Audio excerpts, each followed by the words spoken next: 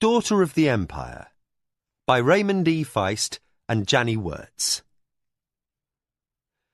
This book is dedicated to Harold Matson with deep appreciation, respect and affection. Acknowledgements. We find ourselves deeply indebted to many people for much of what appears in this book. We would like to publicly offer our heartfelt thanks for their contributions, intentional or otherwise. To the Friday Nighters, whose affection for games introduced Ray.e.f to many wonderful ideas that were used in two worlds, and the many writers of those games, most especially those at Midkemia Press. To Kyung and John Conning, who gave JW a red carpet tour of their home in Korea, which added immeasurably to the colour in this book. To Virginia Kidd, for making it easy for JW to say yes, and for years of wise counsel and friendship. To our editors, Adrian Zachheim, who started with us, and Jim Moser, who was there at the finish. To Richard C. Freese, for caring above and beyond duty's call. To Elaine Chubb, for making us look good. To Daniel P. Mannix IV, for both being an example of what a writer is, and for giving us a terrific place to work, the ducks notwithstanding. And to Barbara A. Feist, for putting up with one of us. Raymond E. Feist, Janny Wirtz. Fraser, Philadelphia, June 1986. Chapter 1. Lady. The priest struck the gong. The sound reverberated off the temple's vaulted domes, splendid with brightly coloured carvings. The solitary note echoed back and forth, diminishing to a remembered tone, a ghost of sound. Mara knelt, the cold stones of the temple floor draining the warmth from her. She shivered, though not from chill. Then glanced slightly to the left, where another initiate knelt in a pose identical to her own, duplicating Mara's movements as she lifted the white head covering of a novice of the Order of Lashima, goddess of the inner light. Awkwardly posed, with the linen draped like a tent above her head, Mara impatiently awaited the moment when the headdress could be lowered and tied. She had barely lifted the cloth, and already the thing dragged at her arms like stone weights. The gong sounded again. Reminded of the goddess's eternal presence, Mara inwardly winced at her irreverent thoughts. Now, of all times, her attention must not stray. Silently, she begged the goddess's forgiveness, pleading nerves, fatigue, and excitement combined with apprehension. Mara prayed to the lady to guide her to the inner peace she so fervently desired. The gong chimed again. The third ring of 22. 20 for the gods, 1 for the light of heaven, and 1 for the imperfect children who now waited to join in the service of the goddess of wisdom of the upper heaven. At 17 years of age, Mara prepared to renounce the temporal world, like the girl at her side who, in another 19 chimings of the gong, would be counted her sister, though they had met only 2 weeks before. Mara considered her sister to be. Ura was a foul-tempered girl from a clanless but wealthy family in Lash province, while Mara was from an ancient and powerful family, the Akoma. Ura's admission to the temple was a public demonstration of family piety, ordered by her uncle, the self-styled family lord, who sought admission into any clan that would take his family. Mara had come close to defying her father to join the order. When the girls had exchanged histories at their first meeting, Ura had been incredulous, then almost angry that the daughter of a powerful lord should take eternal shelter behind the walls of the order. Mara's heritage meant clan position, powerful allies, an array of well-positioned suitors, and an assured good marriage to a son of another powerful house. Her own sacrifice, as Ura called it, was made so that later generations of girls in her family would have those things Mara chose to renounce. not for the first time, Mara wondered if Ura would make a good sister of the order. Then, again, not for the first time, Mara questioned her own worthiness for the sisterhood. The gong sounded, deep and rich. Mara closed her eyes a moment, begging for guidance and comfort. Why was she still plagued with doubts? After 18 more chimes, family, friends, and the familiar would be forever lost. All her past life would be put behind, from earliest child's play to a noble daughter's concern over her family's role within the game of the council, that never-ending struggle for dominance which ordered all Tsurani life. Ura would become her sister, no matter the differences in their heritage, for within the order of Lashima, none recognized personal honor or family name.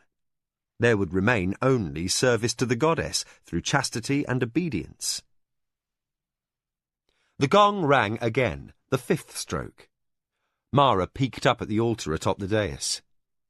Framed beneath carved arches, 6 priests and priestesses knelt before the statue of Lashima, her countenance unveiled for the initiation. Dawn shone through the lancet windows high in the domes, the palest glow reaching like fingers through the half-dark temple. The touch of sunrise seemed to caress the goddess, softening the jewel-like ceremonial candles that surrounded her. How friendly the lady looked in morning's blush, Mara thought. The Lady of Wisdom gazed down with a half-smile on her chiselled lips, as if all under her care would be loved and protected, finding inner peace. Mara prayed this would be true. The only priest not upon his knees again rang the gong. Metal caught the sunlight, a splendid burst of gold against the dark curtain that shrouded the entrance to the inner temple. Then, as the dazzling brilliance faded, the gong rang again. 15 more times it would be struck. Mara bit her lip, certain the kind goddess would forgive a momentary lapse. Her thoughts were like flashing lights from broken crystals, dancing about here and there, never staying long in one place. I'm not very good material for the sisterhood, Mara confessed, staring up at the statue. Please have patience with me, Lady of the Inner Light. Again she glanced at her companion. Ura remained still and quiet, eyes closed. Mara determined to imitate her companion's behaviour outwardly, even if she couldn't find the appropriate calm within. The gong sounded once more. Mara sought that hidden centre of her being, her wall, and strove to put her mind at rest. For a few minutes she found herself successful. Then the beat of the gong snatched her back to the present. Mara shifted her weight slightly, rejecting irritation as she tried to ease her aching arms. She fought an urge to sigh.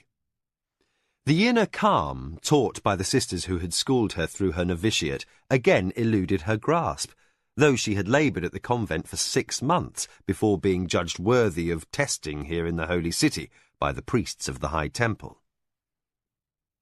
Again the gong was struck, as bold a call as the horn that had summoned the Akoma warriors into formation. How brave they all had looked in their green enamelled armour, especially the officers, with their gallant plumes, on the day they left to fight with the warlord's forces. Mara worried over the progress of the war upon the barbarian world, where her father and brother fought. Too many of the family's forces were committed there. The clan was split in its loyalty within the High Council, and, since no single family clearly dominated, blood politics bore down heavily upon the Akoma. The families of the Hadama clan were united in name only, and a betrayal of the Akoma by distant cousins who sought Mimwanabi favour was not outside the realm of possibility. Had Mara a voice in her father's council, she would have urged a separation from the war party, even perhaps an alliance with the Blue Wheel Party, who feigned interest only in commerce while they quietly worked to balk the power of the warlord. Mara frowned. Again, her mind had been beguiled by worldly concerns. She apologized to the goddess, then pushed away thoughts of the world she was leaving behind. Mara peaked as the gong rang again. The stone features of the goddess now seemed set in gentle rebuke. Virtue began with the individual, she reminded. Help would come only to those who truly searched for enlightenment. Mara lowered her eyes. The gong reverberated, and through the dying shiver of harmonics, another sound intruded, a disturbance wholly out of place. Sandals scuffed upon stone in the antechamber, accompanied by the dull clank of weapons and armour. Outside the curtain, an attending priest challenged in a harsh whisper, "Stop, warrior! You may not enter the inner temple now! It is forbidden!" Mara stiffened. A chilling prescience passed through her. Beneath the shelter of the tented headcloth, she saw the priests upon the dais rise up in alarm.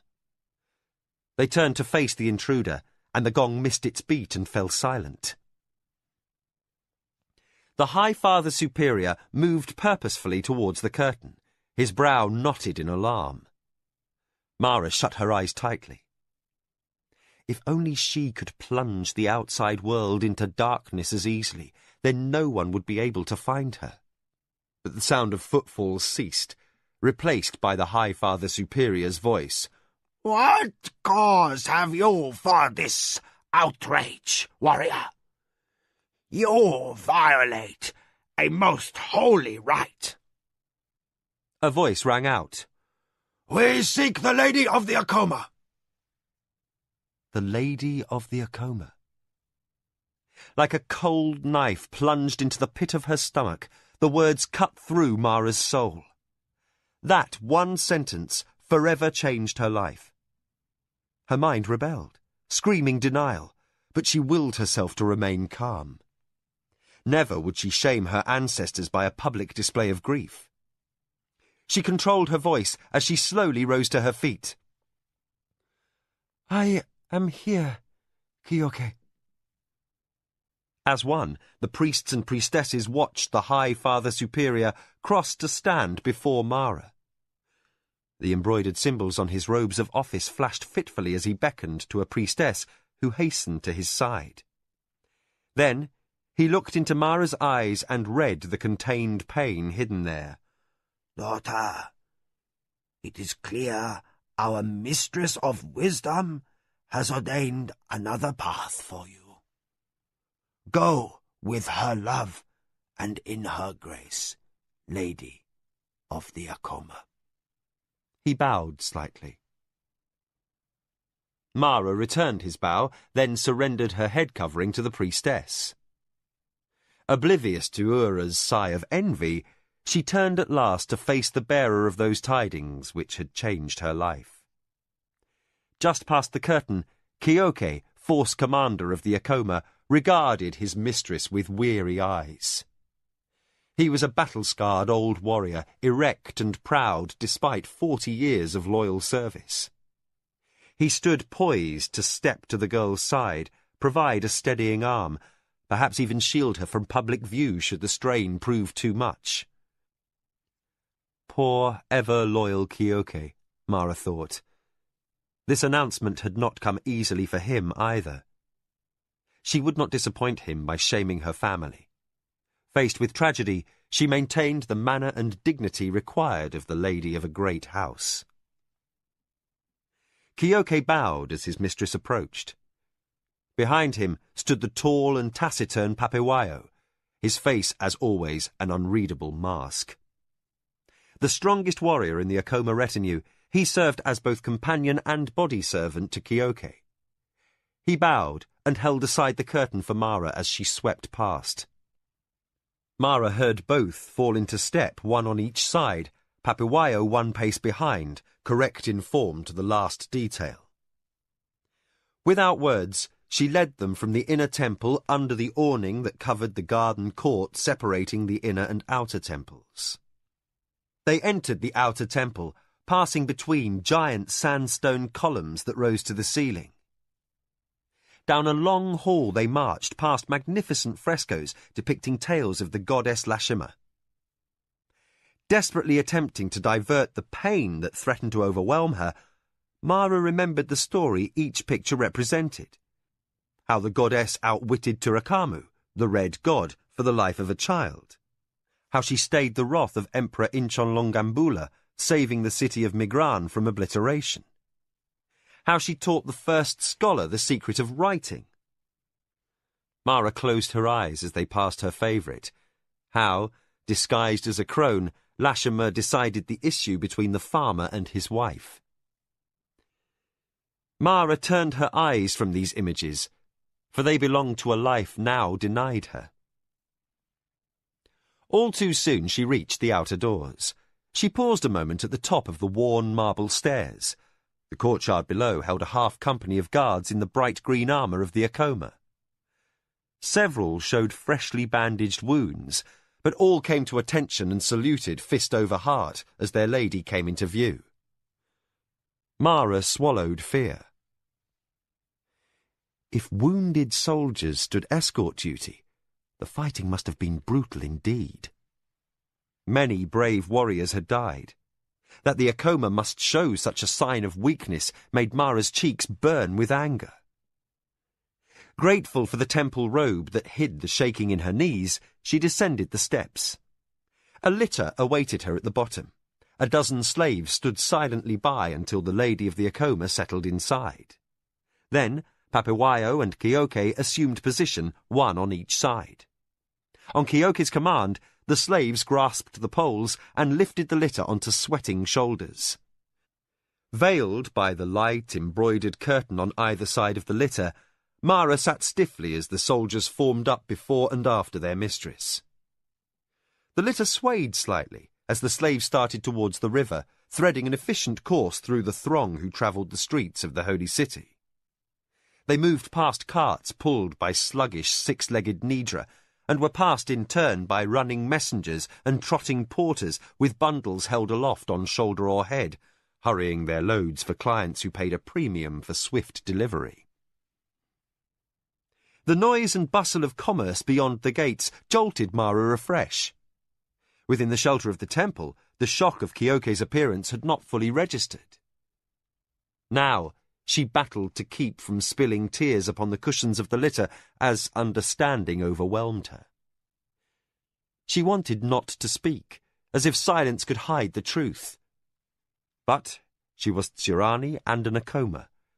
Cowardice would not change the past, nor forever stave off the future. She took a breath. Then, drawing aside the curtain so she could see Kyoke, she voiced what was never in doubt. "They are both dead." Kyoke nodded curtly once. "Your father and brother were both ordered into a useless assault against a barbarian fortification. It was murder." His features remained impassive, but his voice betrayed bitterness as he walked at a brisk pace beside his mistress. The litter jostled as the slaves avoided a wagon piled with jamach fruit. They turned down the street towards the landing by the river, while Mara regarded her clenched hands. With focused concentration, she willed her fingers to open and relax. After a long silence, she said, "Tell me what happened, Kyoke." "When the snows on the barbarian world melted, we were ordered out to stand against a possible barbarian assault." Armour creaked as the elderly warrior squared his shoulders, fighting off remembered fatigue and loss. Yet his voice stayed matter-of-fact. "Soldiers from the barbarian cities of Zun and Lamut were already in the field, earlier than expected. Our runners were dispatched to the warlord, camped in the valley in the mountains the barbarians call the Grey Towers. In the warlord's absence, his sub-commander gave the order for your father to assault the barbarian position. Mara interrupted. "This sub-commander, he is of the Minwanabi, is he not?" Kyoke's weathered face showed a hint of approval, as if silently saying, "You're keeping your wits despite your grief." "Yes. The nephew of Lord Jingu of the Minwanabi. His dead brother's only son, Tasayo."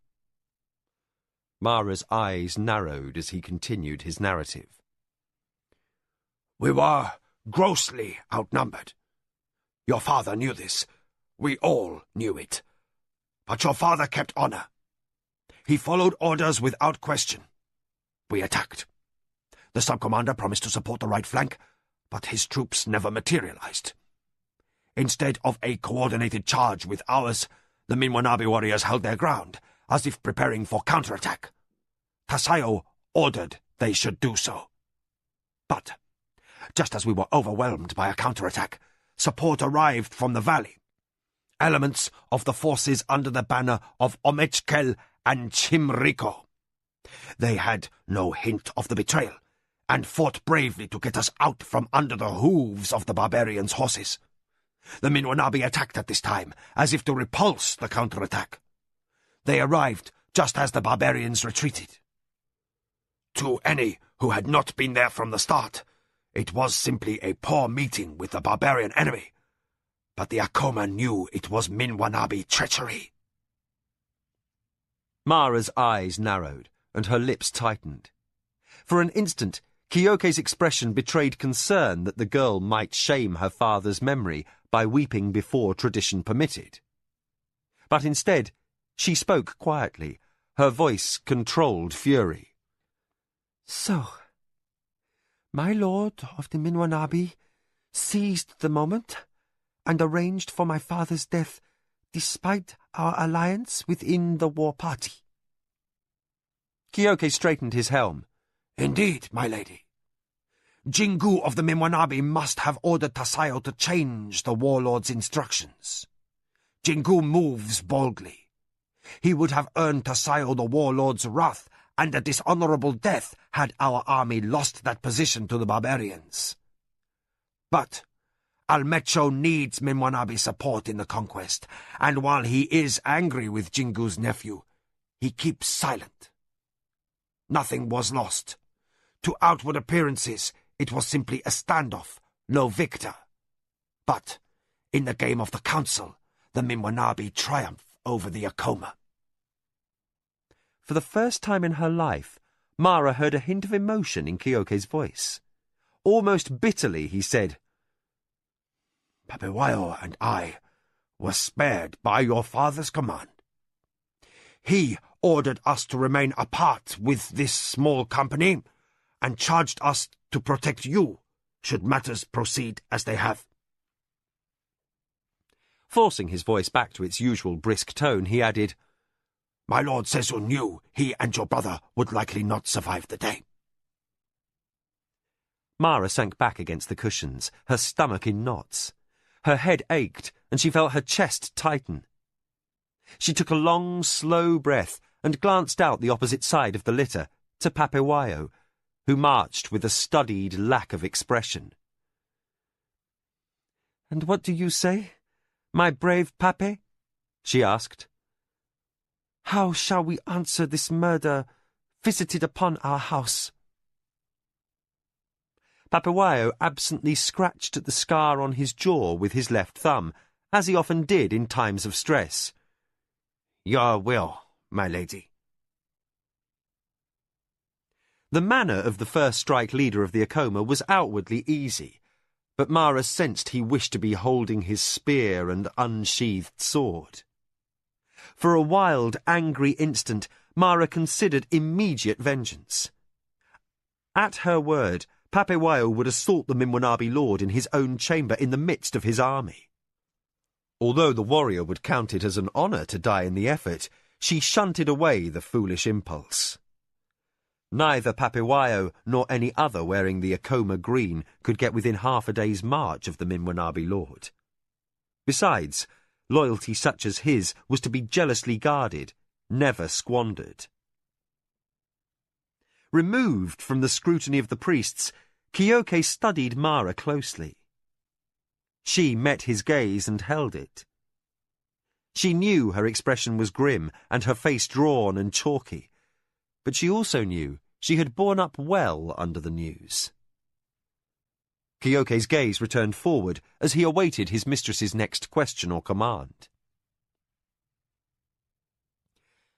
A man's attention, even an old family retainer's, caused Mara to take stock of herself, without illusions, being neither critical nor flattering. She was a fair-looking young woman, not pretty, especially when she wrinkled her brow in thought or frowned in worry, but her smile could make her striking, or so a boy had told her once, and she possessed a certain appealing quality, a spirited energy that made her almost vivacious at times.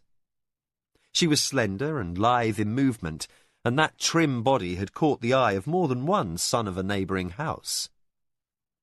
Now, one of those sons would likely prove a necessary ally to stem the tide of political fortune that threatened to obliterate the Acoma. With her brown eyes half closed, she considered the awesome responsibility thrust upon her. She realised with a sinking feeling that the commodities of womankind, beauty, wit, charm, allure, must all now be put to use in the cause of the Acoma, along with whatever native intelligence the gods had granted her. She fought down the fear that her gifts were insufficient for the task. Then, before she knew it, she was recalling the faces of her father and brother. Grief rose up within her, but she forced it back deep. Sorrow must keep until later. Softly, Mara said, "We have much to talk of, Keoke, but not here." In the press of city traffic, enemies might walk on every side, spies, assassins, or informants in disguise. Mara closed her eyes against the terrors of imagination and the real world both. "We shall speak when only ears loyal to the Acoma may overhear." Keoke grunted acknowledgement. Mara silently thanked the gods that he had been spared. He was a rock, and she would need such as he at her side. Exhausted, Mara settled back into the cushions. She must arise above grief to ponder. Her father's most powerful enemy, Lord Jingu of the Minwanabi, had almost succeeded in gaining one of his life's ambitions, the obliteration of the Acoma. The blood feud between the Acoma and Minwanabi had existed for generations, and, while neither house had managed to gain the upper hand, from time to time one or the other had to struggle to protect itself. But now the Acoma had been gravely weakened, and the Minwanabi were at the height of their power, rivaling even the warlord's family in strength. Jingu was already served by vassals, first among them the Lord of the Kehotara, whose power equalled that of Mara's father. And, as the star of the Minwanabi rose higher, more would ally with him. For a long while, Mara lay behind the fluttering curtains, to all appearances asleep. Her situation was bitterly clear. All that remained between the Lord of the Minwanabi and his goal was herself, a young girl who had been but 10 chimes from becoming a sister of Lashima. That realization left a taste in her mouth like ash. Now, if she were to survive long enough to regain family honor, she must consider her resources and plot and plan and enter the game of the council. And, somehow, she must find a way to thwart the will of the lord of one of the 5 great families of the Empire of Suranuani. Mara blinked and forced herself awake. She had dozed fitfully while the litter travelled the busy streets of Kentasani, the holy city, her mind seeking relief from the stress of the day. Now the litter rocked gently as it was lowered to the docks. Mara peeked through the curtains, too numb to find pleasure in the bustle of the throngs upon the dockside. When she had first arrived in the holy city, she had been enthralled by the multicoloured diversity found in the crowd, with people from every corner of the empire upon every hand. The simple sight of household barges from cities up and down the river Gagajin had delighted her. Bedecked with banners, they rocked at their moorings like proudly plumed birds amid the barnyard fowl, as busy commercial barges and traders' boats scurried about them. Everything, the sights, the sounds, the smells, had been so different from her father's estates. Her estates now, she corrected herself. Torn by that recognition, Mara hardly noticed the slaves who toiled in the glaring sun, their sweating, near-naked bodies dusted with grime as they loaded bundled goods aboard the river barges. This time, she did not blush as she had when she had first passed this way, in the company of the sisters of Lashima. Male nudity had been nothing new to her.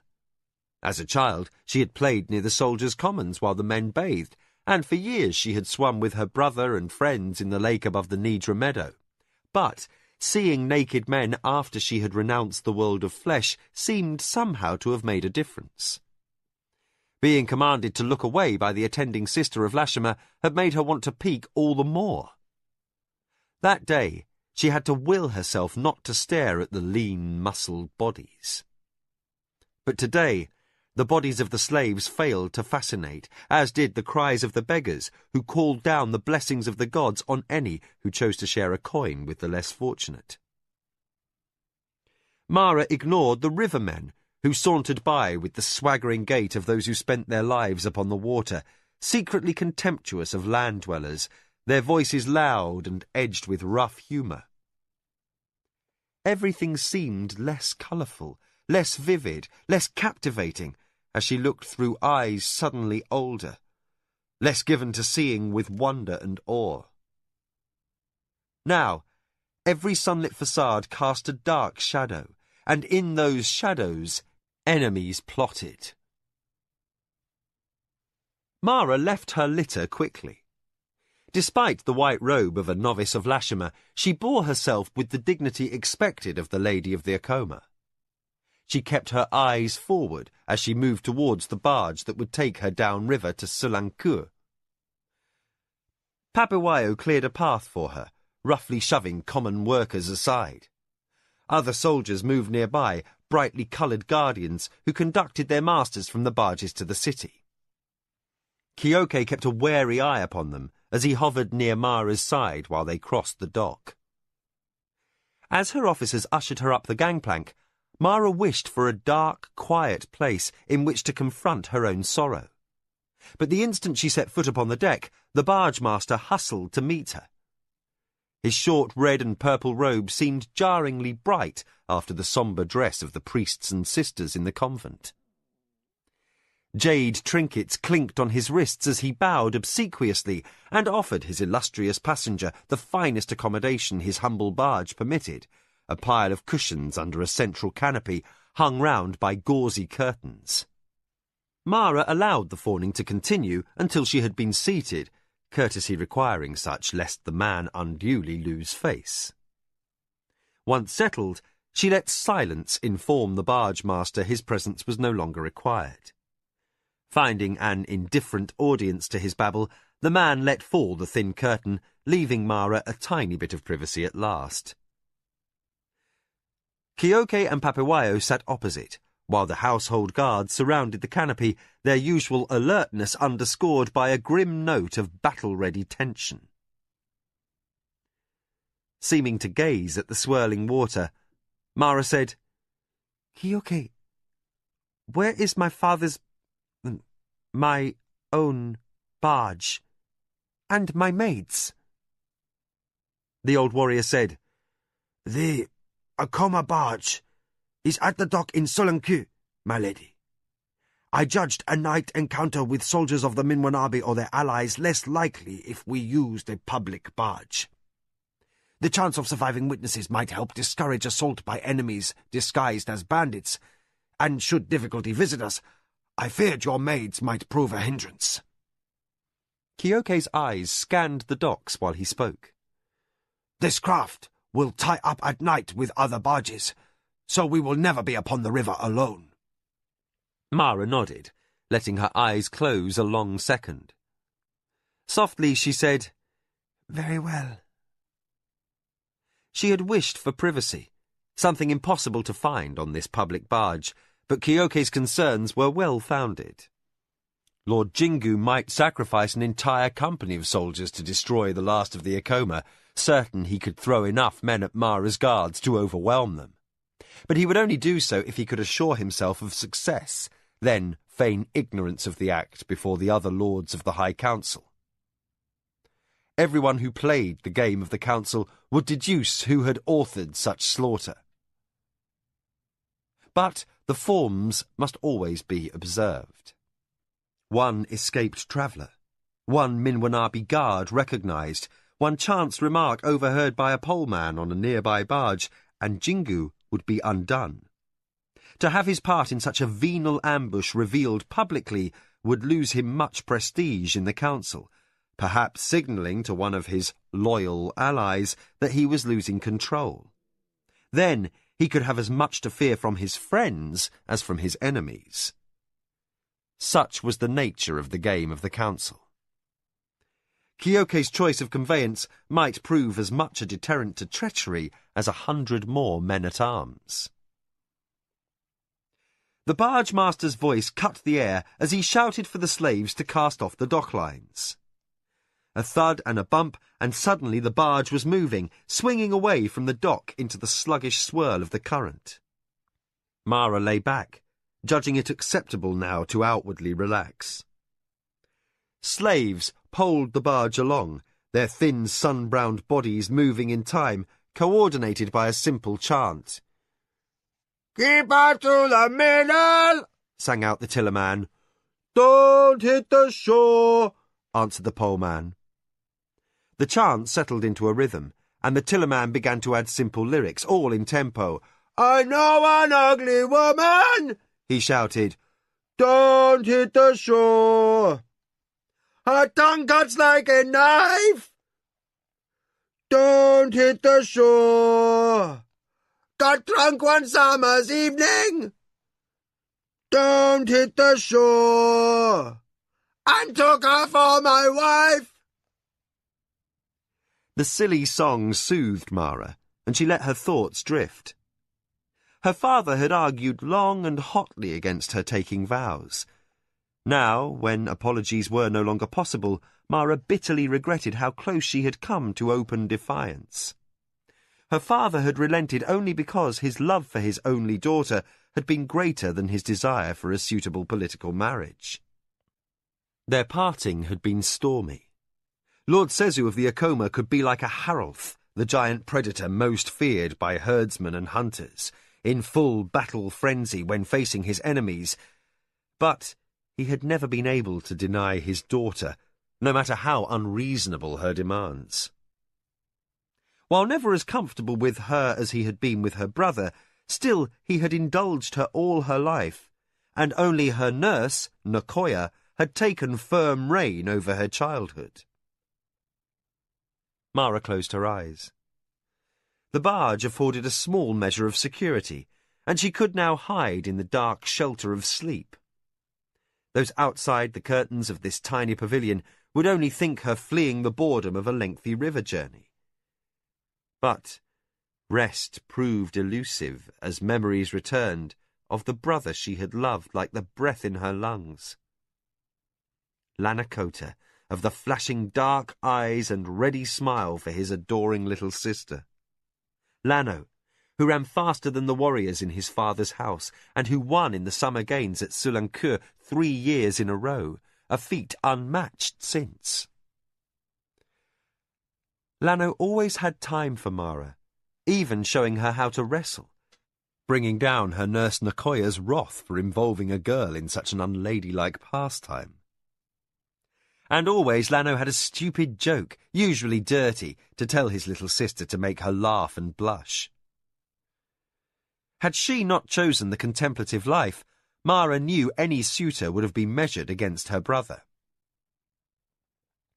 Lano, whose merry laughter would no more echo through the night as they sat in the hall sharing supper.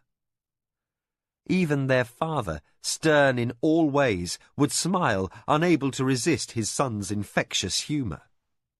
While Mara had respected and admired her father, she had loved her brother, and now grief came sweeping over her. Mara forced her emotions back. This was not the place. She must not mourn until later. Turning to the practical, she said to Kyoke, "Were my father's and brother's bodies recovered?" With a bitter note, Kyoke said, "No, my lady. They were not. Mara bit her lip. There would be no ashes to inter in the sacred grove. Instead, she must choose a relic of her father's and brothers, one favourite possession of each, to bury beside the sacred Natami, the rock that contained the Acoma family's soul, that their spirits could find their way back to Acoma ground, to find peace beside their ancestors, until the wheel of life turned anew. Mara closed her eyes again, half from emotional fatigue, half to deny tears. Memories jarred her to consciousness as she unsuccessfully tried to rest. Then, after some hours, the rocking of the barge, the singing of the tillerman, and the answering chant of the slaves became familiar. Her mind and body fell into an answering rhythm, and she relaxed. The warmth of the day and the quietness of the river at last conspired to lull Mara into a deep sleep. The barge docked at Solanqueux under the topaz light of daybreak. Mist rose in coils off the river, while shops and stalls by the waterfront opened screened shutters in preparation for market. Kyoke acted swiftly to disembark Mara's litter while the streets were still free of the choking press of commerce. Soon, carts and porters, shoppers and beggars would throng the commercial boulevards. In scant minutes, the slaves were ready. Still clad in the white robes of Lashama's sisterhood, crumpled from 6 days' use, Mara climbed wearily into her litter. She settled back against cushions stylized with her family's symbol, the chatra bird, embroidered into the material, and realized how much she dreaded her return home. She could not imagine the airy spaces of the great house empty of Lano's boisterous voice, or the floor mats in the study uncluttered with the scrolls left by her father when he wearied of reading reports. Mara smiled faintly, recalling her father's distaste for business, despite the fact he was skilled at it. He preferred matters of warfare, the games and politics, but she remembered his saying that everything required money, and commerce must never be neglected. Mara allowed herself an almost audible sigh as the litter was hoisted. She wished the curtains provided more privacy as she entered the gazes of peasants and workers upon the streets at first light. From atop vegetable carts and behind booths where goods were being arrayed, they watched the great lady and her retinue sweep by. Worn from constantly guarding her appearance, Mara endured the jostling trip through streets that quickly became crowded. She lapsed into brooding, outwardly alert, but inwardly oblivious to the usually diverting panorama of the city. Screens on the galleries overhead were withdrawn as merchants displayed wares above the buyers. When haggling ended, the agreed price was pulled up in baskets, then the goods lowered. Licensed prostitutes were still asleep, so every 5th or 6th gallery remained shuttered. Mara smiled slightly, remembering the first time she had seen the ladies of the reed life. The prostitutes showed themselves upon the galleries as they had for generations, robes left in provocative disarray as they fanned themselves in the ever-present city heat. All the women had been beautiful, their faces painted with lovely colours, and their hair bound up in regal style. Even the skimpy robes were of the costliest weave, with fine embroidery. Mara had voiced a 6-year-old girl's delight at the image. She had then announced to all within earshot that when she grew up, she would be just like the ladies in the galleries. This was the only time in her life she had seen her father rendered speechless. Lano had teased her about the incident until the morning she left for the temple. Now, his playful jibes would embarrass her no further. Saddened nearly to tears, Mara turned from memory. She sought diversion outside her litter, where clever hawkers sold wares from wheelbarrows at corners. Beggars accosted passers-by with tales of misery, Jugglers offered antics, and merchants presented rare, beautiful silk as they passed. But all failed to shield her mind from pain. The market fell behind, and they left the city. Beyond the walls of Soulanque, cultivated fields stretched towards a line of bluish mountains on the horizon. The Cajamarca range was not so rugged or so high as the great high wall to the north, but the valleys remained wild enough to shelter bandits and outlaws. The road to Mara's estates led through a swamp that resisted all attempts to drain it. Here, her bearers muttered complaints as they were plagued by insects. A word from Kioke brought silence. Then the road passed through a stand of ngagi trees, their large lower branches a green-blue canopy of shade.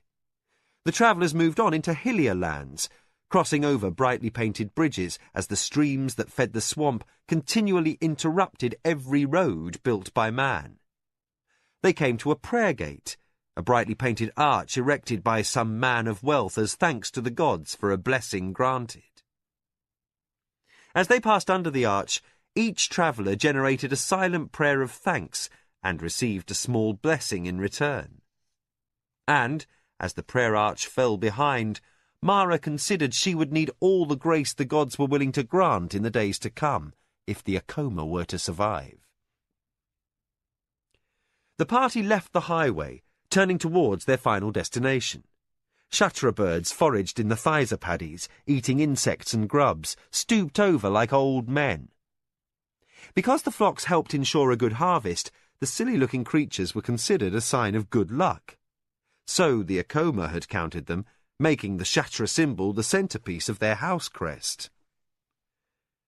Mara found no humour in the familiar sight of the Chatra birds with their stilt legs and ever-moving pointed ears, finding instead deep apprehension. For the birds and workers signalled she had reached Akoma lands. The bearers picked up stride. Oh, how Mara wished they would slacken pace, or turn around and carry her elsewhere. But her arrival had been noticed by the workers who gathered faggots in the woodlands between the fields and the meadow near the great house. Some shouted or waved as they walked, stooped under bundles of wood loaded on their backs and secured with a strap across their foreheads. There was warmth in their greeting, and despite the cause of her return, they deserved more than aloofness from their new mistress. Mara pulled herself erect, smiling slightly and nodding. Around her spread her estates, last seen with the expectation she would never return. The hedges, the trimmed fields, and the neat outbuildings that housed the workers were unchanged, but then, she thought, her absence had been less than a year.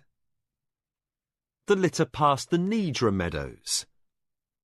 The midday air was rent by the herd's plaintive lowing, and the hut-hut-hut cry of the herdsmen as they waved goading sticks and moved the animals towards the pens where they would be examined for parasites. Mara regarded the cows as they grazed, the sun making their grey hides look tawny.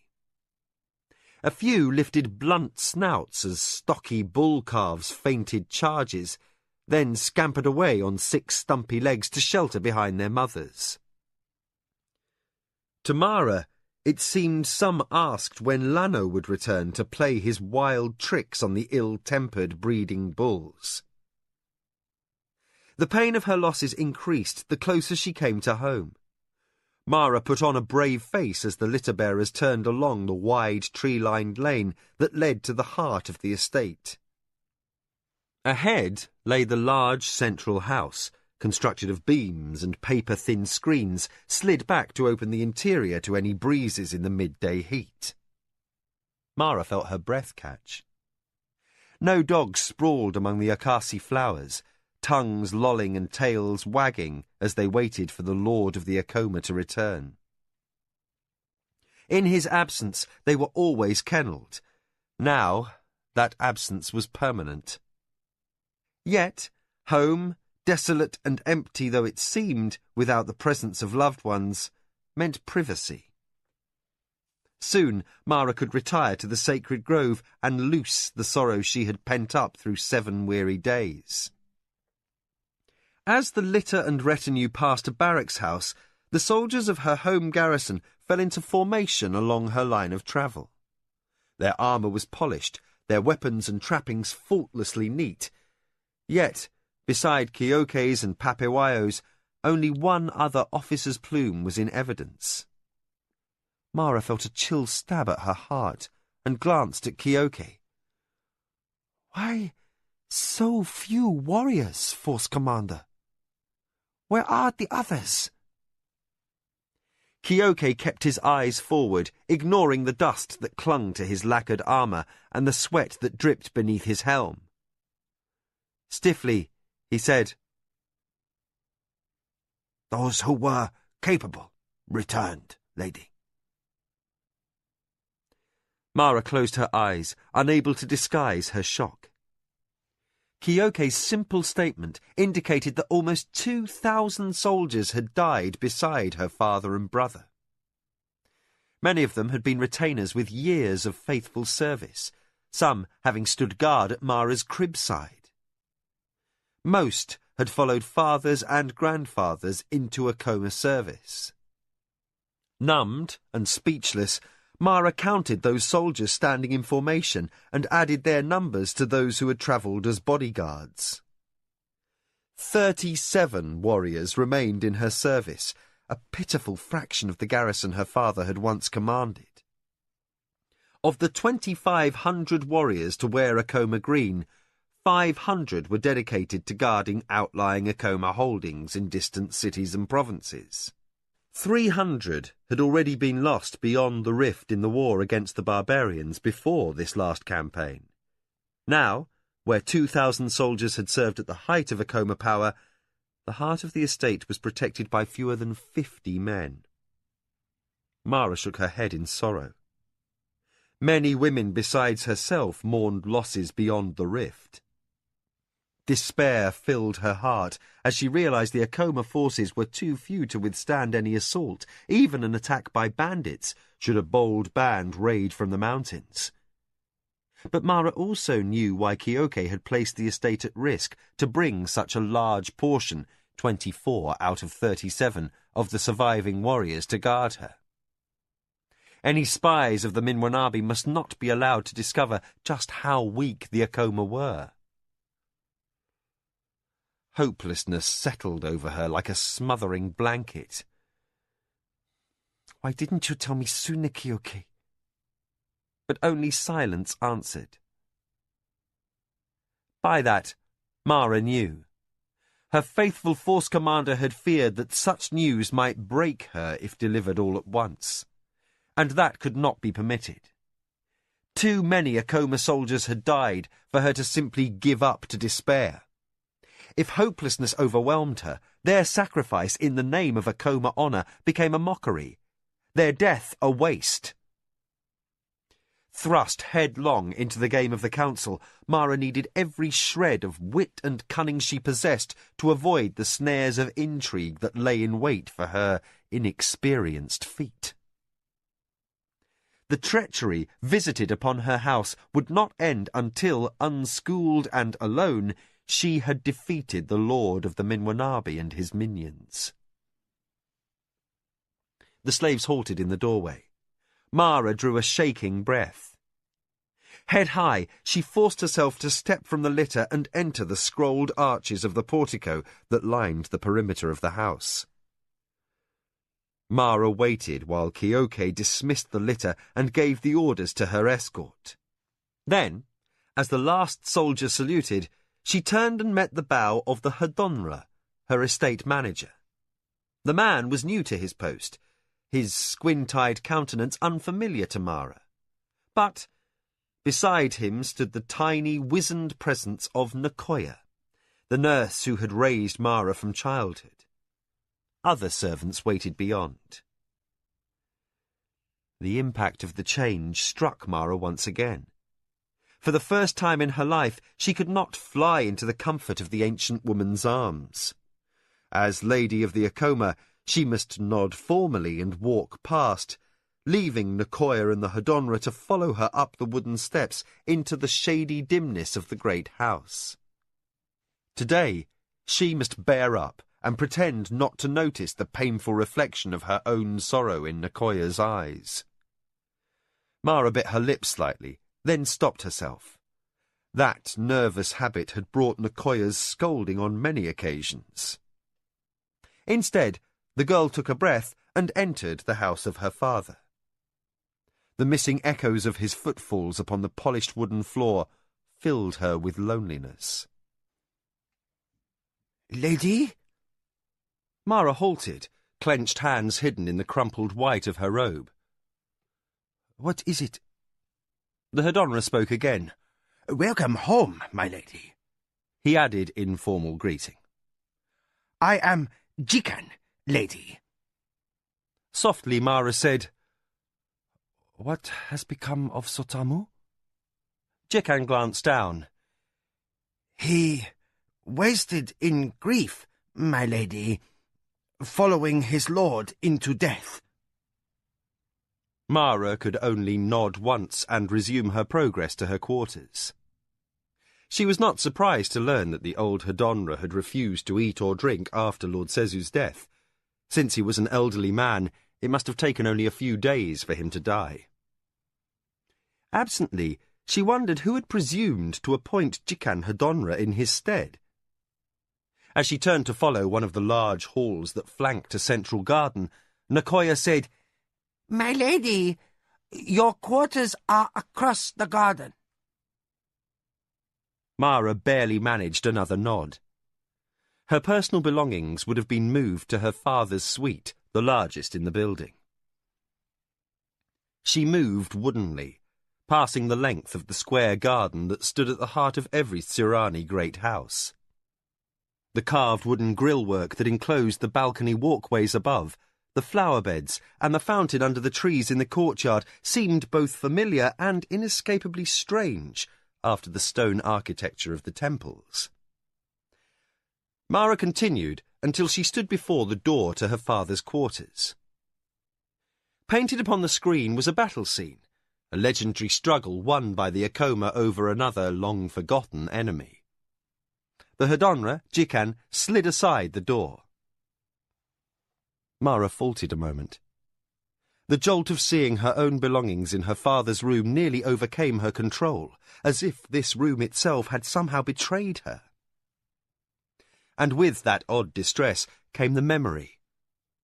The last time she had stepped over this threshold had been on the night she argued with her father. Though she was usually an even-tempered and obedient child, that one time her temper had matched his. Mara moved woodenly forward.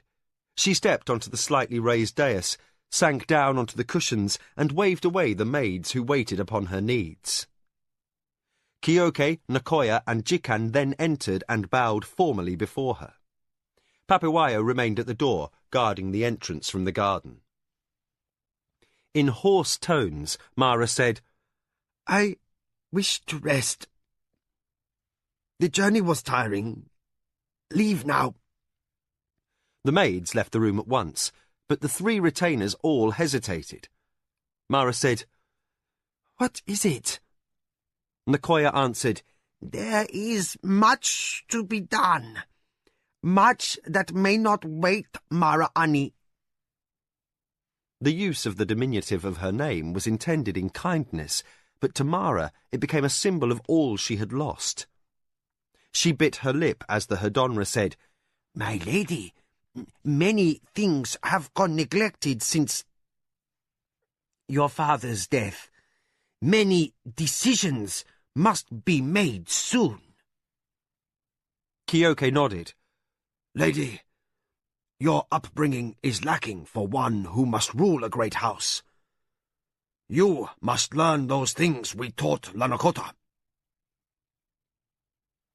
Miserable with memories of the rage she had exchanged with her father the night before she had left, Mara was stung by the reminder that her brother was no longer heir. Almost pleading, she said, Not now. Not yet. Nakoya said, Child, you must not fail your name. You... Mara's voice rose, thick with emotions held too long in check.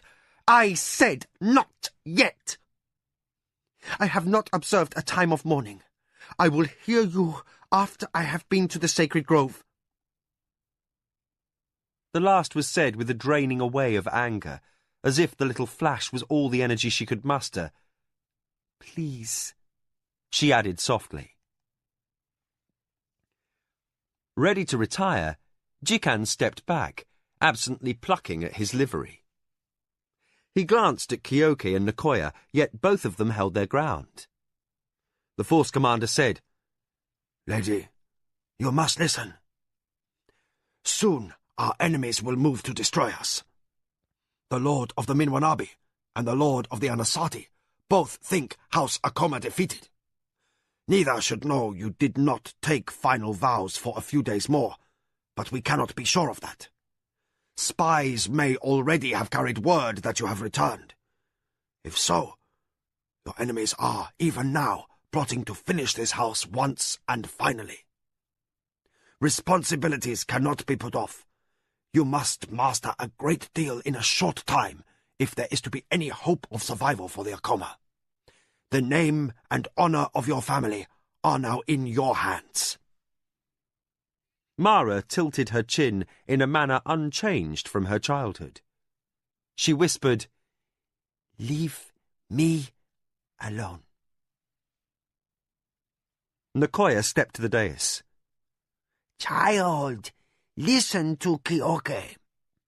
Our enemies are made bold by our loss, and you have no time for self-indulgence. The education you once received to become the wife of some other household son is inadequate for a ruling lady.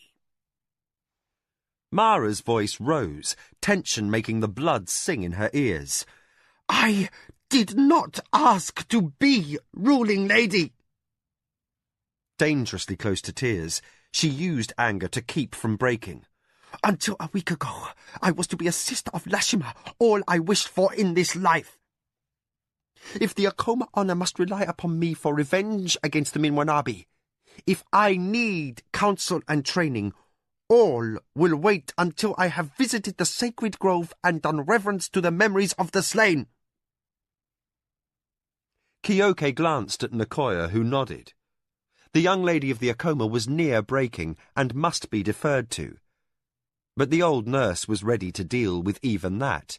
She said, All is prepared for you in the grove. I have presumed to choose your father's ceremonial sword to recall his spirit, and Lanakota's manhood robe to recall his. Kyoke motioned to where the two objects lay atop a richly embroidered cushion. Seeing the sword her father wore at festivals and the robe presented to her brother during his ceremony of manhood was more than the exhausted, grief-stricken girl could bear. With tears rising, she said, Leave me. The three hesitated, though to disobey the lady of the Akoma was to risk punishment even unto death. The Hedonra was the first to turn and quit his mistress's quarters.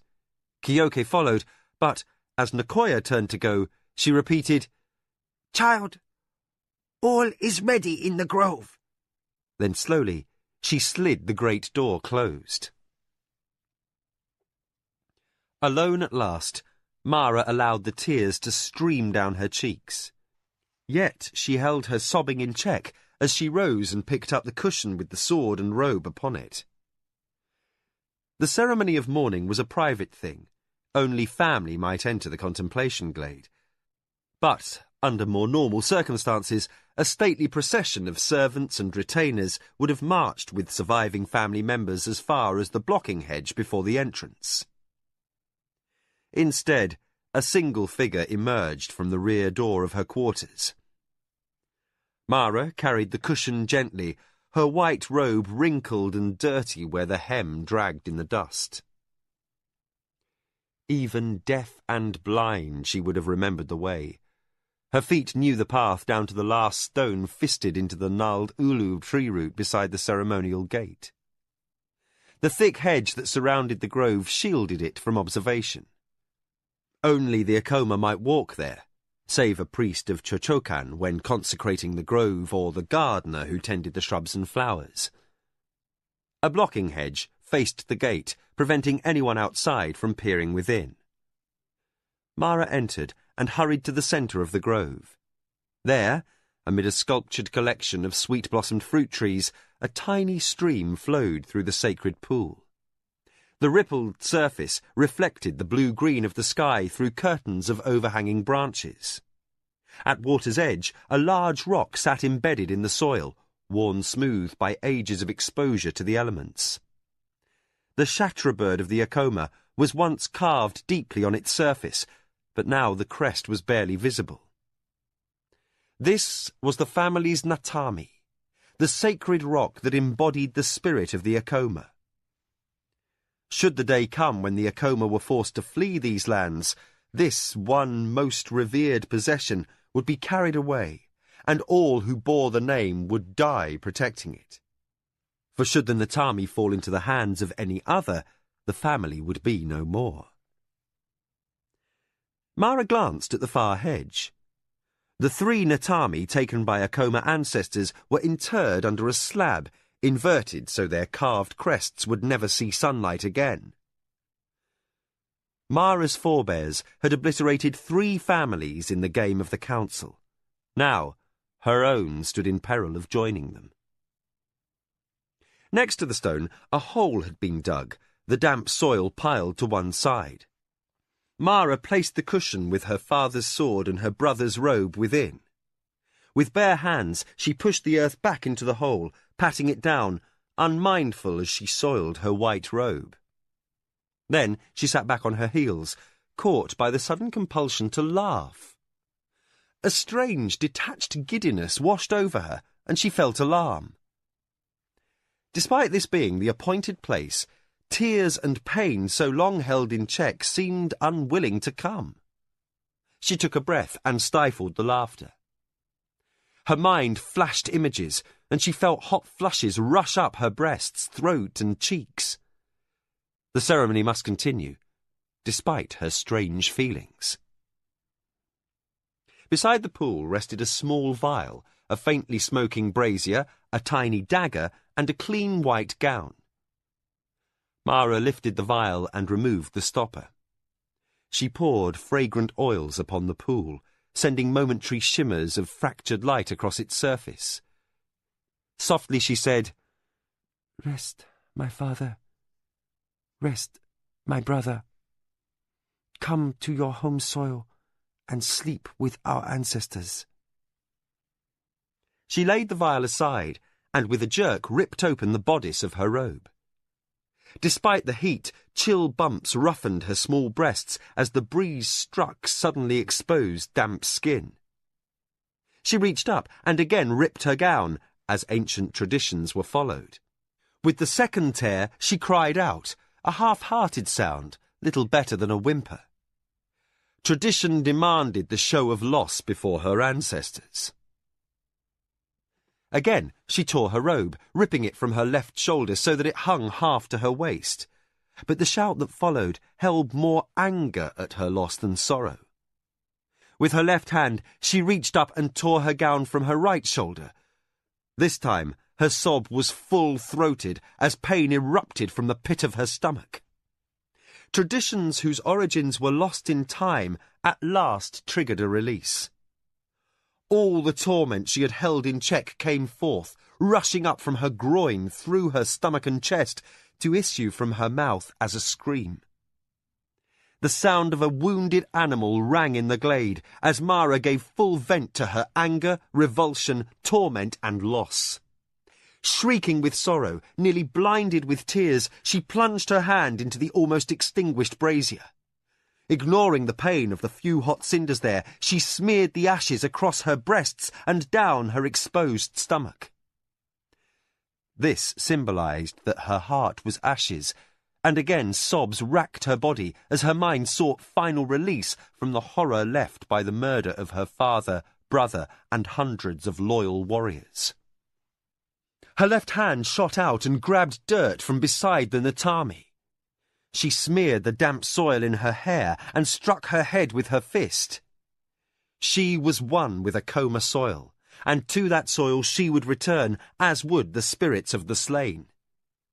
Now she struck her thigh with her fist, chanting the words of mourning almost unintelligible through her crying. Rocking back and forth upon her knees, she wailed in sorrow. Then she seized the tiny metal dagger, a family heirloom of immense value, used only for this ceremony over the ages. She drew the blade from its sheath and cut herself across the left arm, the hot pain a counterpoint to the sick ache in her chest. She held the small wound over the pool, letting drops of blood fall to mix with the water as tradition dictated. Again, she tore at her robe, ripping all but a few tatters from her body. Naked but for a loincloth, she cast the rags away with a strangled cry. Pulling her hair, forcing pain to cleanse her grief, she chanted ancient words, calling her ancestors to witness her bereavement. Then she threw herself across the fresh soil over the place of interment and rested her head upon the family Natami.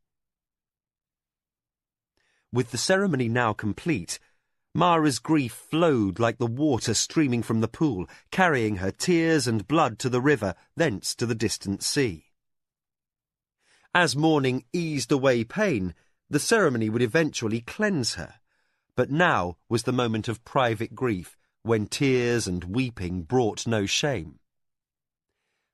And Mara descended into grief, as wave after wave of sorrow issued from the deepest reservoir within her soul. A sound intruded, a rustling of leaves, as if someone moved through the tree branches above her. Caught up in grief, Mara barely noticed, even when a dark figure dropped to land next to her. Before she could open her eyes, powerful fingers yanked on her hair. Mara's head snapped back. Jolted by a terrible current of fear, she struggled, half glimpsing a man in black robes behind her. Then a blow to the face stunned her. Her hair was released, and a cord was passed over her head. Instinctively she grabbed at it, her fingers tangled in the loop that should have killed her in seconds, but as the man tightened the garrote, her palm prevented the knot in the centre from crushing her windpipe. Still, she couldn't breathe. Her attempt to shout for aid was stifled.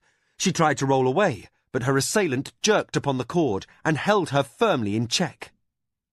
A wrestler's kick, learned from her brother, earned her a mocking half-laugh, half-grunt.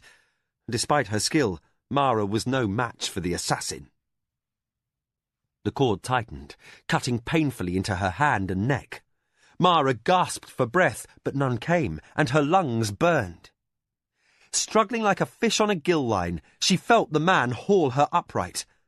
Only her awkward grip on the cord kept her neck from breaking. Mara's ears sang from the pounding of her own blood within. She clawed helplessly with her free hand. Her fingers tangled in cloth. She yanked, but was too weak to overbalance the man. Through a roar like surf, she heard the man's laboured breathing as he lifted her off the ground. Then, defeated by lack of air, her spirit fell downwards into darkness. Chapter 2. Evaluations. Mara felt wetness upon her face. Through the confusion of returning senses, she realised Papewayo was gently cradling her head in the crook of his arm as he moistened her face with a damp rag. Mara opened her mouth to speak, but her throat constricted. She coughed, then swallowed hard against the ache of injured neck muscles. She blinked and struggled to organise her thoughts, but she knew only that her neck and throat hurt terribly, and the sky above looked splendid beyond belief, its blue-green depths appearing to fade into the infinite. Then she moved her right hand. Pain shot across her palm, jolting her to full memory. Almost inaudibly she said, "The assassin? Papewao inclined his head towards something sprawled by the reflecting pool. Dead. Mara turned to look, ignoring the discomfort of her injuries. The corpse of the killer lay on one side, the fingers of one hand trailing in water discoloured with blood. He was short, reed-thin, of almost delicate build, and clad simply in a black robe and calf-length trousers. His hood and veil had been pulled aside, revealing a smooth, boyish face marked by a blue tattoo upon his left cheek, a hamoi flower stylized to 6 concentric circles of wavy lines. Both hands were dyed red to the wrists. Mara shuddered, still stinging from the violence of those hands upon her flesh. Papewao helped her to her feet. He tossed away the rag torn from her rent garment and handed her the white robe intended for the end of the ceremony. Mara clothed herself, ignoring the stains her injured hands made upon the delicately embroidered material. At her nod, Papewao escorted her from the glade. Mara followed the path, its familiarity no longer a comfort. The cruel bite of the stranger's cord had forced her to recognize that her enemies could reach even to the heart of the Akoma estates. The security of her childhood was gone forever. The dark hedges surrounding the glade now seemed a haven for assassins, and the shade beneath the wide limbs of the ulo tree carried a chill. Rubbing the bruised and bloody flesh of her right hand, Mara restrained an impulse to bolt in panic. Though terrified like a thysser bird at the shadow of a golden killwing as it circles above, she stepped through the ceremonial gate with some vestige of the decorum expected of the ruling lady of a great house. Nakoya and Kyoke waited just outside, with the estate gardener and 2 of his assistants. None spoke but Kyoke, who said only, "What?" Papewao replied with grim brevity, "As you thought. An assassin waited. Hamoi Tong." Nakoya extended her arms, gathering Mara into hands that had soothed her hurts since childhood. Yet, for the first time, Mara found little reassurance. With a voice still croaking from her near strangulation, she said, Hamoi Tong? Kyoke? "The Red Hands of the Flower Brotherhood, my lady. Hired murderers of no clan. Fanatics who believe to kill or be killed is to be sanctified by Turakamu. That death is the only prayer the god will hear. When they accept a commission, they vow to kill their victims or die in the attempt." He paused, while the gardener made an instinctive sign of protection. The red god was feared. With a cynical note, Kyoke observed, "Yet many in power understand that the Brotherhood will offer their unique prayer only when the Tong has been paid a rich fee." His voice fell to almost a mutter as he added, "And the Hamoi are very accommodating as to whose soul shall offer that prayer to Turakamu." Why had I not been told of this before? "They are not part of the normal worship of Turakamu, mistress. It is not the sort of thing fathers speak of to daughters who are not heirs." Nakoya's voice implied reprimand. Though it was now too late for recriminations, Mara said, I begin to see what you meant about needing to discuss many things right away. Expecting to be led away, Mara began to turn toward her quarters, but the old woman held her. Too shaken to question, Mara obeyed the cue to remain. Papewao stepped away from the others, then dropped to one knee in the grass. The shadow of the ceremonial gate darkened his face, utterly hiding his expression as he drew his sword and reversed it, offering the weapon hilt first to Mara. "Mistress, I beg leave to take my life with the blade." For a long moment, Mara stared uncomprehendingly. What are you asking? I have trespassed into the Akoma contemplation glade, my lady. Overshadowed by the assassination attempt, the enormity of Papawayo's act had not registered upon Mara until this instant. He had entered the glade to save her, despite the knowledge that such a transgression would earn him a death sentence without appeal. As Mara seemed unable to respond, Kyoke tried delicately to elaborate on Pape's appeal. You ordered Jikan, Nakoya, and myself not to accompany you to the glade, lady. Papewayo was not mentioned. He hid himself near the ceremonial gate. At the sound of a struggle, he sent the gardener to fetch us, then entered. The Akoma Force commander granted his companion a rare display of affection. For an instant, the corners of his mouth turned up, as if he acknowledged victory after a difficult battle. Then, his hint of a smile vanished. Each one of us knew such an attempt upon you was only a matter of time. It is unfortunate that the assassin chose this place. Pape knew the price of entering the glade. Kyoke's message to Mara was clear. Papewayo had affronted Mara's ancestors by entering the glade, earning himself a death sentence, but not to enter would have entailed a fate far worse. Had the last Akoma died, every man and woman Papewayo counted a friend would have become houseless persons, little better than slaves or outlaws. No warrior could do other than Papewayo had done. His life was pledged to Akoma honor. Kyoke was telling Mara that Pape had earned a warrior's death upon the blade for choosing life for his mistress and all those he loved at the cost of his own life. But the thought of the staunch warrior dying as a result of her own naivety was too much for Mara. Reflexively she said, "No." Assuming this to mean he was denied the right to die without shame, Papewayo bent his head. Black hair veiled his eyes as he flipped his sword neatly with no tremor in his hands and drove the blade into the earth at his lady's feet. Openly regretful, the gardener signalled his two assistants. Carrying rope, they hurried forward to Papewayo's side. One began to bind Papewayo's hands behind him, while the other tossed a long coil of rope over a stout tree branch. For a moment, Mara was without comprehension. Then understanding struck her. Papewayo was being readied for the meanest death, hanging, a form of execution reserved for criminals and slaves. Mara shook her head and raised her voice. "Stop!" Everyone ceased moving.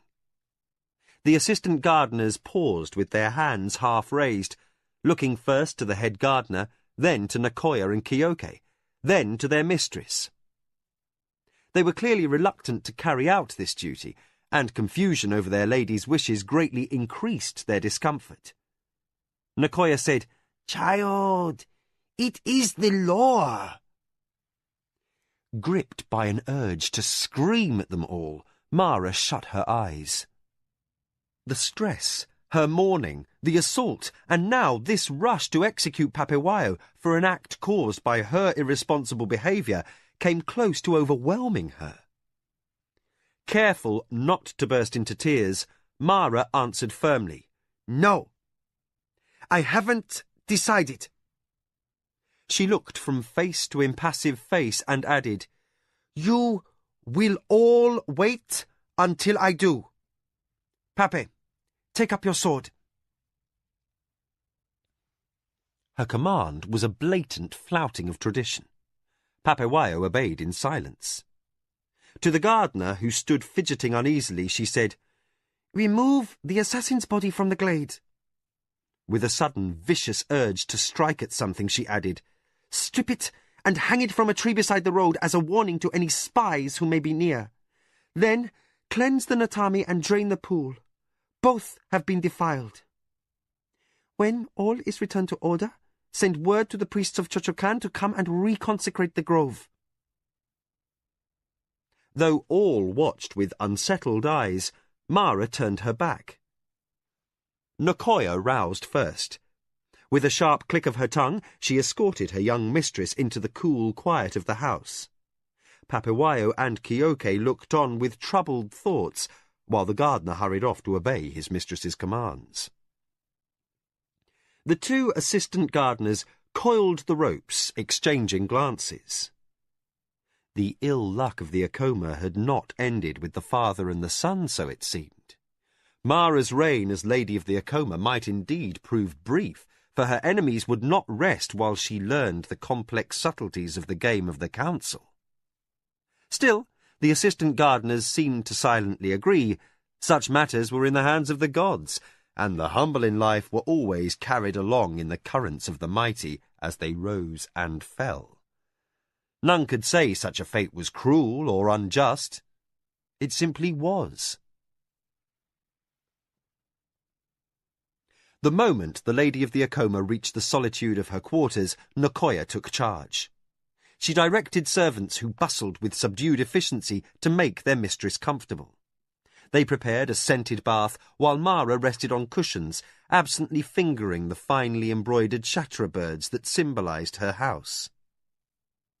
One who did not know her would have thought her stillness the result of trauma and grief. But Nakoya observed the focused intensity of the girl's dark eyes and was not fooled. Tense, angry and determined, Mara already strove to assess the far-reaching political implications of the attack upon her person. She endured the ministrations of her maids without her usual restlessness, silent while the servants bathed her and dressed her wounds. A compress of herbs was bound around her bruised and lacerated right hand. Nakoya hovered anxiously by, while Mara received a vigorous rub by two elderly women who administered to Lord Sezu in the same manner. Their old fingers were surprisingly strong. Knots of muscular tension were sought out and gradually kneaded away. Afterwards, clothed in clean robes, Mara still felt tired, but the attentions of the old women had eased away nervous exhaustion. Nakoya brought chocha, steaming in a fine porcelain cup. Mara sat below a low stone table and sipped the bitter drink, wincing slightly as the liquid aggravated her bruised throat. In the grove, she had been too shocked by the attack to feel much beyond a short burst of panic and fear. Now, she was surprised to discover herself too wrung out to register any sort of reaction. The slanting light of afternoon brightened the paper screens over the windows as it had throughout her girlhood. Far off, she could hear the whistles of the herdsmen in the Nidra meadows, and near at hand, Jikan's voice reprimanding a house slave for clumsiness. Mara closed her eyes, almost able to imagine the soft scratch of the quill pen her father had used to draft instructions to distant subordinates. But Minwanabi treachery had ended such memories forever. Reluctantly, Mara acknowledged the staid presence of Nakoya.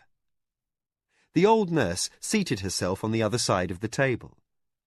Her movements were slow, her features careworn. The delicate seashell ornaments that pinned her braided hair were fastened slightly crooked, as reaching upwards to fix the pin correctly became more difficult with age. Although only a servant, Nakoya was well versed in the arts and subtlety of the game of the council. She had served at the right hand of Lord Sezu's lady for years, then raised his daughter after the wife's death in childbirth. The old nurse had been like a mother to Mara. Sharply aware that the old nurse was waiting for some comment, the girl said, "I have made some grave errors, Nakoya." The nurse returned a curt nod. Yes, child. Had you granted time for preparation, the gardener would have inspected the grove immediately before you entered. He might have discovered the assassin or been killed, but his disappearance would have alerted Kyoke, who could have had warriors surround the glade.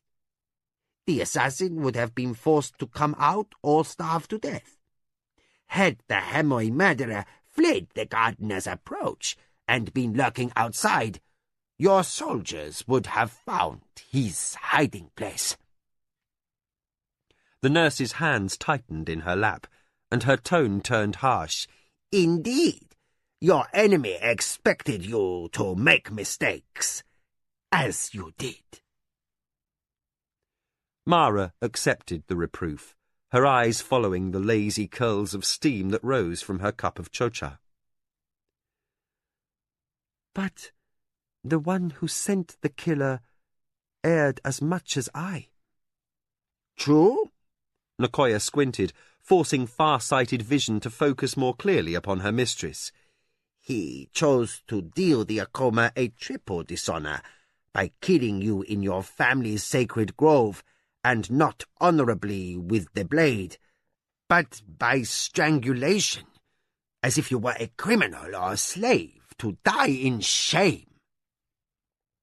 Mara said, But as a woman... You are ruling lady, snapped Nicoya. Lacquered bracelets clashed as she thumped fists on her knee in a time-worn gesture of disapproval. From the moment you assumed supremacy in this house, child, you became as a man with every right and privilege of rulership. You wield the powers your father did as Lord of the Akoma, and for this reason, your death by the strangler's cord would have visited as much shame on your family as if your father or brother had died in such fashion. Mara bit her lip, nodded, and dared another sip of her chocha. The third shame? The Hamoi dog certainly intended to steal the Akoma Natami, forever ending your family's name. Without clan or honor, your soldiers would have become grey warriors, outcasts living in the wilds. All of your servants would have finished their lives as slaves. Nicoya ended in bitterness. Our Lord of the Minwanabi is arrogant. Mara placed her chocha cup neatly in the centre of the table. So, you think Jingu responsible? The man is drunk with his own power. He stands second only to the warlords in the High Council now.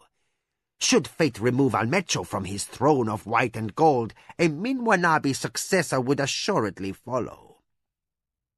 The only other enemy of your father's who would wish your ruin is the Lord of the Anasati.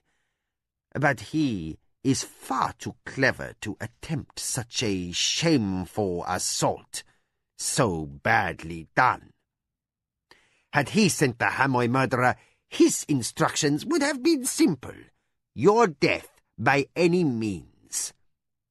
A poison dart would have struck from hiding, or a quick blade between the ribs, then quickly away to carry word of your certain death. Nicoya nodded with finality, as if discussion had confirmed her convictions. No, our Lord of the Minwanabi may be the most powerful man in High Council, but he is like an enraged Harth, smashing down trees to trample a gazan. She raised spread fingers, framing the size of the timid little animal she had named.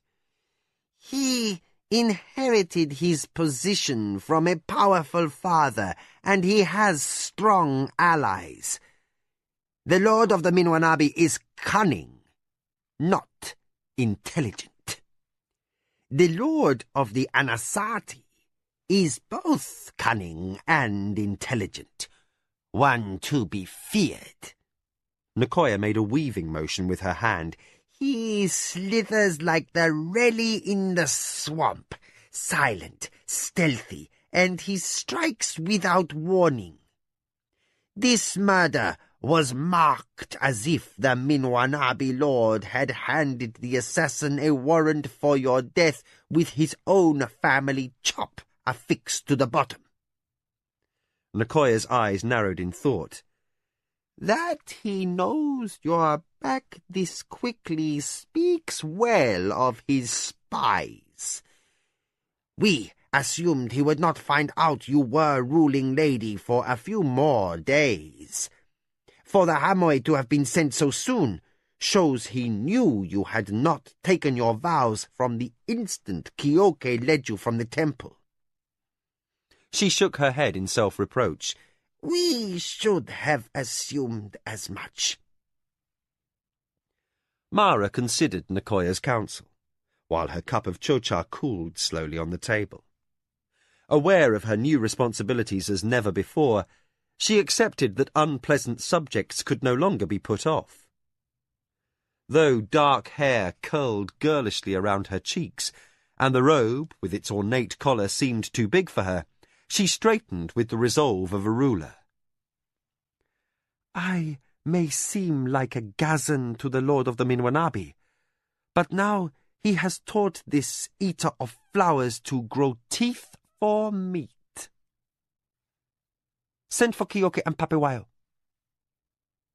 Her command roused the runner, a small, sandal-clad slave boy chosen for his fleetness. He sprang from his post by her doorway to carry word. The warriors arrived with little delay. Both had anticipated her summons. Kyoke wore his ceremonial helm, the feather plumes denoting his office brushing the lintel of the doorway as he entered.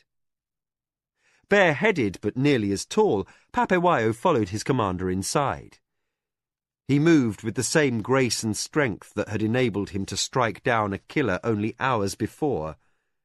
His manner betrayed not a single hint of concern over his unresolved fate.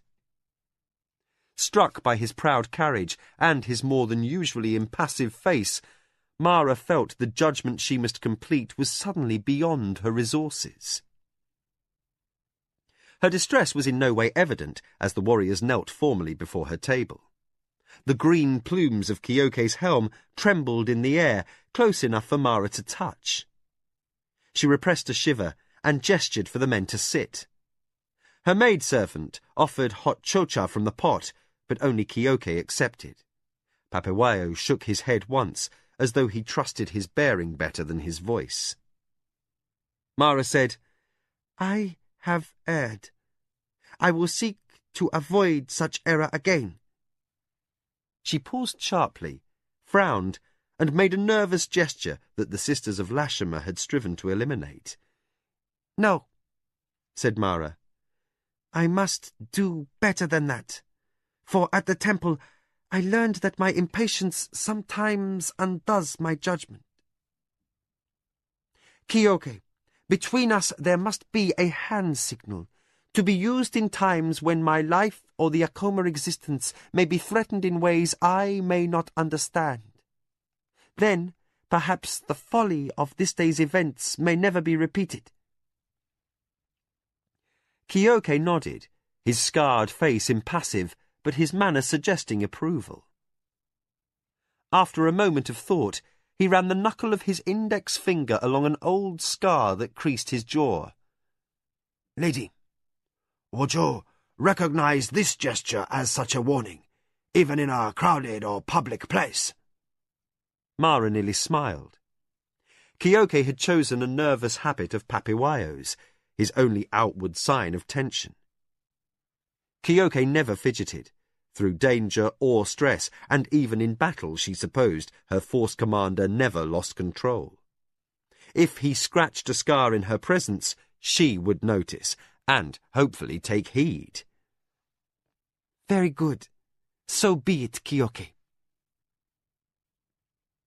A strained silence developed as Mara shifted her regard to the other warrior before her.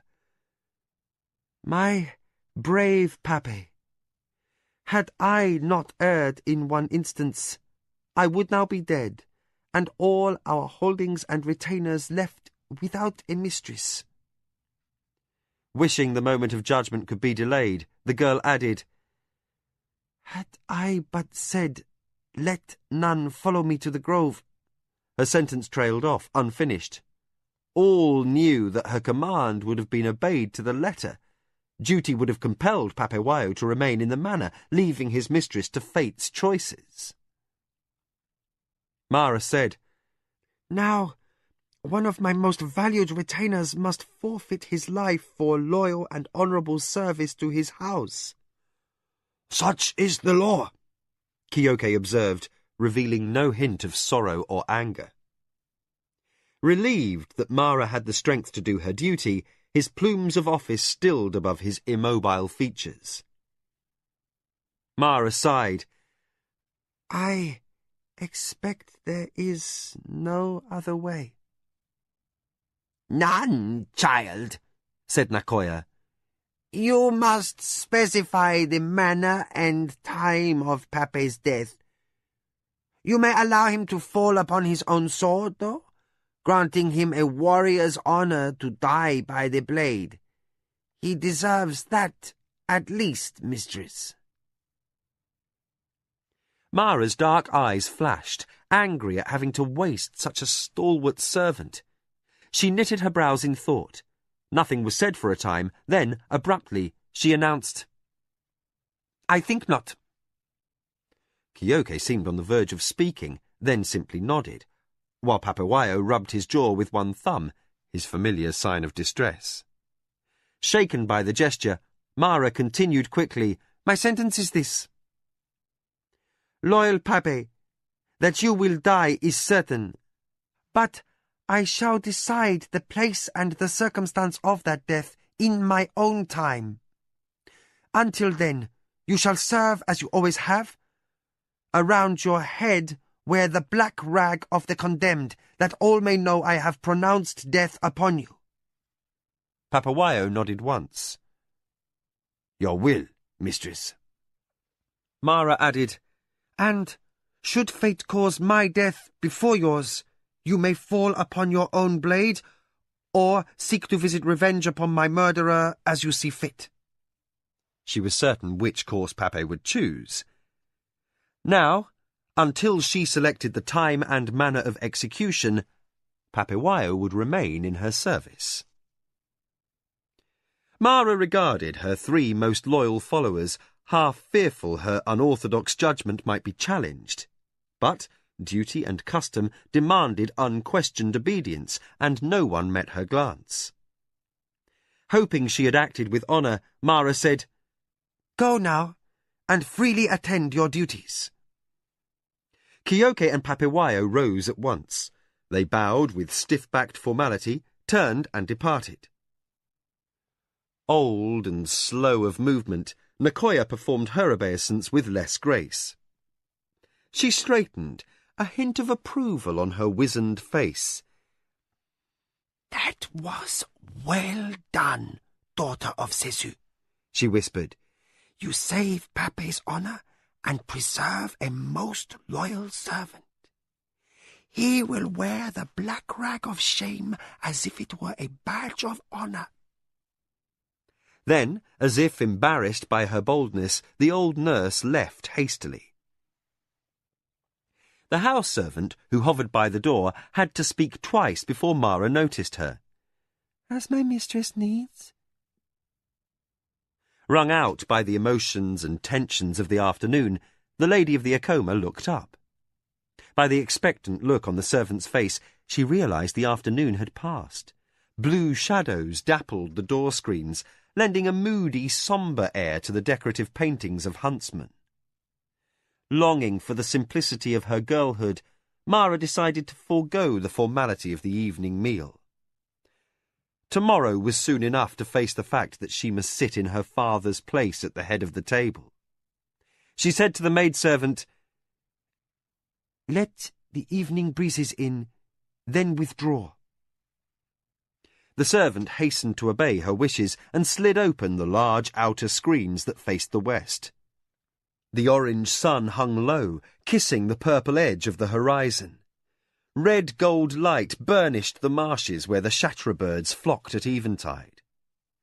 Even as Mara watched, the ungainly creatures exploded into flight.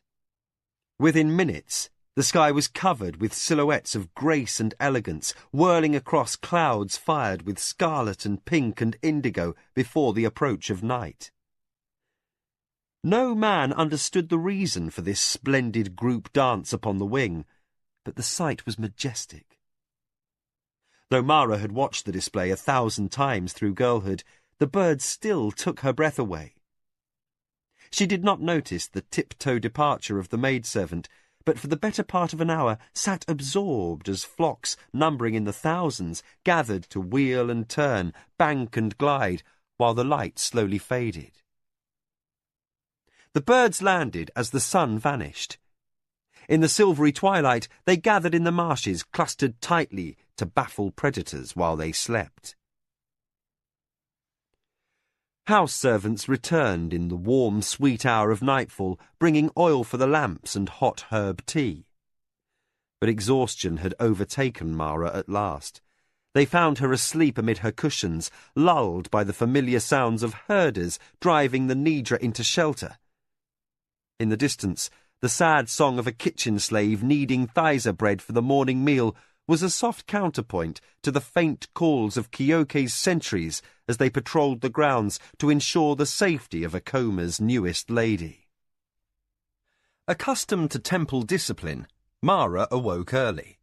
She blinked, at first confused by her surroundings. Then the rich coverlet thrown over her sleeping mat reminded her. She lay in her father's chamber as ruling lady of the Akoma. Rested, but still aching from the bruises left by the Minwanabi assassin, she rolled on her side. Luxuriant strands of hair caught in her lashes. Impatiently, she pushed them away. Dawn brightened the screens that faced east.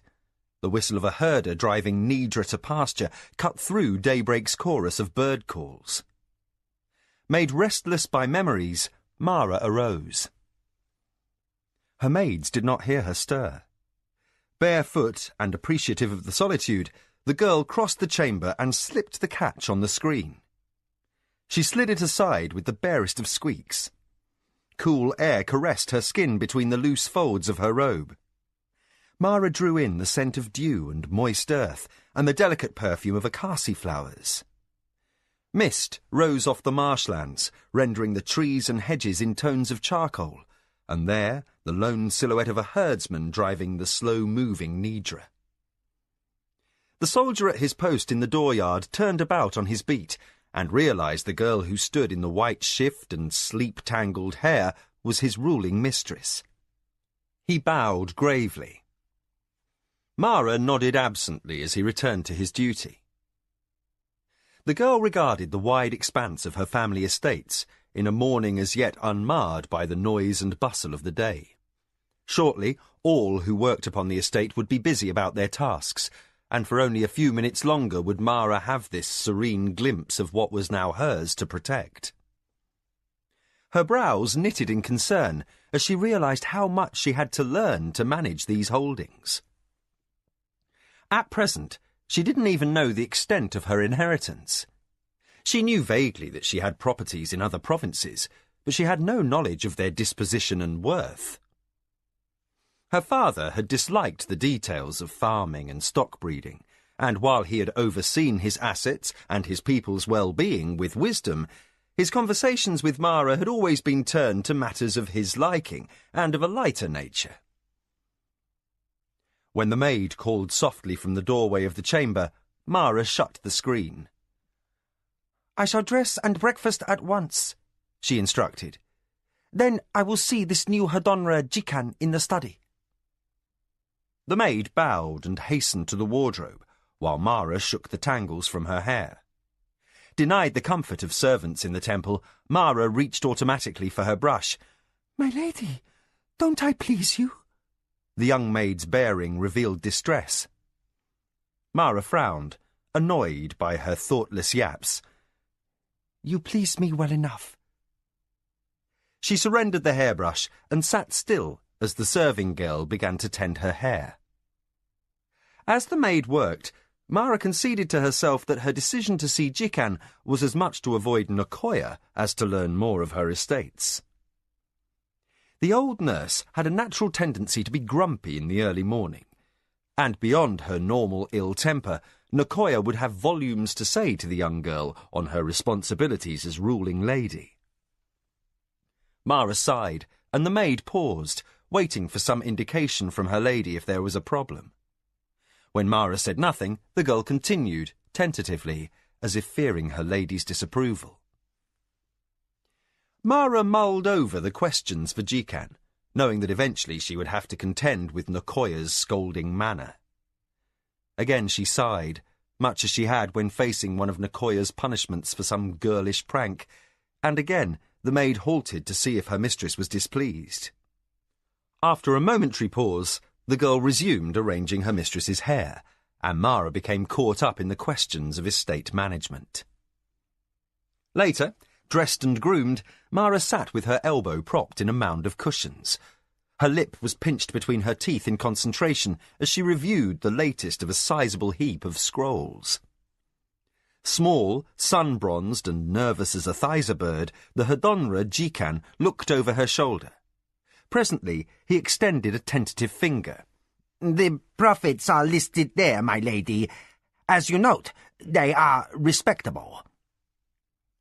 I see that, Jikan. Mara laid the scroll on her knees as Nkoya ducked her head around the door.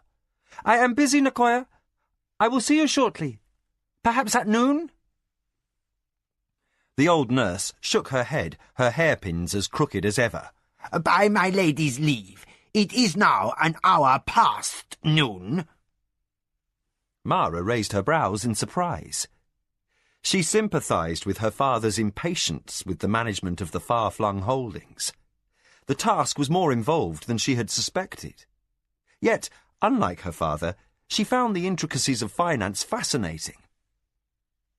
With a rueful smile at Nkoya's impatience, the lady of the Akoma said, I lost track of time, but Jikan is nearly finished. You may wait, if you wish. Nkoya jerked her head in the negative. Too much to do, lady. Send your runner for me when you're ready. But do not delay much longer. Decisions must be made, and tomorrow is too late to consider them. The nurse departed. Mara heard her pause to mutter to Kyoke standing guard in the hallway beyond. Then, drawn back to Jikan and her lesson in commerce, Mara reached for another scroll. This time, she commented on the balance without the Hadonras needing to prompt. We may lack warriors, Jikan, but we are strong in property, perhaps even prosperous. It is not difficult, mistress. Sotamu left clear records of the years he served your father. I but follow his example. Thysa crops have been bountiful for 3 years, while the Huat blight in the plains provinces has driven high the prices of all grain. Thysa, Raj, Maza, even Milat. With Huat scarce, only a lazy manager carts his Thysa to Salankur and sells it there. It takes only a little more effort to deal with a factor from a consortium of grain shippers in the city of the plains. The small man sighed in discomfort. My lady, I mean no disrespect to any of your lofty class, but I have known many powerful lords to dislike the details of business, yet at the same time they refuse their Hadonras and factors the authority to act independently. Therefore, we have traded with large houses and avoided the merchants of the city whenever we might. This has left us large profits more often than not. The Hadonra paused, hands spread diffidently before him. Then, encouraged by the fact that Mara did not interrupt, he went on, And the breeders, they are a mystery. Again, I mean no disrespect, but the lords of the north seem especially short-sighted concerning choice of breeding bulls. More at ease, the little man shrugged in perplexity. A bull that is ill-tempered and difficult to manage, but that is heavily muscled and paws the ground in fierce display, or with a large... He lowered his eyes in embarrassment. Male member, sells better than a fat one that will breed good meat animals, or a docile one that begets solid draft stock. So, animals a cannier man might have castrated or slaughtered bring prime prices, while the best remain here, and people wonder at the quality of our herds. They say, how can the Acoma meat taste so good when they keep such weak bulls? I do not understand such thinking. Mara smiled slightly, the first relaxed expression she had shown since leaving the temple. Those noble lords seek animals that reflect upon their own virility. I have no such need, and as I have no desire to be mistaken for any of my breeding stock, you may continue to select which cows and bulls to sell without regard for how their traits match up to mine. Jikan's eyes opened wide for an instant before he realized the girl was making a joke. He laughed slightly with her. Mara added, "You have done well." The man smiled his thanks, as if a great weight had been lifted from him. Plainly, he enjoyed the responsibility of his new office and had feared his new mistress might remove him. He was doubly pleased to discover not only that he would continue as Hedonra, but that Lady Mara recognized his worth. But Mara had inherited her father's instinct for governance, even if it was only just beginning to emerge, and knew she had a competent, perhaps even gifted, estate manager beside her. Your diligence in business brings honour to the Acoma as much as our soldiers' bravery. She finished, "You may leave now and attend your duties." The Hedonra bowed from a kneeling position until his forehead touched the floor, an obeisance more abject than required from a man in his position. I bask in the sunlight of my mistress's praise. Jikan rose and departed as a house servant came forward to gather the scrolls from the floor. Nicoya hurried through the doorway as the Hedonra passed by. More servants followed at her heels with trays of refreshments, and, with a sigh, Mara wished her overly abundant domestic staff could be transformed into soldiers. Nicoya bowed, then sat before Mara had a chance to grant her leave. Over the soft clink of the serving-ware and the bustle of servants setting down trays, she said, "Does my lady think she should work all morning and take no meals?" Her old dark eyes turned critical. "I've lost weight since you left for the temple. Some men might think you scrawny." Still preoccupied with her discussion with Jikan, Mara spoke as though she had not heard. "I have undertaken to learn of my estates and properties. You chose with care in selecting this Jikan, Nicoya.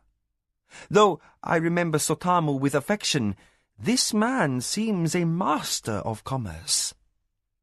Nicoya's manner softened. "I presumed much, mistress, but decisiveness was necessary at the time." "You did well." Mara regarded the array of food, the odour of fresh thysa bread wakening her awareness of hunger. She reached for a slice, frowned, then added, "And I'm not scrawny. Our meals at the temple were not so plain as you think." She took a bite, chewing thoughtfully. She regarded her indomitable nurse. "Now, what must we do?" Nicoya pursed her lips, a sure sign that she broached what she guessed to be a difficult subject. "We must move quickly to strengthen your house, lady. Without blood family, you make a tempting target for many. Even those with no prior cause for strife with the Acoma might look upon your holdings with an envious and ambitious eye. Land and herds might not tempt a minor lord to move against your father, but against a young girl with no training. There is a hand behind every curtain," she quoted. and a knife in every hand," finished Mara. She set her bread aside. "I understand, Nakoya. I have thought that we must send for recruits." Nakoya shook her head with such sharpness that her precariously pinned hair threatened to come loose. "That is a difficult and dangerous proposition to attempt at this time." "Why?" Mara had forgotten the food in her annoyance. "I just reviewed assets with Jikan. The Akoma have more than enough wealth to support 2,500 soldiers. We even have enough to pay for recruiting fees." But Nakoya had not been referring to the fact a new master must indemnify the former master for each recruit's training. Gently, she reminded, "Too many have died, Maraani. The family ties that remain are too few to matter."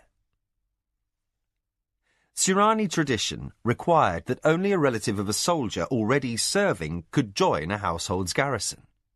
As eldest sons tended to assume the same loyalties as their fathers, such recruits were further limited to second or later sons. Bearing these facts in mind, Nakoya added, "With the heavy recruiting your father undertook prior to the invasion of the barbarian world, most of the able men have already been called. Any you found now would be young and unseasoned. The Lord of the Minwanabi will act before such as those would prove any benefit." "I have given that some thought." Mara reached under the writing table before her and removed a case, delicately carved of costly hardwoods. "I sent to the Guild of Porters this morning. The representative who arrives will be told to give this into the hand of the Lord of the Minwanabi under bond and without message." Grim now, Mara handed the box to Nakoya. Nakoya opened the finely crafted catch and raised an eyebrow at what rested within. A single red cord, darkened with blood from Mara's hand, lay coiled next to a shatra feather. Closing the box as though it contained a scarlet dust, the most venomous of serpents, Nakoya said, "You openly announce blood feud with House Minwanabi." "I only acknowledge a feud begun ages ago," Mara shot back. The murder of her father and brother too near yet for temperance. "I am only telling Jingu that another generation of Akoma stands ready to oppose him." Embarrassed suddenly by her emotions, the girl stared at the food tray. "Mother of my heart, I am inexperienced in the game of the council, but I remember many nights when father discussed with Lano those things he plotted, teaching a son each move and the reason for it. His daughter listened as well." Nakoya set the box aside and nodded. Mara looked up, sweating lightly in the heat, but composed.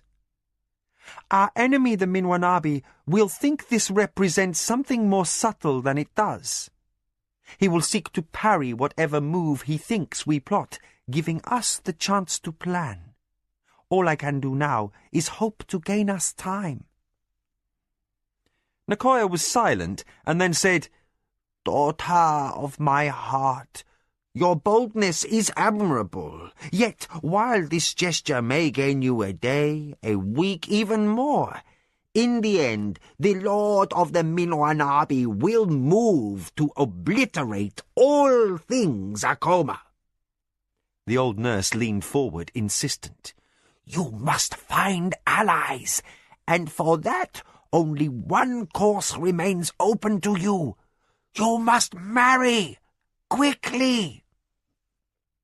Mara shot erect so abruptly that her knee banged the leg of the writing table. "No!" A strained silence developed, while a dislodged parchment floated in her soup dish. Nakoya brusquely disregarded her mistress's temper. "You have no other choice, child. As ruling lady, you must seek out a consort from among the younger sons of certain houses in the Empire. A marriage with a son of the Shinzawai, the Tuareg, or the Chochapan would gain an alliance with a house able to protect us. She fell silent for a moment, then said, For as long as any could. Still, time might tip the balance. Mara's cheeks flushed and her eyes widened. I have never seen any of the boys you have named. I will not wed a stranger. Nakoya stood. You speak now from anger, and your heart rules your mind. Had you never entered the temple, your husband would have been selected from those found acceptable by your father or your brother after him. As Lady of the Akoma, you must do as much for the sake of your house. I leave you to think upon this. The nurse wrapped old fingers around the box to be delivered by the Porters' Guild to the Lord of the Minwanabi. She bowed stiffly and left. Mara sat in silent rage, eyes fixed unseeing upon the soaked parchment, which slowly sank in the depths of the soup bowl. The thought of marriage evoked nameless fears, rooted somehow in her grief. She shivered, though the day was hot, and snapped her fingers for servants to remove the food trays. She would rest and contemplate alone upon what her aged nurse had instructed. Upon Kyoke's recommendation, Mara remained within the estate house throughout the afternoon. Although she would have preferred to continue her review of the Akoma holdings by litter, her warriors were too depleted. A retinue would be needed to ensure her safety in the open, leaving fewer guards available for routine patrols. Too conscientious to remain idle, the girl studied documents to acquire further familiarity with the more distant assets of her family. She called for a light meal. The shadows lengthened, and the heat of the afternoon settled into stillness. In the course of her reading, the Lady of the Akoma had come to understand a subtle but important fact of Sirani life, one emphasized often by her father, but only now appreciated. Honour and tradition were but two walls of a great house. Power and wealth comprised the other two. And of the four, it was the latter pair that kept the roof from collapsing. Mara clenched her fist against the handle of the scroll. If, somehow, she could keep those enemies who sought her death at bay until she could muster the strength to enter the game of the council, then... She abandoned the thought unfinished. Keeping the lords of the Minwanabi and the Anasati at bay was the problem at hand. Vengeance was a useless dream unless she could secure her family's survival. Deep in thought, Mara did not hear Nakoya call softly from the doorway, "Mistress?" the nurse repeated. Mara glanced up, startled, and motioned the old nurse inside. She waited, preoccupied and aloof, while the old woman bowed, then knelt before her. "Lady, I have thought upon our talk this afternoon, and I beg your tolerance as I advise." Mara's eyes narrowed. She had no desire to resume their earlier discussion of marriage, but the lingering ache of the assassin's bruises reminded her of the need for prudence. She laid her scrolls aside and gestured for Nakoya to continue. "As ruling lady of the Akoma, your status would not change with marriage. A husband might sit at your right hand, but he would have no voice in house matters save that which you permit. He—" Mara waved her hand. "These things I know." The old nurse settled more comfortably upon the mat before her mistress. "Your forgiveness, lady. When I spoke earlier, I had forgotten that to a maiden of Lashima, the concerns of the world beyond the temple walls would fade from mind. Matters between boys and girls, the meetings with the sons of noble houses, the kissing and the touching games, these things were denied you the past year and more. The thought of men—" Unnerved by the growing intensity of Mara's stillness, Nicoya faltered, but forcibly finished, "Forgive an old woman's rambling. You were a maiden, and still are." The statement caused Mara to blush. During her time at the temple, she had been instructed to put things of the flesh aside. Nicoya's concern that the girl might be unable to deal with this question was unfounded, for within Mara the struggle to forget had been difficult. She had often caught herself daydreaming of boys she had known during her childhood.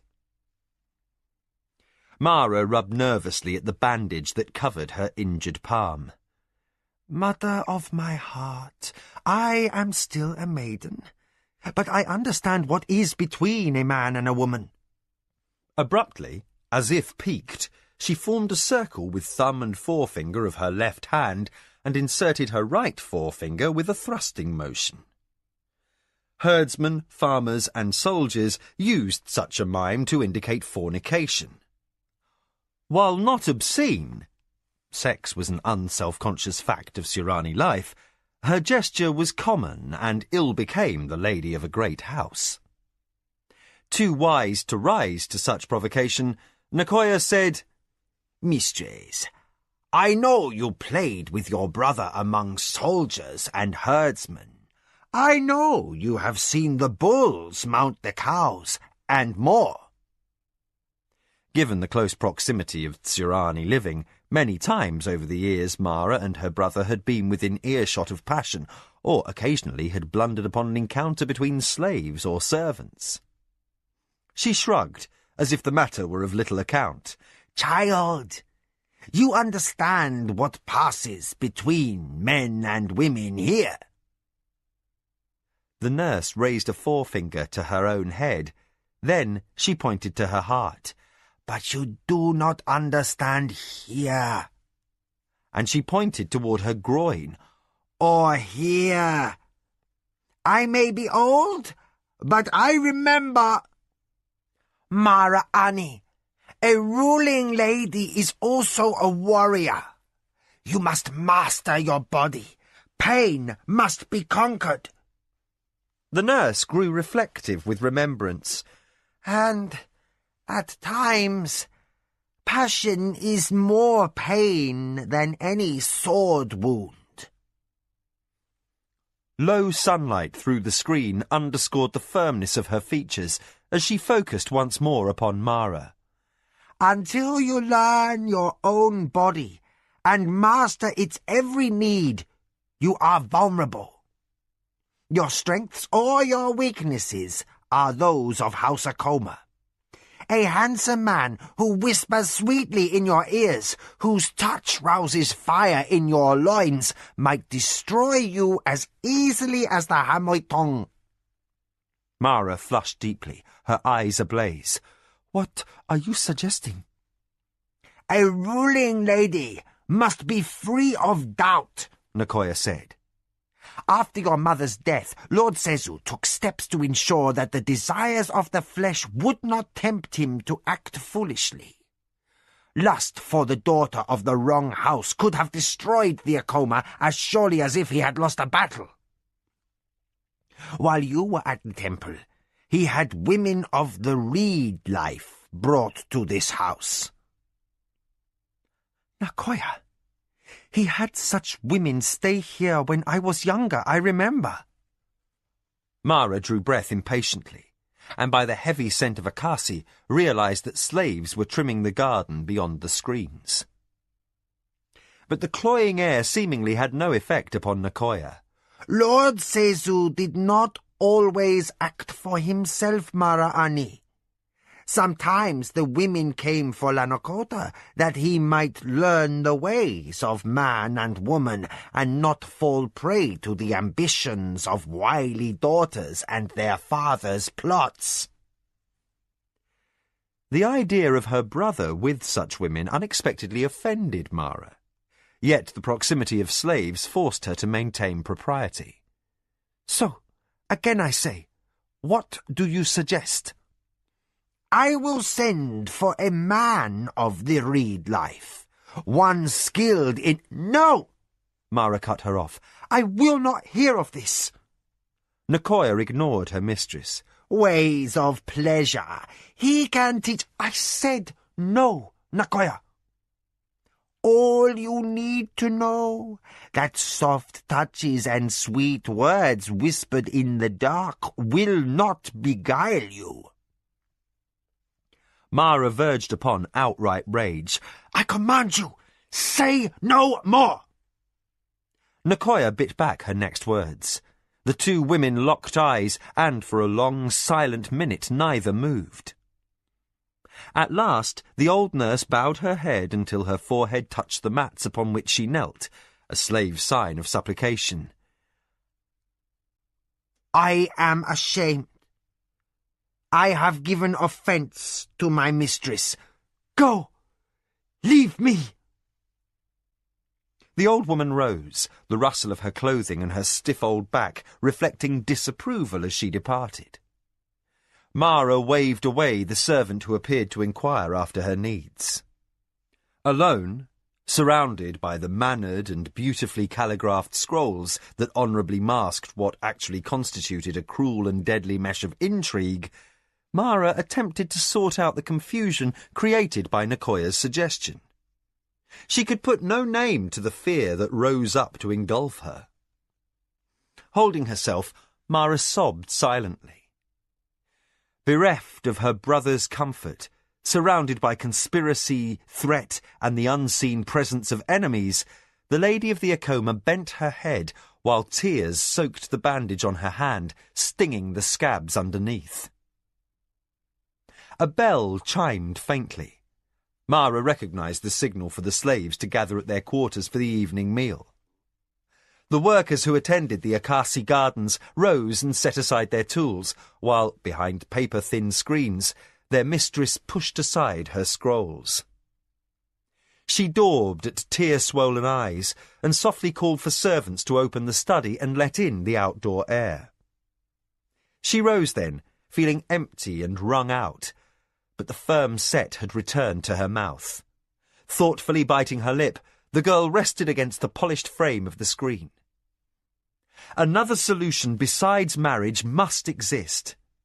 She pondered, but saw no answer, while the sun lowered heavy and gold in the western sky. Heat haze hung over the distant fields, and overhead the green-blue bowl of the sky was empty of birds. Akasi leaves, pruned by the workers, wilted upon the white stone walk, adding fragrance to the sleepy silence around the estate house. Mara yawned, worn out from grief and worry. Suddenly, she heard shouts. Shocked alert, she straightened. Running figures sped along the road towards the guards' barracks. Aware such disturbance must bode bad tidings, the girl turned from the screen, just as a serving girl rushed into the study. A warrior strode at her heels, dusty, sweating, and breathing hard from what amounted to a long run in battle armour. He bowed his head in respect. "Mistress, by your leave." Mara felt a knot of cold tighten her stomach. Already it begins, she thought to herself. Yet her tear-stained face showed poise as she said, "Speak." The soldier slapped his fist over his heart in salute. "Mistress, the force commander sends word. Outlaws have raided the herd." "Send for my litter, quickly." "Your will, mistress." The maidservant, who had preceded the soldier, ducked through the doorway at a run. To the warrior, Mara said, "Assemble an escort." The man bowed and departed. Mara unwrapped the light, short-robed Surani noblewomen preferred to wear in the privacy of their homes. She tossed the garment into the waiting hands of one attendant, while another rushed forward with a travelling robe, longer and more modest in cut. Adding a light scarf to hide the unhealed marks on her neck, Mara stepped outside. Her litter-bearers waited silently, stripped to loincloths and sweating in the heat. 4 warriors waited with them, hastily fastening helmets and adjusting weapons at their belts. The soldier, sent to inform Mara, deferentially offered his hand and aided his mistress into the cushioned seat. Then he signalled bearers and escort. The litter swayed and jolted forward as the bearers complied with the need for haste and hurried towards the outer pastures. The journey ended far sooner than Mara expected, miles inside the borders of the estate.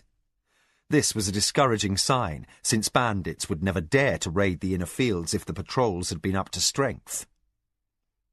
With a motion made brisk by outrage, the girl whisked aside gauze curtains. "What has passed here?" Kyoke turned away from two soldiers who were studying the ground for tracks that might indicate the numbers and strength of the renegades. If he noticed her tear-stained face, his own leathery features showed no reaction. Imposing in his lacquer armour, his plumed helm dangling by its strap from his belt, he gestured towards a line of broken fencing, which slaves in loincloths laboured to repair. "Outlaws, my lady. 10 or perhaps a dozen. They killed a herd boy, smashed through the fence, and drove off some Nidra." "How many?" Mara gestured, and the force commander helped her from the litter. Grass felt strange under her sandals after temple confinement and months of echoing stone floors. Also unexpected were the smells of rich earth and kala vines which twined the fence rows.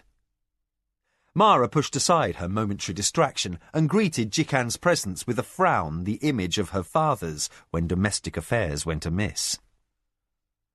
Though the Hedonra had had little contact with the former Lord of the Akoma, that look was legend. Sweating, fingers clenched nervously to his tally slate, he bowed. "Lady, at most you have lost 3 or 4 cows. I can report for certain when the strays are rounded up." Mara raised her voice over the bawl of agitated animals as herders whistled, their long steering sticks and hide whips singing through the air as they drove their charges to a secure corral. "Strays?"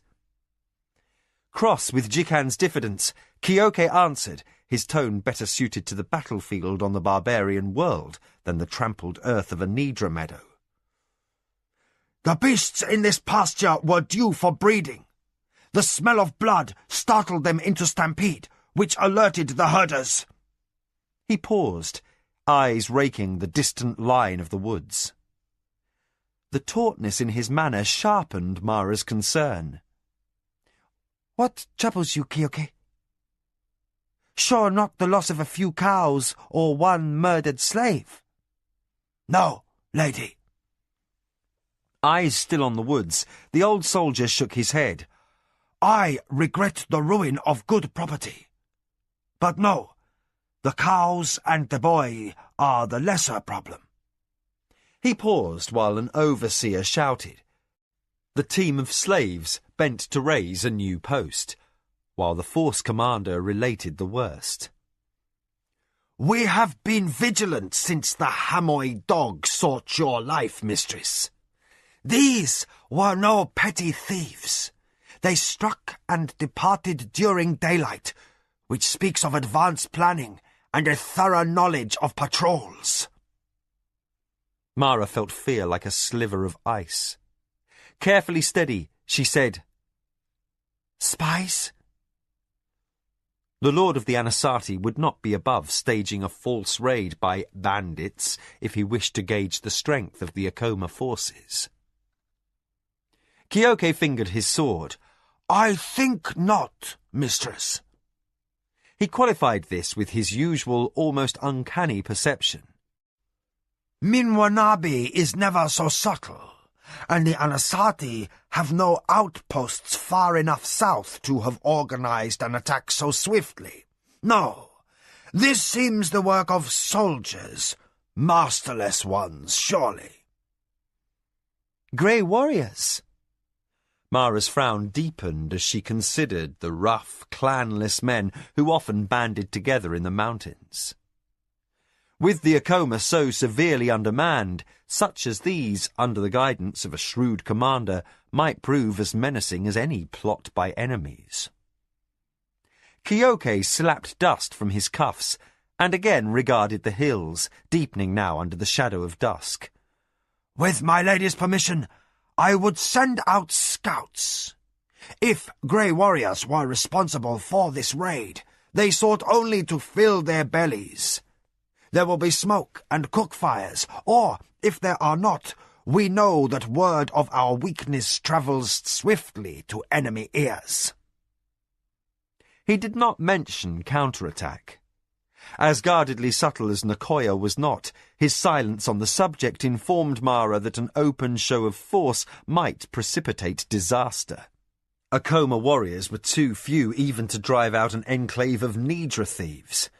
How far the Akoma have fallen, Mara thought. But she gave the formal gesture of acquiescence. Kyoke hastened to command his soldiers. The litter-bearers straightened in readiness, anxious for a swift return to the dinners they had left cooling on the tables at quarters. But the lady was not ready to depart. While she knew Nicoya would have scolded her for lingering where her presence was not required, the urgent need for new fighting men seemed the root of immediate threat.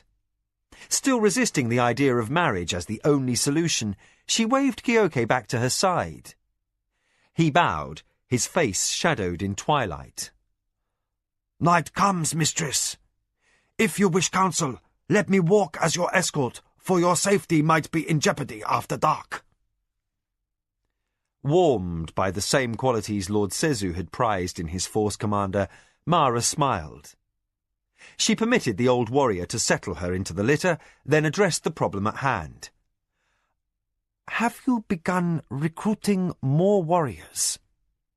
Kyoke ordered the litter-bearers forward, then matched his pace with theirs. "My lady, 2 of the men have contacted cousins in distant cities asking for younger sons to be sent to your service. In a week or 2, I will permit 1 or 2 more to do the same. Much more than that, and every barracks from Ambolina to Dastari will know the Akoma lacks strength." Lights bloomed in the shadows as the workers at the fence lit lanterns to continue their labour. As the ladies' litter turned towards the estate house, one man, then another, then more, began tentatively to sing. Mindful that their security relied upon her judgment, Mara said, "Should we buy contracts?"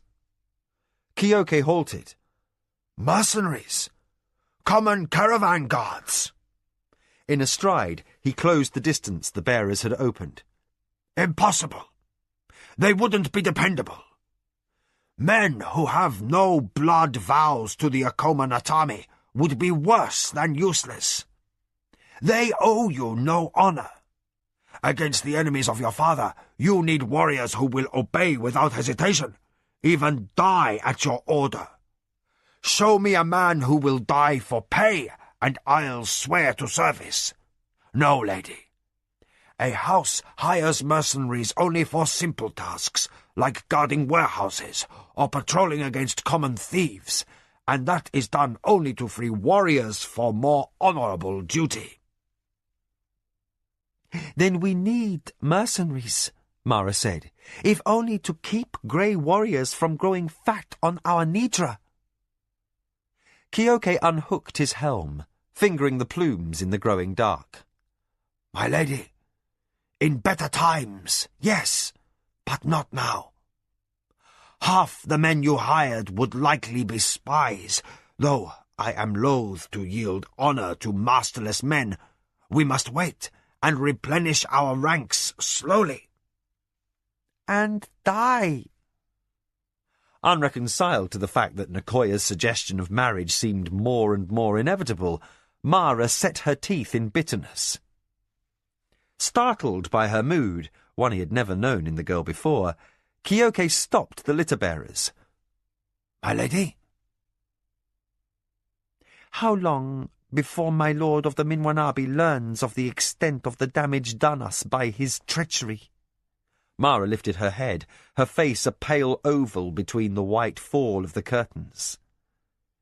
"Sooner or later, one of his spies will discover the heart of our house is weak. My own estates stripped of all but a handful of healthy warriors as we maintain the illusion of sufficiency." Our distant holdings are stripped bare, held by a ruse, hold men and untrained boys parading in armor. We live like Gazan, holding our breath and hoping the Haralth will not trample us. But that hope is false. Any day now, our act will be discovered. Then the lords who seek our ruin will strike with brute force. Keoke set his helm on his head, fingers slowly and deliberately fastening the strap beneath his chin. Your soldiers will die defending you, my lady. My point, Keoke. Once started, Mara could not stifle the hopeless, trapped feelings that welled up within her. They will all die, as will you and Pape and even old Nakoya. Then the enemies who murdered my father and brother will take my head and the Akoma Natami to the Lord of the Minwanabi, and the Akoma will be no more. The old soldier lowered his hands in silence. He could not refute his mistress's word or offer her any sort of comfort. Gently, he ordered the bearers forward, towards the estate house and lights, and the solace of beauty and art that was the heart of Akoma heritage. The litter rocked as the slaves stepped from the rough meadow onto the raked gravel path. Shamed by her outburst, Mara loosed the ties, and the gauze curtains fluttered down, enclosing her from view. Sensitive to the possibility she might be weeping, Keoke walked with his head turned correctly forward. Survival with honour seemed an unattainable hope since the death of Lord Sezu and his son. Yet, for the sake of the mistress whose life he guarded, he resisted the belief held by the warriors who still lived that the god's displeasure rested upon this house, and the Akoma fortune was irretrievably on the wane. Mara spoke, jarring the force commander from thought with an unexpected tone of resolve. Keoke, were I to die and you survive me, what then? Keoke gestured backwards towards the hills where the raiders had retired with their booty. Without your leave to take my own life, I would be as those, mistress, a wanderer, masterless and alone, without purpose and identity, a grey warrior with no house colour to wear. Mara pushed a hand through the curtain, forming a small crack to peer through. The bandits are all like this. Some. Others are petty criminals, some thieves and robbers, a few murderers, but many are soldiers who have lived longer than their masters. The litter drew near the dooryard of the estate house, where Nakoya awaited with a small flock of servants. Mara pressed on quickly. Honourable men, Keoke. The force commander regarded his mistress with no hint of reproof. A soldier without a house can have no honour, mistress. Before their masters fell, I assume grey warriors were good men once, but to outlive one's master is a mark of the god's displeasure. The litter swept into the dooryard, and the bearers settled it to the ground with a barely perceptible bump. Mara pushed aside the curtains and accepted Keoke's assistance. Force Commander, come to my quarters tonight after your scouts return from the hills. I have a plan to discuss while the rest of the household sleeps. As you will, mistress. Keoke bowed, fist pressed to his heart in formal salute. But, as servants rushed forward with lanterns, Mara thought she caught a hint of approval on the warrior's scarred face. Mara's meeting with Keoke extended deep into the night. The stars glinted like ice. Keloan's moon shone a notched copper-gold profile at the zenith by the time the old warrior gathered up the helmet that rested by his knee. My lady, your plan is dangerously bold. But as a man does not expect aggression from the Gazan, it may work. It must work. Mara straightened in the darkness. Else our pride will be much diminished. Asking security in exchange for marriage gains no honor, but only rewards those who plotted treachery against us. Our house would no longer be a major player in the game of the council, and the spirits of my ancestors would be unsettled. No, on this I think my father would say, safe is not always best. Kyoke buckled his helm with the care he might have used preparing for battle. As my lady wills. But I don't envy the task of explaining what you propose to Nakoya. He bowed, rose, and strode to the outer screen. He slipped the catch and stepped out. Moonlight drenched the flower beds in gilt. Silhouetted against their brightness, the force commander's shoulders seemed straighter, his carriage the slightest bit less strained. With relief, Mara perceived that Kyoke welcomed a warrior's solution to Akoma troubles. He had agreed to risk her plan rather than see her bind the family through marriage to the mercy of a stronger house. She unlinked sweating fingers, afraid and exhilarated at the same time. "I'll marry on my terms or not at all," she murmured to the night. Then she lay back on her cushions. Sleep came reluctantly. Memories of Lano tangled with thoughts of young, boastful sons of great houses, one of whom she must eventually choose as suitor. Morning dawned hot. With a dry wind blowing from the south, moisture from the rainy season remained only in sheltered hollows, and the herders drove Nidra to pasture amid ochre clouds of dust. Mara broke her fast in the inner courtyard garden, beneath the generous shade of the trees.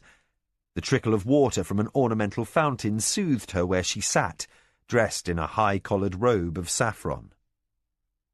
She seemed even younger than her 17 years, her eyes too bright and her face shadowed with sleeplessness.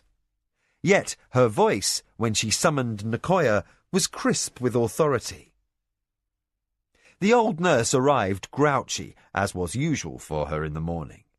Mara's summons had reached her while dressing, for her hair was hastily bound back, and her lips pressed thin with annoyance. She bowed briskly and said, "As my mistress wishes." The lady of the Akoma gestured permission to sit. Nakoya declined. Her knees pained her, and the hour was too early to argue with a headstrong girl whose stubbornness might lead the honour of her ancestors to ruin. Mara smiled sweetly at her former nurse. "Nakoya, I have reconsidered your advice and seen wisdom in marriage to thwart our enemies' plots. I ask that you prepare me a list of suitors whom you consider eligible, for I shall need guidance to choose a proper mate. Go now. I shall speak with you on the matter in due time." Nakoya blinked, obviously startled by this sudden change of heart. Then her eyes narrowed.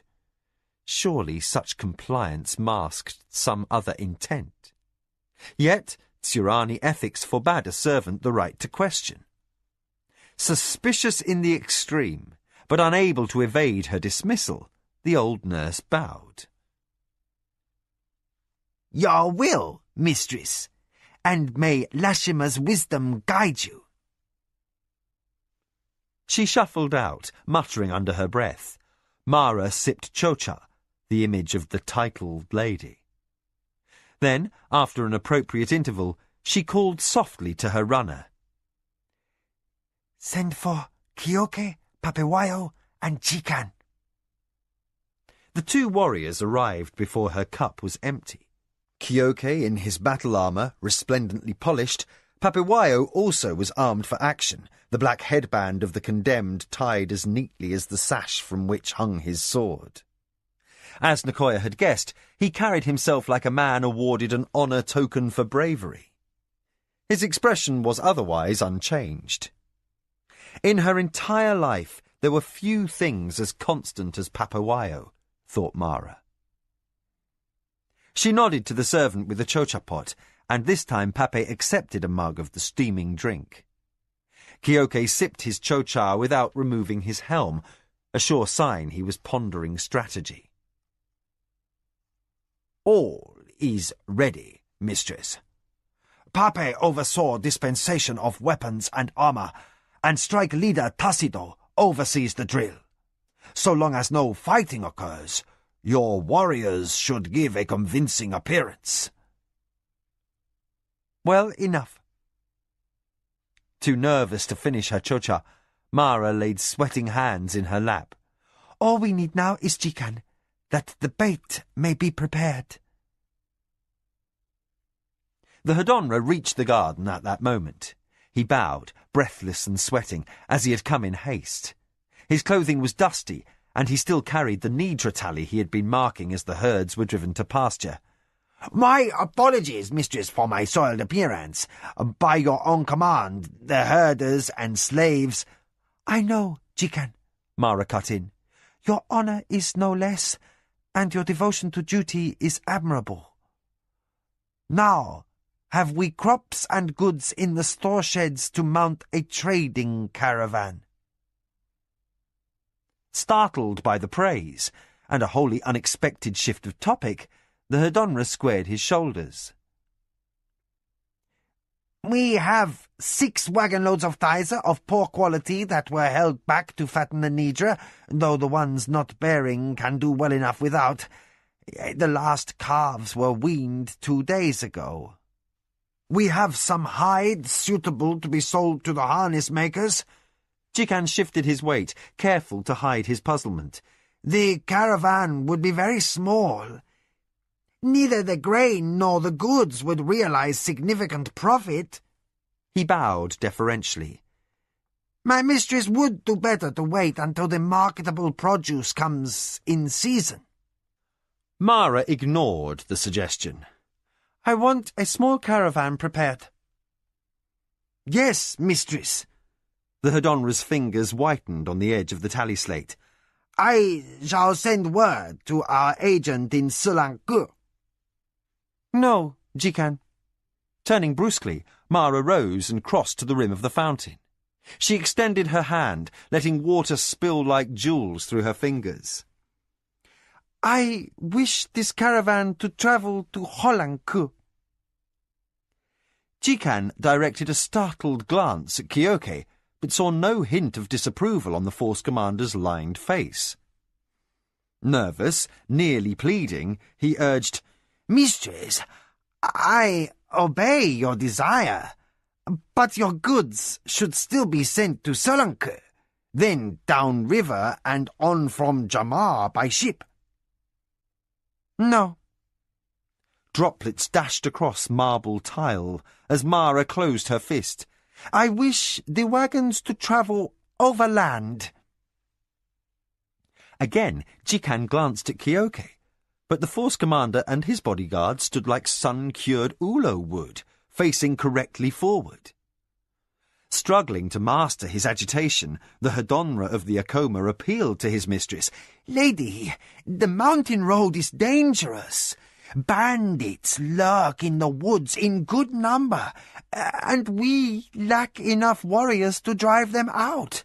Oh, to God, such a caravan would leave this estate unprotected. I must advise against it. With a girlish smile, Mara swung away from the fountain. But the caravan shall not strip our defences. Papewayo will head a company of hand-picked men. 12 of our better soldiers should be sufficient to keep the bandits away. They have raided our herds and will not need food, and wagons without large numbers of guards obviously carry goods of little value. Jikan bowed, his narrow face immobile. Then we would be wise to send no guards at all.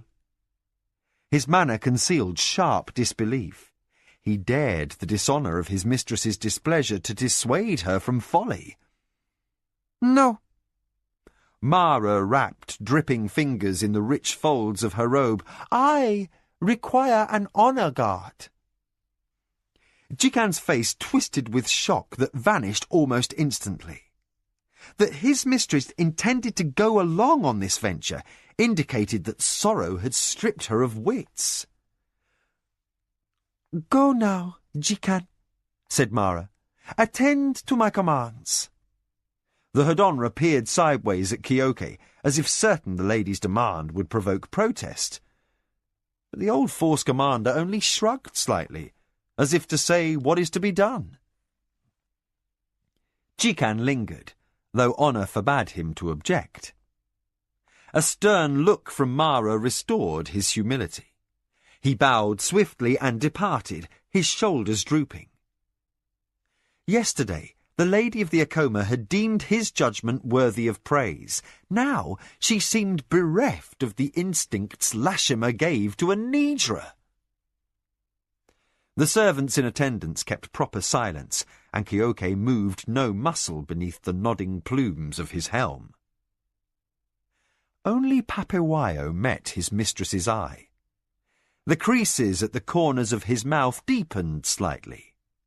For a moment he seemed about to smile, though all else about his manner remained formal and unchanged. Chapter 3. Innovations. Dust swirled.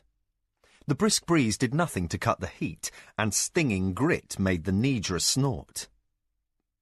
Wooden wheels squealed as the 3 wagons comprising Mara's caravan grated over the gravel road.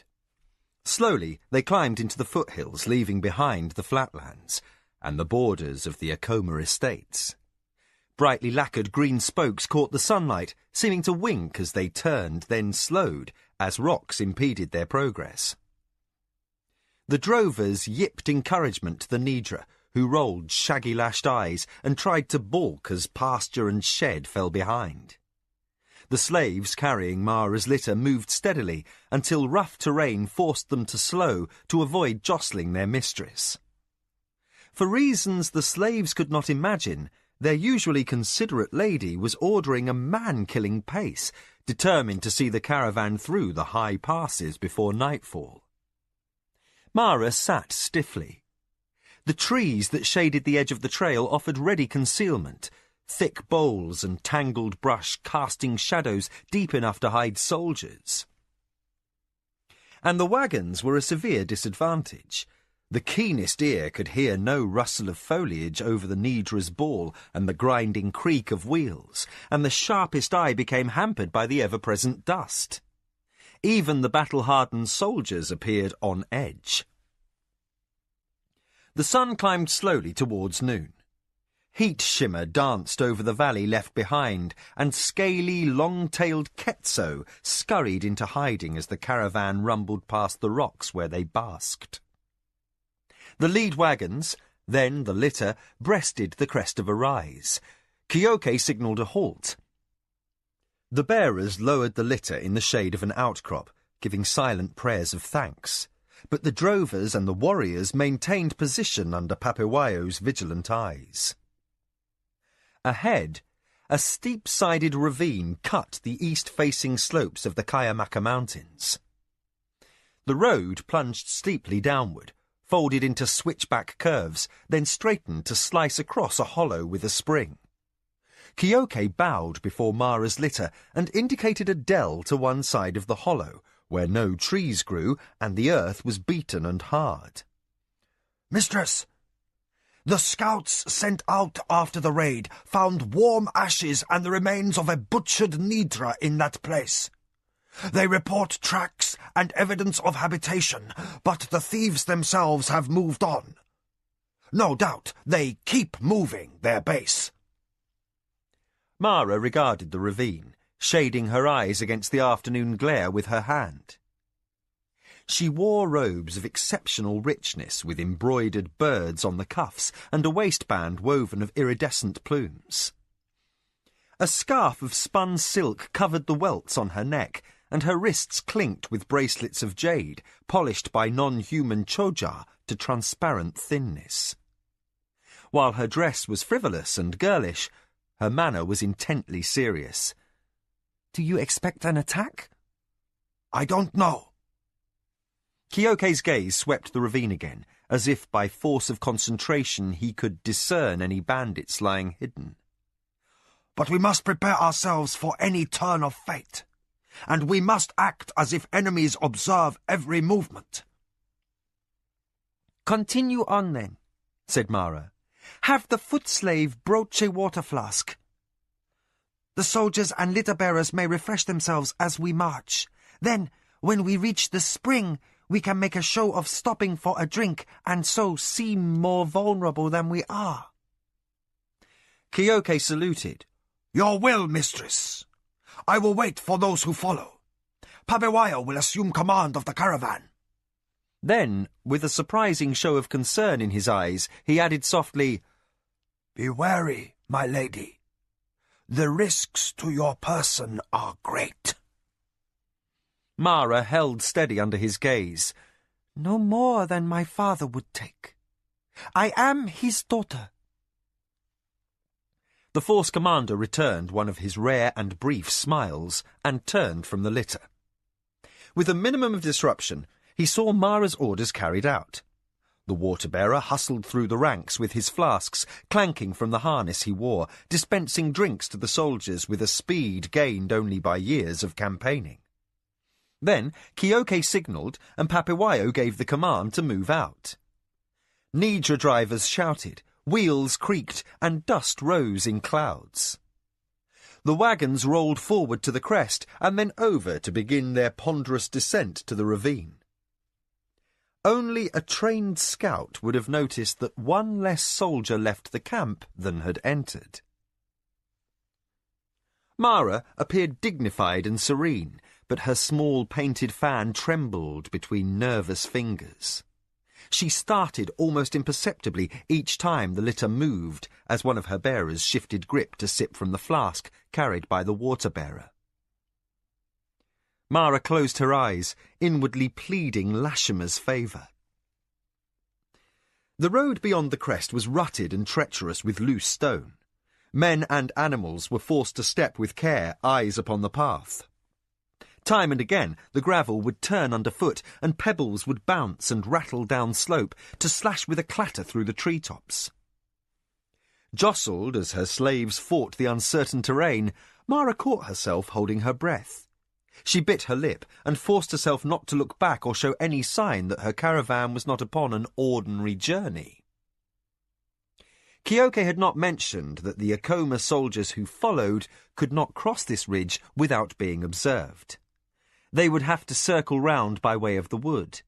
Until they regained their position a short distance behind, Mara's caravan was as vulnerable as a jigger hen in the courtyard as the cook approaches with his chopping knife. At the floor of the ravine, the wood seemed denser.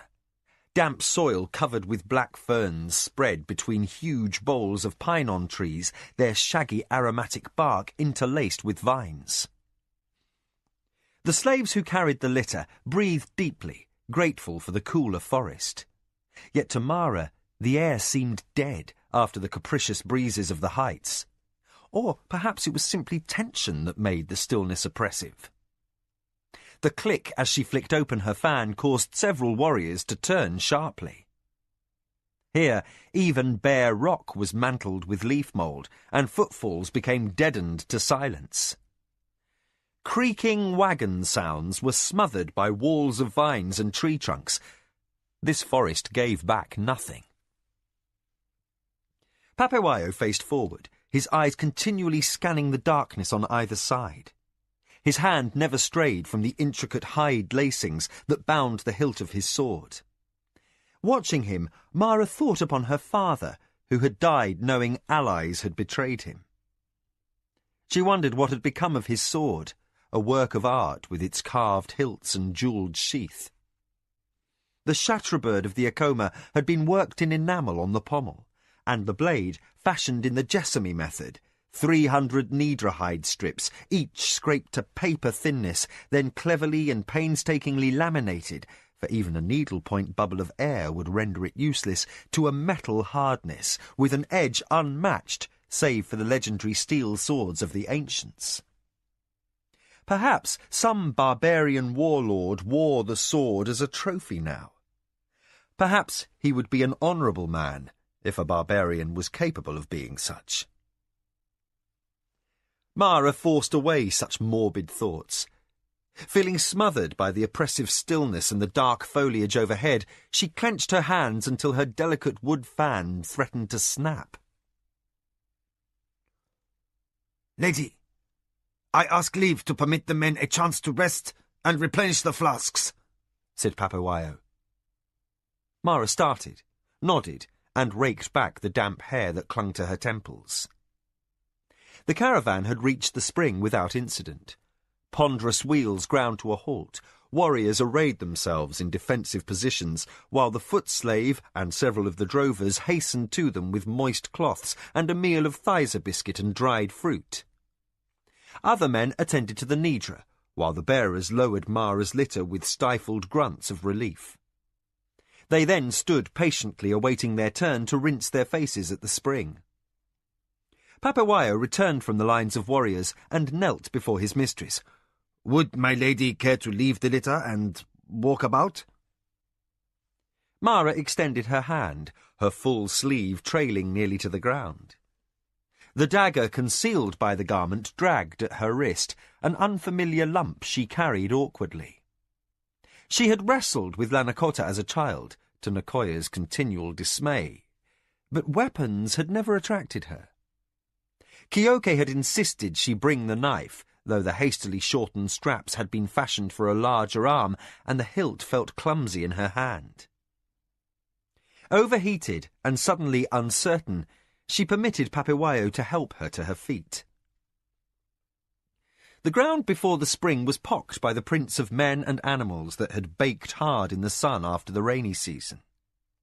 While Papawayo drew a dipper of water, his mistress jabbed the earth with her sandal and wondered how many of the marks had been made by stock stolen from Akoma pastures.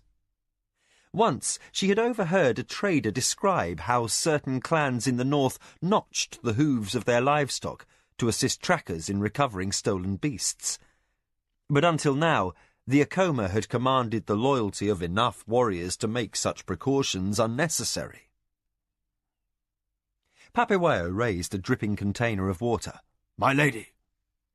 Roused from reflection, Mara sipped, then wet her fingers and sprinkled water upon her cheeks and neck. Noon was well past, and slanting sunlight carved the soldiers into forms of glare and shadow. The wood beyond lay still, as if every living thing slept through the afternoon heat. Mara shivered, suddenly chilled as the water cooled her skin. If bandits had lain waiting in ambush, surely they should have attacked by now. An unpleasant alternative caused her to look at her strike leader in alarm. Pepe, what if the Grey Warriors have circled behind us and attacked the Akoma estates while we travelled upon the road? The warrior set the crockery dipper on a nearby stone.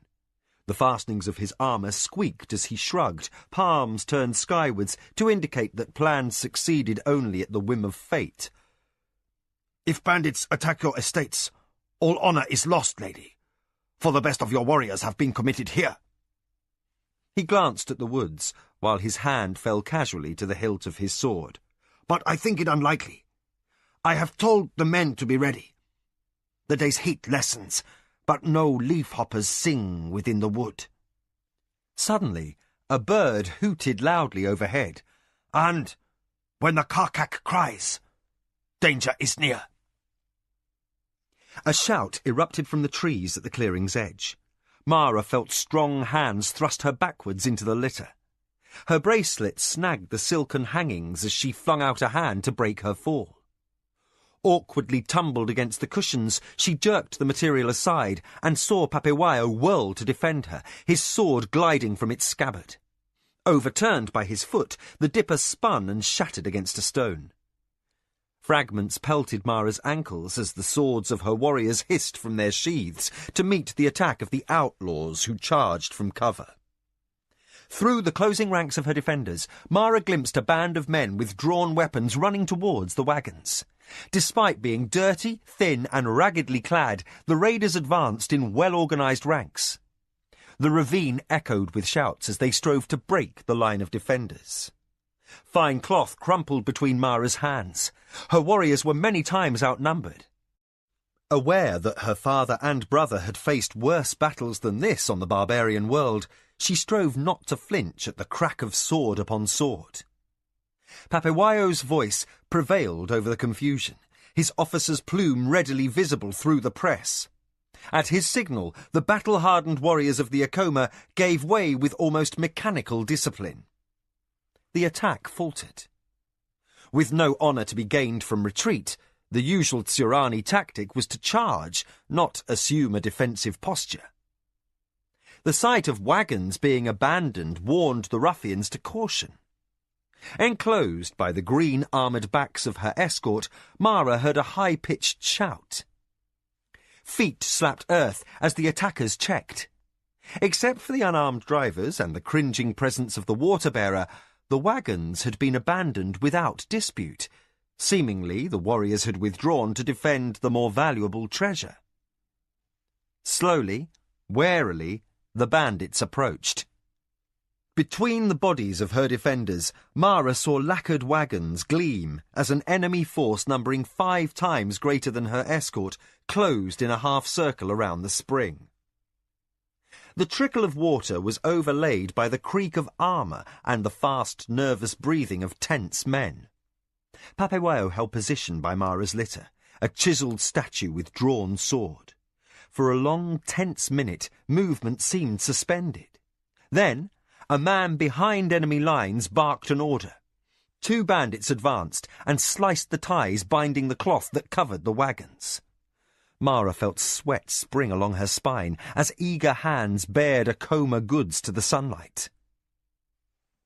Now came the most difficult moment, since for a time her warriors must hold their line regardless of insult or provocation. Only if the outlaws threatened Mara would the Acoma soldiers answer. The bandits quickly realised that no counterattack would be forthcoming. With shouts of exultation, they hefted bags of thysa from the wagon.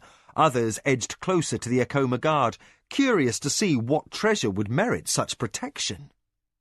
As they neared, Mara caught glimpses of grimy knuckles, tattered cloth, and a crude and mismatched accumulation of weapons. Yet, the manner in which the blades were held indicated training and skill and ruthless need. These were men desperate enough to kill and die for a wagon weight of poor-quality thysa. A shout of unmistakable authority cut through the jubilation of the men beside the wagon. "Wait! Let that be!" Falling silent, the bandits turned from their booty, some with sacks of grain still clutched to their breast. "Let us see what else fortune has brought us this day." A slender, bearded man, who was obviously the commander of the band, broke through the ranks of his underlings and strode boldly towards the warriors guarding Mara. He paused midway between the lines, sword at the ready, and a cocky sureness to his manner that caused Papewayo to draw himself up. "Steady, Pape," Mara whispered, more to reassure herself than to restrain her strike leader. Stifled in the confines of her litter, she watched the bandit make a disparaging gesture with his sword. "What's this? Why should men with swords and armour and the honour of a great house not fight?" The bandit commander shifted his weight, betraying underlying uneasiness. No Tsurani warrior he had known had ever hesitated to attack, even die, since the highest accolade a fighter could earn was to perish in battle. Another step brought him near enough to catch sight of Mara's litter. No longer puzzled, he craned his neck, then cried, "A woman!" Mara's hands tightened in her lap. Head high, her pale face expressionless, she watched the bandit leader break into a wide grin. As if a dozen warriors standing ready to dispute his conquest were no deterrent, he spun to face his companions. A fine day, men! A caravan and a captive, and not a man's blood spilt to the Red God. Interested, the nearer outlaws dropped sacks of thysa and crowded together, weapons aggressively angled towards the Acoma lines. Their commander turned in Mara's direction and shouted, "Lady, I trust your father or husband is loving and rich, or if not loving, then at least rich, for you are now our hostage." Mara jerked aside the curtain of the litter. She accepted Papawayo's hand and rose, saying, "Your conclusion may be premature, bandit." Her poise caused the outlaw leader a stab of uncertainty. He stepped back, daunted by her confidence. But the armed company at his back lost none of their eagerness, and more men drifted from the woods to observe the exchange. Looking past the shoulders of her guards at the slender man, Mara demanded, "What is your name?" Regaining his bantering manner, the bandit leader leaned on his sword. "Lujan, lady!" He still showed deference to one obviously noble. "Since I am destined to be your host for a time, may I inquire whom I have the honor of addressing?" Several outlaws laughed at their leader's mock display of manners. Mara's escort stiffened with affront, but the girl herself remained calm. "I am Mara, Lady of the Acoma." Conflicting expressions played across Lujan's face. Surprise, amusement, concern, then at last consideration. He lifted his sword and gestured delicately with the point. "Then you are without husband or father, Lady of the Acoma. You must negotiate your own ransom." Even as he spoke, his eyes played across the woodlands behind Papawayo and Mara, for her confident stance and the smallness of her retinue suggested something out of place. Ruling ladies of great houses did not place themselves at risk without reason. Something in his posture caused alarm in his men, nearly 150 of them, as well as Mara could estimate. Their nervousness grew as she watched. Some cast about for signs of trouble, while others seemed on the point of charging Papawayo's position without order. As if the situation were not about to turn from dangerous to deadly, Mara smiled and fingered her bracelets. "My force commander said I might be annoyed by an unkempt lot like you." Her voice became peevish. "I despise him when he's right. Now I'll never hear the end of his nattering." At this, some of the outlaws burst into laughter. Papawayo showed no reaction to this unlikely description of Keoke. He relaxed slightly, aware that his mistress sought to lessen tension and avoid an imminent conflict. Mara looked at the bandit chieftain, outwardly defiant, but secretly attempting to gauge his mood. He insolently levelled his weapon in her direction. "How convenient for us you failed to take your advisor's suggestion seriously. In future, you would be well advised to heed such counsel, if you have the opportunity." Several of the Acoma soldiers tensed at the implied threat.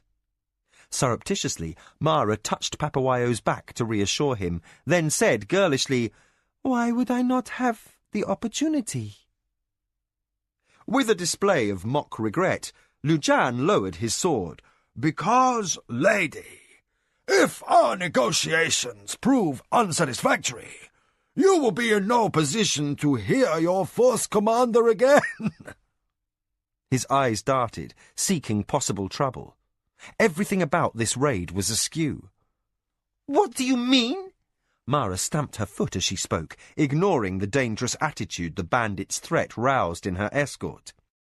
"I mean that while I'm not certain how much value you place on your own freedom, I do know what price you'll fetch on the slave blocks at Migran." Lujan jumped back half a step, sword poised, as Akoma guards barely restrained themselves from answering such insult with attack. Sure of retaliation, the bandits raised weapons and crouched. Lujan scanned the clearing furiously as both sides stood on the brink of combat, yet no charge came. A gleam of understanding entered the outlaw's eyes. "You plot something, pretty mistress?" The words were half question, half statement. Unexpectedly amused by the man's impudence, Mara saw that the outlaw's brash and provocative comments were intended to test her mettle in turn. She realized how closely she had come to underestimating this Lujan. That such a clever man could go to waste, she thought. Striving to buy time, she shrugged like a spoilt child. Lujan stepped boldly forward and, reaching through the line of her guards, fingered the scarf at her neck with a rough and dirty hand. Reaction followed instantaneously. Lujan felt sudden pressure against his wrist. Looking down, he saw Papewayo's sword a hair's breadth away from severing his hand. The outlaw's head jerked up so his eyes were level with the strike leader's. In flat tones, Papewayo said, "There is a limit." Lujan's fingers unclenched slowly, freeing Mara's scarf. He smiled nervously, adroitly withdrawing his hand, then stepped away from Mara's guard. His manner now turned suspicious and hostile, for, under normal circumstances, to touch a lady in such a way would have cost his life. "There is some deception here, lady. What game is this?" He gripped his sword tightly, and his men shuffled forward, awaiting only his order to attack. Suddenly aware that Mara and her officer were closely observing the rocks above the clearing, the bandit chieftain swore. "No ruling lady would travel with so few warriors. I am a fool!" He started forward, and his men tensed to charge, when Mara shouted, "Kioke!" An arrow sped through the air to strike the ground between the outlaw leader's legs. He pulled up short as if reaching the end of a tether. Teetering for an instant on his toes, he awkwardly stumbled back a pace. A voice rang out from above. "One step closer to my mistress, and you're a dead man!" Lujan spun towards the voice, and high above Kioke pointed a drawn sword at the bandit chieftain. The force commander nodded grimly, and an archer fired a signal arrow over the ridge of the ravine. It rose with a whistling scream, cutting through his shout as he called to his sub-commanders, "Answer me! Messiah!" Other shouts answered from the woods. Flanked from the rear, outlaws whirled to catch glimpses of polished armour between the trees, the tall plumes of an officer's helm at the fore. Uncertain how large a force had been pitched against him, the bandit chieftain reacted instantaneously. In desperation, he whirled and yelled his command to charge the guard around Mara's litter. A second shout from Kioke jerked his offensive short. "Dakoya! Hunzai! Advance! Prepare to fire!" The skyline above the ridge suddenly became notched with the silhouettes of 100 helms, punctuated by the curved horns of bows. A racket erupted, as if several hundred men advanced through the woods that surrounded the clearing. The bandit chieftain gestured, and his men stumbled to a halt. Caught at an uncomfortable disadvantage, he scanned the sides of the ravine in a belated attempt to assess his odds of recovery. Only one senior officer stood in clear sight. He had called the names of 4 strike leaders. Eyes narrowed against the sun glare, Lujan reviewed the deployment of his own men. The situation was next to impossible. Mara had abandoned her girlish airs. Without even a glance at her bodyguard for direction, she said, "Lujan, order your men to put their weapons down." "Has reason fled?" Soundly outflanked and caught in a bottle-necked position, the outlaw leader straightened with a defiant smile. Lady, I salute your plan to rid your estates of pesky neighbours, but even now I must point out your person is still at risk. We are trapped, but you could still die with us. Even in the face of overwhelming odds, this man sought to wrest circumstance to his advantage. Perhaps we could come to some sort of accommodation, he quickly observed. His voice reflected a roguish banter and desperate bluff, but never a trace of fear. Perhaps, if you let us depart in peace. Mara inclined her head. You misjudge us. Her jade bracelets clinked in the stillness as she placed a hand on Papewayo's arm, moving him slightly aside. Then she stepped past him and her guards, confronting the bandit chief face to face. As ruling lady of the Akoma, I have placed myself at risk so that we might speak. Lujan glanced at the ridgetop. Perspiration glistened on his forehead, which he blotted on his tattered and dirty sleeve. I am listening, lady. Her guards like statues at her back. Mara caught the ruffian's gaze and held it. First, you must put down your weapons. The man returned a bitter laugh. I may not be a gifted commander, my lady, but I am not an idiot. If I am to greet the Red God this day, still I will not surrender myself and my companions to be hung for stealing some cows and grain. Though you have stolen from the Akoma and killed a slave boy, I have not gone to this trouble simply to see you hang, Lujan. Though Mara's words rang sincere, the outlaws were reluctant to believe. Weapons shifted among their ranks, and eyes darted from the threatening force on the ridge to the smaller band of soldiers who guarded the girl. As tension intensified, Lujan said, Lady, if you have a point to make, I suggest you speak quickly, else we may find a number of us dying, you and I first among them. Without orders, and with no deference for rank, Papewayo closed the distance between himself and his mistress. Gently but firmly he moved Mara back and interposed himself between the ruling lady and the bandit leader. Mara allowed the familiarity without comment. I will guarantee you this. Surrender to me and listen to my proposal. If you wish to leave when I have done speaking with you and your men, then you will be free to depart. So long as you never again raid Akoma lands, I will not trouble you. On this you have my word. Uncomfortably aware that archers even now trained their weapons on his person, Lujan regarded his men. To the last miserable rank they were undernourished, some scrawny to the verge of ill health. Most carried only a single weapon, a badly made sword or knife. Few wore adequate clothing, much less armour.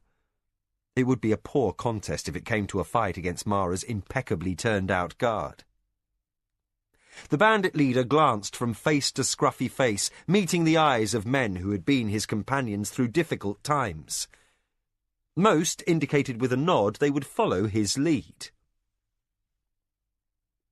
Lujan turned back to Mara with a slight sigh and reversed his sword. Lady, I have no house to call upon, but what shred of personal honour I call my own is now in your hands. He surrendered his blade to Papewayo. Weaponless and entirely dependent upon her good will, he bowed with stiff irony and commended his following to accept this example. The sun beat down on the green-lacquered armour of the Akoma and the ragged shoulders of the bandit company. Only birds broke the silence and the trickle of the spring as men studied the girl in her fine robes and jewellery. At last, one bandit stepped forth and surrendered his knife. He was followed by another with a scarred leg, and another, until in a wave the company gave over their weapons. Blades tumbled from loosened fingers to fall with a clatter at the feet of the Acoma warriors. Shortly, not an outlaw remained who carried arms. When the men of her retinue had collected the swords, Mara stepped forward. The bandits parted to let her past, wary of her and of the bared blade Papewayo still carried at her shoulder. While on duty, the first strike leader of the Acoma had a manner even the bravest man would not lightly challenge. The most reckless of the outlaws maintained their distance, even when the warrior turned his back to lift Mara to the tailboard of the nearest wagon. Looking down on the ragged company, the lady of the Acoma said, "Is this all of your men, Lujan?" The fact that she had issued no order to relax the stance of her archers caused the bandit leader to reply with honesty. "Most are here. 50 more maintain our camp in the forest or forage nearby. Another dozen keep watch on the various roads." Perched atop the Thysa sacks, Mara hastily calculated. "You command perhaps 12 dozen here? How many of these were soldiers? Let them answer for themselves." Of the band clustered around the rear of the wagon, close to 60 raised their hands. Mara smiled encouragement and said, "From what houses?" Proud to be asked of their former heritage, they shouted, "Saidano! Almatch! Raimara!" and other houses known to Mara, most of which had been destroyed in Almecho's rise to the office of warlord, just before Ichindar's succession to the throne of the empire. As the clamour died down, Lujan added, "I was once strike leader of the Kotai, lady." Mara arranged her sleeves and sat. Her frown grew pensive. "What of the rest of you?" A man stepped forward, burly despite the evident ravages of hunger. He bowed. "Mistress, I was a farmer from the Kotai estates to the west of Migran. When my master died, I fled and followed this man." He pointed respectfully to Lujan.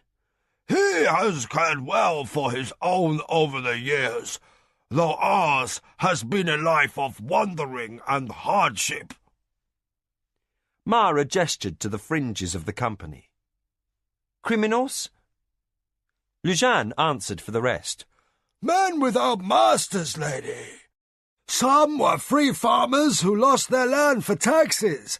Others were guilty of misdemeanor. Many are grey warriors. But murderers, thieves, and men without principle are given no welcome in my camp."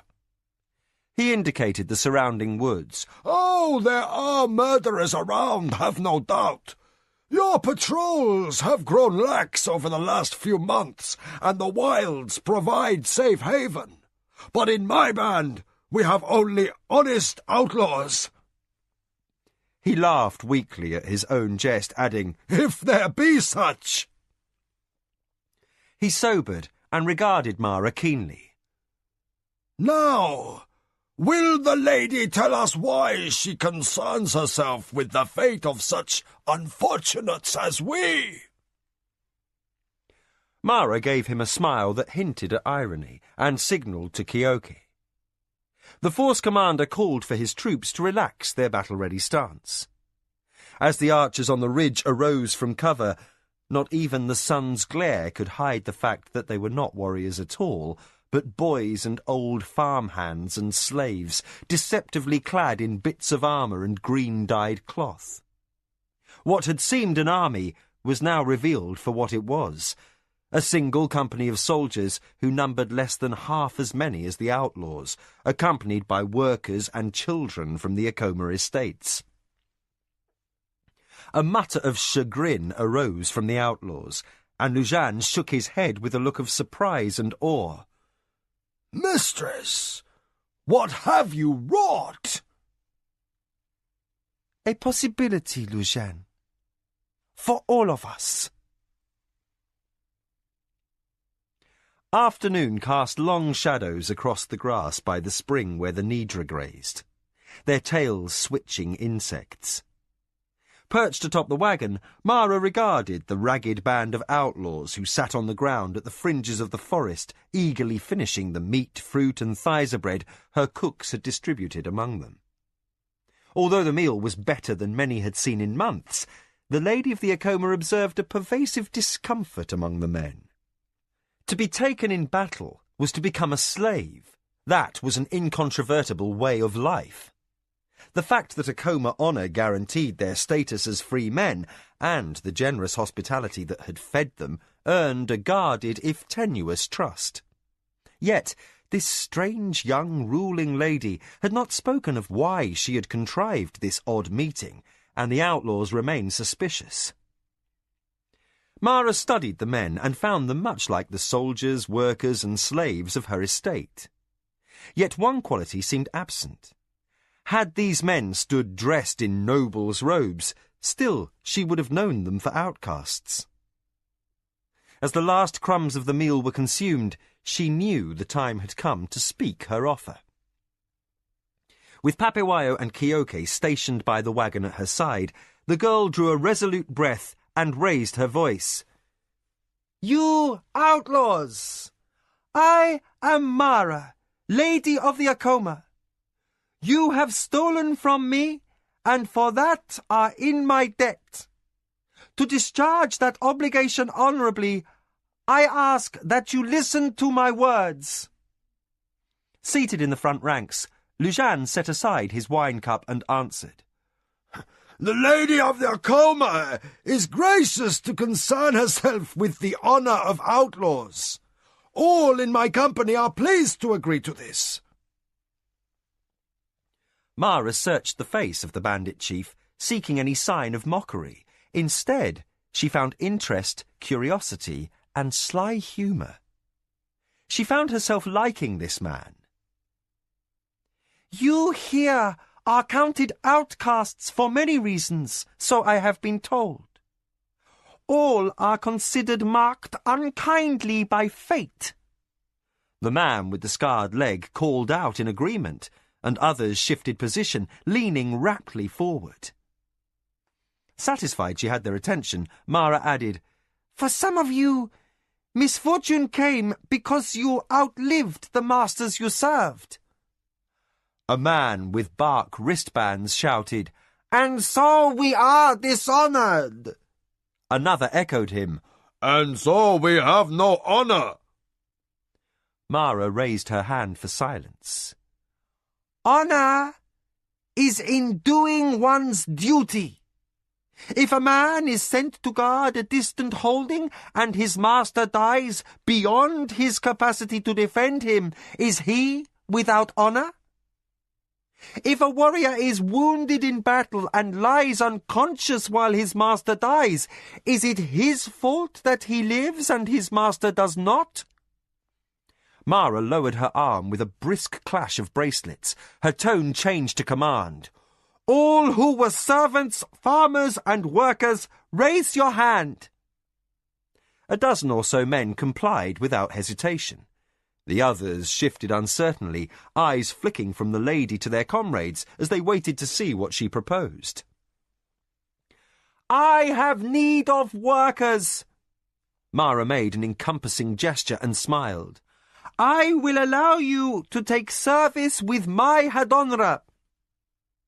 Order vanished. All the bandits began speaking at once, from mutters to shouts, for the lady's offer was one unprecedented within the empire.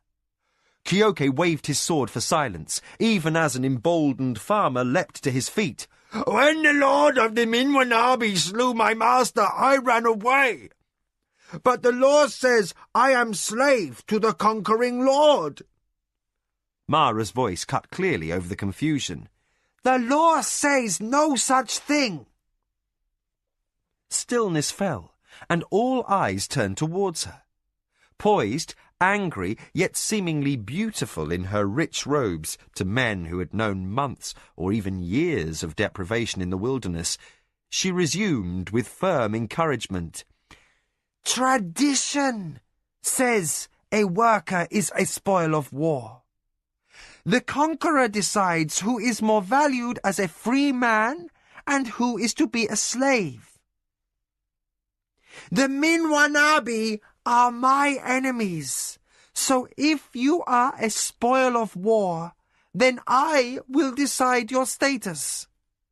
You are free. The silence at this point became oppressive, charged like the shimmer of heat waves above the sun-baked rock. Men shifted restlessly, troubled by the upset of order as they knew it, for social subtleties dictated every walk of Tsurani life. To change the fundamental was to sanction dishonour and risk the unbinding of a civilization that had continued unbroken for centuries. Mara sensed the confusion among the men. Glancing first to the farmers, whose faces wore transparent expressions of hope, then to the most sceptical and hardened of the grey warriors, she borrowed from the philosophies learned at Lashima's temple. The tradition we live by is like the river that springs from the mountain lands and flows always to the sea. No man may turn that current uphill. To try would defy natural law. Like the Akoma, many of you have known misfortune. Like the Akoma, I ask you to join in turning the course of tradition, even as storms sometimes cause a river to carve a new bed. The girl paused, eyes veiled by her lashes as she stared down at her hands. This moment was critical, for if even one outlaw cried out in opposition to what she had said, she would lose control. The silence weighed upon her unbearably. Then, without a word, Papewayo calmly removed his helm. The black scarf of the condemned upon his brow lay bare for all to see. Lujan exclaimed in astonishment, startled as the rest to find a man condemned to death standing in a position of honour in the retinue of a great lady. Proud of Pape's loyalty and the gesture he had made to show that shame could be other than tradition dictated, Mara smiled and laid light fingers on the shoulder of her strike leader. This man serves me with pride. Will others among you not do the same? To the farmer displaced by the Minwanabi, she said, If the lord who vanquished your master wishes another farmer, then let him come for you. With a nod towards Keoke and her warriors, she added, The Minwanabi will have to fight to take you, and upon my estate you shall be a free man. The farmer sprang forward with a wild cry of joy. You offer your honour? You have my honour, answered Mara, and Keoke bowed to affirm his loyalty to her command. The farmer knelt where he stood and offered crossed wrists to Mara in the time-honoured gesture of fealty. Lady, I am your man. Your honour is my honour. With those words, the farmer announced to all that he would die as readily as any of her warriors to defend the Akoma name. Mara nodded formally, and Papewayo left her side. He wended his way through the bandit company until he stood before the farmer. By ancient ritual, he placed a cord about the man's wrists, then removed the mock bonds, showing that the man, who might have been kept as slave, was instead accepted as a free man. Excited talk broke out as a dozen other men crowded around. They knelt in a circle around Papewayo, eager to accept Mara's offer and the hope of a new life. Keoke detailed a warrior to gather the newly sworn workers together. Akoma guards would accompany them back to the estate, where they would be assigned housing and field work by Jikan. The remaining company of bandits watched with the hope of the desperate as Mara spoke again. You who were outlawed, what were your crimes? A short man, pale with sickness, called hoarsely, I spoke ill of a priest, lady. I kept grain back from the tax collector for my hungry children, cried another. The list of petty misdemeanours continued until Mara had ascertained the truth of Liu Jian's claim that thieves and murderers found no sanctuary within his company. To the condemned, she said, "Leave as you will, or take the service as free man. As ruling lady of the Akoma, I offer you pardon within the borders of my lands." Although imperial amnesty was beyond the authority of any ruling lord or lady, Mara knew no minister of the imperial government would likely raise objections over the fate of a lowly, next-to-nameless field hand, especially if he had never heard of such an amnesty. The pardoned men grinned at the cleverness of the lady and hurried to Papawayo to swear service. They knelt gladly. As Akoma workers, they might face threat from Mara's enemies, but danger in service to a great house was preferable to their bitter existence as outlaws. The shadows of the afternoon lengthened beneath the trees. Golden light scattered through where the branches were thinnest. Mara looked at the depleted ranks of the outlaw band, and her gaze settled at last upon Liu Jian. "You, soldiers without masters, listen carefully."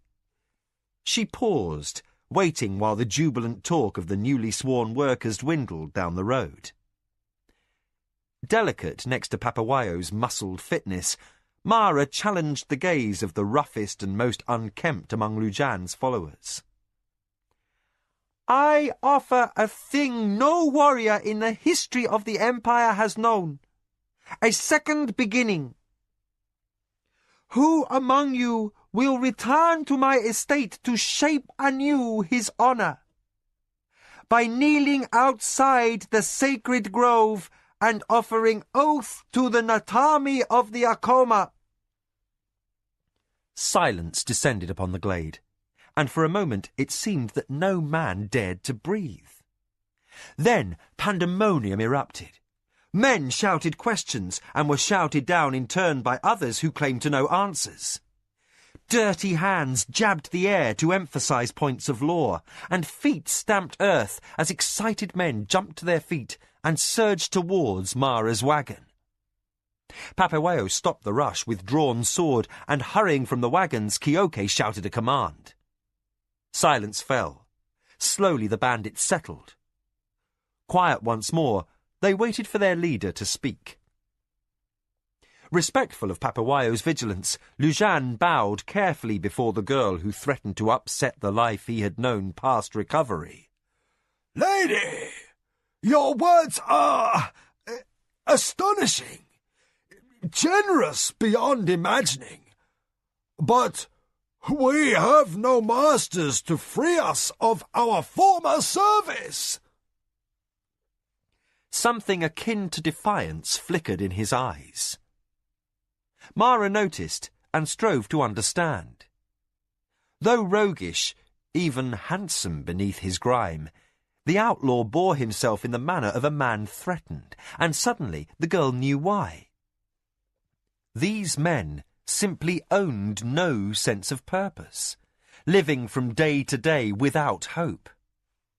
If she could make them take fate back into their own hands and swear loyalty to the Akoma, she would gain warriors of inestimable value. But she had to make them believe once more. "You have no service," she said gently to Liu Jian. "But we gave oath." His voice fell to barely above a whisper. "No offer like this has been made before. Who among us can know what is honourable?" Liu Jian seemed half pleading, as if he wished Mara to dictate what was right, and the rest of the company looked to their chieftain for guidance. Suddenly feeling every inch the unseasoned 17-year-old novice of Lashima, Mara turned to Kioke for support. The old warrior did not fail her. Though he was as discomforted as Liu Jian by this abuse of tradition, his voice remained calm. A soldier must die in the service of his master, or be dishonored, so it is held. Yet, as my lady points out, if fate decrees otherwise, no man is fit to argue with the gods. If the gods do not wish you to serve the Akoma, their displeasure will certainly be visited upon that house. My lady assumes that risk in her own behalf and yours. With or without the favor of heaven, all of us will die. But the bold among you will chance misfortune. And he paused for a long moment before adding, And die as soldiers. Lujan rubbed his wrists unconvinced. To anger the gods was to invite utter ruination. At least as an outlaw, the miserable existence he would endure for life might expiate his failure to die with his master, perhaps earning his soul a higher station when it was next bound to the wheel of life. As the bandits reflected the nervousness of their leader, each plainly divided within himself, Papewayo scratched his scar and said thoughtfully, I am Papewayo, first strike leader of the Akoma. I was born to service with this house, but my father and grandfather counted kin with cousins serving the Shinzawai, the Wedewayo, the Anasati. He paused, and when no man spoke, added the names of several more houses. Lujan stood frozen, his eyes half closed, as behind him a man called out, My father served the house of Wedewayo, where I lived before I took service with the Lord of the Serak. His name was Almaki. Papewayo nodded, thinking quickly. Was this the Almaki who was cousin to Papendayo, who was my father? The man shook his head in disappointment. No, but I knew him. He was called Little Almaki, as my father was Big Almaki. I had other cousins of my father serving there, though. Papewayo beckoned the man from the ranks, and out of Mara's hearing they spoke quietly for several minutes. After an animated interval, the bandit broke into a broad grin, and the strike leader turned to his mistress with a deferential bow. My lady, this is Toram. His uncle was cousin to a man who married a woman who was sister to the woman who married my father's nephew. He is my cousin, and worthy of service to the Akoma. Mara hid a smile behind her sleeve.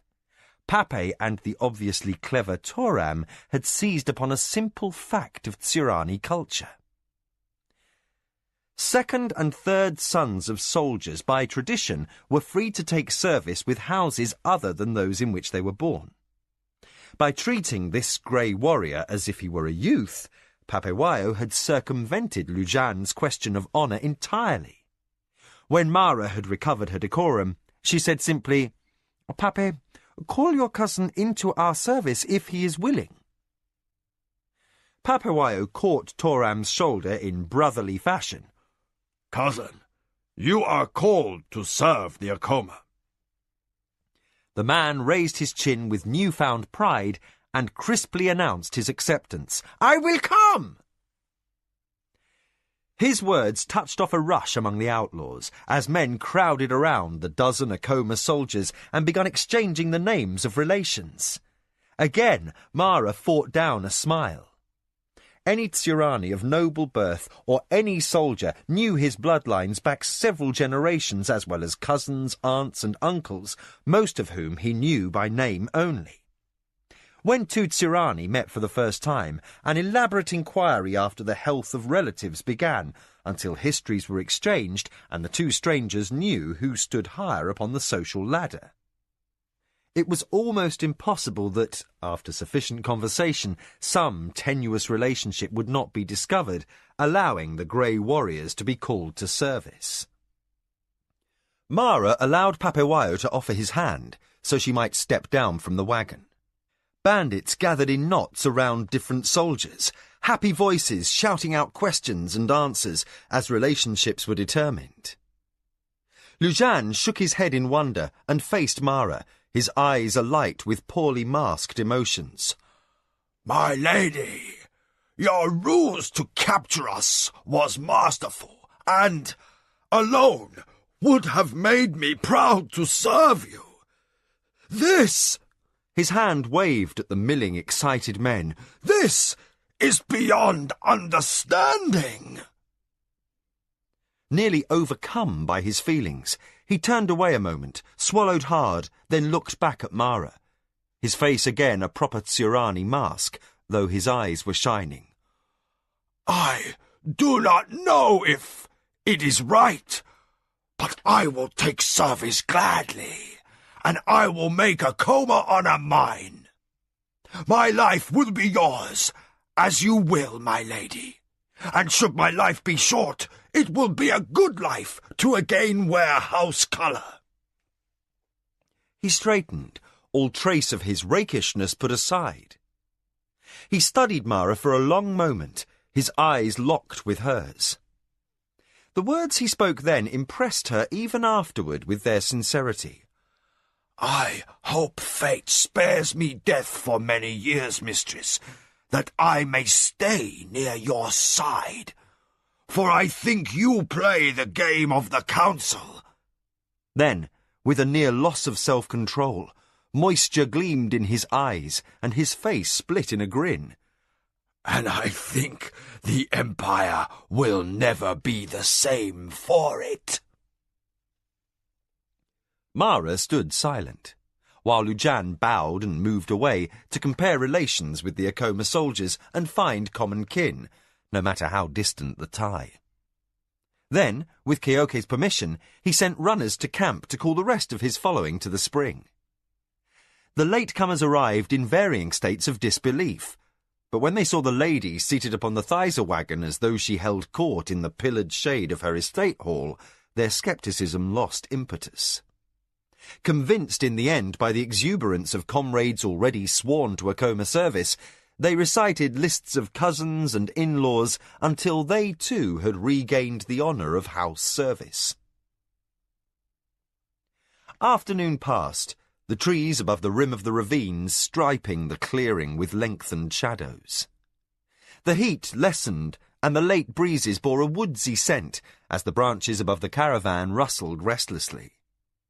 Satisfied with the events of the day, Mara watched a flock of garguin birds swoop down to feed upon insects blown along by the breeze.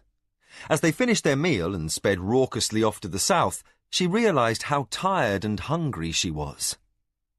As though thinking in concert with her, Keoke paused by Mara's side. Lady, we must leave directly, if we are to reach your estate by nightfall. Mara nodded, longing now for soft cushions in place of rough bags of Thysa. Weary as she was of the stares of hungry men, the privacy of her litter seemed suddenly inviting. Loudly enough for the men to hear, she called, "Let us be away then, Force Commander. There are Akoma soldiers here who would like a bath, a hot meal, and rest in a barracks where the fog won't dampen their blankets." Even Mara could not keep her eyes free of moisture at the shout of unalloyed joy that sprang from the lips of the bandits. Men who so recently had stood ready to fight against her now were eager to defend her. Silently, the girl gave thanks to Lashima. This first victory had come easily, but against the strength of the Minwanabi and the scheming cleverness of the Anasati, in the future her success would come with difficulty, if at all. Jostled back against the cushions as her slaves raised her litter, Mara felt limp. She allowed herself a deep sigh of relief. All the doubt and fear suppressed through armed confrontation and negotiation with the bandits surfaced behind the privacy of her curtains. Until now, she had not dared admit how frightened she had been. Her body quivered with unexpected chills. Aware that dampness would mar the fine silk of her gown, she sniffed and suppressed a maddening urge to weep. Lano had ridiculed her emotional outbursts as a child, teasing her about not being Tsurani, though women were not expected to hold themselves in check the way men did. Remembering his laughing banter, and the fact that she had never seen her father betray any uncertainty, any doubts or fears, she closed her eyes, immersing herself in an exercise to calm herself. The voice of the teaching sister who had schooled her at the temple of Lashima seemed to answer within her mind. Learn the nature of self. Accept all aspects of self. Then the mastery can begin. Denial of self is denial of all. Mara sniffed again. Now her nose dripped also. Pushing her sleeves out of harm's way, she silently admitted the truth. She had been terrified. Most so at the moment she had thought the bandits might be attacking her estates while she futilely searched the hills for them. Again Mara scolded herself. This is not how a ruling lady acts. Then she understood the root of her feelings. She didn't know how a ruling lady was expected to act. Lacking any school in governance, she was a temple girl thrust into the deadliest contest in the empire. Mara reviewed an early lesson from her father. Doubts could only cripple one's ability to act decisively. And in the game of the council, to hesitate was to die. To avoid dwelling on weakness, Mara peered through a crack in the curtains at the newly recruited Akoma retainers. Despite soiled clothing, haggard faces, arms like sticks, and eyes of frightened animals, these men were soldiers. Yet now Mara recognized a quality in them she had failed to see before. These outlaws, even the roguish Lujan, had been just as frightened as she. Mara found that perplexing, until she reconsidered the ambush from their perspective. Despite being outnumbered, the Akoma warriors were all battle-tested soldiers, properly armed and fit. Some of these grey warriors hadn't seen a decent meal in a year, and their weapons were an odd assortment of discarded, stolen, or crudely fashioned swords and knives. Only a few had anything like a shield, and none wore body armour. No, thought Mara. Many of those sad, desperate men must have expected some of their unfortunate brotherhood to die this day, and each would have wondered if he'd be among that number. The men marched unaware of their mistress's observation. Their faces revealed a play of other emotions, among them hope and the fear of false hope. Mara sank back upon the cushions, absently focusing on the colourful design of the litter's tapestry covering. How had she suddenly come to see all these things in these men's faces? Could her fear have triggered some perceptiveness she had not understood within herself? Then, as if her brother Lanakota sat beside her, memory of his presence filled her mind. If she closed her eyes, she could hear him whisper, "You are growing up, little sister." Suddenly, Mara could no longer contain her tears. Now, her weeping did not arise from sorrow, but from a jubilant upwelling similar to the joy she had known when Lano had last won the summer games in Sulankur. On that day, Mara and her father had cheered like peasants from the stands, for a time unconcerned with the mores of social status and decorum. Only now her emotions swept her tenfold more powerfully. She had won. She had tasted her first victory in the game of the council, and the experience whetted her wits, left her yearning for something more and greater. For the first time in life, she understood why the great lords strove and even died for the chance to gain in honour.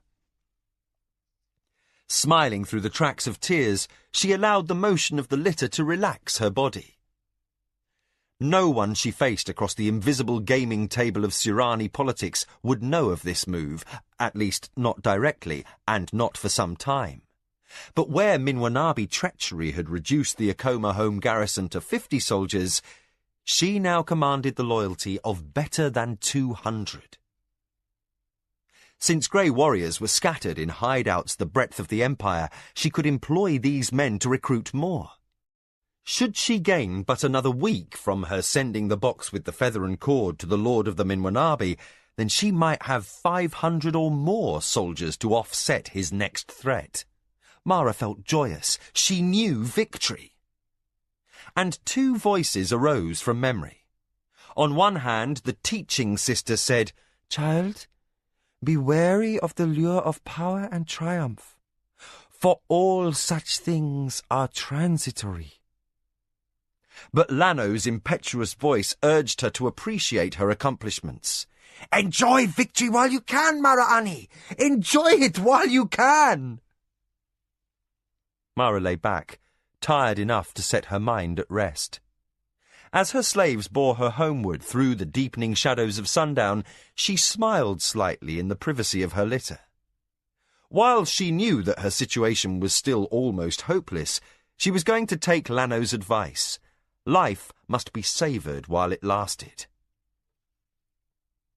The wagon wheels creaked and turned, and the Nidra snorted, while the dust of tramping men turned the air ochre and gold. Sunset faded slowly to twilight as Mara's unlikely caravan, with its ill-assorted company of men-at-arms, made its way down the road to the Acoma estate. The torches by the main door of the estate house lit a courtyard thrown into confusion. The earlier arrival of the formerly masterless workers and farmers had busied Jikan and his staff to the exclusion of all else, as meals and quarters and jobs were meted out to all. When Mara's caravan returned on the edge of nightfall with Lujan's ragged, underfed warriors, the Hadonra threw his hands in the air and begged the gods for an end to an impossible day's work. Hungry himself, and by now resigned to a tongue-lashing from his wife for missing his children's bedtime, Jikan dispatched word to the cooks to prepare yet another cauldron of thaisa and to cut cold meat and fruit. Then, shorter than most of his charges, and having to make up the difference by being tirelessly energetic, the Hadonra began the task of taking names and tallying which men needed clothing and which sandals. While Kyoke began the task of sorting the newcomers into companies, Jikan and his assistants assembled a team of slaves to sweep out an empty barracks and fetch blankets for sleeping mats. Without formal instructions from anyone, Lujan took on the role of officer, reassuring or bullying where necessary to help get his company settled.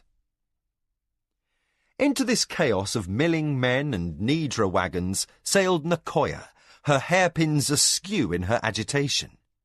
She gave Lujan's raffish company a brisk glance and homed in at once on Mara's litter. Weaving a determined path through the press, she arrived just as Papawayo assisted his lady from the cushions to her feet. Stiff from sitting and dazzled by the torchlight, Mara observed that silent moment when her strike leader surrendered her care to Nakoya.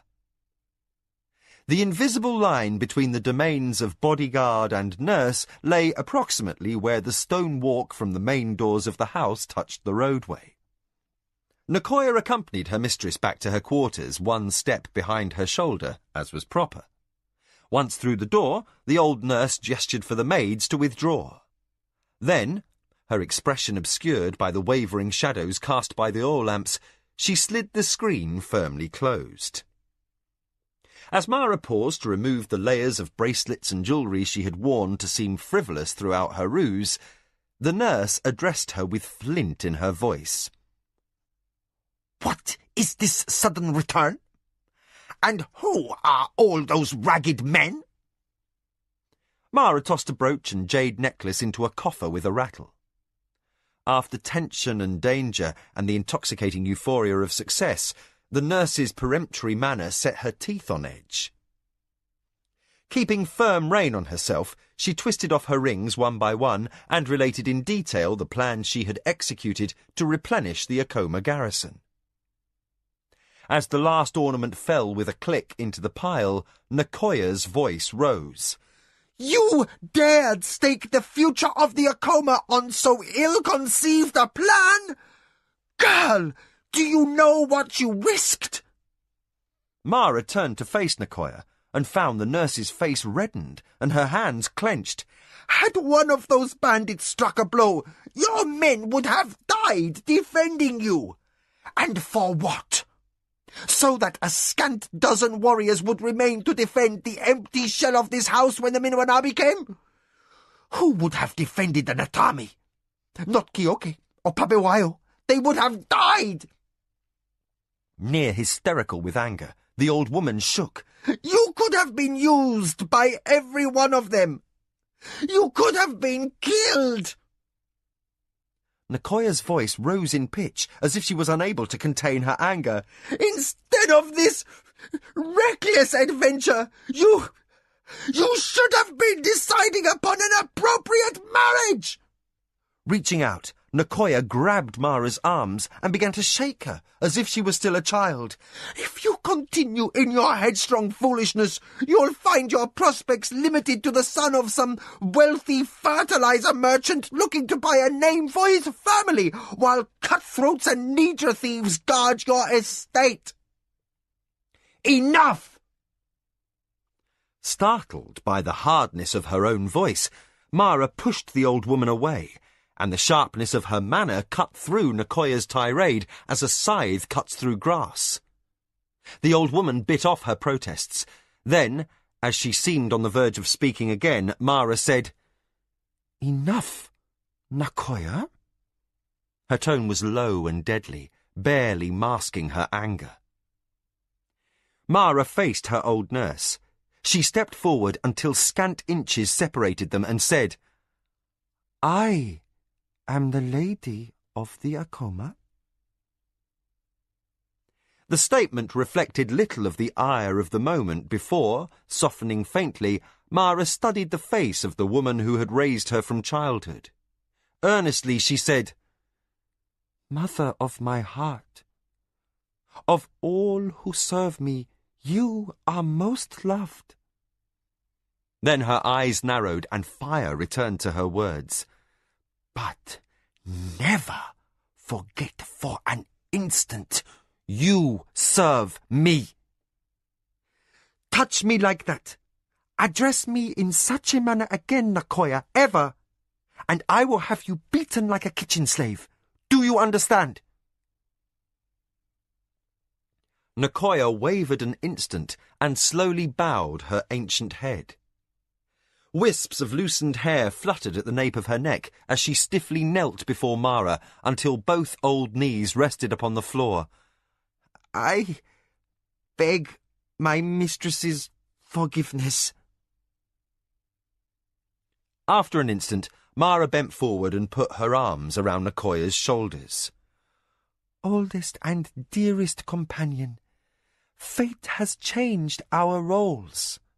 Only days ago I was novitiate in the temple, and you were my teacher and mother. Now I must rule over you, even as my father did. You serve me best by sharing your great wisdom. But, in the end, I alone must choose which path to follow." Hugging the trembling old woman close, Mara added, "And should you doubt, remember that I was not captured by bandits. Pape and Kioke didn't die. I chose well. My plan succeeded, and now we gain back some of what was lost." Nakoya was silent, then whispered, "You were right." Mara released the old woman and clapped her hands twice. Maids hurried in to tend their mistress while the old nurse rose from the floor. Shaking still from the reprimand, Nakoya said, "Lady, have I permission to withdraw?" Mara lifted her chin as a maidservant began unfastening the collar of her robe. "Yes, old one. But attend me after I bathe. We have much to discuss. I have given much thought to what you have advised. The time has come for me to make arrangements for marriage." Nakoya's dark eyes opened wide. On the heels of Mara's sudden willfulness, this concession came as a total surprise. "Your will, my lady," she said. She bowed and departed, leaving the maids to their work. In the dimness of the corridor, the old woman straightened her spine with relief. At last, Mara had come to accept her role as ruling lady, and, while the vehemence of Mara's rebuke had stung sharply, the release of responsibility for a child who must manage the honour of her ancestors brought a sense of profound satisfaction. The old nurse nodded to herself. If prudence was not among Mara's virtues, the girl at least had inherited her father's astonishing boldness and courage. An hour later, the lady of the Acoma rose from her bathing tub. 2 maids wrapped her glistening body in towels, while another restored the screens that partitioned the wooden tub from the rest of the sleeping quarters. Like all Tsurani great houses, the number and size of rooms were strictly a function of where and how screens and doors were placed. By sliding another screen door, Mara's sleeping chamber could be reached from the study without leaving the central apartments. The air was still hot. Mara chose the lightest of her silk robes, barely covering mid-thigh and almost transparent, with no heavy embroidery. The day had tired her greatly, and she wished for simplicity and relaxation. Later, in the cooler hours of late evening, she would don a longer, heavier outer robe. But, in the presence of her maids and Nicoya, Mara could enjoy the immodest but comfortable lounging robe. At her lady's command, a maid pulled aside a screen that opened onto a small section of the inner court garden, always available to Mara for reflection and contemplation. While a dozen servants could hurry on errands through the central courtyard of the house, the clever placement of screening shrubs and dwarf trees provided a cranny of green where their passing would not intrude. Nicoya appeared as Mara seated herself before the opening. Silent, and showing signs of nervous exhaustion, the girl motioned for the nurse to sit opposite her. Then she waited. Mistress, I have brought a list of suitable alliances. Nicoya opened. Mara continued to stare out the door, her only movement a slight turning of her head as the maidservant in attendance combed out her long, damp hair. Presuming permission to continue, Nicoya unrolled the parchment between her wrinkled hands. Mistress, if we are to survive the plots of the Minwanabi and the Anasati, we must choose our alliance with care. We have 3 choices, I think. We can ally ourselves with an old and honoured name whose influence has gone into decline, or we can choose a husband from a family newly powerful and wealthy but seeking honour, tradition and political alliance, or we might seek a family that would ally because your family's name would add to some ambition of their own in the great game. Nicoya paused to allow Mara the chance to reply, but the young woman continued to stare into the gloom of the garden, the faintest of frowns creasing her brow. The maid finished with the combing. She bundled Mara's hair into a neat knot, bowed, and withdrew. Nicoya waited. When Mara still made no move, she cleared her throat, then opened the scroll with well-concealed exasperation and said, I have ruled out those families who are powerful but lack tradition. You would be better served by a marriage to a son of a house that in turn has powerful allies, as this means possible entanglements with the allies of the Minwanabi and especially the Anasati. There are few truly acceptable houses. She looked again at Mara, but the lady of the Acoma seemed to be listening solely to the calls of the insects that wakened into song after sundown. As servants made rounds to trim the lamps, Nicoya saw that the frown had deepened upon Mara's face. The old nurse straightened the parchment with a powerful motion. Of all those likely to be interested, the best choices would be... Mara suddenly spoke. Nicoya, if the Minwanabi are the single most powerful house in the empire, which house is the most powerfully politically connected? Nicoya pushed her list into her lap. The Anasati, without question. If the lord of the Anasati did not exist, this list would be 5 times as long. That man has forged alliances with more than half the powerful lords in the Empire."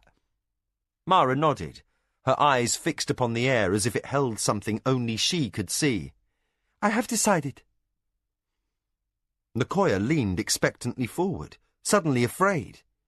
Mara had not even taken the list, let alone looked at the names Nicoya had dictated to the scribe. Mara turned and focused her gaze keenly upon Nicoya's face. "I shall marry a son of the Lord of the Anasazi." Chapter 4. Gambits. The gong was struck. The harmonics of its sound reverberated through the breadth of the great hall of the Anasazi. Hung with ancient war banners, the room was thick with the smell of old waxed wood and generations of intrigue. The vaulted tiled roof hid shadows so deep the place was sombre even with candles lit. The hall itself swallowed echoes, to the point where the assembled courtiers and retainers seated and waiting seemed barely moving statues who made no sound. At the head of a long carpeted centre aisle, upon an imposing dais, sat the Lord of the Anasazi in his formal robes of office. Beneath the tiered weight of his ceremonial headdress, perspiration glossed his forehead. His bone-thin features showed no trace of discomfort, though his attire was stifling in the heat of midday. A dozen sashes of scarlet and yellow restricted his breathing, while the bows that flared out like starched wings behind him bound his shoulders. Each time he moved, servants were obliged to rush to his side and adjust them. In one hand he held a large carved wand, its origins lost in time, sign of his supremacy as ruling lord. Across his knees rested the ancient steel sword of the Anasazi, a relic second in importance only to the family Natami, handed down from father to son since the days of Golden Bridge and the escape when the nations first came to Kelawan. Now its weight bore down cruelly on old knees, an inconvenience he must endure, along with all the other trappings of office, while waiting for the upstart Akoma girl to arrive. The room was a veritable oven, for tradition dictated that all the screens must remain closed until the formal entry of the suitor. Takuma, Lord of the Anasazi, inclined his head slightly, and his first adviser Chumaka hurried to his side. "How long?" the Lord whispered impatiently. "Quite soon, Master." The loyal counsellor bobbed like a nervous rodent and elaborated, "The gong has rung thrice as Mara's litter reached the outer gate, while it entered the main house, and now as it passes through the gate to the courtyard. The 4th chime will sound when she is admitted to your august presence, Lord." Irked by stillness when he longed for music, the Lord of the Anasazi said, "Have you given thought to what I asked?" "Of course, my lord. Your wish is my desire. I have conceived of several appropriate insults to answer the Akoma bitch's presumption." The adviser licked his lips and added, "To ask for your son Jiro as consort. Well, that would be brilliant." The Lord of the Anasazi shot his adviser a curious look, which caused his ritual gown to list left. Servants flocked to him and fussed until it was properly adjusted once again. Chumaka continued his comment. "Brilliant, if it had even the remotest hope of success. A marriage with any of your sons would bind you to the Akoma in an alliance. Not only would that deplete your resources to protect them, but then the witch could turn her full attentions to the Lord of the Minwanabe." The Lord of the Anasazi curled his lips with thinly disguised distaste for the man just named. "I'd marry her myself if I thought she had even the remotest possibility of defeating that Jaguna in the game of the council." He frowned at mention of the foul-smelling carrion-eater. Then his knuckles tightened on his wand as he thought aloud, "But what does she hope to gain? She must know I would never allow her to take Jiro as consort. The Akoma is the only family older than mine after the 5 great families. If it falls, and by some chance one of the 5 greats falls—" Chumaka finished the often-repeated wish of his lord. "Then the Anasati becomes one of the 5 greats." Takuma nodded. "And someday one of my descendants might rise to be a warlord." He cast a glance to the left, where his 3 sons waited upon a slightly lower dais. Closest to his father sat Halesko, heir to the Anasati mantle. Beside him was Jiro, the most clever and able of the 3, already likely to marry any one of a dozen great lords' daughters, perhaps even a child of the emperor's, bringing the Anasati another powerful political tie. Next to him slouched Buntakapi, intently picking dirt from under his thumbnail. Studying the lumpish visage of his youngest, the lord of the Anasati whispered to Chumaka, "You don't suppose by some act of providence she'd take Bunto, do you?" The councillor's thin eyebrows rose. "Our intelligence indicates she may be a bright girl, if unseasoned. But for her to ask for Bunto as consort would show a little more cleverness than I'd expect, Lord." "Cleverness? In asking for Bunto as consort?" Takuma twisted around in disbelief, causing his bows to droop and a second flurry of fussing from his servants. "Are you bereft of your senses?" Regarding the stolid 3rd son, the councillor said, "You might be tempted to say yes." With a look close to open regret, the lord of the Anasati sighed. "I would have to say no, I suppose, wouldn't I?" The first adviser clicked his tongue through his teeth. "Even Bunto would bring her too much political power. Consider if the Minwanabi dog accidentally killed Bunto while obliterating the Akoma. Don't forget the mess he made by sending that Hamoy assassin." The lord of the Anasati nodded. "Yes, I'd be forced to see his family suffer vengeance. It's a shame Minwanabi bungled Mara's assassination, but I guess that was to be expected. The man's worse than a Jaguna. He has the subtlety of a Nidra bull in a breeding pen." Takuma shifted in an attempt to find a more comfortable position, and his bows teetered.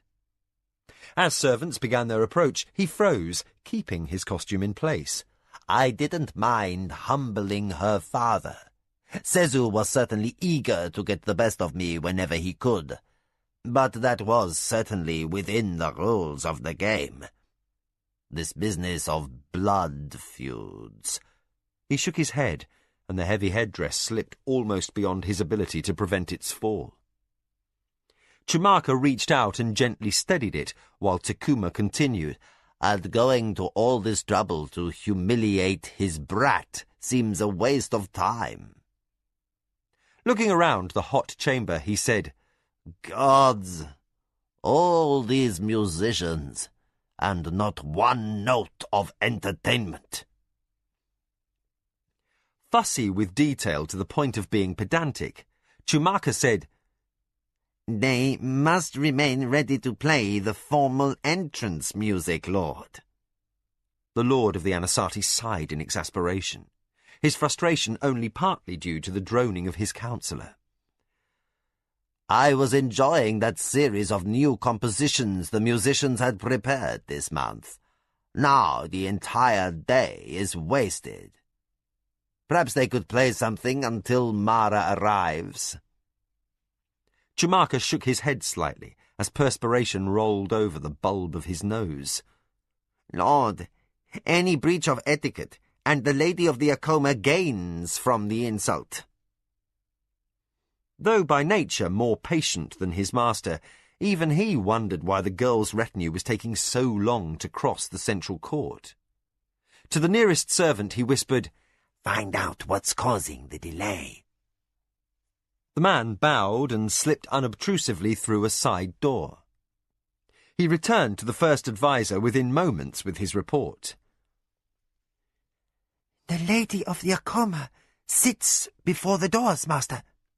Short-tempered at last, Chumaka whispered, "Then why doesn't someone ring the gong and admit her?" The servant glanced uncomfortably at the main entrance, guarded still by the costumed forms of the ceremonial door-openers. With a helpless gesture, he whispered, "She complained of the heat, and ordered scented damp towels and cool drinks brought for herself and her retinue, so they could all refresh themselves before their appearance, master." Chumaka considered the Anasati court, all of whom had been sitting for over an hour in the sweltering heat of midday in a closed room. Inwardly, he reconsidered his estimation of Mara. Her tardiness could be a clever manipulation, calculated to goad an opponent to petty anger, gaining her an advantage. Takuma said, "Well, how long can it take to drink a cup of water?" The servant said, "My lord, the lady's request caught us by surprise. It's taken time to fetch drink for so large a retinue." The lord of the Anasati exchanged glances with his first adviser. "Just how large is her retinue?" asked Chumaka. The servant reddened. Uneducated, he could not count reliably past 20. Still, he did his best to answer. "She brought 5 personal maids, and an old woman of some rank. I saw 2 officers with plumed helms."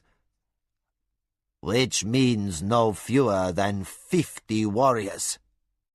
Takuma leaned towards his first adviser and spoke so low and quickly he almost hissed. "I thought you had informed me that her entire home garrison had been reduced to fewer than 50 warriors." Chumaka blinked.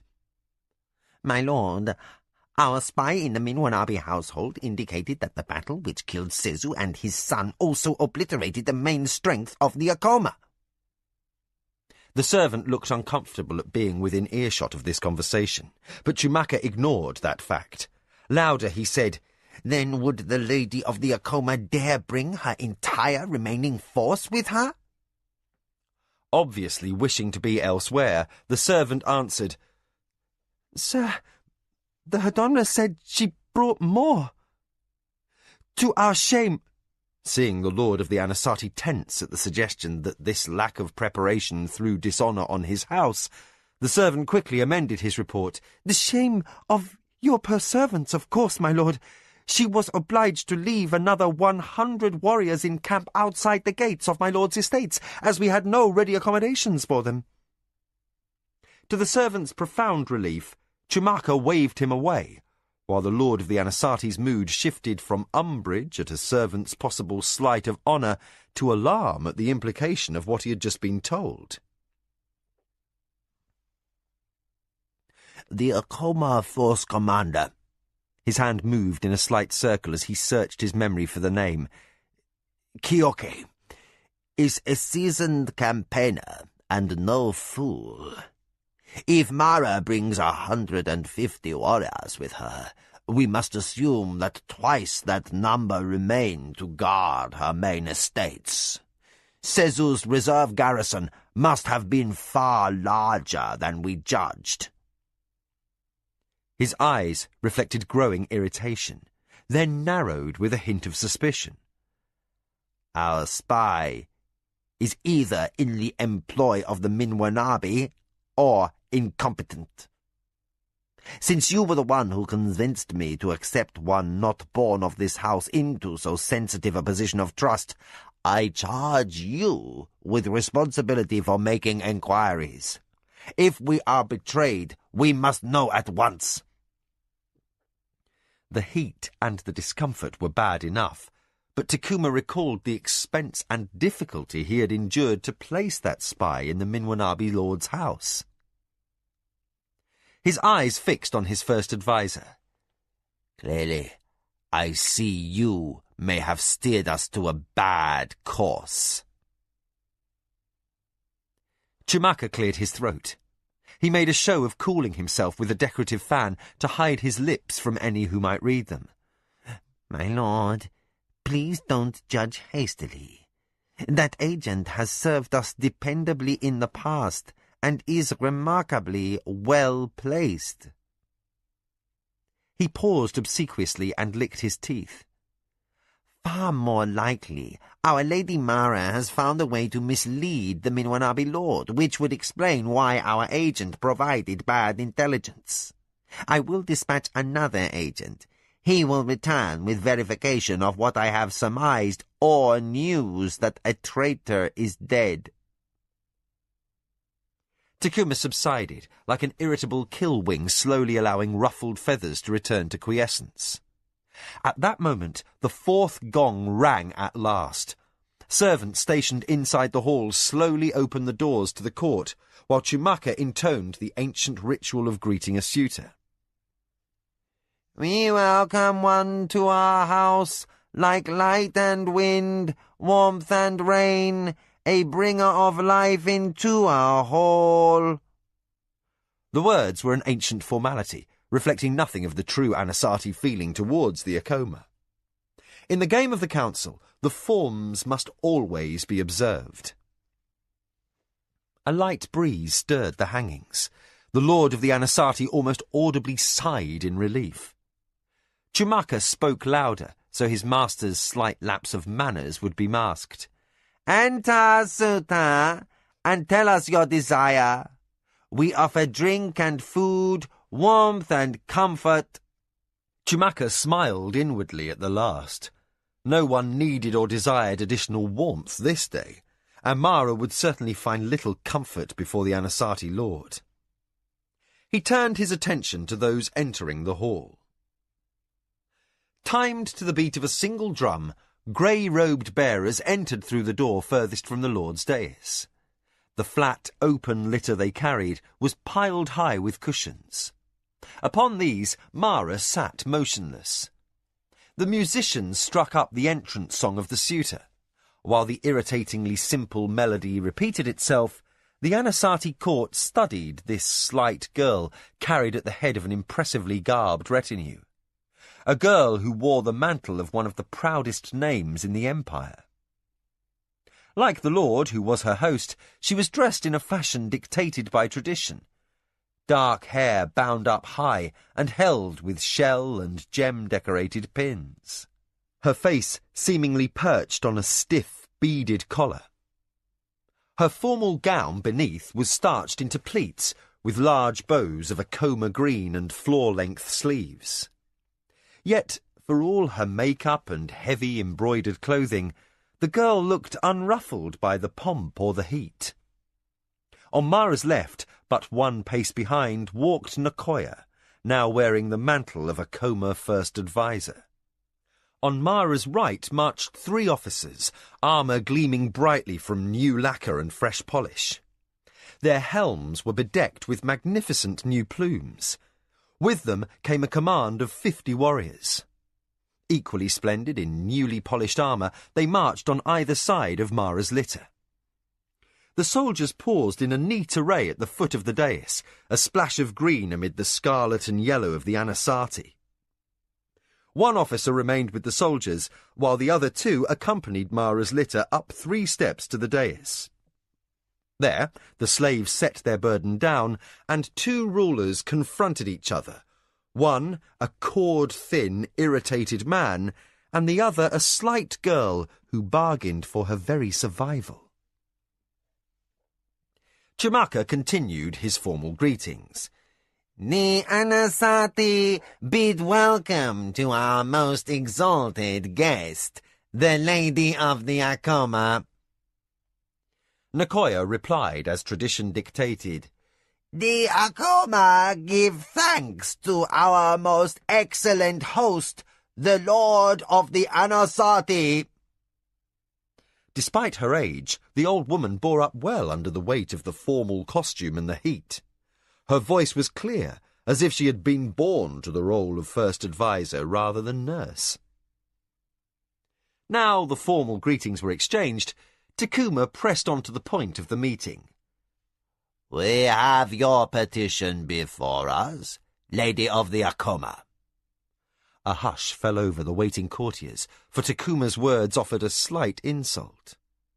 To name the marriage proposal a petition implied that Mara's social rank was inferior, and she within his power to reward or punish.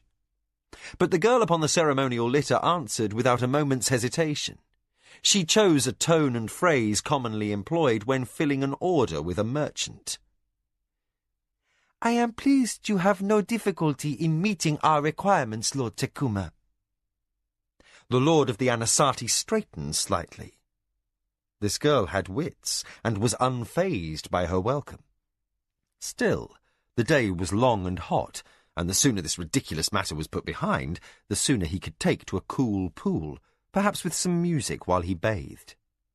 Yet, even with an avowed enemy, the amenities must be observed. He motioned impatiently with his wand of office.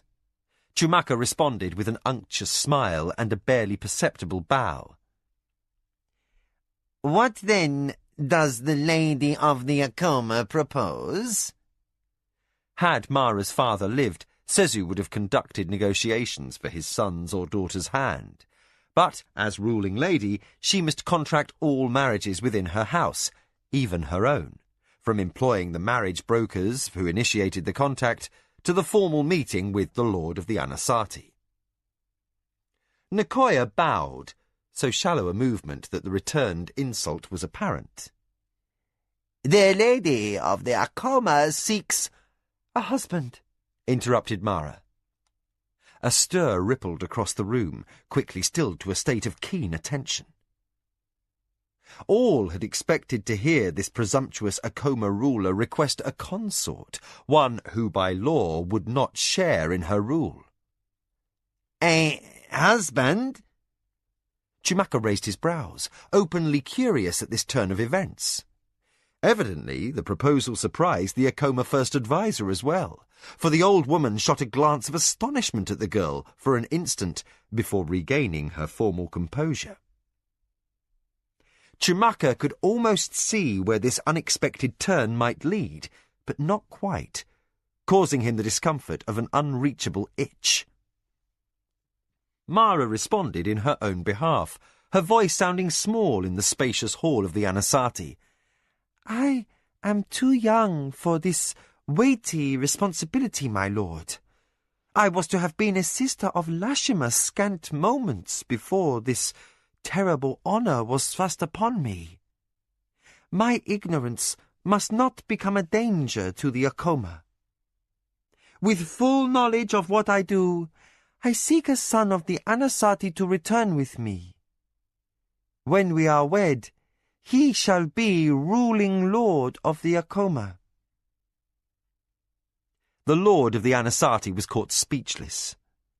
Of all possible requests, this one had not been anticipated. For in one breath, this girl not only had removed herself from power, but had also effectively given over control of her family to the Anasazi, who numbered among her father's oldest political enemies. So unexpected was this request, a chorus of whispers broke out among those assembled in the hall. Quickly recovering his poise, the Lord of the Anasazi silenced his courtiers with a sharp glance and the barest wave of his ceremonial wand. He stared hard at the face of this girl who had come to seek the hand of one of his sons, then said bluntly, You seek to cast your honor to my house, lady? May I know why? The Anasazi courtiers waited motionless for the reply. The only movement in the room was a sudden sparkling reflection as sunlight through the doorway caught on gem-decorated costumes. Ignoring the dazzle, Mara lowered her eyes as if ashamed. My position is weak, Lord Takuma. The Akoma lands are still strong and rich, but I am only a girl with few resources. If my house is to become a lesser power, then at least I may choose allies. My father's greatest enemy was the Lord of the Minwanabi. This is no secret. That he and you are presently at peace is only a matter of the moment. Sooner or later, you must clash. Her small hands clenched in her lap, and her voice rose with resolve. I would ally with anyone who might one day crush the man responsible for my father's death. The first adviser to the Lord of the Anasati turned so none in the hall could see his face. It was a given that at least one of the Akoma guards would prove to be a spy who could read lips. He whispered into the ear of the Lord Takuma, I don't believe a word of this, my lord. Lord Takuma inclined his head and answered through clenched teeth, I don't either. Yet, if this girl takes Jiro as Lord of the Akoma, I gain a great house as a lifetime ally. My son rises to a rank above any I could hope for, and she's right. Sooner or later we shall have to have a final accounting with Jingo of the Minwanabi.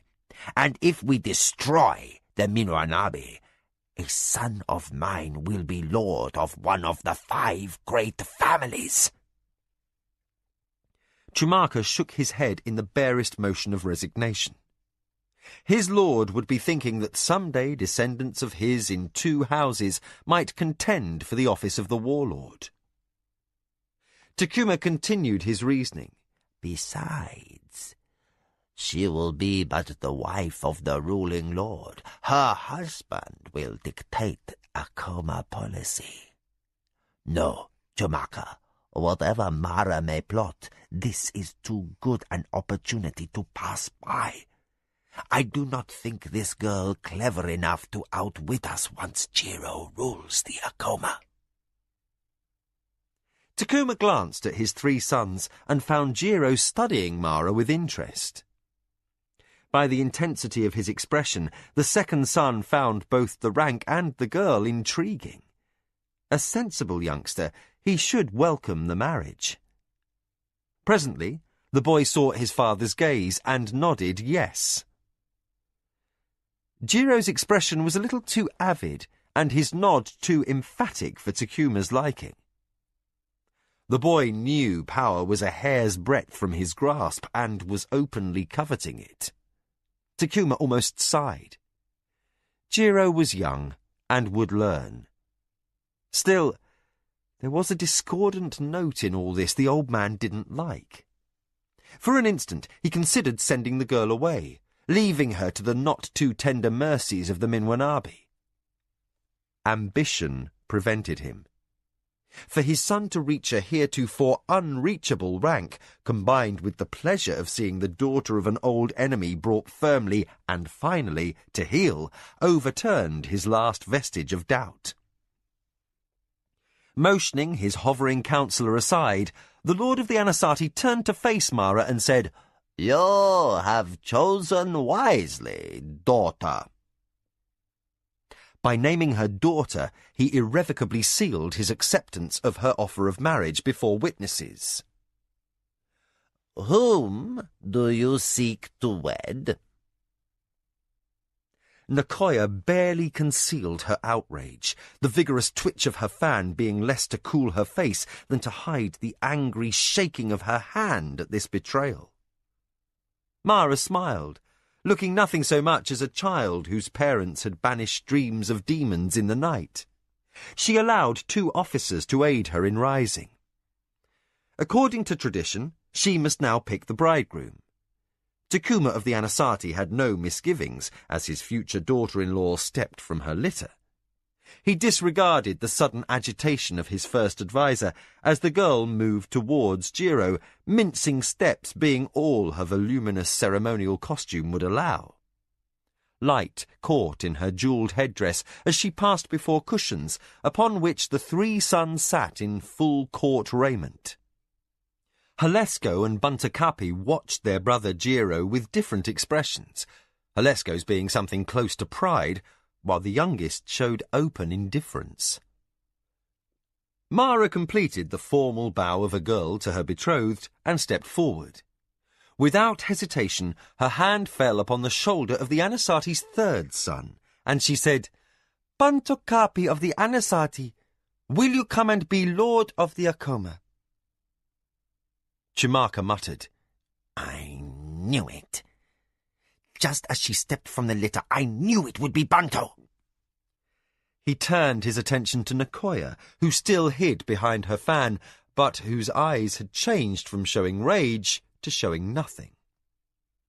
Chimaka felt a sudden stab of uncertainty. Could they all have so grossly underestimated this girl? Recovering his poise, he returned his attention to his lord.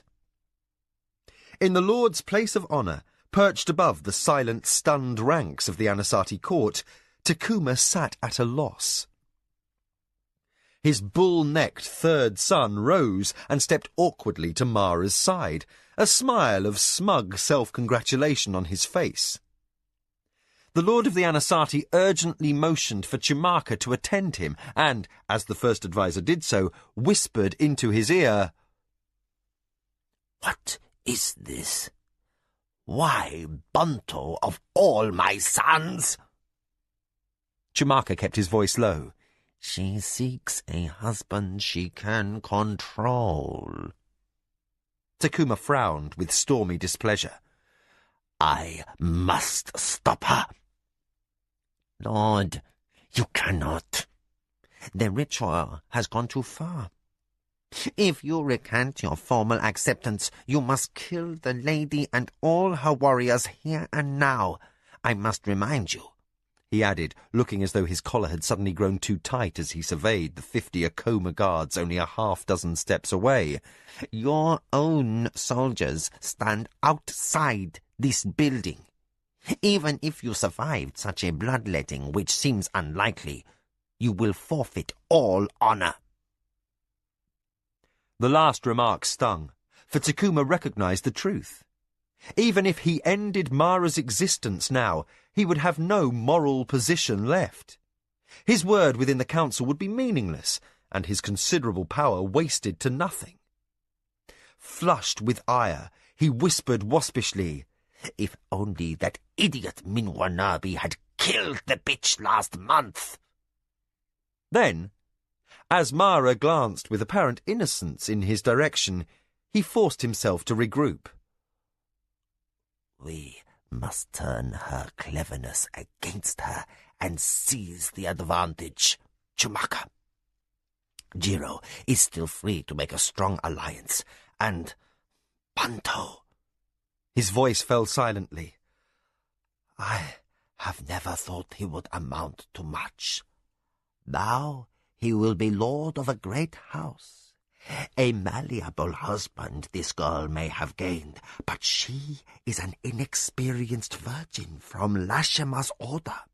Buntakapi shall become her overlord, the ruler of the Akoma, and he is my son.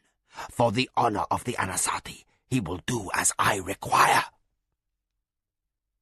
Chimaka watched the unlikely couple return across the dais. He did his utmost to mask his own displeasure as Buntakapi bent his bandy legs and settled awkwardly beside Mara on the Akoma litter. Already his blunt and bored expression had changed to one none present in the hall had ever seen. The boy's lips curled with pride that bordered upon arrogance. Something long dormant in Buntakapi was now awake, that same desire for power which Jiro had shown but a moment before. Only for Buntakapi, this was no dream, but a thing now in his grasp. From the set of his eyes and the sudden self-assurance in his smile, he would clearly die before he let that power escape him. To Takuma, the first advisor whispered, "I hope you are right, my lord." Looking rumpled under the elaborate layers of his costume, the ruling lord of the Anasazi did not acknowledge the comment. Yet, all through the formalities, as Mara's retainers completed the betrothal ritual and left the hall, Chumaka watched the bows on the back of his master's elaborate robes quiver with outrage. The Anasazi first advisor knew that even if the kill wing was wrapped in stifling cloth, it was no less deadly. Nicoya fought against fatigue. Age and tension had made the day impossibly long. The lengthy, strenuous journey added to the heat of the great hall, and the shock of Mara's unexpected behaviour had brought the old nurse to the limit of her strength. Yet she was Tsurani, and Akoma, as well as acting first advisor. She would be carried from the hall unconscious before she would shame her house by asking permission to retire. The traditional betrothal feast was sumptuous, as befitted a celebration for an Anasazi son. Yet this occasion was oddly restrained, with no one quite sure what was really being celebrated. Mara had been quiet through the early part of the feast, saying nothing of consequence to anyone. Her officers, Kyoke, Papiwayo, and Tassido, sat stiffly formal, imbibing little or no sour wine. At least, thought Nicoya, the evening breeze had come up. Now the great hall was only warm, not roasting as it had been throughout the day. Attention centred upon the table where the Akoma sat. Every guest in the house was an Anasazi retainer or ally, and all attempted to discern the implications of Mara's choice of husband. To all outward appearances, the Akoma girl had traded control of her house for guarantees of security, a move none would applaud, but one not entirely lacking in honour. While the Akoma would be Anasazi clients for many years to come, in the future a young Akoma lord might arise and seize his own part in the game of the council, forging new alliances. Meanwhile, the Akoma name gained the protection it needed to continue. But for this generation of Akoma retainers, Mara's betrothal was a bitter admission of weakness. Chilly despite the summer heat, Nicoya pulled a fringed shawl over her shoulders. She glanced to the head table and studied Takuma. The lord of the Anasazi also showed reserve throughout the feast, his conversation sombre for a man who had just achieved an undreamt-of coup over an old rival. Though gaining the Akoma lordship for Buntakapi represented great advancement in the game of the council, he seemed as concerned as Nicoya about this marriage, but for different reasons. His son was an unknown. Nicoya shifted her attention. Buntakapi seemed the only celebrant who truly enjoyed himself. After a drunken hour of repeatedly telling his brothers that they were no better than he had shouted across the table to Jiro that now a second son would have to bow to a third son whenever they met. From the pained and frozen smile on his older sibling's face, those occasions would clearly be few. As evening wore on, Buntakapi had subsided to loud muttering into his plate, nearly immobile from drinking sah wine during dinner and acamel brandy after. Nicoya shook her head slightly. Jiro had looked long and hard at Mara after his brother's first pronouncement of superiority. As dinner progressed, it was clear the girl had acquired another enemy. That afternoon, Jiro might have thought he was to be Lord of the Akoma for only a moment, but that brief presumption had been enough for him to feel betrayed. To feel that Buntakapi wore a mantle rightfully his. That Jiro was frustrated by nothing more than unrealised expectations of his own making meant nothing. He blamed Mara. When Takuma had sent servants to bring the ceremonial sah wine to the guests, Jiro had barely touched his cup to his lips. He had left the first moment he could without insult. Nicoya wearily forced her attentions back to the head table. Takuma looked at Buntakapi a long, hard moment, then spoke quietly to Mara, who glanced at her future husband and nodded her agreement. Buntakapi blinked, trying hard to follow the exchange, but obviously too drunk to comprehend. Takuma spoke to Chimaka, who motioned towards a pair of servants.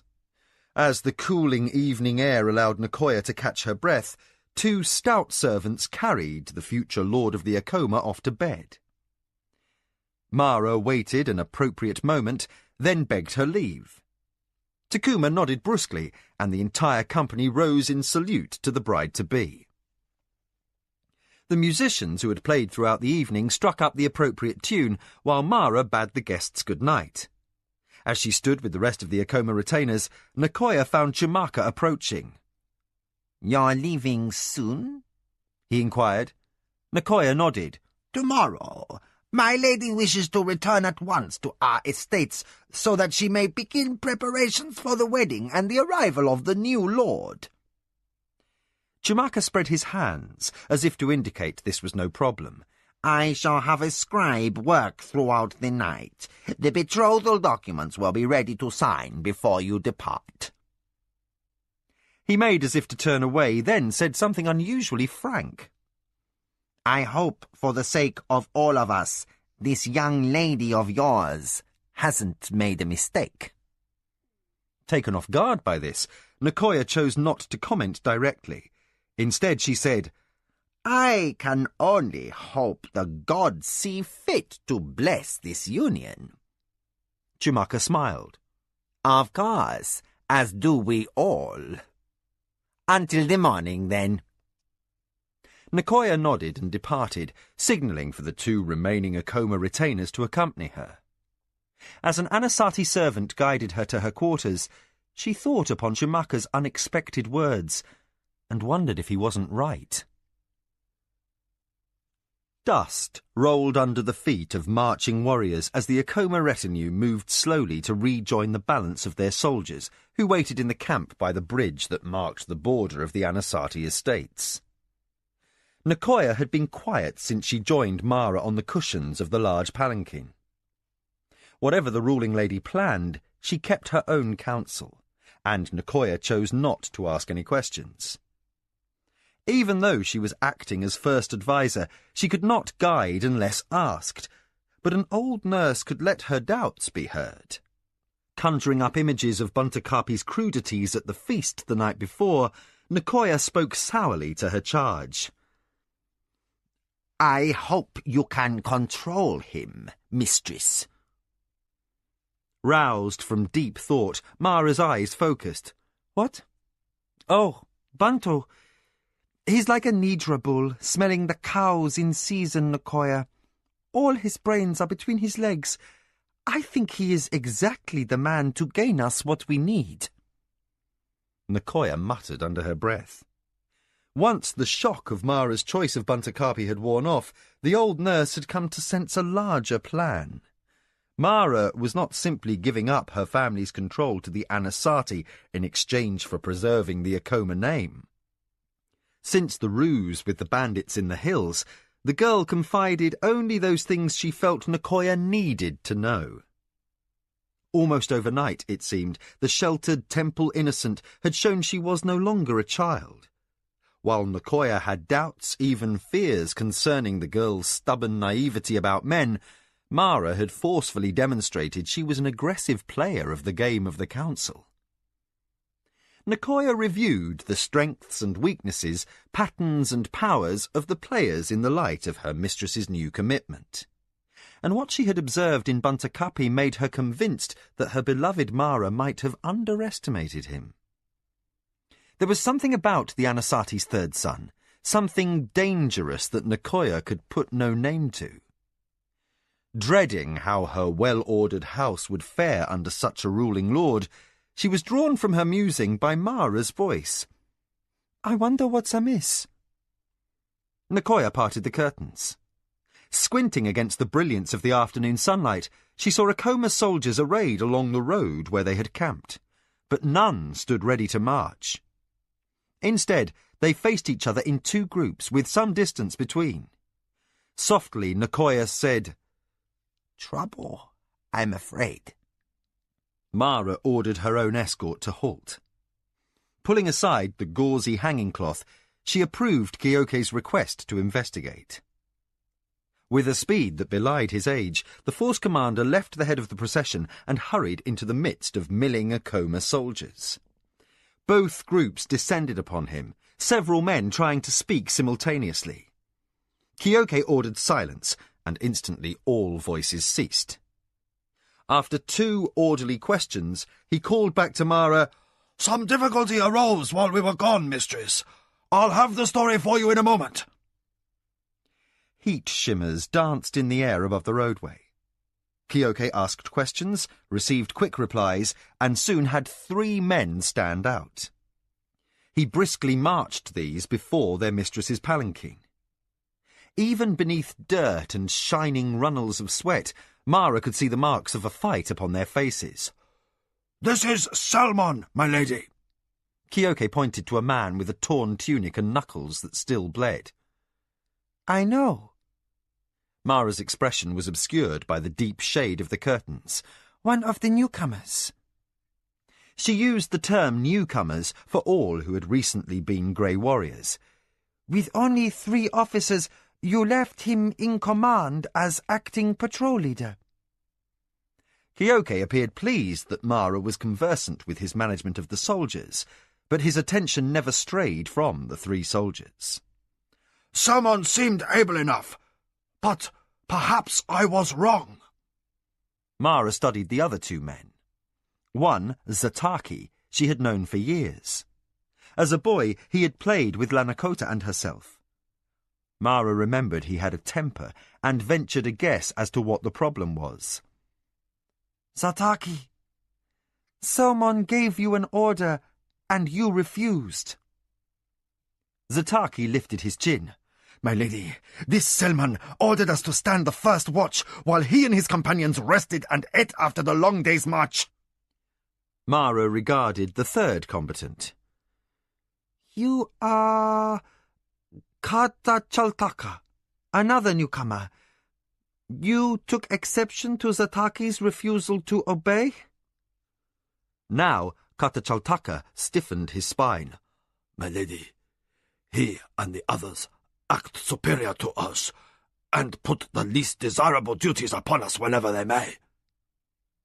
Mara returned her attention to Selman. You took this one's side? Kyoke hastened to answer. "No, my lady. He simply sought to intervene and stop the scuffle. He acted appropriately." Mara rose from her cushions. Without awaiting Kyoke's help, she stepped from her palanquin and faced the 2 men who had fought. "On your knees," she commanded. Though a full head shorter than either man, the slight girl in pale yellow robes and sandals left no doubt that she was the ultimate authority of the Akoma. Armour rattled as both men instantly fell into postures of submission. "Attend me!" Mara cried to the other soldiers. "All of you!" Kyoke shouted, "Form ranks!" The entire retinue lined up facing Mara within seconds. The 2 soldiers on their knees with their backs towards the comrades. To Kyoke, Mara said, "What is fit punishment for such as these?" Kyoke spoke without regret. "Mistress, these men must be hanged now." Mara's head jerked as she met Kyoke's eyes. She had not expected the judgment to be so harsh. The force commander deliberately scratched his jaw with his thumb. Warned by Kyoke's gesture that serious consequences could come of her decision, Mara regarded Papewayo, who looked on, his face an unreadable mask. Then, almost imperceptibly, he nodded once, indicating his full agreement with Kyoke's verdict. Mara felt something go cold inside. She knew that if she did not act at once and without equivocation, a breach might be fashioned between those who had served for years and those newly come to Akoma service. Steeling herself, Mara addressed the soldiers. Her voice held barely controlled anger. There are no favored men in this garrison. There are no longer any newcomers. There are no longer any old guard. There is no one wearing Akoma green but Akoma soldiers. Each of you swore an oath to obey and to give your lives in service to House Akoma. She walked purposefully among the ranks, looked into one rough face after another, until she had locked eyes with each man. Some of you I have known since childhood. Others have been with us only a matter of weeks. But each of you bears equal responsibility to wear Akoma green with honor. I have just promised to give that name to another to ensure that the Akoma will continue to live and, more than live, someday flourish. Now her voice rose to a shout, her fury clearly revealed to each soldier present. Whoever dishonors himself while wearing Akoma green dishonors the Akoma. Her voice dropped to a soft, deadly sound. Dishonors me. While the men held their formations, their eyes shifted uneasily as they saw Mara turn suddenly to confront the two combatants. Looking down, she spoke to Zataki. You were given a lawful order by an officer placed over you by your force commander. You had no other choice but to obey. The man fell forward, pushing his forehead into the acrid dust of the road. He uttered no words in his own defence, as his mistress turned to Katachaltaka and said, "And you struck a brother soldier while on duty." He duplicated Zataki's gesture of abject obedience to his mistress. Bracelets chimed on her wrists, wrought of costly metal. These were the betrothal gift of the Lord of the Anasati, and that such wealth should be worn as personal adornment reminded the kneeling men of their station. They grovelled in the sun, sweating, as their mistress addressed the force commander. "These two men are guilty of betraying Akoma honor. Hang them." Kyoke instantly detailed soldiers to carry out the execution. For just an instant, Mara could read something in the two condemned men's eyes, a flicker of fear. Not a fear of death, for either warrior would have gladly embraced death without hesitation. It was fear of being condemned to the shameful death of a slave, hanging. With the loss of a warrior's honour, each knew his next turn on the wheel of life would be at a lower station, a servant, perhaps even a slave. Then the proper Tsurani mask was returned. Only by bearing up properly in the face of this meanest of all deaths could either man hope for any mercy when next his spirit was tied to the wheel. Mara stood motionless before her litter, a statue of iron self-control, as soldiers marched the condemned to a large tree with massive branches. The two men were quickly stripped of their armour and their hands were tied behind their backs. Without ceremony or final prayer, ropes were fashioned into nooses and thrown over the tree limbs. The nooses were placed around the two men's necks and the signal given. A half-dozen soldiers pulled hard upon each rope, seeking to snap the men's necks and give them a mercifully quick death. Zataki's neck broke with an audible crack, and he kicked once, quivered a moment, then hung motionless. Katachaltaka's death was more painful, as he strangled slowly, kicking and swinging, but in the end he too hung motionless like bitter fruit from the tree. Mara's voice was flat as she said, "Kyoke, home." Abruptly, the sun seemed too bright. Overcome by the killing she had commanded to be done, Mara caught the edge of the palanquin canopy, steadying herself without betraying weakness to her soldiers. She motioned one of her slave boys, who brought her a fruit-sweetened drink of water. She sipped it slowly, striving to regain her composure, while Kyoke ordered the men formed into ranks for the march home. Nicoya had kept her own counsel in the shelter of the litter, But as Mara stood motionless, she said, "Mistress?" Mara handed her empty cup to the slave. "I'm coming, Nicoya. We must be off. There is a great deal to be done in the month before the wedding." Without further words, she climbed back into the litter. As her bearers reached down to resume their burden, she settled into the cushions beside Nicoya, and her pensive silence returned. Keoke gave the order to march, and her soldiers fell into ranks before, after, and on both sides of the palanquin, to outward appearances a single group once again. Mara began to tremble, her eyes wide and distant. Without words, Nicoya slipped her arm around the girl's shoulders. The tremors continued as the Akoma retinue began its march, until Mara quivered so violently Nicoya had to gather the shaking girl in her arms. Silently, the very young lady of the Akoma turned her face into her nurse's shoulder and smothered her sobs.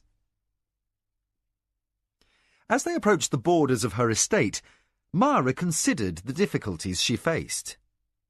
She had only spoken in passing to Keoke and Nicoya since ordering the execution of the two soldiers. Mara knew that the conflict between the former Grey Warriors and the survivors of her father's garrison should have been anticipated. Blaming herself for failing to do so, Mara pulled aside her litter curtain and called for her force commander. As he arrived at her side, she said, "Keoke, why did Selmon order the older soldiers to stand first watch rather than a mix of old and new?" If he was surprised by his mistress's question, he showed no sign. "Lady, Selmon erred by trying not to antagonize the older soldiers. He thought that by serving first duty, they'd have an uninterrupted rest from meal to morning watch, and they'd appreciate it. Zataki was a young hothead, and had any of us been here—" He motioned to himself, Papewayo, and Tassido, the three officers who had accompanied Mara into the Anasati estate house. "None of that would have occurred." He paused as he considered his next statement. "But Selmon did not do poorly. The conflict bordered upon open fighting between factions, yet he managed to restrain all but the two who were punished." Mara nodded. "When we are home, promote Selmon to patrol leader. Our forces have grown to the point where we need more officers." Then Mara made one of the swift, unhesitating decisions that were earning her the respect of those who served her. "Promote 2 of our best men in our old guard as well. Choose the very best of our family's oldest soldiers, perhaps Miaka, and make him a strike leader. Bring one of the new men up as well. That rascal Lujan was a strike leader with the Kotai. If you can't think of anyone more able, give the rank to him." Keoke shrugged, offering no better candidate among the newcomers. Mara conceded her satisfaction at this, then added, "I'll have these cadres and alliances quickly broken. There will be no favourites." Keoke nodded slightly, his leathery face showing the barest suggestion of a smile, as close as he ever came to openly expressing approval. Almost to herself, Mara added, "Soon I'll need men at my side who will obey without hesitation. I cannot afford anything that interferes with my plans." Clearly, she was occupied with the responsibilities of rulership. Keoke hurried his pace back to the head of the column, considering how much like her father the girl was becoming. As Mara's litter moved through the Akoma Nidra meadows, she felt optimistic for the first time since leaving Lashima's temple.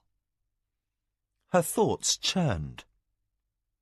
She would discuss her ideas with no one, not even Nicoya or Keoke. For those notions were turning into plots, the beginnings of a master plan that led beyond simple survival into an ambition that turned her mind giddy. Over time, Mara expected that her planning would have to be amended to deal with change, unanticipated shifts of power and alliances within the game of the council. In many ways, resolve came before means and method. She had years of learning before what she inwardly called her grand scheme could reach fruition. But marriage to Buntakaapi was the first small step. Since leaving the Anasati lands, she had discovered hope and the powerful allure of new dreams. By the time the palanquin swayed up the walk towards the great house, practical matters eclipsed her dreaming. Lights blazed in the gloom of twilight, more than ordinary events might warrant. In their glow, Mara saw perhaps 80 men gathered outside the kitchen, many eating from bowls. Lujan walked among them, speaking and making expansive gestures with his hands. As her duty retinue approached, a few of the strangers set their meal aside and stood. The rest continued eating, though all looked nervous. Mara glanced to see Nicoya, but the old woman was asleep, lulled by the heat and the rocking of the litter through the afternoon. As the palanquin settled to the ground, Lujan hurried over, bowing politely as Keoke assisted Mara out. Before she could ask, the former bandit chieftain said, "Mistress, these are all worthy men, at least worthy as I am likely to measure such things. All would gladly enter your service." "Soldiers?" Instantly interested, Keoke released his hold upon Mara's hand. Lujan doffed his helmet, the reflection of the lanterns like sparks in his deep-set eyes. "Only a few, unfortunately, Force Commander, but the others are armourers, fowlers, cordwainers, wheelwrights, and other skilled craftsmen, as well as 2 farmers." Mara said, "Good. I'm running low on land to assign to new farmers. Now, how many soldiers?" 33! Lujan stepped aside with a grace more suited to a dancer than a warrior. He assisted the newly awakened Nicoya from the palanquin, but his attention remained focused on his mistress. Mara calculated. "That will swell our main garrison to over 300. Our position is no longer helpless, only desperate." "We need more soldiers," Nicoya concluded tartly. She shuffled past to enter the great house, sleepiness making her more cross than usual. Lujan tossed his helm lightly from his right hand to his left. "Mistress, getting more men will prove difficult. We have called in every grey warrior within reasonable distance of your borders. For more, we shall have to leave these lands and travel." "But you know where to look for such," stated Mara, her eyes locked upon the hands that toyed still with the helmet. "Mistress," Lujan returned a rakish smile, "I suffer from a shortage of humility, I know. But I have lived in every bandit stand from here to Ambolina since the fall of the House of Kotrai. I know where to look." "How much time do you need?" A wicked gleam lit his eye. "How many men do you wish to recruit, lady?" 1,000? 2 would be better." "Aye, mistress. 1,000 would take 3-4 months." The helmet stilled as Lujan grew thoughtful. "If I could take some trusted men with me, perhaps I could shorten that to 6 weeks. 2,000... Mara's bracelets chimed as she gestured impatiently. "You will have 3 weeks. The recruits must be returned here, sworn to oath, and integrated into our force inside a month." Lujan's smile turned to a grimace. "My lady, for you I would face a horse of Tun raiders without weapons. But what you demand is a miracle." Evening shadow hid Mara's flush, but she showed uncharacteristic animation as she signalled for Papewayo. The moment her strike leader completed his bow, she said, "Find some good men for Lujan." Then she regarded the former outlaw appraisingly. "Choose from both old and new soldiers. Perhaps some time on the trail together will convince them they have more in common than not." Then she added, "Any you think might become troublemakers." Lujan seemed unruffled by the proposition. "Troublemakers are nothing new to me, my lady." His grin broadened. "Before I rose to become an officer, I dare say I was something of a troublemaker myself." "I dare say you were," commented Keoke.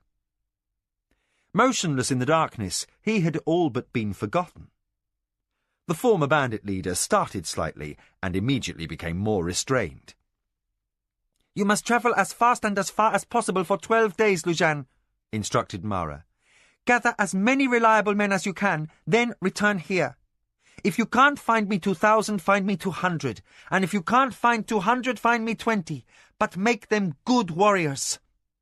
Lujan nodded, then bowed with a faultless propriety that earned a return smile from Mara. "Now show me the ones you have found for me tonight." Lujan escorted Mara and Keoke to where the poorly dressed men were sitting. All stood as soon as the Lady of the Acoma approached, and several knelt. To those who had known the hardships of outlawry, she seemed an imperial princess in her jewels and fine clothes. The roughest among them listened respectfully as Mara repeated the offer she had made to Lujan and his followers upon the trail in the mountains. And, like 3 other bands since then, almost 60 skilled workmen rose to accept quarters and assignments from Jikan. Mara smiled to see the light in her Hadonra's eyes as he contemplated how he could turn their handiwork to a rich profit. And armourers would be needed if Lujan successfully recruited her hoped-for new warriors. The crowd thinned, and some of the confusion abated as the workers followed Jikan. Of the others who remained, Lujan said, "My lady, these are 33 well-seasoned warriors who would swear before the Acoma Natami."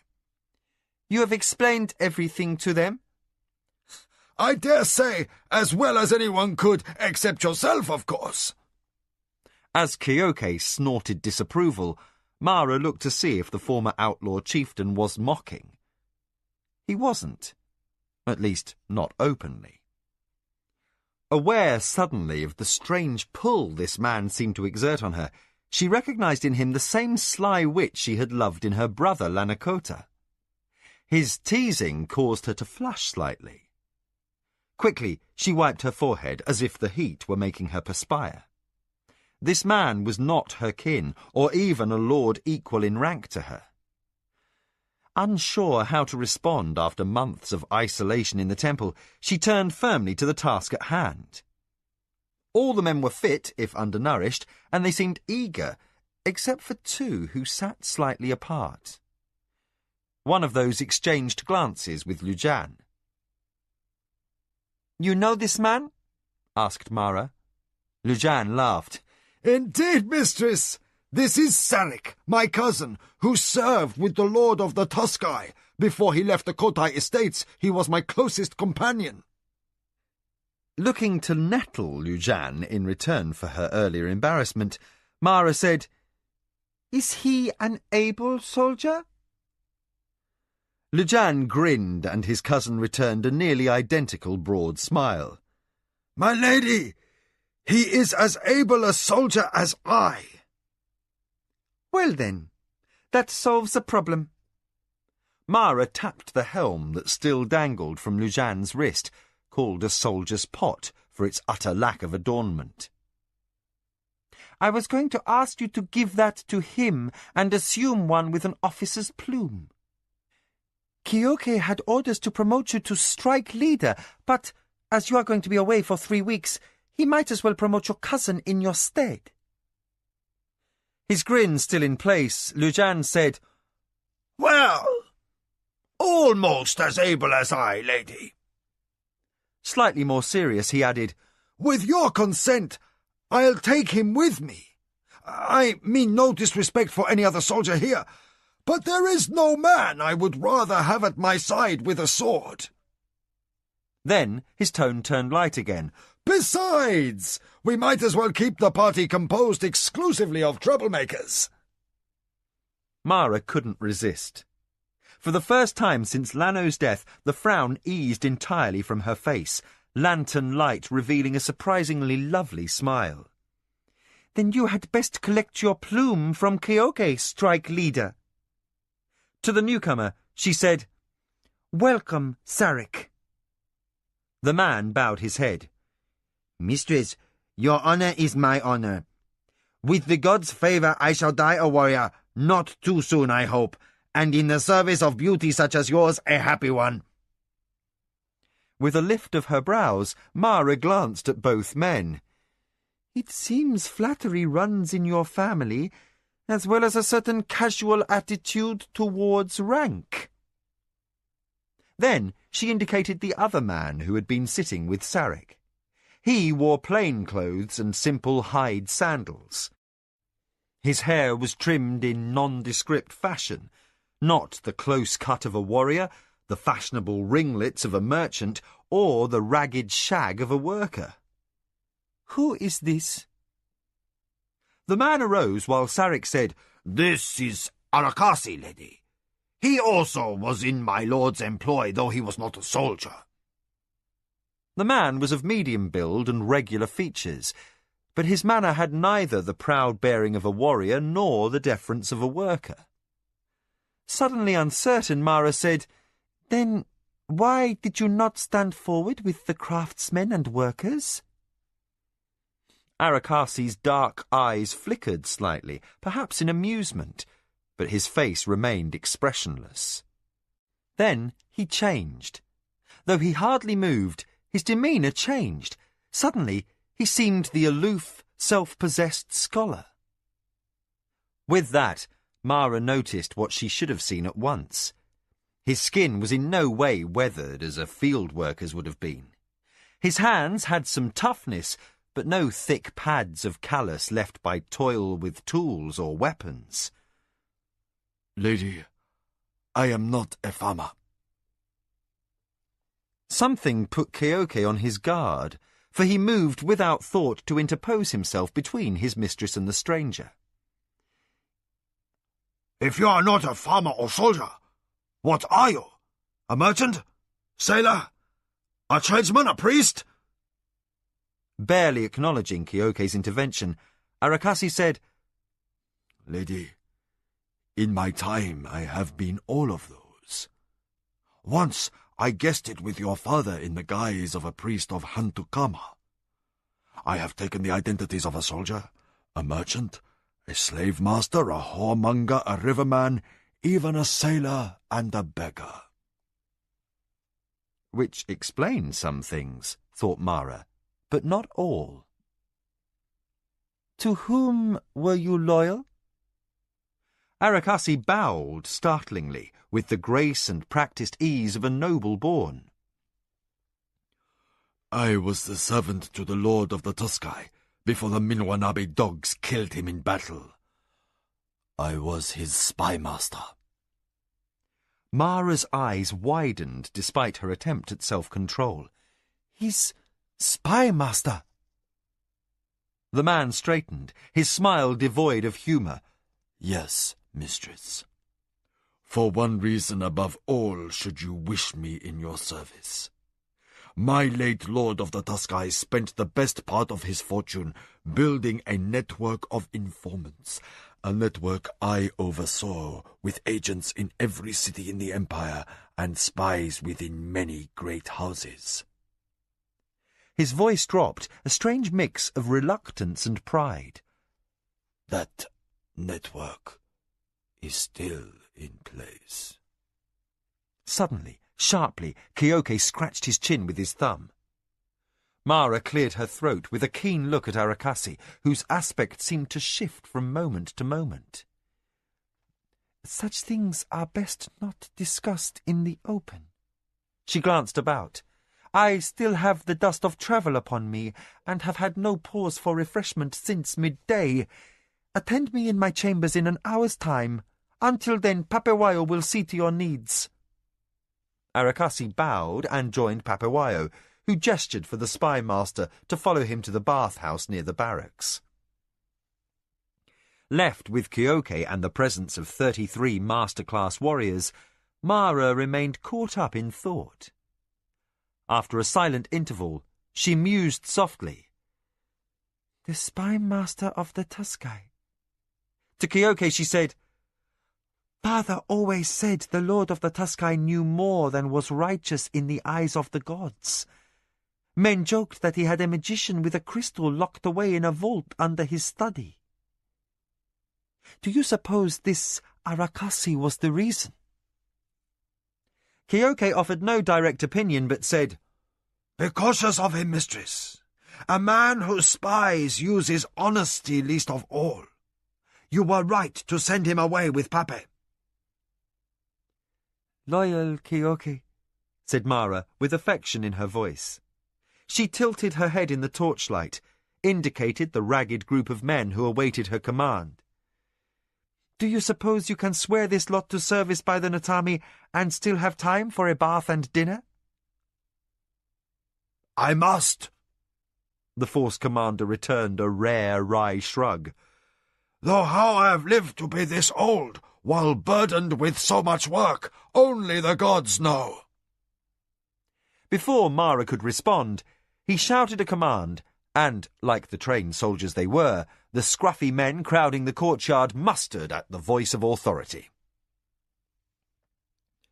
Chapter 5. Bargain. Evening gave way to night. Soft lights burned in Mara's chamber. The outer screens had been opened to admit the breeze, and the lamplight flickered and danced. The lady of the Akoma sent away her servants, ordering one to have chocha brought. Alone with Nicoya a moment before the others appeared, Mara stripped off the ostentatious bracelets given her by the Anasati lord. She peeled off her dirty travelling robe and dabbed a damp cloth over her body. A full bath would have to wait until after her meeting with Arakasi. Nicoya remained silent while Mara refreshed herself, but her eyes never left her young mistress. Neither of them spoke. The reproach Mara saw in those old eyes told all. The girl was inexperienced and foolish, perhaps even dangerously so, in matching herself with Buntakapi.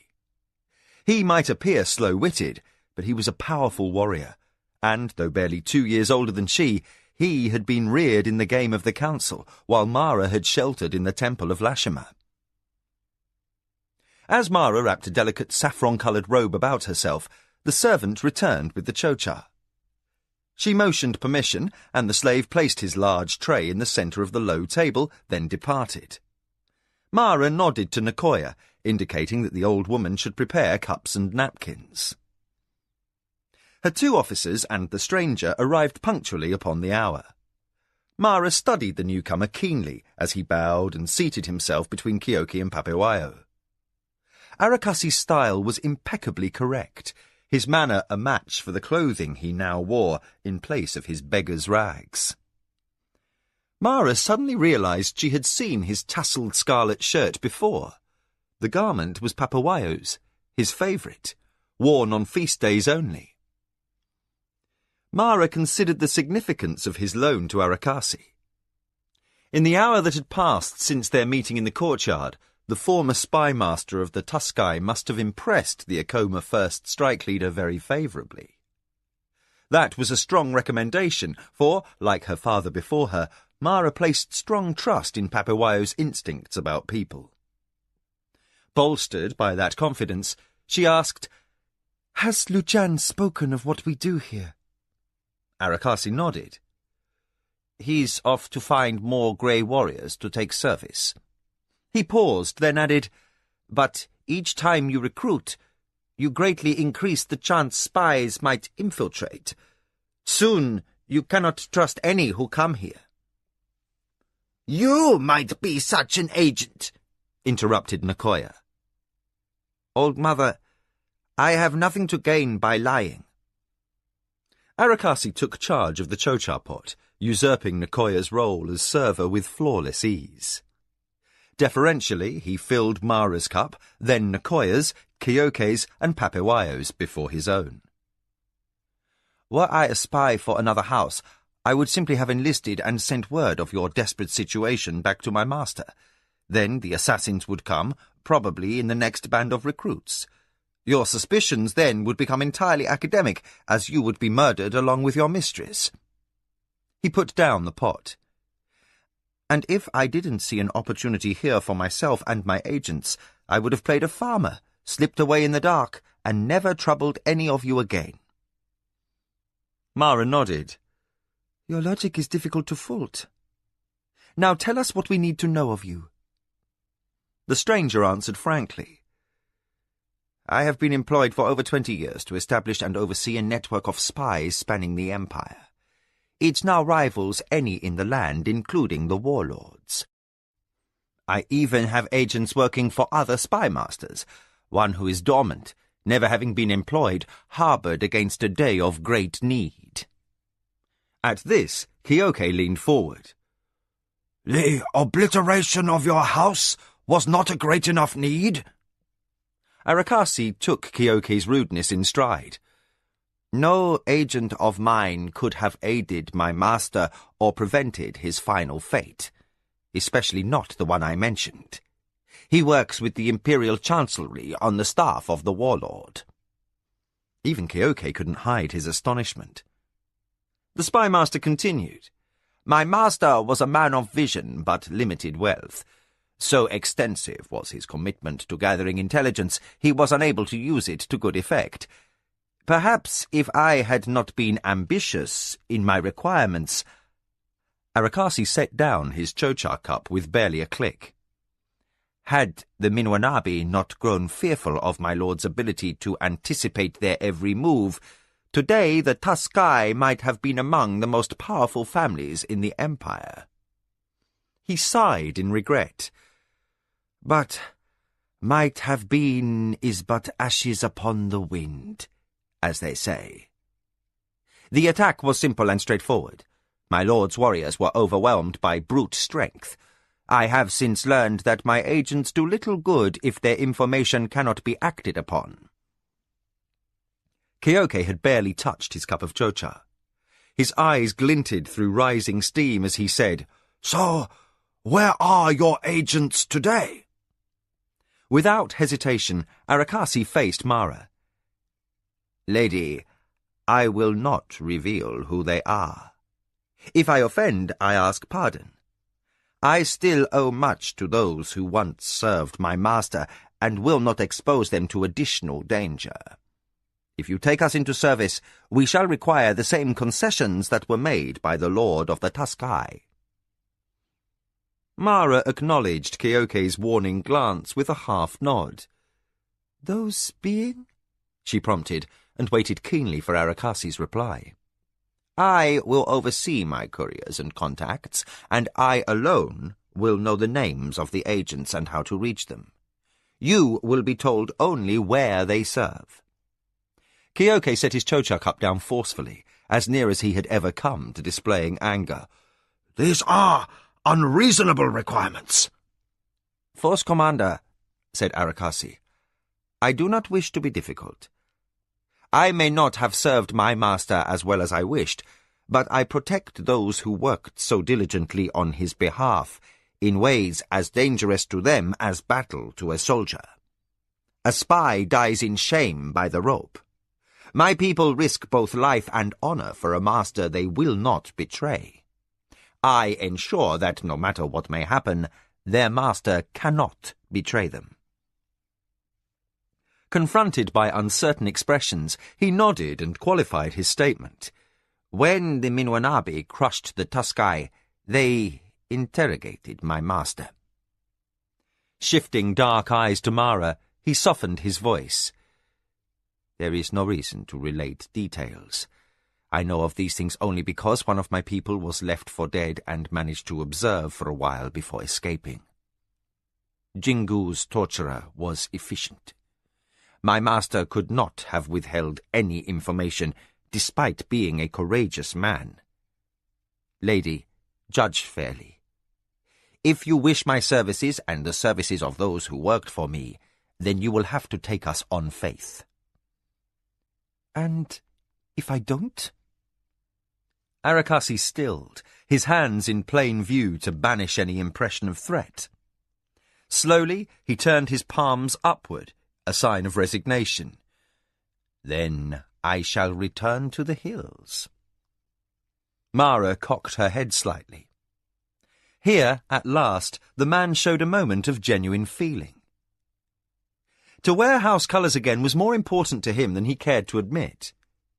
Concerned lest she cause him embarrassment, Mara asked simply, "Then what?" Arakasi shrugged. "My lady, I have worked in many guises to protect my identity. I can fix a wagon, play the flute, scribe, and do sums. I am also a talented beggar, if the truth be known. I will manage, have no doubt." Kyoke fixed him with a penetrating look. "I think you could gain a position and live comfortably at will. So then, what were you doing in the woods with outlaws?" Arakasi shrugged, as if distrust of his motives was of no consequence. "I keep in touch with Sarek and others of the Tuskai. I often traded in the cities on their behalf, using my wits and talents, and through them I met Lujan and his band. I had just reached Sarek's camp when Lujan's call came. I thought I'd come along and see what this odd business was." With his head inclined towards Mara, he added, "I must say, I admire the way you bend tradition to suit your needs, lady." Mara answered, "Only as needed, Arakasi, and never broken." She looked at the man for a moment. "Still, you have not said why you haven't abandoned your network. I would think it safer if you all simply faded into the roles you portrayed when your master died and lived out your lives." Arakasi smiled. "Safer, undoubtedly. Even the infrequent contacts I've maintained over the last 4 years put some of my people at risk, but for our honor, we keep the network alive." He paused, then said, "Our reasons are part of my requirements to take service with you, and you shall hear them only if you choose to reach an agreement." About to speak, Kyoke then gave a simple shake of his head. No one should presume to bargain with the ruler of the Akoma in this fashion. Mara glanced at Nakoya, who was thoughtfully following the conversation, then at Papewayo, who nodded once, lending Arakasi his silent endorsement. Mara took a breath. "I think I see the wisdom in your requirements, Spy Master. But what would become of your network should mishap befall you?" "My agents have means of routinely checking upon one another. Should a Nidra pause to sit upon the spot where I nap, thus ending my career, another agent would make himself known to you within 1 month's time." Arakasi sobered. "He would give you proof that could not be counterfeited, and you could trust him as you would me." Mara nodded. "Trust, though, that is the difficulty. Either of us would be a fool to relinquish caution too quickly." "Of course." A slight breeze caused the flames to gutter in the lamps, and for an instant the chamber swam with shadows. Nakoya made an unthinking gesture against disaster and the god's displeasure, but Mara was too absorbed to worry over superstition. "If I agree to your terms, will you take service?" Arakasi bowed slightly from the waist, a gesture he accomplished with grace. "I wish to serve a house as much as any soldier, mistress, but there is one thing more. We keep the network intact for reasons of honor. After the House of Tuskai fell, I and those who worked with me made a vow. We will not take service if we must break that vow." "What is the vow?" Arakasi looked directly at Mara, and his eyes reflected fanatic passion, unmasked by any attempt at guile. In even tones he said, "Vengeance upon the lord of the Minwanabi." "I see." Mara settled back against her cushions, hoping the passion in her own heart was not so easily read. "We share an enemy, it seems." Arakasi nodded. For now. I know the Akoma and the Minwanabi are in contention, but the tides of politics often change. Mara held up her hand, silencing him. The Akoma have a blood feud with the Minwanabi. Arakasi stilled and regarded the worn heel of the sandal tucked under his knee. So profound was his silence that all in the chamber felt chilled. Here was a man of seemingly limitless patience, like the tree-lord serpent who would blend with a branch unseen, tirelessly waiting for prey to pass by, then strike with unexpected fury. When at last Arakasi stirred, Mara observed the strain of this interview had begun to wear at his control. Despite his talents and training, the spy master had the same conflicting emotions as those ragged soldiers and servants who had come to her. He might gain a second beginning, only to become masterless once again. Yet his voice reflected no turmoil as he said, "If you will have us, I and mine will swear loyalty to the Akoma." Mara nodded. Arakasi's face suddenly became animated. "Then, my mistress, let us begin, for an advantage may be gained if you act quickly. Before coming to the hills, I spent time in the north with a friend in the house of Inrodaka. It is common gossip among the workers there that to the west, near the woodland borders of their lord's estates, a Choja hive has spawned a new queen." "No word has been sent?" asked Mara, instantly interested. Arakasi gestured in the negative.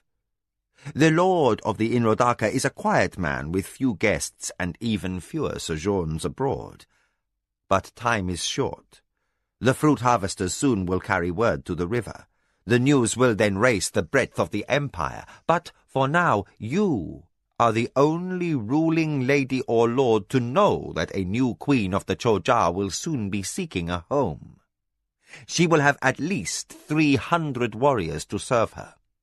And with a glint of humour he added, "And if you win her loyalty, you can be certain none of them will be spies." Mara stood. "If this is true, we must leave before morning." Gaining a Choja hive for her estates would be a gift from the gods. Alien the Choja might be, but they made fierce and loyal allies. The new queen might begin her nest with 300 soldiers, each easily the match for 2 Tsurani, but over the years the number might grow to several thousand, and, as Arakasi pointed out, none of them could be agents for enemy houses. To Kyoke, Mara said, "Have trailbreakers ready within the hour. We will start the journey to this hive at dawn." As the force commander departed, she returned her attention to Arakasi. "You will accompany us. Papewile will arrange for servants and see that your needs are met." Mara signalled an end to the meeting. As her advisers rose to depart, Nakoya touched Arakasi's sleeve. "The girl knows nothing of the Choja. How will she negotiate?" Effortlessly courteous, Arakasi took the old woman's hand and ushered her to the doorway as if she were some treasured great-aunt. "The sending of a new queen occurs so rarely, no one can be prepared to negotiate. The lady of the Akoma must simply accommodate to whatever the new queen requests." As the pair disappeared into the corridor, Mara could barely contain her excitement. All thoughts of her forthcoming wedding were eclipsed by this news. To have a hive upon one's estate was more than an honour and a source of military power. For beyond being superior warriors, Choja were miners, able to find precious metals and gems buried deep within the earth, from which their artisans wrought jewellery of surpassing delicacy.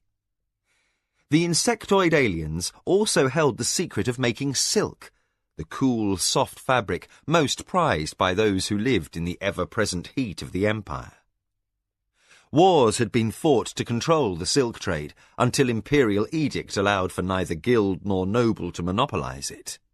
Now, any lord who could gain silk could trade it. Choja products were valuable, and their requirements simple. Grain and items fashioned of hide. For these reasons, families would kill to gain a hive upon their estates. and among all the hives known in the Empire, the Chojar sent forth a new queen less often than once in a human lifetime. But Mara would need to convince the new queen to migrate to Akoma lands. If she failed, representatives of other houses would follow until the queen received an offer that pleased her. And, as Arakasi had observed, what would strike the fancy of a creature as alien as a Chojar remained a mystery. Lujan and his company left for the hills to search for recruits, all but unnoticed amid the bustle of servants gathering supplies for the escort who would depart to bargain for the new Chojar queen. Mara left her quarters well before dawn. The herders had not yet stirred to drive the Nidra to the meadows, and the mists hung still over grasses shiny with dew. Cloaked in dark cloth against the damp, she waited before an unadorned litter with Jikan at her side. His tally slate was written over with notes, and he held his stylus poised while Mara dictated last-minute instructions. Suddenly, she bit her lip in agitation. Gods, the excitement almost made me forget. Jikan raised his brows. Mistress?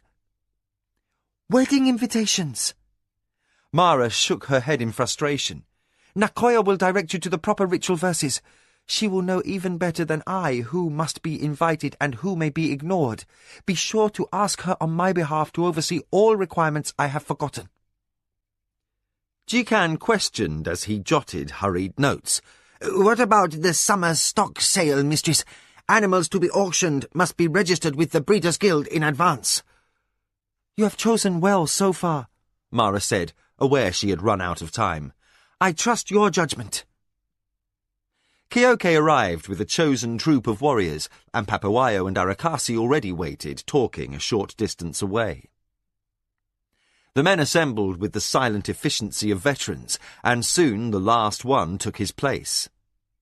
Kyoke approached, wearing the dark, serviceable armour suitable for unobtrusive travel in the wilds. His officer's helm carried only a single short plume, and his ornate ceremonial sword had been replaced with the one he preferred to use in battle.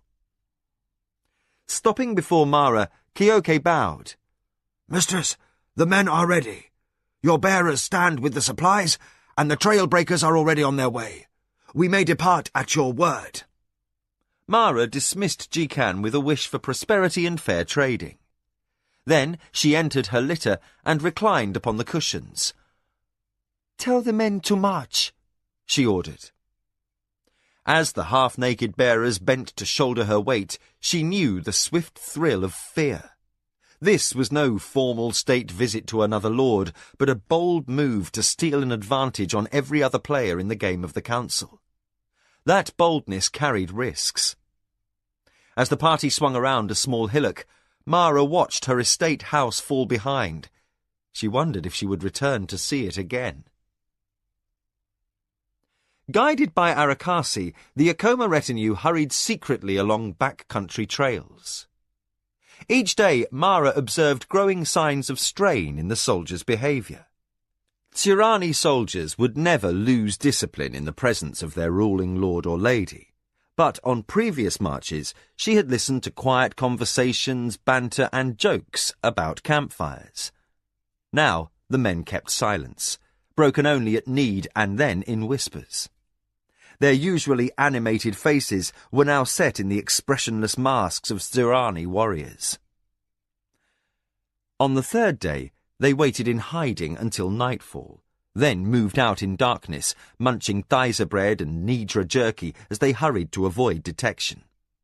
The next daybreak, they marched deep into the territory of a neighbouring lord, several times coming close to patrols of soldiers from the estate. Kyoke kept his men close by and avoided all contact. Even a minor lord might seize the chance to strike at trespassers if he thought his men could obliterate Mara and her 50 guards. If any other lord knew of the queen spawning, there was not just a chance of attack along the way, but certainty. Mara rode in a state of fatigue, unable to rest, not only because of the constant travelling and fear, but from the thrill of anticipation as well. Gaining this new hive would do more to preserve Akoma survival than any dozen clever plots in the High Council. 4 more days passed in exhausting succession. The company snatched sleep at odd hours, for nights were spent avoiding patrols or wading through exposed expanses of meadow or thysa paddies along the banks of the many tributaries to the river Gargajin. At such times, slaves brought up the rear, setting the disturbed seedlings straight to hide all traces of their passage. At dawn on the 9th day, Mara sat upon bare earth like a soldier and ate cheese and journey biscuit. She called Keoke and Arakasi to come and sit with her. Both declined to share her food, as they had eaten the same cold rations earlier. She studied their faces. One lined, leathery, familiar, and as constant as the sunrise, and the other seeming little more than an illusion, a mask to fit whatever persona the moment required. "We have crossed 3 estates, each one of them well guarded, yet no patrol has sounded the alarm. Am I to believe in the extraordinary skills of my guide and my force commander? Or is it always this easy for armed soldiers to invade the estates of the Empire?" "A pertinent question, mistress." Arakasi regarded her with what seemed the beginning of respect. "One does not need a network of spies to know Keoke is accounted a superior officer. His experience is respected throughout the Empire." Keoke inclined his head towards the spymaster at the compliment. "We could not have managed so well without the guidance Arakasi has given us. His knowledge of the back country is impressive, a thing the Akoma will value in times to come." Mara acknowledged this tacit acceptance of Arakasi. The spymaster sat with the keen expression of a soldier, an attitude that now seemed his natural manner. The man's ability to appear what he wished slightly unnerved Mara. "Tell me honestly," she said, "would you find it this easy to lead an armed company across the lands of the Akoma?" Arakasi laughed, an unexpected sound in a humorless camp.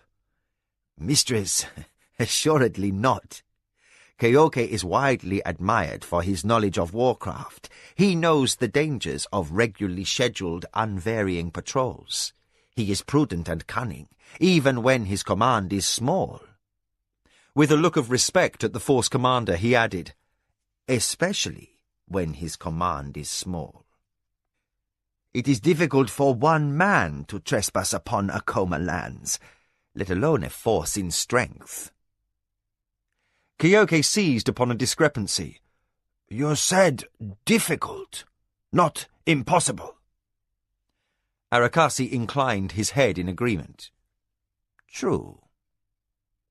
Mara said, "Lujan's grey warriors seem to take our Nidra with small difficulty." Arakasi couldn't avoid a grin. Again, true. But he had an advantage. I told him when and where to strike. Keoke became dangerously still. "It seems we have something to discuss." He gestured, indicating his desire to withdraw. "My lady." Mara withheld her consent. "Is there any estate in the Empire so well guarded that no stranger or outlaw could slip through?" "Only one," said Arakasi, apparently unconcerned with Keoke's ire. "The estate of the Lord of the Dachindo, far to the east."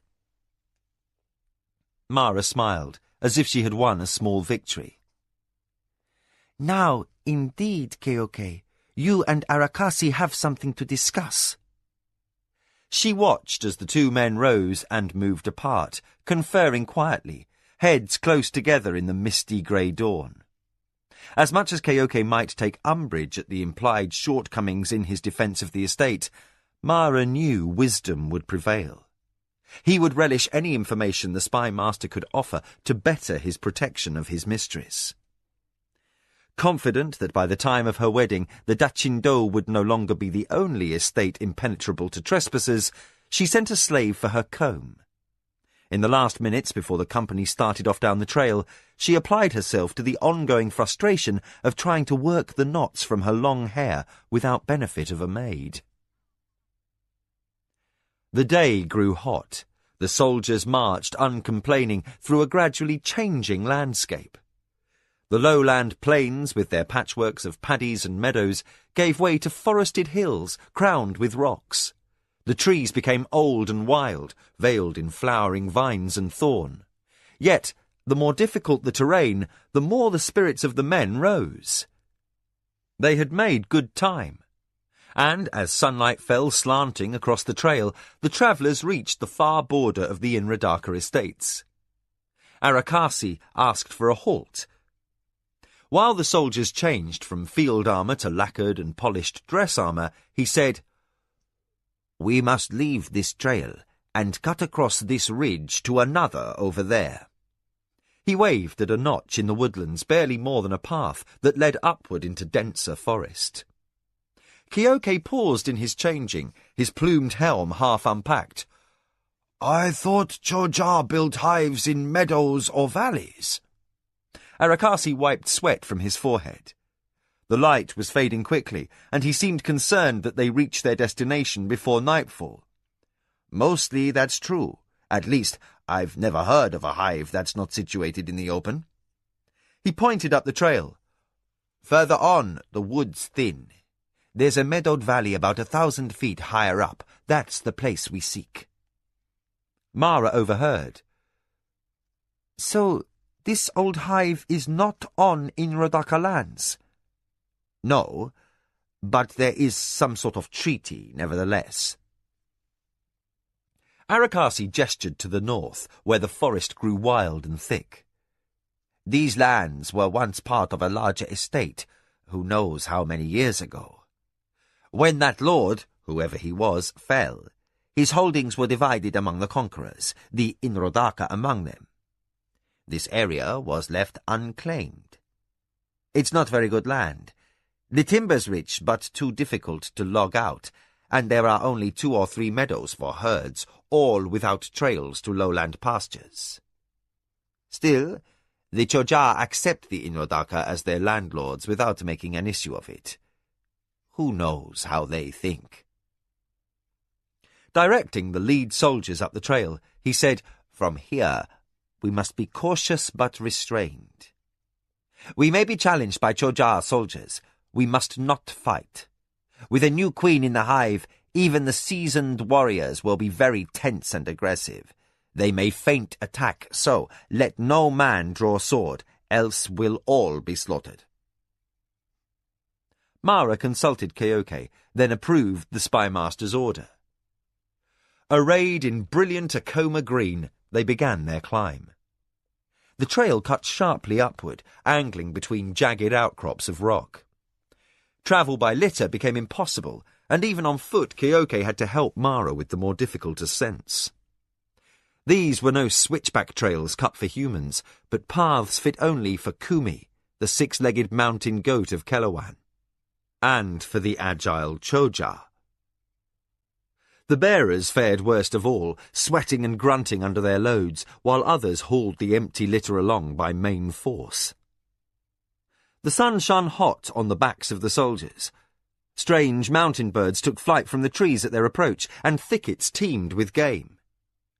Fascinated by sights utterly new and strange, Mara never thought to complain of sore feet.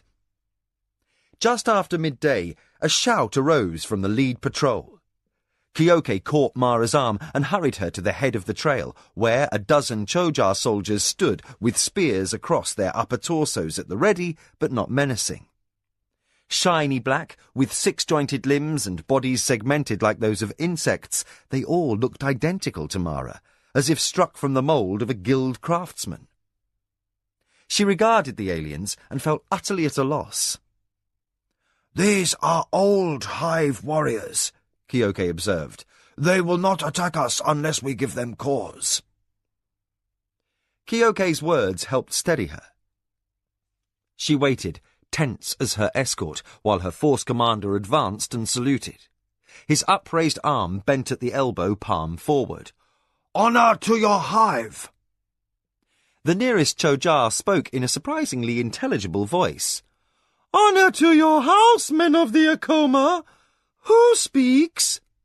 The hive must be informed of your presence." I am Kyoke, fourth commander of the Akoma. The lead Choja returned the salute. As he moved, Mara saw how his body was segmented. A larger rear thorax with 4 three-jointed legs and a smaller upper thorax, roughly comparable to a man's torso, with 2 almost human arms. His flesh was encased in chitin, and each forearm possessed a natural ridge that appeared as sharp as a sword edge. Upon his head he wore a helm of obvious Tsurani manufacture. The face within was oval, with large, multifaceted eyes above 2 slits where a nose should be. The Choja's jaw and mouth were surprisingly human in appearance, though his voice was sing-song and high-pitched. "I am Ixalk, fourth leader of the second commander of the hive Kitalk." Now I remember. Kyoke relaxed fractionally, as if in the presence of an old acquaintance. You served during the invasion of the Thural Highlands. That explained how this Choja recognized Akoma colours. He motioned Mara to his side. This is Our Lady of the Akoma. She has come to negotiate with your new queen. Eyes like faceted metal flickered briefly over the girl at Kyoke's side. Then the Choja executed a fair imitation of a human bow. "Welcome, lady! Your arrival is timely. The new warriors are restless. This hatching is abundant and we are crowded. You may pass, and may your gods bless this bargaining." The Choja moved nimbly aside and allowed the Tsurani party to continue up the trail. Mara was curious about the unexpected expertise of her force commander. "Kyoke, I didn't know you understood the Choja." I know their soldiers as much as any man can. I served with some many years ago, when your grandfather led many houses in battle against the Easter Confederation. If the old campaigner felt his years, he did not show them ascending the difficult trail with hardly a sign of exertion. "The Choja seem to welcome us with good grace." "Mistress, those were old, disciplined soldiers upon the ridge," Arakasi cautioned. "Kyoke was correct in addressing their officer, but from now until we reach the hive we must be wary. Many young warriors have been hatched to protect the new queen as she travels. These will be undisciplined and aggressive, quick to provoke to violence until the young queen is safely within the earth of her new hive." Kyoke cleared a thorn branch from the path. You speak as one who knows the Choja, Arakasi, he said. The spy master avoided the branch as it swung. "No man knows the Choja, but I once hid from Minwanabi assassins for a week in a Choja hive. I learned something of them. It is my nature to ask many questions about things I do not understand when the opportunity presents itself." Mara was intrigued. Even when the ground became suitable for travel by litter once again, she remained afoot. "Tell me of the Choja then, Arakasi. What are they like?" "The older ones are as ordered as the seasons, lady. The young are unpredictable. They are hatched in a creche. A dozen lesser females called Rerari do nothing but lay eggs." The term was archaic Tsurani, meaning a second-level queen or duchess. But the eggs are infertile. The queen swallows them whole and passes them through a chamber in her body which fertilizes them, and more. "More?" asked Mara. "By some Choja means, as the queen is being serviced by a breeding male, she determines the sex and function of each egg, or leaves it sterile. At least, this is what I have been told." "They can choose these things," wondered Mara. "Tell me more." Male Choja are roughly divided into 3 groups: the breeders, the workers, and the soldiers. The workers are either clever or strong, artisans or beasts of burden, depending on what the hive needs. The soldiers are both strong and clever. The breeders are stupid, but they have only one task: to mate with the queen. Arakasi glanced aside and saw that Mara still listened raptly. A few of the nearest soldiers paid heed to the spymaster as well. Once the queen takes residence in the royal chamber, she never moves. Workers constantly feed her while she is passed eggs by the Rirari and serviced by the breeding males. Each one mates with her for hours at a time until near exhaustion, when he is replaced by another. You will see when we are presented to the old queen. Fascinating. Mara paused a little breathless, for the trail had grown steep once again. What of the young? There is much I do not know of the females, Arakasi admitted. But as immature Choja, all males are free to play and grow, much like human children, except that one day these young Choja are sporting about like Nidra calves, and the next they awake knowing their time to serve has begun. Only when a new queen is born are the soldiers hatched and hastened to maturity.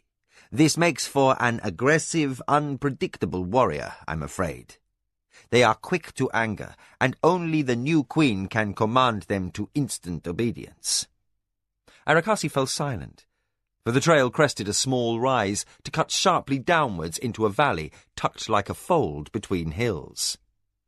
Through the arched boughs of a matched pair of ulo trees, they saw a sun-warmed meadow. The grass grew emerald, too meticulously clipped to be natural. Arakasi pointed. The hive lies ahead, beyond those trees. Kyoke commanded the soldiers to smarten up their columns. The company started forward in battle-ready array, with their lady protected in their midst. As her escort reached the edge of the ulo trees, Mara's heart quickened with excitement. Through the raised shafts of the warriors' spears, she glimpsed the far end of the meadow, where a vast mound rose, ancient in that small trees had taken root and flourished upon it. An entrance was visible on one side, arches shored up with delicately carved stonework.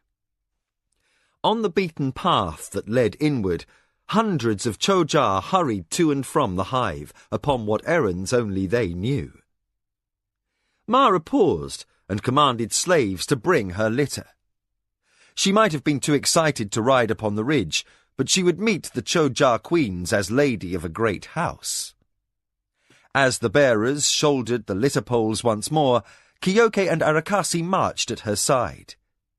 Then all stood at readiness. One of the soldiers raised a battle horn to his lips and blew an announcement call. Then the force commander of the Akoma ordered Mara's escort to step briskly from the shadow of the woods into sunlight. Nothing changed at first. The Choja workers hustled about their tasks much as before, until the humans reached the valley floor. Then, suddenly, a dozen figures emerged from behind the right side of the hive. They raced forward, like a herd of Nidra panicked by lightning, feet pounding upon the sod. "Warriors," Arakasi said, "hold the men steady. This rush is probably a feint." Swearing slightly under his armour, Kyoke signalled the men. None readied weapons, though many might have questioned the prudence of the order, for the Choja bore down at a furious gallop. Closer they came, until the Akoma soldiers could see the sunlight gleam on the razor-sharp edges of their forearms. Then, when they were close enough to strike, the Choja veered off at the last second. With a sound like human laughter, they ran off towards the hive. Mara watched them go with a shuddering sigh of relief. They are so swift. How did we ever manage to subdue them? Arakasi wiped his brow and returned an indulgent smile. We never did, lady. Humans settled land the Choja never wanted until the queens found their hive surrounded. By then it was easier for both sides to make treaties than to fight. It takes skilled soldiers to face a force of Choja and survive. When aroused, they are efficient killers. As the retinue continued steadily towards the mound, more and more Choja appeared. Soon, hundreds passed on every side, some with baskets strapped to their thoraxes, others wearing belts slung with tools. Aroused to curiosity by such industry, Mara peered through the curtain of her litter. Arakasi, is this hive of normal size? A little larger than most, mistress, but not remarkably so. How many Choja live within? Without hesitation, Arakasi replied, 25,000. Mara was stunned. Before her lay a city in the wilderness. How many will travel with the new queen? I don't know. In the past, I think the hives would split when population pressure became too much. Arakasi shrugged. Now there is little apparent logic in the decision to birth a new queen. For, despite their breeding continuously, the Choja control the hive's numbers. Perhaps the old queen must reproduce herself each generation, or perhaps it is chance that brings a new queen. I do not know. Close at hand, the mound seemed a symmetrical, steep-sided hill. The soldiers tightened formation, for the roadway became crowded. Here the grass had worn away to fine dust, continually stirred by busy feet. Several times Mara's party was approached by bands of young Choja. They pointed and stared with metallic eyes and chirped lively phrases in their own tongue. But the adults paid the visitors little heed. A band of workers scuttled past, carrying bundles of wood large enough to require 5 humans to lift. Yet one Choja worker was sufficient for the task. Then a band of young warriors came racing towards Mara's party. Workers scattered from their path, bundles swaying and jaws clacking a strange signal of dismay. Within a matter of moments, the Tsurani found themselves surrounded. Kyoke called a halt. Dust swirled, and spear butts struck the earth in the formal stance of soldiers at rest, though the Choja appeared ready to fight. None was armed or helmeted in the manner of the guards upon the ridge, but with their powerful, naturally armoured bodies and razor-sharp forearm ridges, they would still make fearsome opponents. Arakasi remained in position by the litter as Kyoke hastened forward. The force commander had barely reached the head of the column when a Choja charged. With the uncanny ability of his race to go from frenetic movement to absolute stillness, he halted scant inches before Kyoke, then stood there, trembling, as if eager to fight. Yet, when the Choja made no further provocative moves, Kyoke bowed with cautious courtesy. "We are of the Akoma," he announced.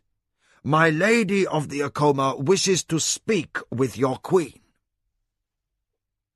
The Choja warrior remained motionless, while the constant traffic of workers flowed by on either side.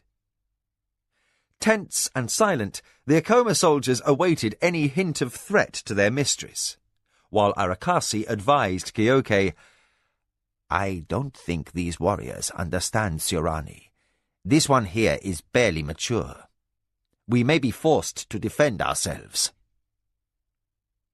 Controlled but urgent, the spy master lowered his voice.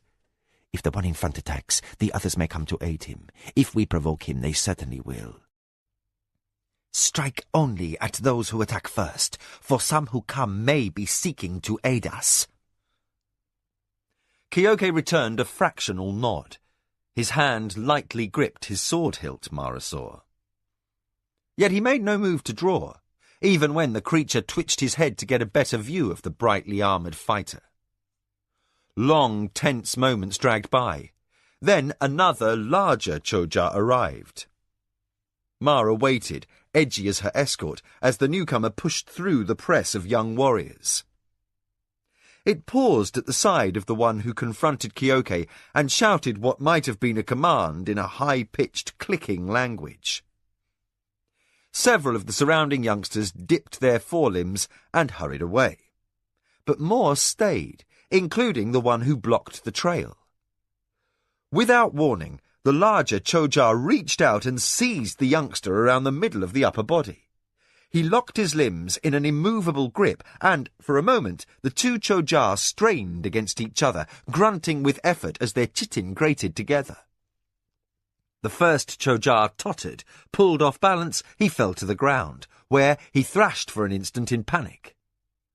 The elder placed a leg atop the younger Choja, holding him down for a moment, then stepped back, allowing the younger to scramble to his knees. The instant he regained his footing, he spun and ran away, and the last of the young warriors fled with him. The remaining Choja clicked apologetically and saluted. "Honest to your house, humans!" Kyoke returned the salute as the Choja said, "The young one was unused to the sight of humans. He was ready to attack, and the others would have followed him had I not thrown him down." Softly, but so that all could hear, Arakasi said, "Choja are most vulnerable when on the ground. They are extraordinarily agile and terrified of losing their footing." "That is true," agreed the Choja. "When I pulled the youngster over and held him down, he knew I was his better and he would not stand against me. I am Ratakal, a soldier of the kite." He bowed in a very human fashion, then motioned for them to follow. "I do not know your colors, humans, but I can see you are not of the Inrodaka. His men wear the color that can't be seen, which you humans call red." "We are of the Akoma." Kyoke indicated Mara's litter and added, "This is my mistress, the lady of the Akoma. She has travelled far to meet with your queen." The Choja spun around and seemed agitated. "My knowledge of your language seems now to be inadequate. I know of your lords, but what is a lady?" Kyoke responded with an imitation of a Choja gesture of respect. "She is our ruler." The Choja almost reared. His eyes glittered as, with a deference not shown before, he bent his head towards the litter where Mara rode, hidden from sight. "Ruler! Never have we seen one of your queens, human! I shall hurry to my queen and tell of your arrival." The Choja spun abruptly and darted between the press of commerce towards the hive entrance. Somewhat disoriented by the brevity of its manners, Kyoke turned to Arakasi. "What do you make of that?" Arakasi shrugged and indicated that the party should resume the approach to the hive.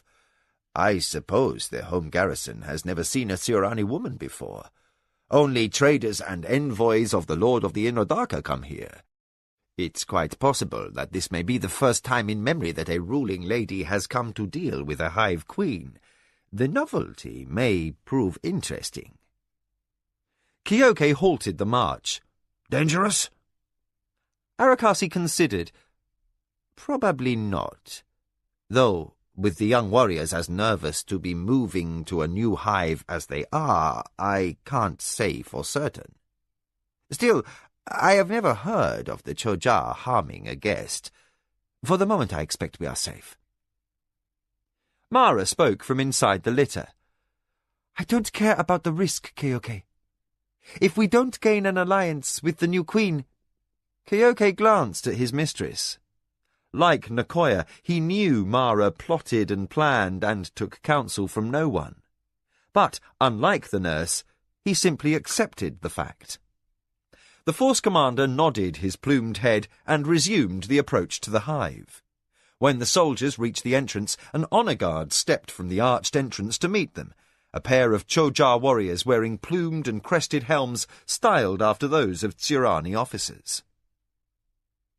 Although no order was spoken, instantly the stream of Choja bearing burdens and messages rerouted their comings and goings through smaller openings on either side of the main entrance. The Akoma retinue halted before the honor guard. As the dust swirled and settled, the Choja in the lead bowed from the joint of his 2 thoraxes. I am Laxol, Force Commander of Hive Katak. Kyoke bowed also. I am Kyoke, Force Commander of the Akoma. Honours to your hive. Honours to your house, Kyoke of the Akoma. Kyoke motioned towards the litter. Within rests Mara, ruling lady of the Akoma. At once attentive, Laxol said, One of our warriors announced a human queen has come to call. Is she the one? Before Kyoke could answer, Arakasi said, She is young, but will be mother to Akoma lords. All the Choja in the honor guard made a sudden keening cry. All activity around the entrance halted. For a moment no one moved, human or Choja. Then the Choja force commander bowed low, like a Nidra kneeling. Moments later, all the other Choja in sight, even the ones bearing burdens, did likewise. Over the shuffling sound as they rose and continued with their errands, Laxol said, We welcome the human queen to Hive Katak.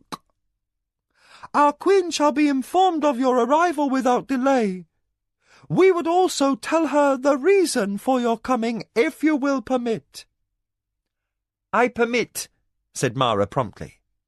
Since delay seemed inevitable, she allowed the bearers to lower her litter to the ground, though she remained hidden behind the gauze curtains. Inform your queen that we come requesting the honour of bargaining for the new queen's hive to be built upon Akoma land. At this, the Choja cocked his head, one forelimb lifted in astonishment. News travels swiftly through the empire. The young queen is barely more than a hatchling, not ready as yet to venture above ground. Mara bit her lip. Time now was critical, with the wedding date set and her estate left vulnerable by her absence. Nakoya and Jikan were competent, but they could not prevent the inevitable reports by enemy spies that she was off on a secret errand. Each day she was absent increased the risk of attack against a garrison still dangerously undermanned. Prompted by impulse and a driving, intuitive ambition, Mara whipped aside the curtains.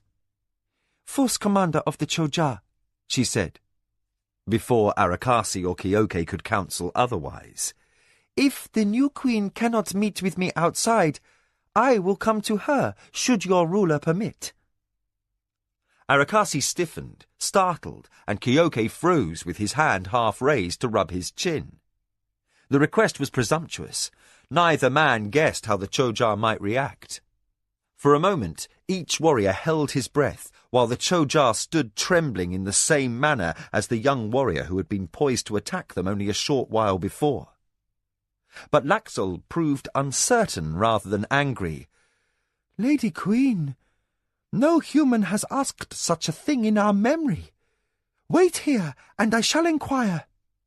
He whirled and scuttled into the hive. Slowly, Kyoke lowered his arm. That was a dangerous move, mistress. If the queen should receive your request with displeasure, your warriors are outnumbered 200 to 1. And yet, the Choja officer did not act affronted, Arakasi pointed out, merely astonished. He shook his head with what might have been admiration. Nevertheless, Kyoke kept his soldiers on guard. With weapons near to hand, all waited for the Choja commander's return. Laxol scuttled abruptly from the dark beyond the entrance. He bowed low, the polished dome of his head segment almost brushing the dust.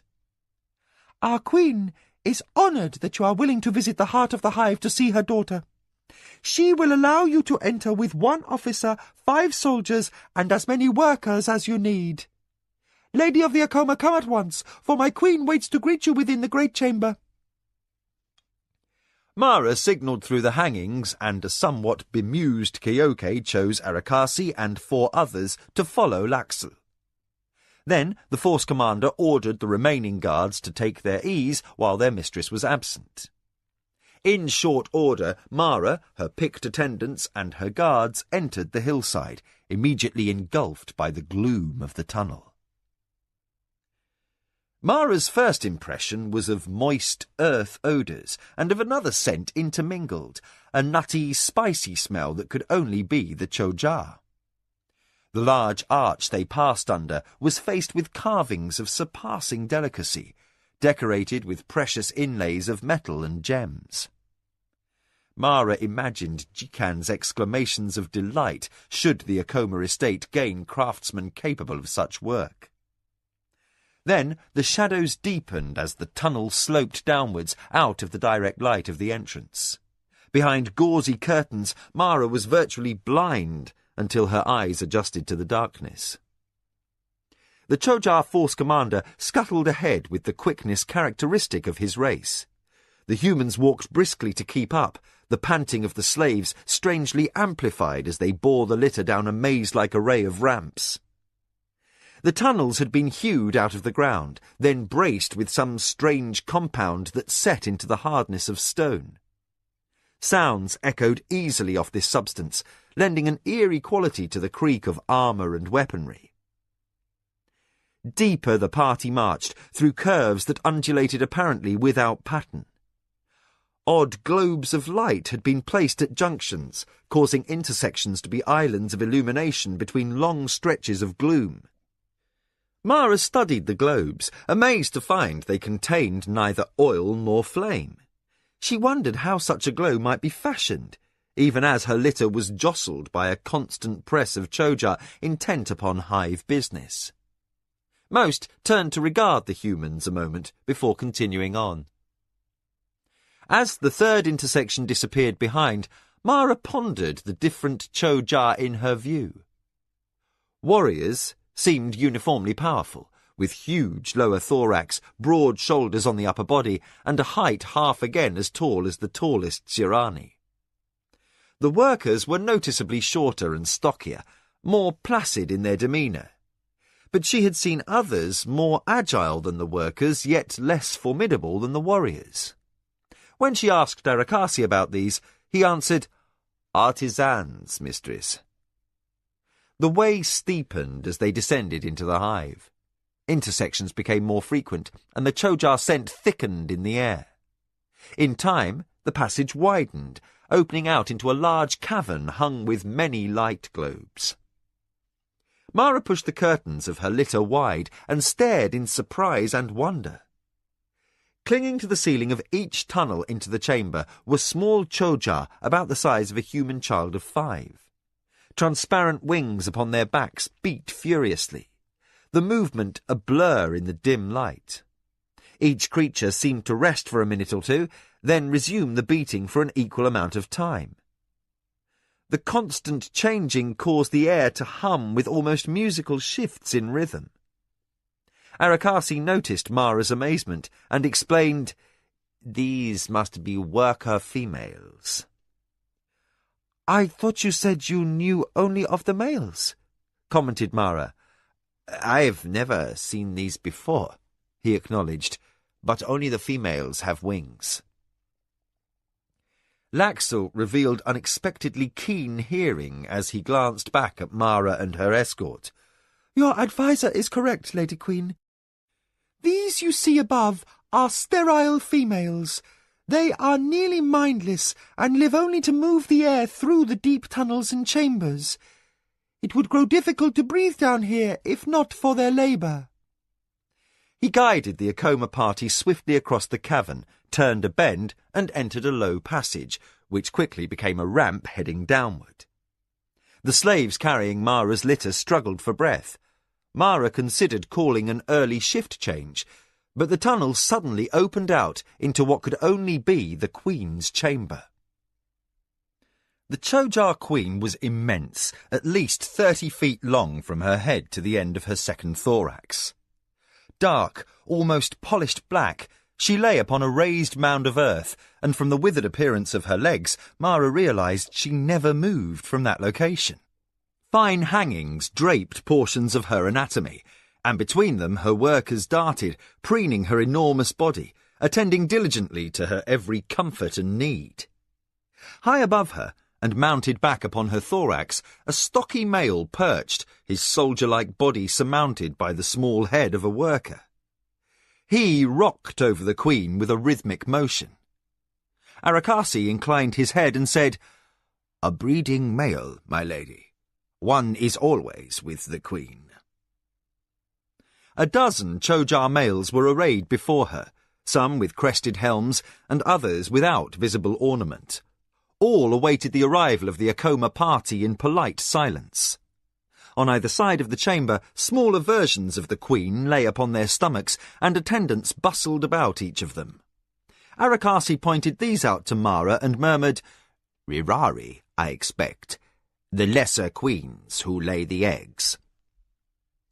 Laxel indicated that they should wait, then scuttled forward with a loud series of clicks. A hush fell over the chamber, though the workers still attended to their tasks.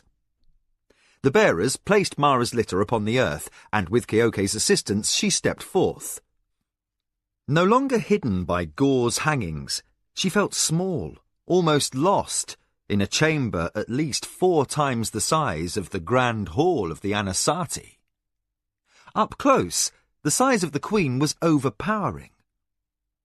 Maintaining her poise with an effort of will, Mara stood while a slave from her retinue slipped a jewelled overrobe over her shoulders.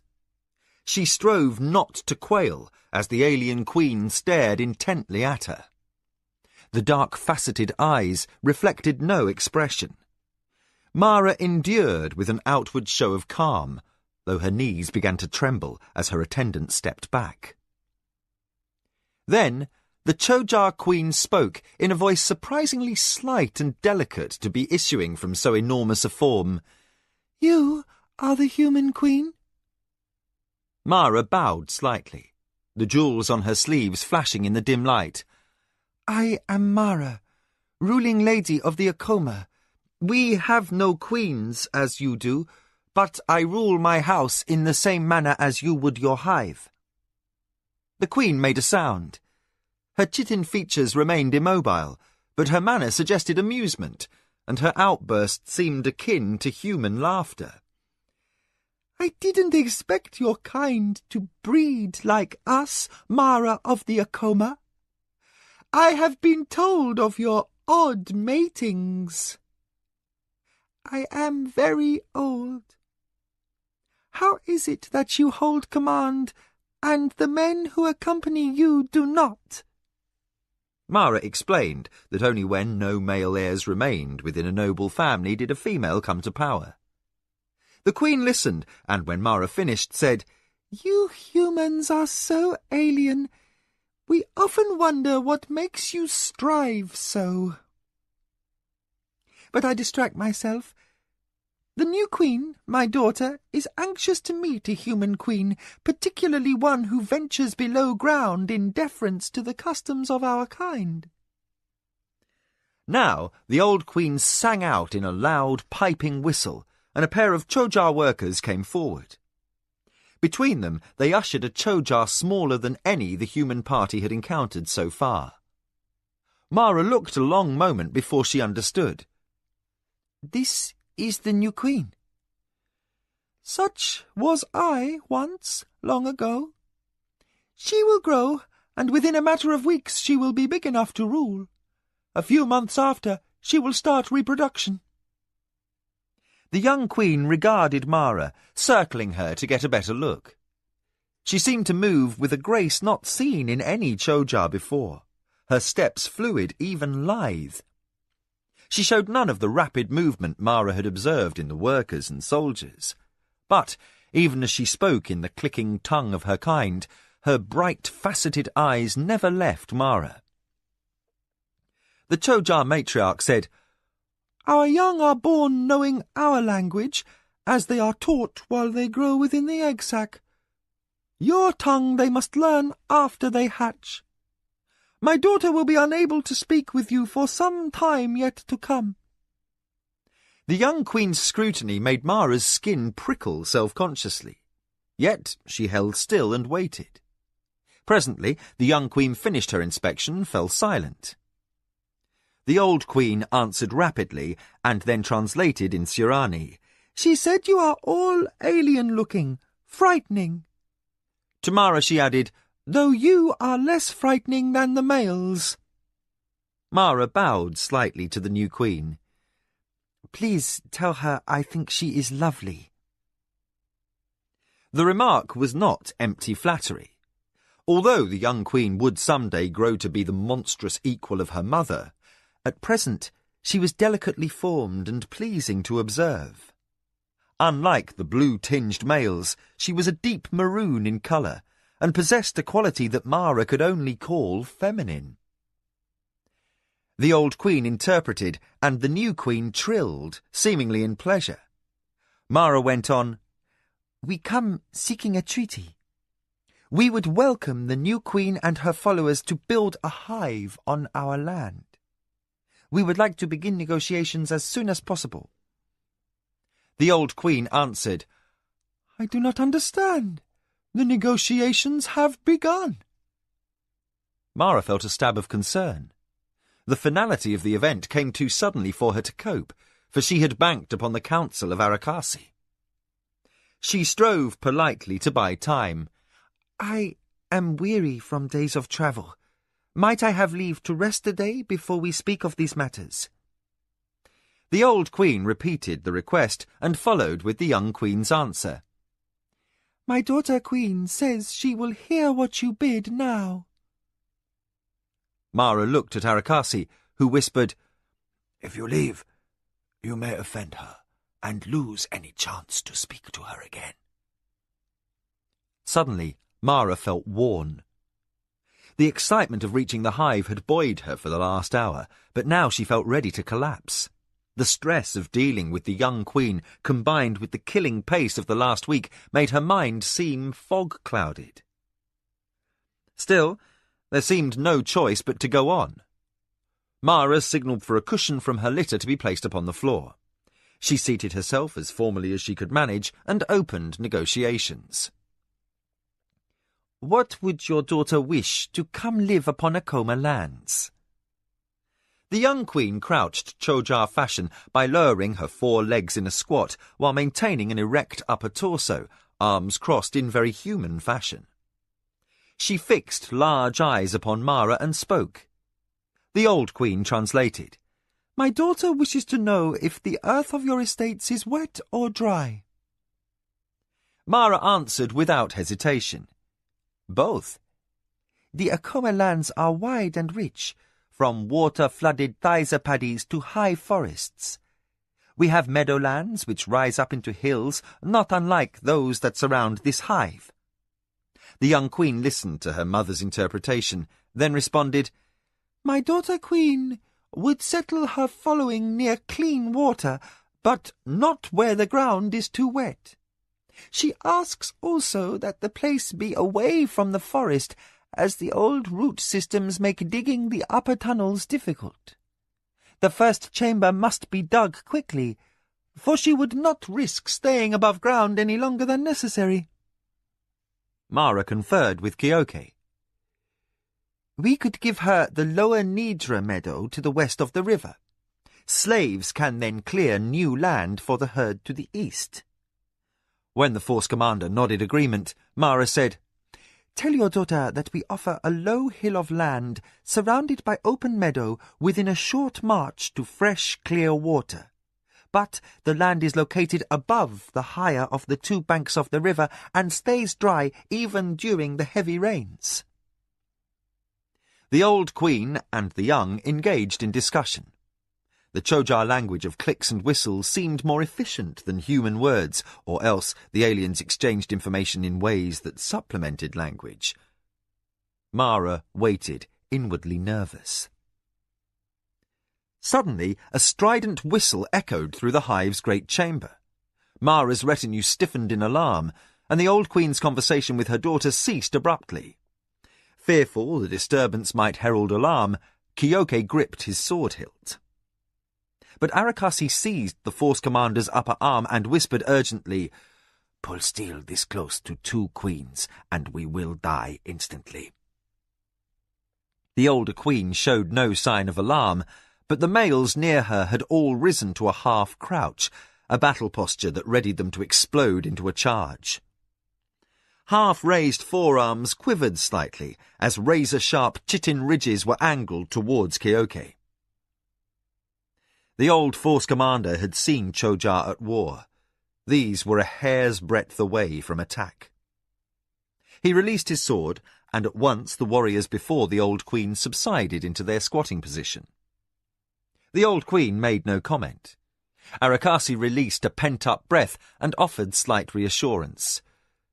"Should danger arise, those warriors will protect us as well as their queen." Kyoke nodded at the logic of this, but he still stepped closer to his lady. On the dais, the old queen clicked and twitched a forelimb, and in response to her command, Laxel rose from his place at her feet and scuttled off. Watching him, Mara wondered whether she could ever adjust to the speed at which the Choja moved at need. As messengers, they would be unparalleled, and that prompted remembrance of a childhood rhyme recited by Nakoya that ended, "The Choja are the first with news and early season fruit." Phrased as nonsense, and treated by humans as entertainment for youngsters, Mara pondered now whether the jingle held some element of truth. Laxel returned before she could pursue the idea with inquiry. He exchanged rapid whistles and clicks with his matriarch, and the old queen's next words banished all musings upon nursery tales from Mara's thoughts. "Lady Queen of the Akoma," the ruling Choja said, "word arrives that a lord of your kind has travelled to the hive to bargain against you for the new queen's favour." Chapter 6.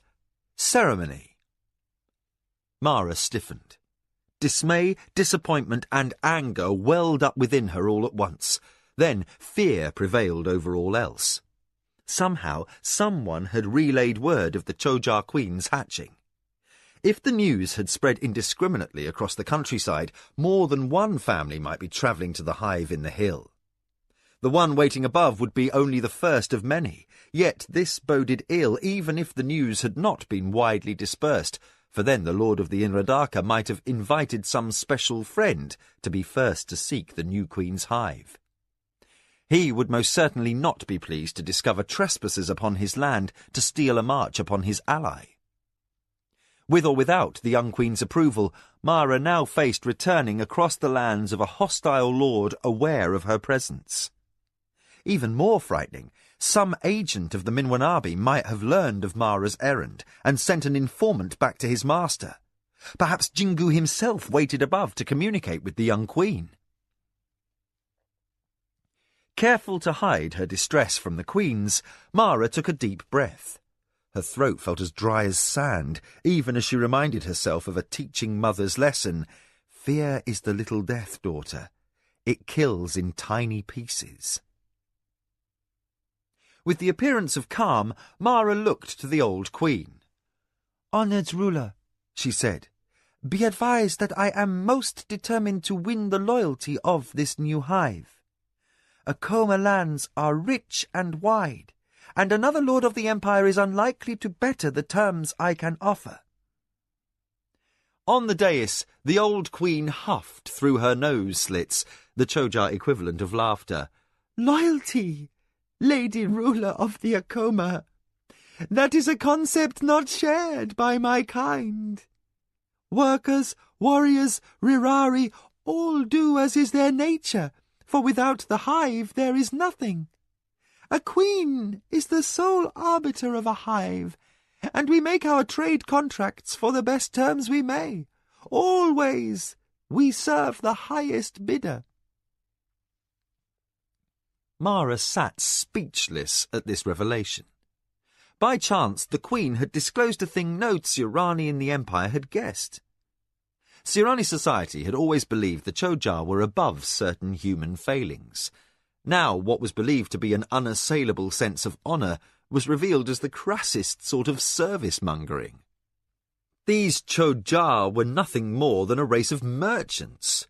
Their legendary loyalty was open to sale to the highest bidder and perhaps subject to renegotiation should the Chojar receive a better offer from a rival lord. One of the underpinnings of the Empire's power structure was far more vulnerable than anyone knew, for never before had anyone thought to test Chojar loyalty by contacting the Hive upon another lord's lands. Through her dismay, Mara saw advantage. So long as no other ruler in the Empire guessed the truth, she might use such knowledge for her own gain, provided she survived the next hour. Kyoke, Mara leaned across her cushions and motioned the Force commander closer. These warriors who came with us must be sworn to absolute silence. With her face kept carefully blank, she added, The slaves must not be permitted to reveal what we have just heard. Nothing more would be said, but the old warrior knew she had just pronounced death sentence upon 8 men. He in turn whispered something to Arakasi and, his expression unreadable, the spy master nodded once, indicating he affirmed the decision. Mara straightened. To the old queen she said, Then we shall bargain. Excited by the prospect, the old queen trilled her pleasure. I shall inform the other human lord that he has a competing offer. The queen then issued commands to waiting Chojar workers. These were of the smaller, more intelligent artisan class. Mara waited with the appearance of patience as they scuttled away.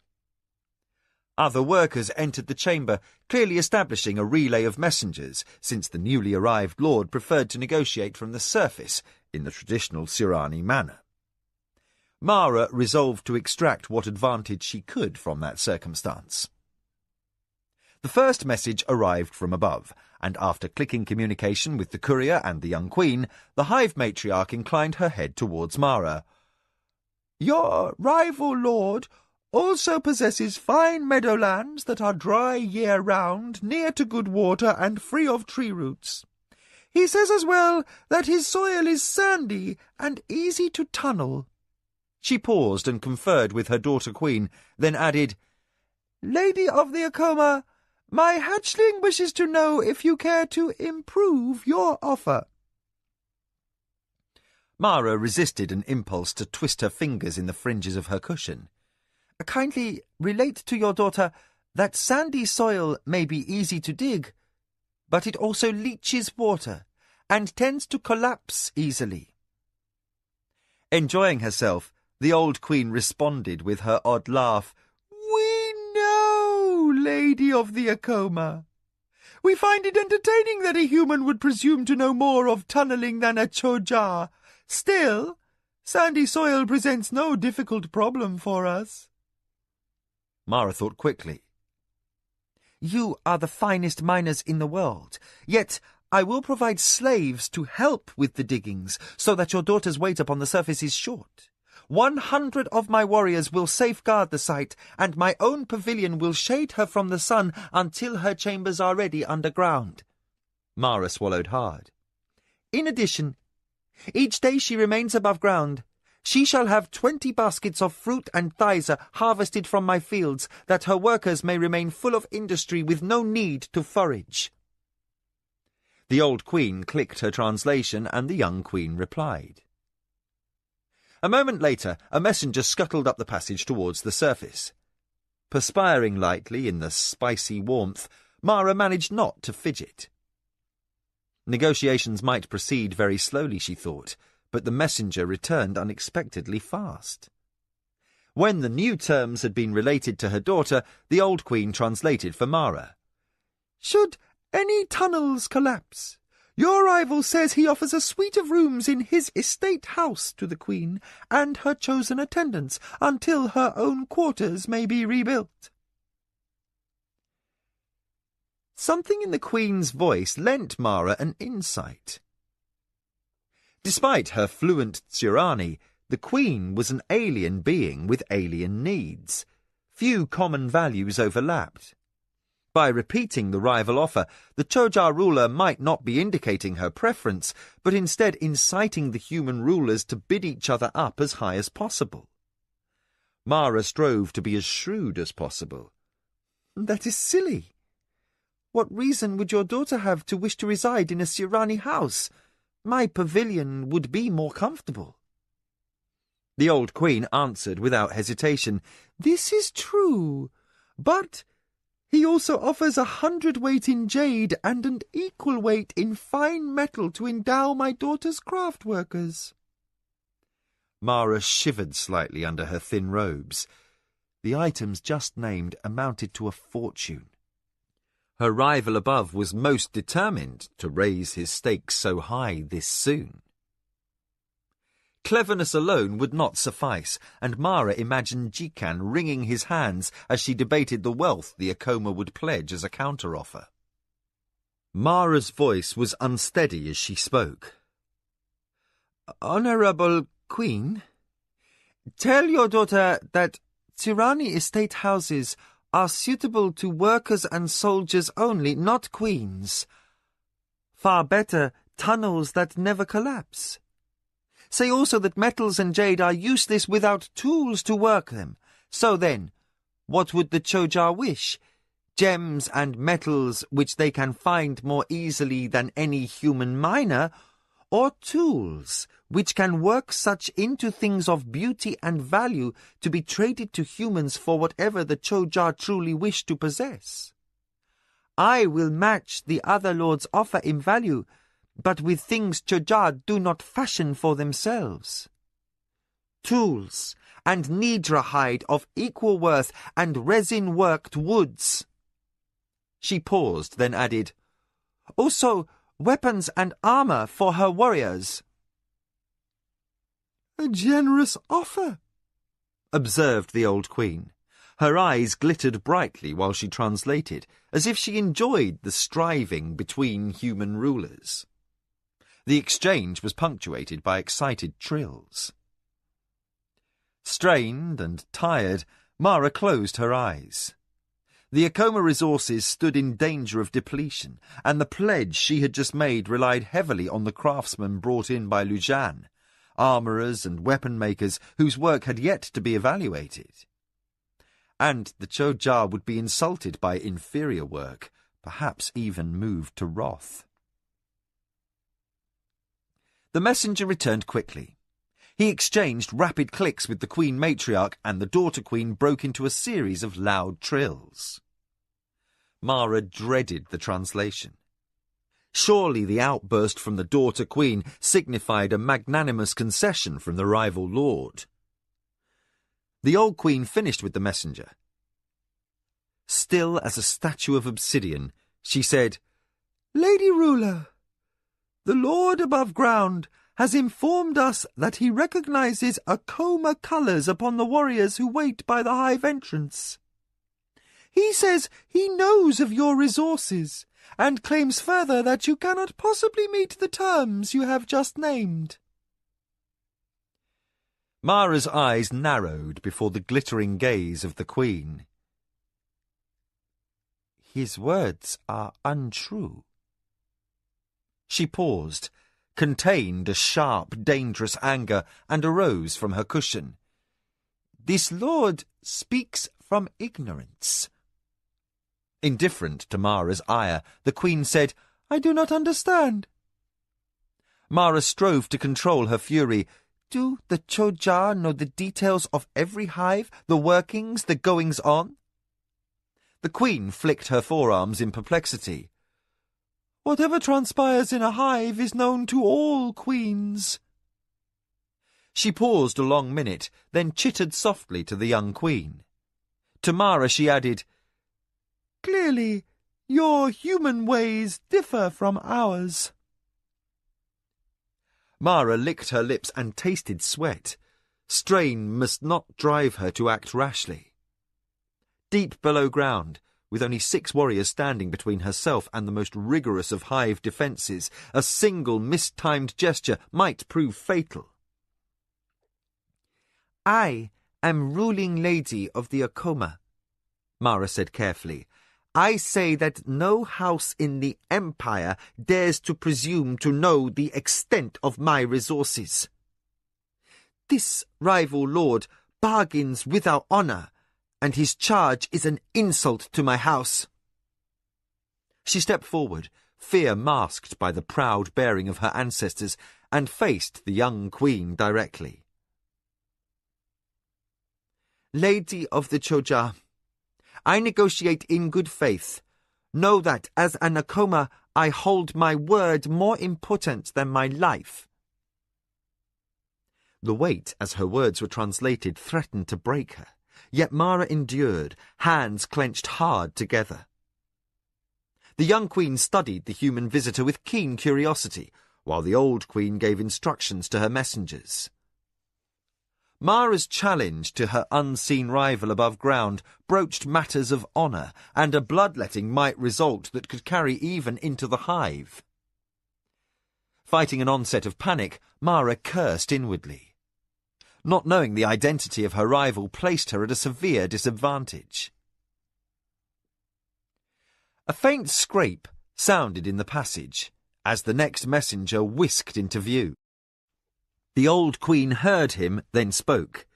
Lady Ruler, the lord above concedes his words were spoken in anger.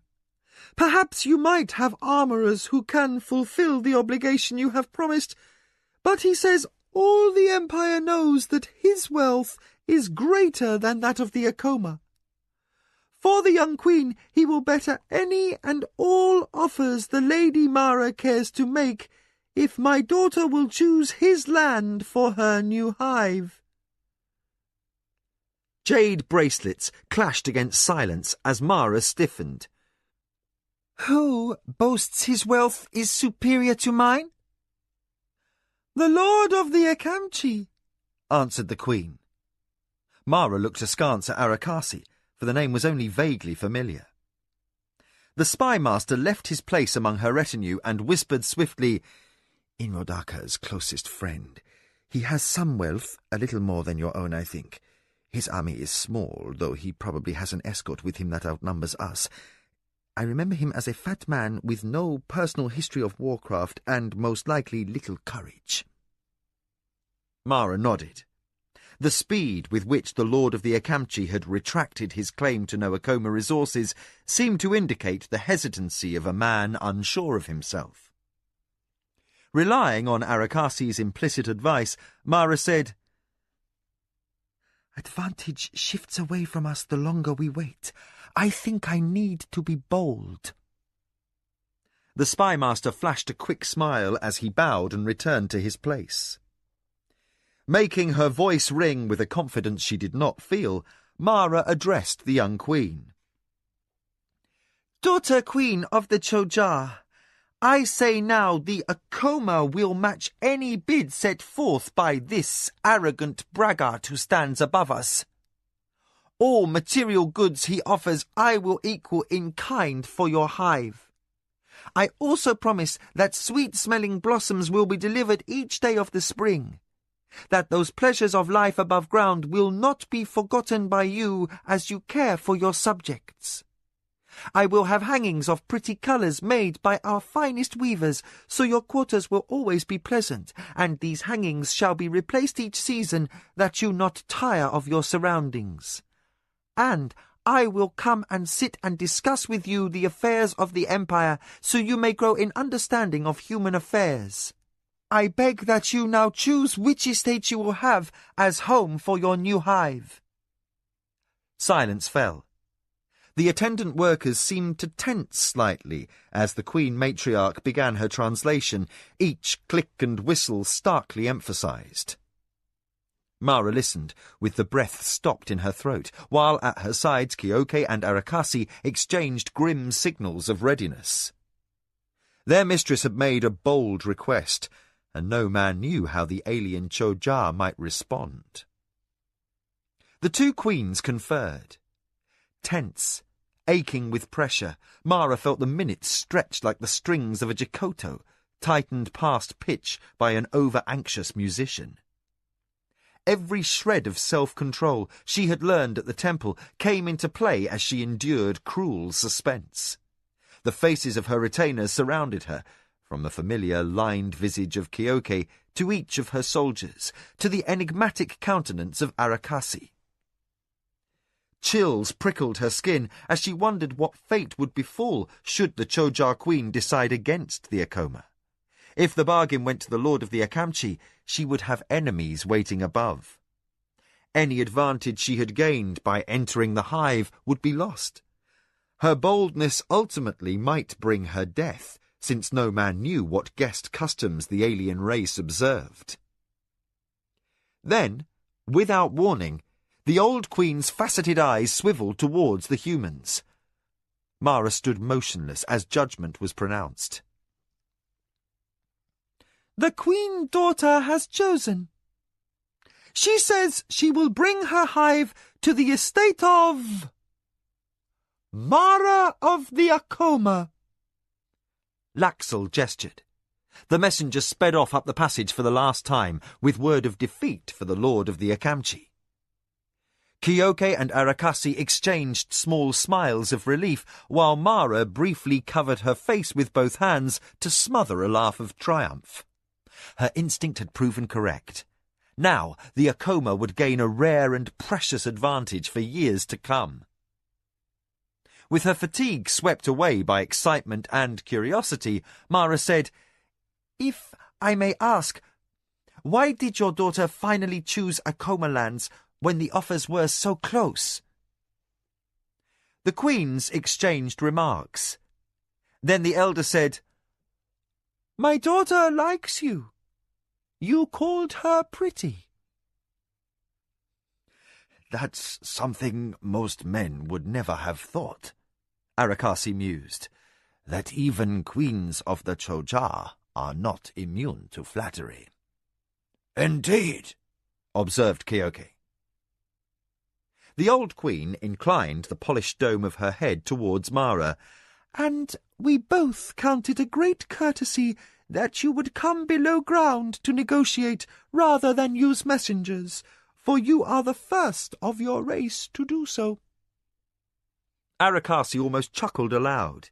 He said to Kyoke, simply because most lords would not set foot within another's house without first being invited to enter. It seems Chirani civility is Choja rudeness. The force commander seemed less amused.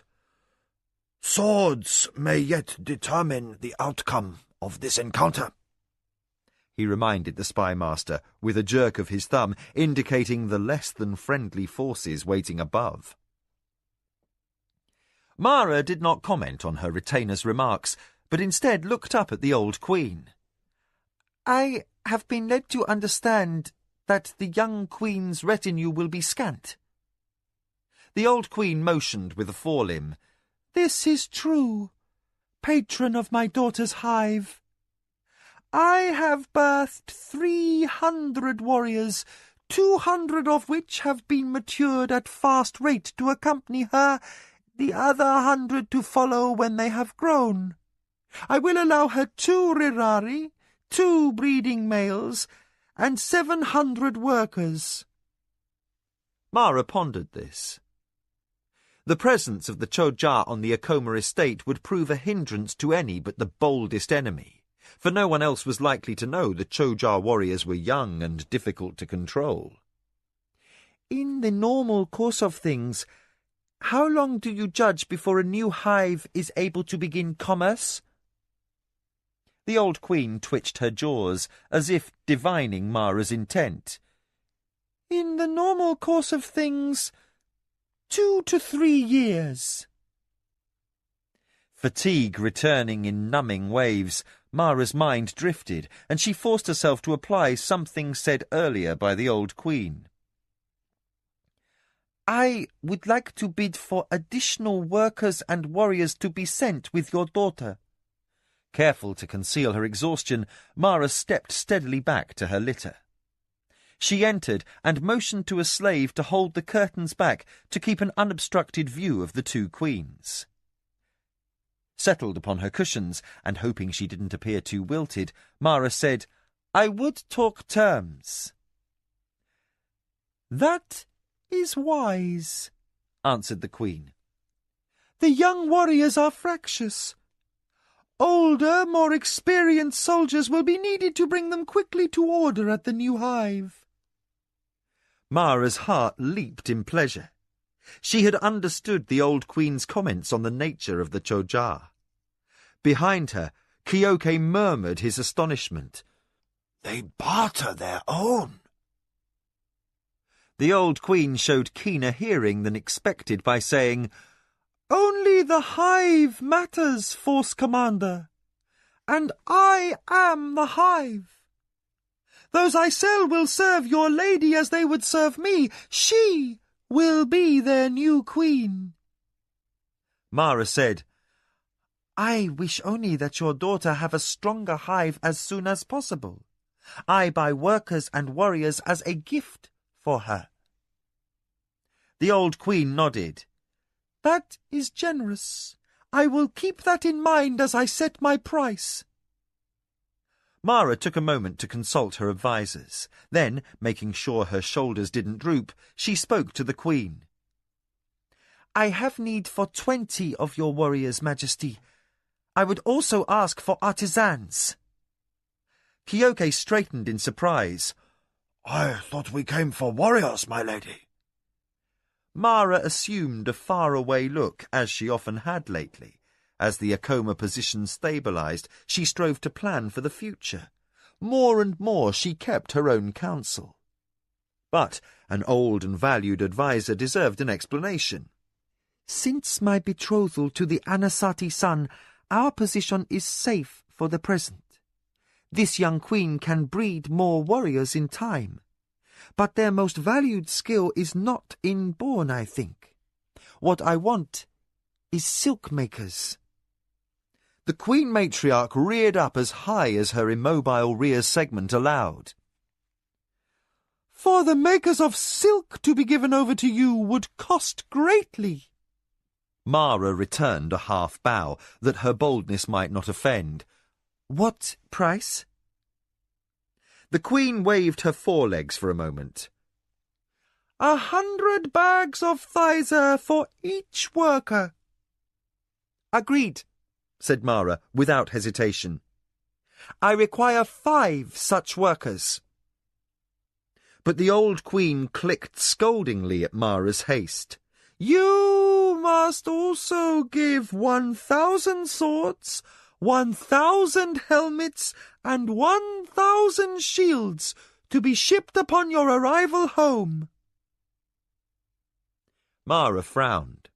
Since Jikan was a competent manager, she had finances to buy what was not on hand in the warehouse. "Agreed." The bargain was hard but fair. In time, a flourishing silk trade would repay the expenditure many times over. Anxious now to deliver her news to Jikan and Nakoya, Mara said, "When will the Queen depart?" The matriarch conferred with her daughter, then answered, "Not until the autumn." Mara inclined her head in a gesture of respect.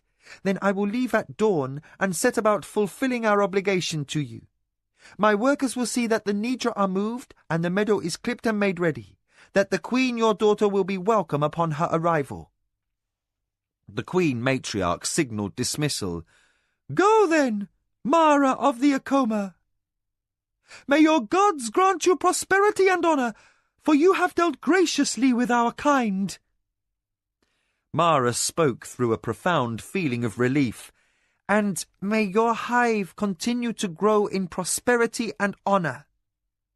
Laxel stepped forward to guide the humans to the surface, and the Queen's bright eyes turned away, absorbed once more with hive matters and the complex decisions of breeding. Able to give in to exhaustion and shaking slightly from hours of sustained stress, Mara sank back into the cushions of her litter. She gestured, and her company moved to depart. During her ride towards the surface, she felt like laughing aloud, then like crying. Seeds now sown might someday bring forth rich fruit, for she had won the means to expand upon Jikan's already impressive financial base. The silk trade in the south was not yet an established industry. Northern silk varied in quality and availability. Mara did not know how to convince this young queen to turn silk production into the major speciality of her hive, but she would endeavour to find a means. Produced near the major southern markets, Acoma silk might someday come to dominate the trade. Then, as her bearers bore her along the dark, richly scented tunnels of the Choja hive, her euphoria dimmed. Barely 2 weeks remained for the elaborate preparations that a wedding of 2 great houses entailed. Although the past night's efforts might add to the Acoma wealth, soon that wealth must be turned over to another, the son of one of her most bitter enemies.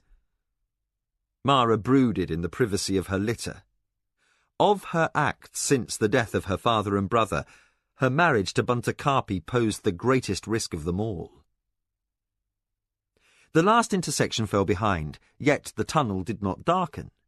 Through the thin curtains of her litter, Mara saw the arches of the entrance of the hive, with daylight shining brightly between. Negotiations with the Choja queens had lasted throughout the night. The girl's eyes ached as they adjusted to the increased light, and her head swam with weariness. Content to lie back and doze while Kyoke marshalled his escort and readied the slaves and warriors for the long march home, she did not recognize trouble until her litter shuddered to a halt, followed by the hiss of weapons being drawn. Alarmed, Mara sat up. She reached to draw open the curtains just as a stranger's voice rang out in anger. "You! Thief! Prepare to answer for your crimes!" Chilled awake by fear and anger, Mara whipped the gauze aside. Kyoke and the Acoma warriors waited with drawn swords ready to defend. Beyond them stood the white-haired lord of the Indradaka, red-faced, tousled, and furious from a night spent in the open. Swiftly, Mara took stock of his retinue. She counted a full company of soldiers, 200 at the least, and not all of them wore Indradaka red. Fully half were armoured in the purple and yellow of the Akamchi. The old lord thrust his jaw forward and pointed his decorative family sword. "Lady of the Acoma! How dare you trespass upon Indradaka lands? Your audacity oversteps your strength to the grief and shame of your name. For stealing the daughter queen's hive, you shall be made to pay dearly." Mara met the accusation with a cool look of contempt. "Your words are without much thought, and of less honour." She glanced at the fat man at Indradaka's side, assuming him to be the lord of the Akamchi. "The lands surrounding this hive are unclaimed. Have your Hadonra check the archives in Kentosani if you doubt me. And the Choja are no man's slaves. They choose with whom they bargain. And to call one who bargains in good faith a thief is an insult demanding apology." Both lords regarded the Acoma ruler. She might seem a young girl taken by a fit of pique, but in the face of the armed and able company waiting on her word to extract such apology, both men lost some of their fury. Still, they remained uncowed by Mara's unexpected boldness. The lord of the Indradaka spluttered in indignation, and his companion shook a pudgy fist. The unmannerly displays might have been comic, except for the glowering rows of warriors and weapons behind them. "You have slighted me, caused me to break faith with a trusted ally," Indradaka raged. Yet he seemed more inclined to speak than fight. "I had promised the Akamchi exclusive rights to bargain with the daughter queen, and by treachery you Acoma became privy to my secrets." Now Mara understood. The man suspected the Acoma of having an agent in his household. Arakasi had spent several weeks as a guest of the Indradaka. If anyone recognized him, a fight might result. Mara chanced a surreptitious glance that ended in a blink of confusion. The spymaster had disappeared. Another searching glance, a little more careful, revealed his presence among the soldiers, but even there she had trouble picking him out. At one with the others in Akoma ranks, he stood poised for trouble, but his helm hung slightly lower over the bridge of his nose, and his chin was thrust forward, making his jaw seem squarer than usual. Very likely he would remain unnoticed. Relieved by this, Mara sought to avoid conflict. My lord, I take no responsibility for causing a break in a pledge beyond your right to promise. The Choja keep their own counsel. As for being privy to your secrets, the Choja are the first with news and early season fruit. If you but ask, they'll tell you that one hive knows the affairs of all others. Whether or not your workers, servants, or slaves set foot off your land, the news was accessible in all parts of the empire. I was simply first to act. You could not prevent me, my lord. And in the last, since when must the Akoma nursemaid the honor of the Inrodaka? The lord of the Inrodaka bristled. His ally, the lord of the Akamchi, looked as if he would just as soon be done with the whole affair and go elsewhere. Yet honour prevented his withdrawal, as Inrodaka said, "For that, you presumptuous girl, you will not leave my lands alive!" Mara met his threat in proud and stony silence. She must not capitulate, for such cowardice would shame the bones of her ancestors. Though her heart leaped in fear, she saw her men were ready, showing no sign of concern for the odds against them. She nodded once to Kyoki. The force commander signalled the warriors of the Akoma to raise weapons, while, like imperfect reflections in a mirror, Inrodaka and Akamchi commanders ordered their own men to the ready. Through the rattle of blades and the creak of armour, Mara felt her pulse beat quicken. She tried one last time to negotiate. We have no desire for strife, especially as we have done nothing for which we need to defend ourselves.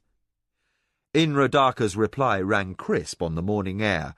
"You will not leave without a fight!" A heartbeat away from precipitating bloodshed, Mara held the irate old man's gaze, while whispering furiously to Kyoki, "Dare we count on our alliance with the young queen?" Kyoki kept his eyes upon the opposing forces. "Lady, the old queen rules this hive, and her alliance is with the Inrodaka. Who knows how her warriors will react if the young queen's ally is threatened?" Gripping his sword tightly, he said, "I doubt there has ever been such a confrontation in the long history of the empire." As he spoke, a full 100 old, experienced Choja warriors marched from the hive entrance. Black carapaces and razor forelimbs gleamed in the sunlight as they interposed themselves between the opposing lines of humans. Dozens more scurried from the earth, even as Laxel moved a half-dozen paces closer to the two fuming lords and said, "The Akoma and their ruler are our queen's guests, and the Inrodaka lord her ally. None shall bring strife to her hive.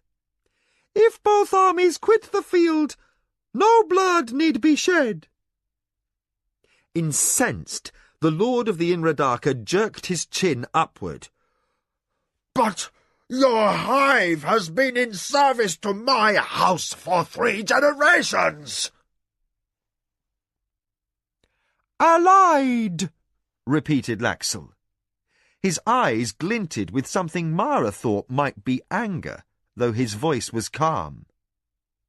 "As the lady of the Akoma said, the Choja are no man's slaves. Leave at once." As if to drive home the point, another command of Choja scurried around from behind the hive to take position behind the forces of the Inrodaka and the Akamchi. A similar force was appearing behind Mara's soldiers. Inradaka glanced to either side, where another 200 Chojar warriors approached with their limbs angled forward to charge. His rage faltered even before he turned to discover Lord Akamchi already signalling his forces to retire. Mara observed that Inradaka was as relieved as not to be forced to depart. His reputation had long been that of a man who avoided conflict, and his display had probably been for the benefit of his ally, rather than from any true sense of outrage. Weakness overwhelmed the Lady of the Akoma, as sleepless nights and tension overcame her staunch will. She allowed herself to fall back into her pillows as Laxel span to face Kyoke. "Force Commander, my company will escort you to the limit of the Inradaka boundaries with a full 100 warriors." Kyoke signalled and, over the sound of men returning swords to sheath, said, "Are you among the 20 who will join the new hive?" "I am." Laxel made an odd facial expression, perhaps the Chojar equivalent of a smile. "Since you undertook great expense to ensure the safety of her daughter, the old queen has given you the best of her soldiers. Another will assume my post here, and I will be the new hive's force commander." Then, as if in afterthought, he said, "I believe the Lady of the Akoma has won what you Tsurani would call the old queen's affection." Tired to the core of her bones, Mara still managed a half-bow of appreciation. "You are not needed by the young queen." The Chojar force commander gestured in the negative with his forelimbs. "The young queen is most vulnerable when growing, so even our presence would not mitigate the young warrior's aggression, as it should not. Once within our new hive, we shall teach them what they must know to become good warriors." As the Inradaka and Akamchi forces retreated over a rise and vanished from sight, Kyoke mustered the men for the long march home. When the last soldier was in place, he looked at his mistress. "My lady?" Mara indicated they should depart, but requested Arakasi walk beside her litter. He arrived looking drawn and dusty, like the rest of the men, except for the glint of victory in his eyes. Warmed by his pride of accomplishment, Mara spoke softly as the column moved out. "You have been better than your word, Arakasi. Not only have you shown the value of your advice, but your wisdom has benefited the Akoma well. How long will you need to reactivate your network?" The spy master's satisfaction spread across his face until he showed a genuine smile. He bowed slightly to his new mistress. "A year, lady, if I encounter no difficulties." "If there are difficulties?" A year and a half." The spy master paused significantly, then added, "More, if you require." Mara glanced to either side, assuring herself that no men marched close enough to overhear. "When we make camp tonight, I want you to leave and begin seeking out your agents. Return to our estates in a year.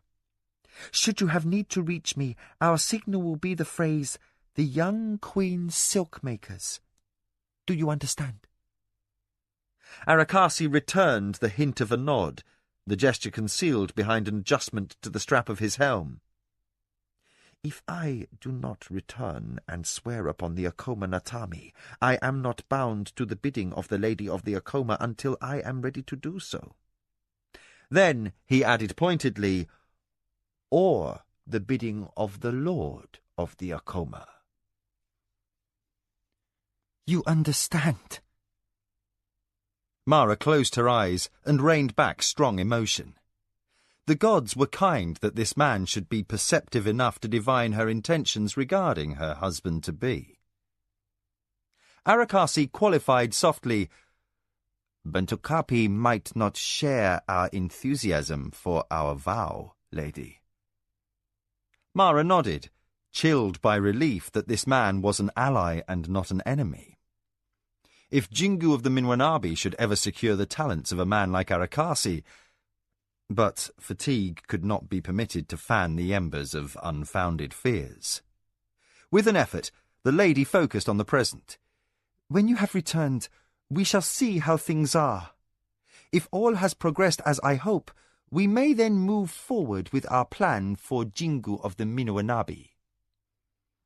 Arakasi inclined his head slightly towards Mara's litter. "In my heart, I have sworn loyalty to you, my lady. I pray the gods grant me the opportunity to make a more formal oath before the Akoma contemplation glade some day." He glanced around at the heavy, matted greenery of the forest. "This seems as good a place as any to leave. May the gods protect you, Lady of the Akoma."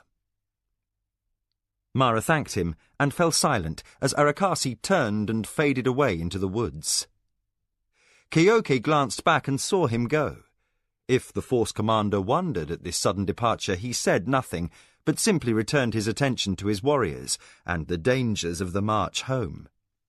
Mara lay back, Arakasi's last words turning over and over in her mind. She added a prayer that his wish would come to pass, for if he lived and did not swear before the Natami, either she would be dead, or Buntakapi would be firmly in place as Lord of the Akoma and beyond her power to control. The maids waited upon their mistress. Seated upon cushions in the chamber she still considered her father's, Mara opened her eyes and said, "I am ready." But, in her heart, she knew she was not prepared for her marriage to the third son of the Anasati, and never would be. With her hands clenched nervously together, she endured as her maids began the tortuous process of combing out her hair and binding it with threads and ribbons into the traditional bride's headdress. The hands of the women worked gently, but Mara could not settle. The twist and the tug as each lock was secured made her want to squirm like a child. As always, Nakoya seemed to read her mind. "Mistress, the eye of every guest will be upon you this day, and your person must embody the pride of Akoma heritage." Mara closed her eyes as if to hide. Confusion arose like an ache in the pit of her stomach. The pride of Akoma heritage had enmeshed her in circumstances that carried her deeper and deeper into nightmare. Each time she countered a threat, another took its place. She wondered again whether she had acted wisely in selecting Buntakapi as husband.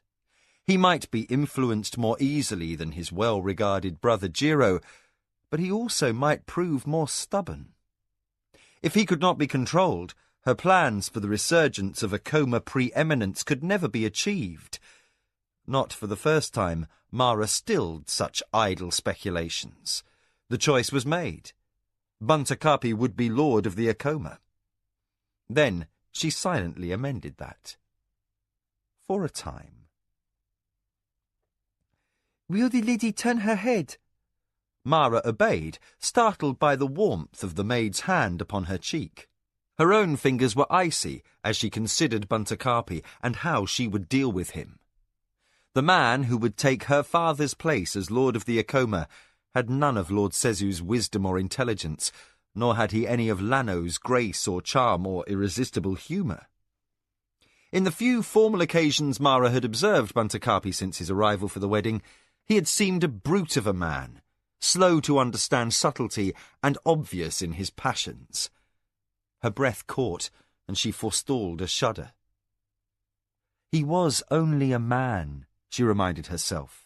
And though her preparation for temple service had caused her to know less of men than most girls her age, she must use her wits and body to control him. For the great game of the council, she would manage the part of wife without love, even as had countless women of great houses before her. Tense with her own resolve, Mara endured the ministrations of the hairdressers, while the bustle and shouts through the thin paper of the screens indicated that servants prepared the great hall for the ceremony. Outside, Nidra bawled and wagons rolled, laden with bunting and streamers.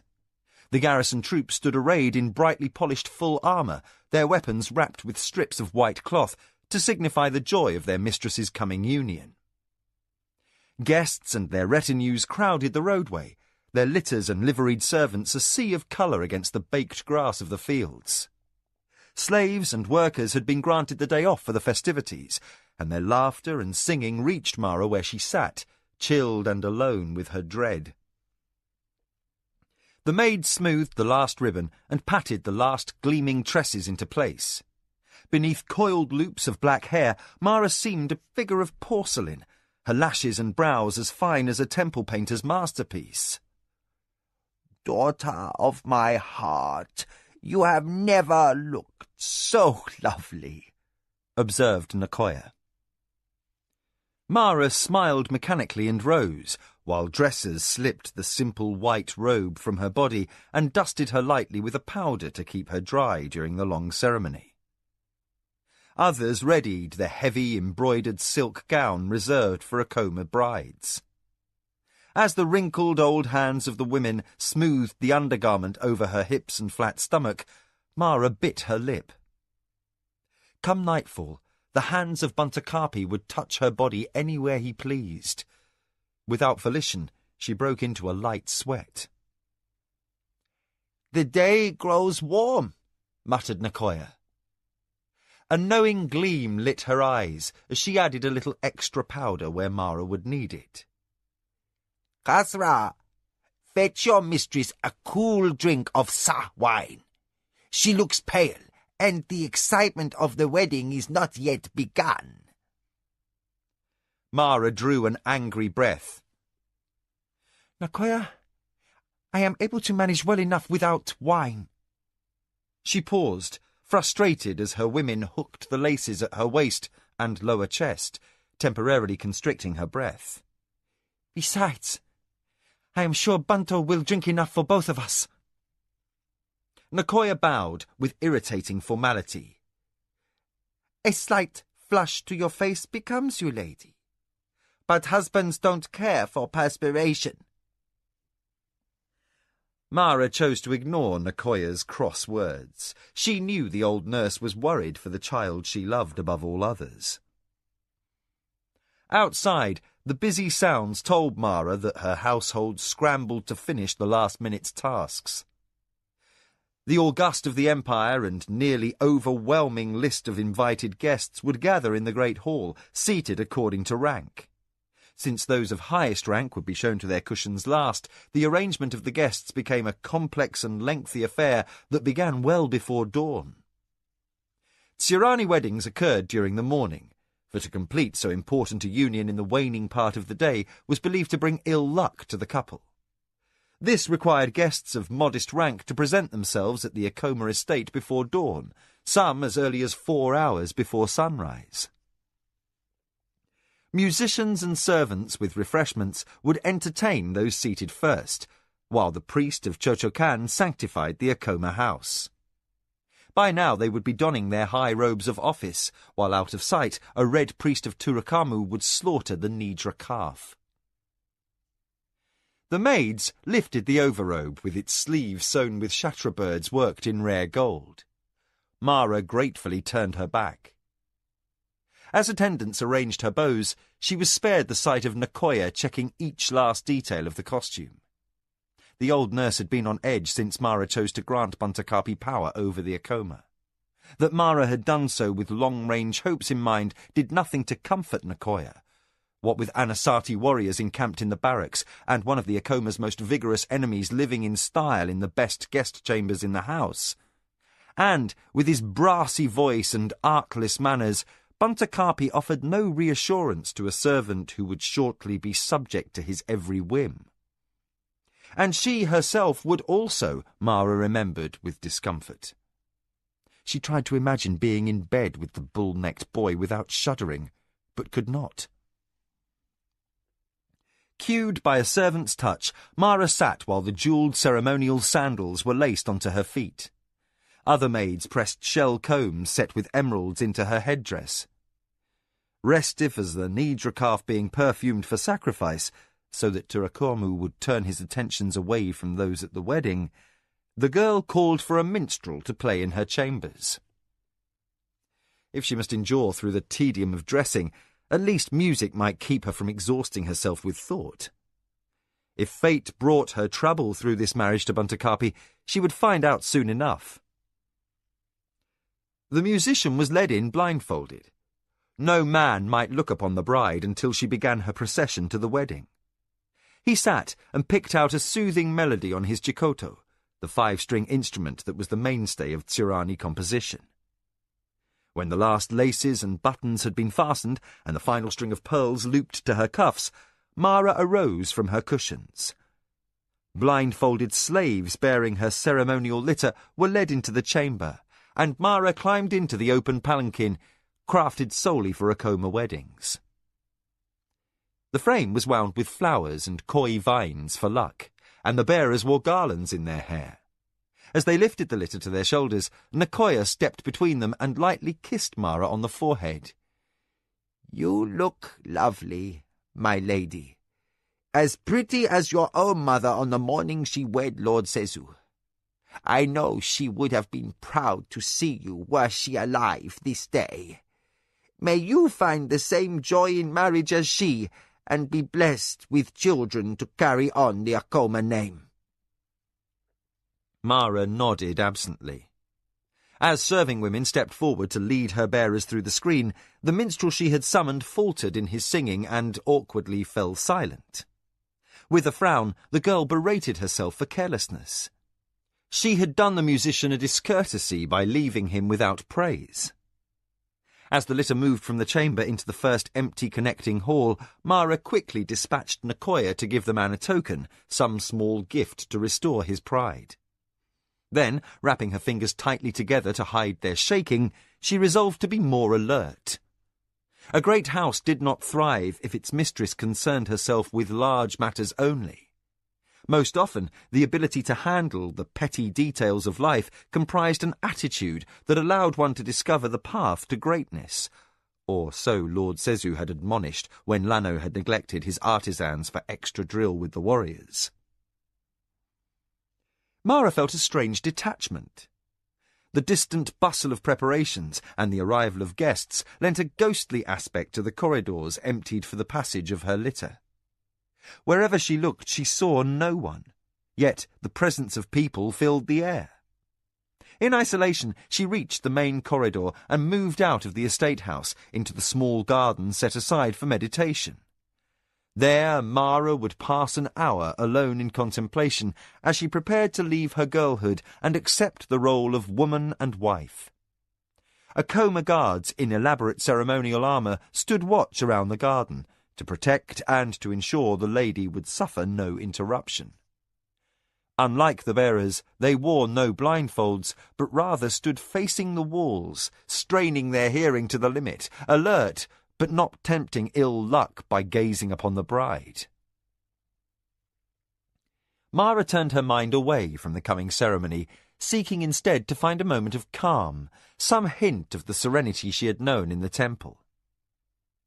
She settled gracefully to the ground, adjusting her gown as she settled on the cushions left for her.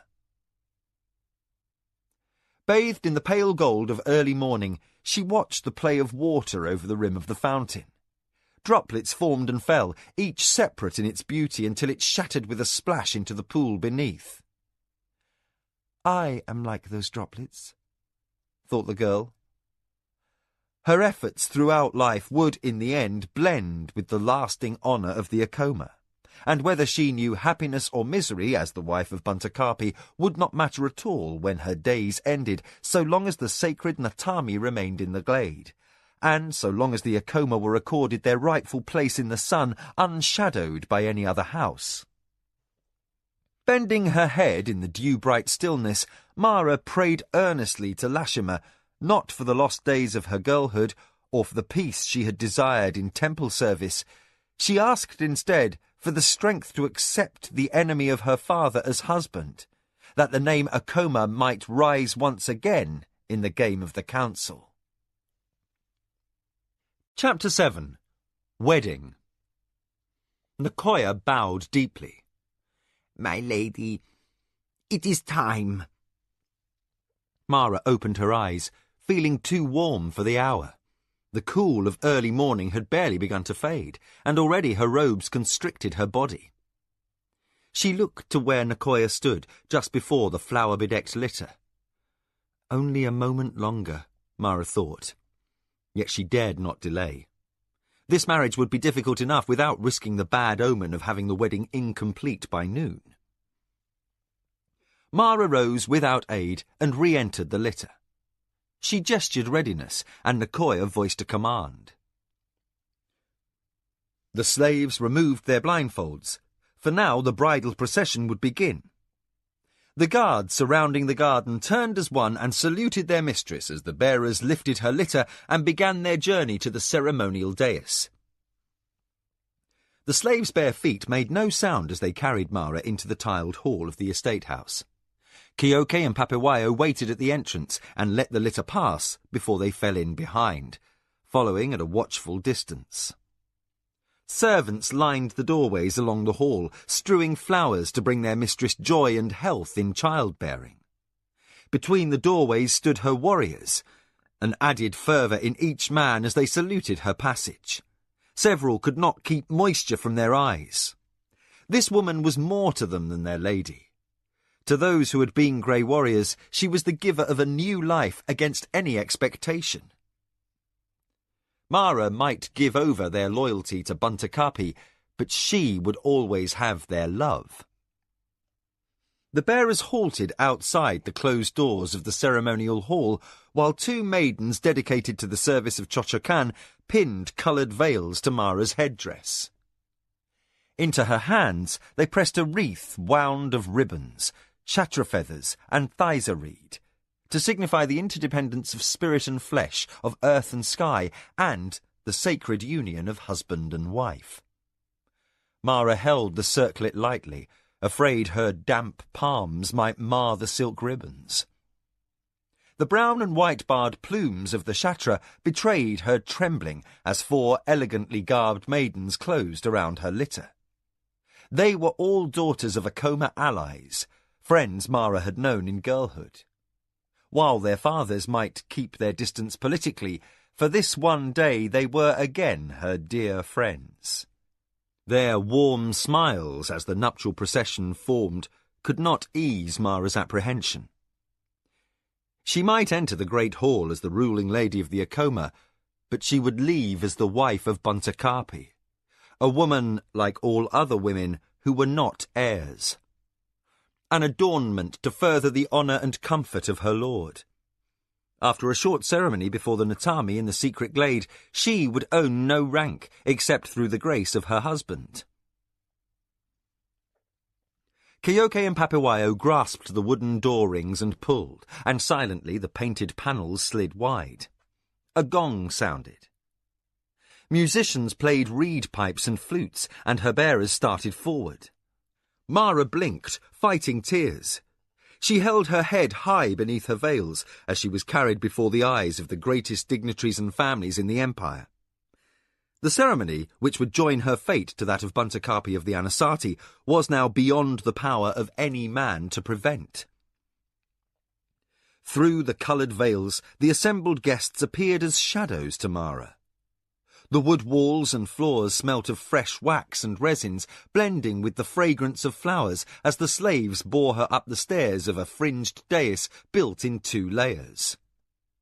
They set her litter down upon the lower level and withdrew, leaving her at the feet of the high priest of Chochokan and 3 acolytes, while her maiden attendants seated themselves on cushions beside the stair. Dizzied by the heat and the nearly overpowering smoke from the priest's censer, Mara fought to catch her breath. Though she could not see beyond the priest's dais, she knew that, by tradition, Buntakapi had entered the hall simultaneously from the opposite side, on a litter adorned with paper decorations that symbolized arms and armour. By now he sat level with her on the priest's right hand. His robes would be as rich and elaborate as her own, and his face hidden by the massive plumed mask fashioned expressly for weddings by some long-distant Anasati forebear. The high priest raised his arms, palms turned towards the sky, and intoned the opening lines. In the beginning there was nothing but power in the minds of the gods. In the beginning they formed with their powers darkness and light, fire and air, land and sea, and lastly man and woman. In the beginning, the separate bodies of man and woman recreated the unity of the gods' thought from which they were created, and so were children begotten between them to glorify the power of the gods. This day, as in the beginning, we are gathered to affirm the unity of the gods' will through the earthly bodies of this young man and woman. The priest lowered his hands. A gong chimed, and boy chanters sang a phrase describing the dark and the light of creation. Then, with the squeak of sandals and the rustle of silk, brocades, beads, and jewelled feathers, the assembled guests rose to their feet. The priest resumed his incantation, and Mara fought the urge to reach beneath her veils and scratch her nose. The pomp and the formality of the ceremony made her recall an incident from her early girlhood, when she and Lano had come home from a state wedding similar to the one she sat through now. As children, they had played bride and groom. Mara seated on the sun-baked boards of a thysor wagon, her hair decked out in acacia flowers. Lano had worn a marriage mask of mud-baked clay and feathers, and the priest had been an aged slave the children had badgered into wearing a blanket for the occasion. Sadly, Mara tightened her fingers. The ceremonial wreath in her hands was real this time, not a child's imitation braided of grasses and vines. Were Lanakota alive to be here, he would have teased and toasted her happiness, but Mara knew that inwardly he would have been weeping. The priest intoned another passage, and the gong rang. The guests reseated themselves upon cushions, while the acolyte on the dais lit incense candles. Heavy scent filled the hall as the high priest recited the virtues of the first wife. As he finished each, chastity, obedience, mannerliness, cleanliness, and fecundity, Mara bowed and touched her forehead to the floor. And, as she straightened, a purple-robed acolyte with dyed feet and hands removed one of her veils. White for chastity, blue for obedience, rose for mannerliness, until only a thin green veil for Akoma honour remained. The gauzy fabric still itched, but at least Mara could see her surroundings. The Anasati sat to the groom's side of the dais, just as the Akoma retinue sat behind Mara's. Before the dais, the guests were arrayed by rank. Brightest shone the white and gold raiment of the warlord, who sat closest to the ceremony, his wife beside him in scarlet brocade sewn with turquoise plumes. In the midst of the riot of colours worn by the guests, two figures in stark black robes stood forth like night wings resting in a flower garden. Two great ones from the assembly of magicians had accompanied Almecho to the wedding of his old friend's son. Next in rank should have been the Minwanabi, but Jingu's presence was excused without insult to the Anasati because of the blood feud between Minwanabi and Akoma. Only at a state function, such as the Emperor's coronation or the warlord's birthday, might both families be present without conflict. Behind the warlord's retinue, Mara recognised the lords of the Kedda, the Tonmagu, and the Shakatekas. Along with Almecho's Oksatukan and the Minwanabi, they constituted the 5 great families, the most powerful in the empire. In the next row sat the Shinzawai lord Kamatsu, with the face of Hakanu, his second son, turned handsomely in profile. Like the Akoma and the Anasati, the Shinzawai were counted second in rank only to the 5 great families. Mara bit her lip, the leaves and feathers of her marriage wreath trembling. Above her, the high priest droned on, now describing the virtues of the first husband, while the acolytes draped necklaces of beads over the paper swords of Bunto's litter. Mara saw the red and white plumes of his marriage mask dip as he acknowledged each quality as it was named, being honour, strength, wisdom, virility, and kindness. The gong chimed again. The priest led his acolytes in a prayer of blessing. More quickly than Mara had believed possible, her maiden attendants arose and helped her from her litter. Bunto arose also, and, with the priest and acolytes between them, stepped down from the dais and bowed to the gathered guests.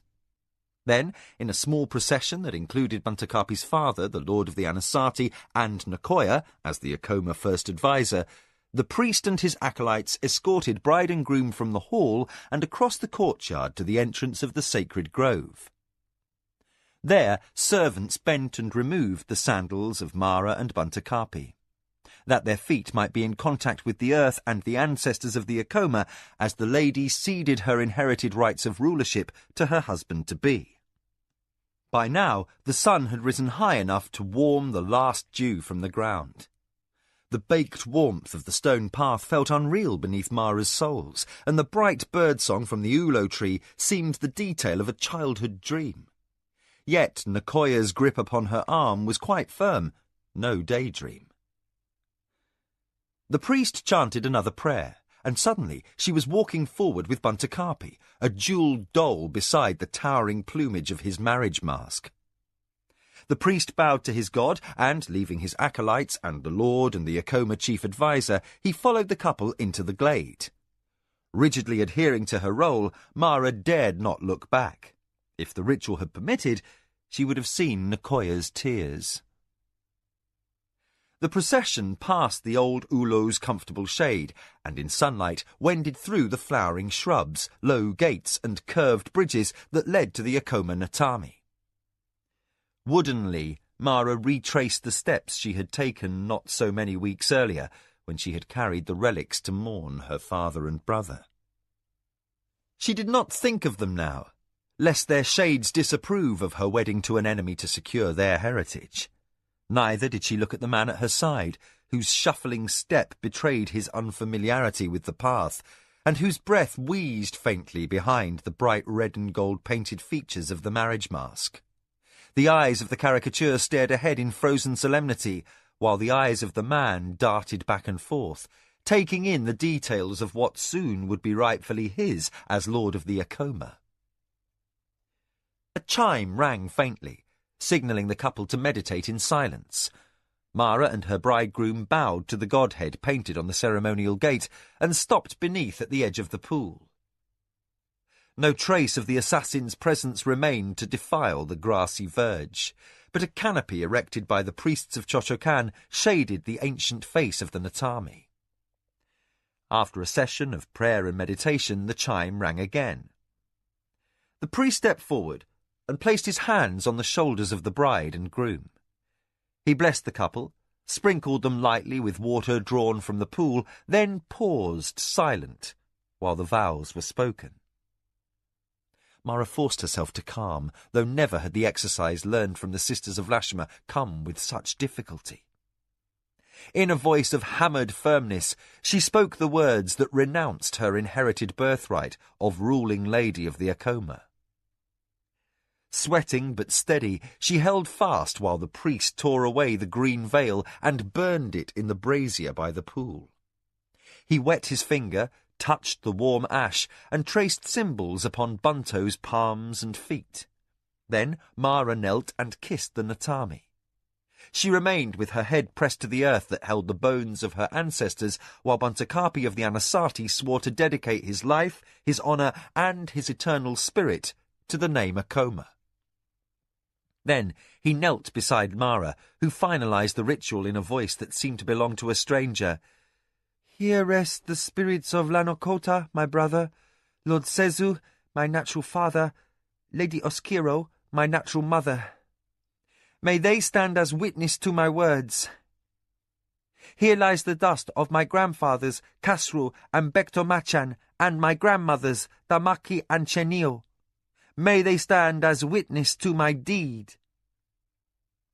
She drew breath and managed not to falter as she recited the long list of ancestors back to the patriarch of the Acoma, Anchindiro, a common soldier who battled Lord Tiro of the Kedda for 5 days in a duel before winning the hand of his daughter and the title of Lord for himself, thus placing his family second only to the 5 great families of the empire. Even Buntakappi nodded with respect, for despite his father's formidable power, the Anasati line did not go as far back in history as the Acoma. Sweat slid down Mara's collar. With fingers that miraculously did not shake, she plucked a flower from her wreath and laid it before the Natami, symbolizing the return of her flesh to clay. The chime sounded, a mournful note. The priest intoned another prayer, and Bunto spoke the ritual phrases that bound him irrevocably to the name and the honour of the Acoma. Then Mara handed him the ceremonial knife, and he nicked his flesh so the blood flowed, beading in dusty drops upon the soil. In ties of honour more binding than flesh, of previous kinship, more binding than the memory of the gods themselves, Buntakappi assumed lordship of the Acoma.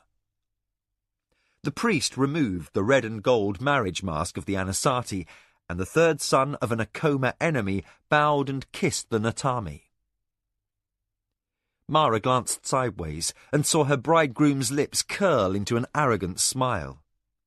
Then his features were eclipsed as the high priest of Chochocan slipped the green marriage mask of the Acoma onto the new lord's shoulders.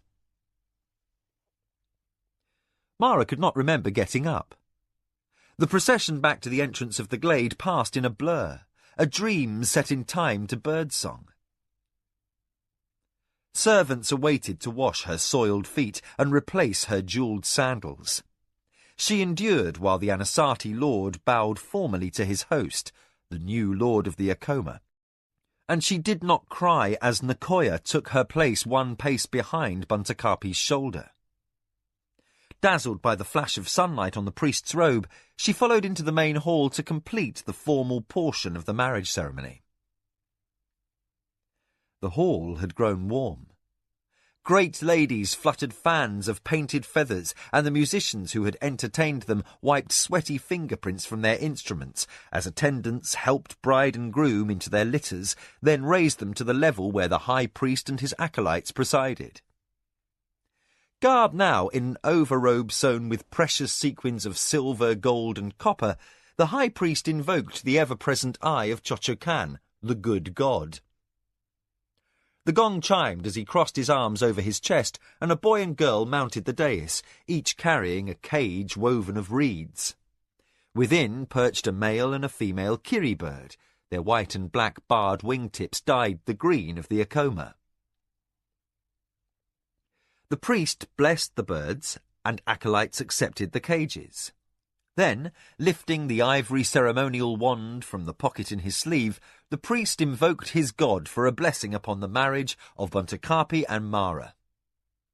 The hall grew hushed, and fans stilled in the hands of the ladies. From the lowliest of landed nobles to the gem-crusted presence of the warlord, all craned their necks to see as the priest tapped the cages with his wand. Reeds parted under his ministrations, leaving the birds free to fly. Together in joy as in well-omened unions, or separately to the woe of the couple on the litters, for much stock was placed in Chochocan's favour. Nicoya closed her eyes, her old hands clenched around an amulet she held under her chin. Bunto looked on with his expression hidden behind the luridly painted marriage mask. But his bride stared off, unseeing, into the distance, as if the ritual in the grove had drained her of interest. The gong chimed, and servants slid wide the paper screens enclosing the hall.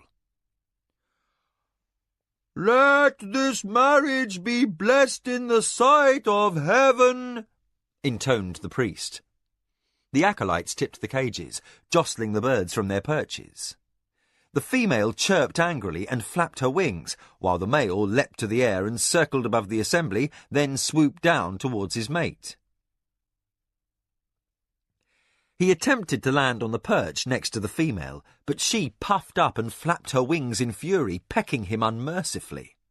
The male retreated, then approached, but the female shot into flight, her dyed wingtips a green blur across shadow. With a loud cry, she sped for freedom and vanished, a flash of pale feathers in sunlight. The male bird gripped tightly to the vacated perch. His feathers fluffed, and he shook his head in annoyance. As the chamber stilled with waiting silence, he preened his tail and hopped to the top of the cage, where he relieved himself. After a strained minute passed, the high priest motioned with his finger, a small but noticeably irritated gesture. An embarrassed acolyte shooed the male bird off. All eyes watched as he circled lazily, then landed in the flower bed just beyond the open screen door and began to peck for grubs. Brocades and feathers shifted like a wave across the assembly. The high priest cleared his throat, his wand dropping in one wrinkled hand. At length, with a glance at the stiff-backed bunto, he said, "Praise the goodness of Chochocan and heed his lesson. Under his guidance, may this couple find mercy, understanding, and forgiveness." Again he cleared his throat. "The omen shows us that marriage requires diplomacy. For as man and wife, this lord and lady must ever strive for unity. Such is the will of the gods." A stiff interval followed as acolytes and guests waited for the priest to continue. Eventually it became evident that he would not say more, and the gong chimed. An attendant removed Buntakarpi's marriage mask. He faced Mara, who seemed dazed, except that her eyes were narrowed slightly, and the faintest of frowns marred the line of her brows. "Exchange the wreaths," prompted the priest, as if he seemed worried the couple might forget. Bunto bent his head, and Mara pressed the somewhat wilted ceremonial circlet over his dark hair. It slipped somewhat as he straightened, and she smelt wine on his breath as he leaned close to crown her in turn. Mara's frown deepened. During her hour of contemplation, custom demanded that the groom share a ritual sip of wine with his bachelor friends to bring them fortune and wives of their own. Yet it seemed that Bunto and his companions had emptied the ceremonial flagon and possibly one or two more. Annoyed at his indiscretion, Mara barely heard the priest pronounce them man and wife for the duration of their mortal lives. She did not even realize the formal portion of the ceremony had ended until the guests began loudly to cheer and throw luck charms of elaborately folded paper into a colourful blizzard over bride and groom. Mara managed a mechanical smile. Now came the time when each guest presented the wedding tribute, in the form of a work of art, recitation, or musical composition. Some of these would be elaborate and expensive affairs patronised by the great lords and politically powerful of the empire. Rumour held that the warlord had imported an entire theatrical company, complete with costumes and stage. But his presentation would not occur for days to come, since the lowest in rank would perform first. Picking a paper charm out of his shirt front, Buntakarpi spared himself the tedium of the first acts, pleading the need to relieve himself and don more comfortable clothing. By tradition, he could not bed his bride until the last of the guests had offered tribute, and the heavy marriage robes hid enough of her that staring at slave girls offered better pastime. Mara nodded courteously at her lord. "I shall stay here, my husband, that the least of our guests may know of Akoma gratitude for their presentations." Buntakarpi sniffed, believing she avoided him deliberately. He would see to her later. Meantime, a feast waited, with fine music and drink, and the chance to see his brothers bow to him for the first time, as he was now lord of the Akoma. Smiling under his crooked marriage wreath, Buntakarpi clapped his hands for his slaves to carry him from the hall. Mara remained, despite the fact that most of her wedding guests followed her lord's example. The sun climbed towards noon, and already heat haze shimmered over the distant acres of the Nidra fields. The highest-ranking guests retired to their quarters and sent servants for cool drinks and a change of clothes. Then, like brightly coloured birds, they emerged to feast on flavoured ices, chilled jamach fruit, and sah wine, until the cooler comfort of evening. But in the airless confines of the hall, the lowest ranking stayed stiffly in their seats, while hired performers or a talented family member acted, sang or recited a tribute to the married Acoma couple. At smaller weddings, the bride and groom might watch the first few performances out of courtesy, but at the greatest houses, truly spectacular events occurred later in the roster, and couples most often left the first day's efforts for the amusement of their off-duty servants. Yet Mara lingered through the first round of performers. A juggler, more successful as a comedian, 2 singers, a stage conjurer, whose magic was all of the sleight-of-hand variety, and a poet, whose own patron snored loudly throughout his recitation. She applauded each act politely, and if she did not offer the accolade of tossing one of the flowers from her litter, she remained politely attentive until the intermission. The performers to follow waited stiffly, certain she would leave for the feasting. Yet, instead of litter-bearers, she called for maids to bring her a tray of light food and drink. The guests murmured in surprise. The fat, sullen queue merchant in the first row blushed and hid behind the fan of his wife. Even in dreams he had never dared to think the lady of the Acoma would be present to watch his flute-playing son perform. The boy had a terrible ear, but his mother beamed with pride. Mara remained, sipping chilled jamach juice upon the dais. She nodded graciously when the young flautist bowed and fled, nearly tripping in his haste to clear the way for the next act. Mara smiled at the embarrassed father and his wife, and realised that despite the tedium of enduring such music, should she ever need a favour from that merchant, it was hers for the asking. Through mimes, a man with trained dogs, a singing Lyendi bird, and 2 more poets, the great lady showed no restlessness. She awarded the second of the poets a flower, deftly thrown into his hat. And the painter who followed made her laugh at his comical drawings of Nidra bulls charging a warrior. When, in the second intermission, she called maidservants to remove her outer robe, that she might be more comfortable in the noon heat, the lowliest guests murmured that this lady was generously disposed beyond any they had known in the empire. The performers sensed her interest and breathed new life into their offerings. And, as servants dispatched by the lady began to dispense refreshments along with tokens of gratitude for those guests whose tribute had been heard, some of the stiffness melted from the gathering. As the wine took effect, the bolder tongues whispered that the lady was very fine and deserving of the honour of her ancestors. Mara overheard such remarks and smiled gently. As the third intermission began, she bade her maids unbind the constricting coils of her headdress and comb her long hair freely down her back. While the marriage wreath wilted by her knee, she sat back to hear the next round of performances, and the next, to the joy of all who acted for her pleasure. As afternoon wore on, the hall grew hotter, and other guests drifted in to see what held the lady of the Acoma enthralled. At sunset, the groom put in an appearance, his step slightly unsteady, and his voice too loud. Buntakapi mounted the dais, waving a flagon of sah wine, and demanded to know why his wife dallied so long in the hall. The warlord and others of the Acoma guests were feasting, and wasn't she avoiding him by sitting gaping at common minstrels and officials of low rank? Mara bowed her head in submissive silence, then looked up into her husband's eyes. He smelled of drink and sweat. She managed to smile anyway. My lord, Kamichiro the poet will read next, and while his work is too new for fame, his patron, the lord of the Teshiro, has a reputation for recognizing genius.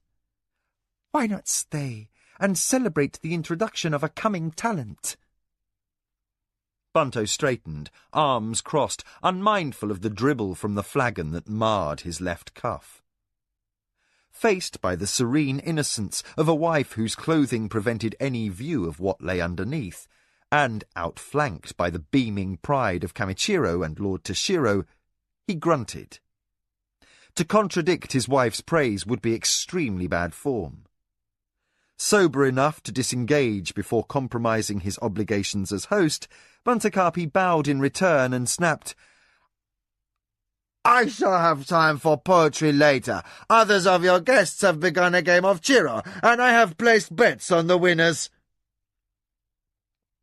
The Lord of the Akoma retired from the hall. His lady called servants to bring another round of wine to the performers, and, by remaining against the preference of the bridegroom, she earned the admiration of her least important guests. Loudest in her praise were the merchant and his awkward flautist son, followed closely by the gushy painted wife of the poet Kamichiro. Among the commons of Solanke, it was no secret that she was the lover of Lord Toshiro, and that her saucy charms alone had earned the family's patronage. Sunset came, and the Shatra birds flew. The gathering of the marriage tribute adjourned until the next day, while the cooks produced exotic dishes decorated with paper symbols for luck. Lanterns were lit and musicians played, and at nightfall acrobats juggled sticks of fire. Mara sat at her husband's side until he clapped for slave girls to begin a veil dance.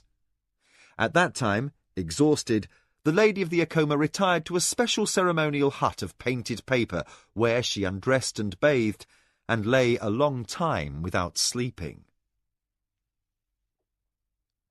The morning dawned dusty and dry, with no hint of a breeze. Servants had laboured through the night to prepare for a fresh day's festivities, and the akasi flowers sparkled, freshly watered by gardeners who now wore smocks and cut vegetables for the cooks. Mara rose, and hearing her husband's groans through the thin screen that divided the wedding hut, presumed correctly that he had a hangover. She dispatched the prettiest of her slave girls to attend him. Then she called for chocha for herself. While the cool of the morning still lingered, she took a walk about the grounds. Soon, the choja queen and her hive mates would be arriving on Akoma lands. Defences would no longer be critical. The thought eased her somewhat. With Jikan competent to manage the family assets, and the estate itself secure, she could pitch all her resources into dealing with the lord she had married. Memory visited of a woman's high-pitched laughter and Bunto's voice querulously demanding before he drifted into snores near to dawn. Frowning, a firmer set to her mouth, Mara prayed to Lashima for strength. She looked up from meditation in time to see a retainer with a banner leading a small procession into the great hall. The second day of the marriage tribute was about to begin, and, against all precedent, Mara dispatched servants to attend to her litter. She would watch the performers to the very last, and though no guest of equal or superior rank was scheduled to present tribute until late afternoon, she would see that no earlier performance went unrewarded. With Buntakapi a ruling lord, the Akoma would need all the goodwill she could inspire. Wind came the afternoon of the following day. Cloud shadows raced over the Nidra meadows, and the sky to the east threatened rain. Yet, despite the risk of dampened finery, the Akoma guests sat in the open, watching the closing act. To the astonishment of all in attendance, the warlord had paid from his personal treasury for a performance by the Imperial Jojan Theatre.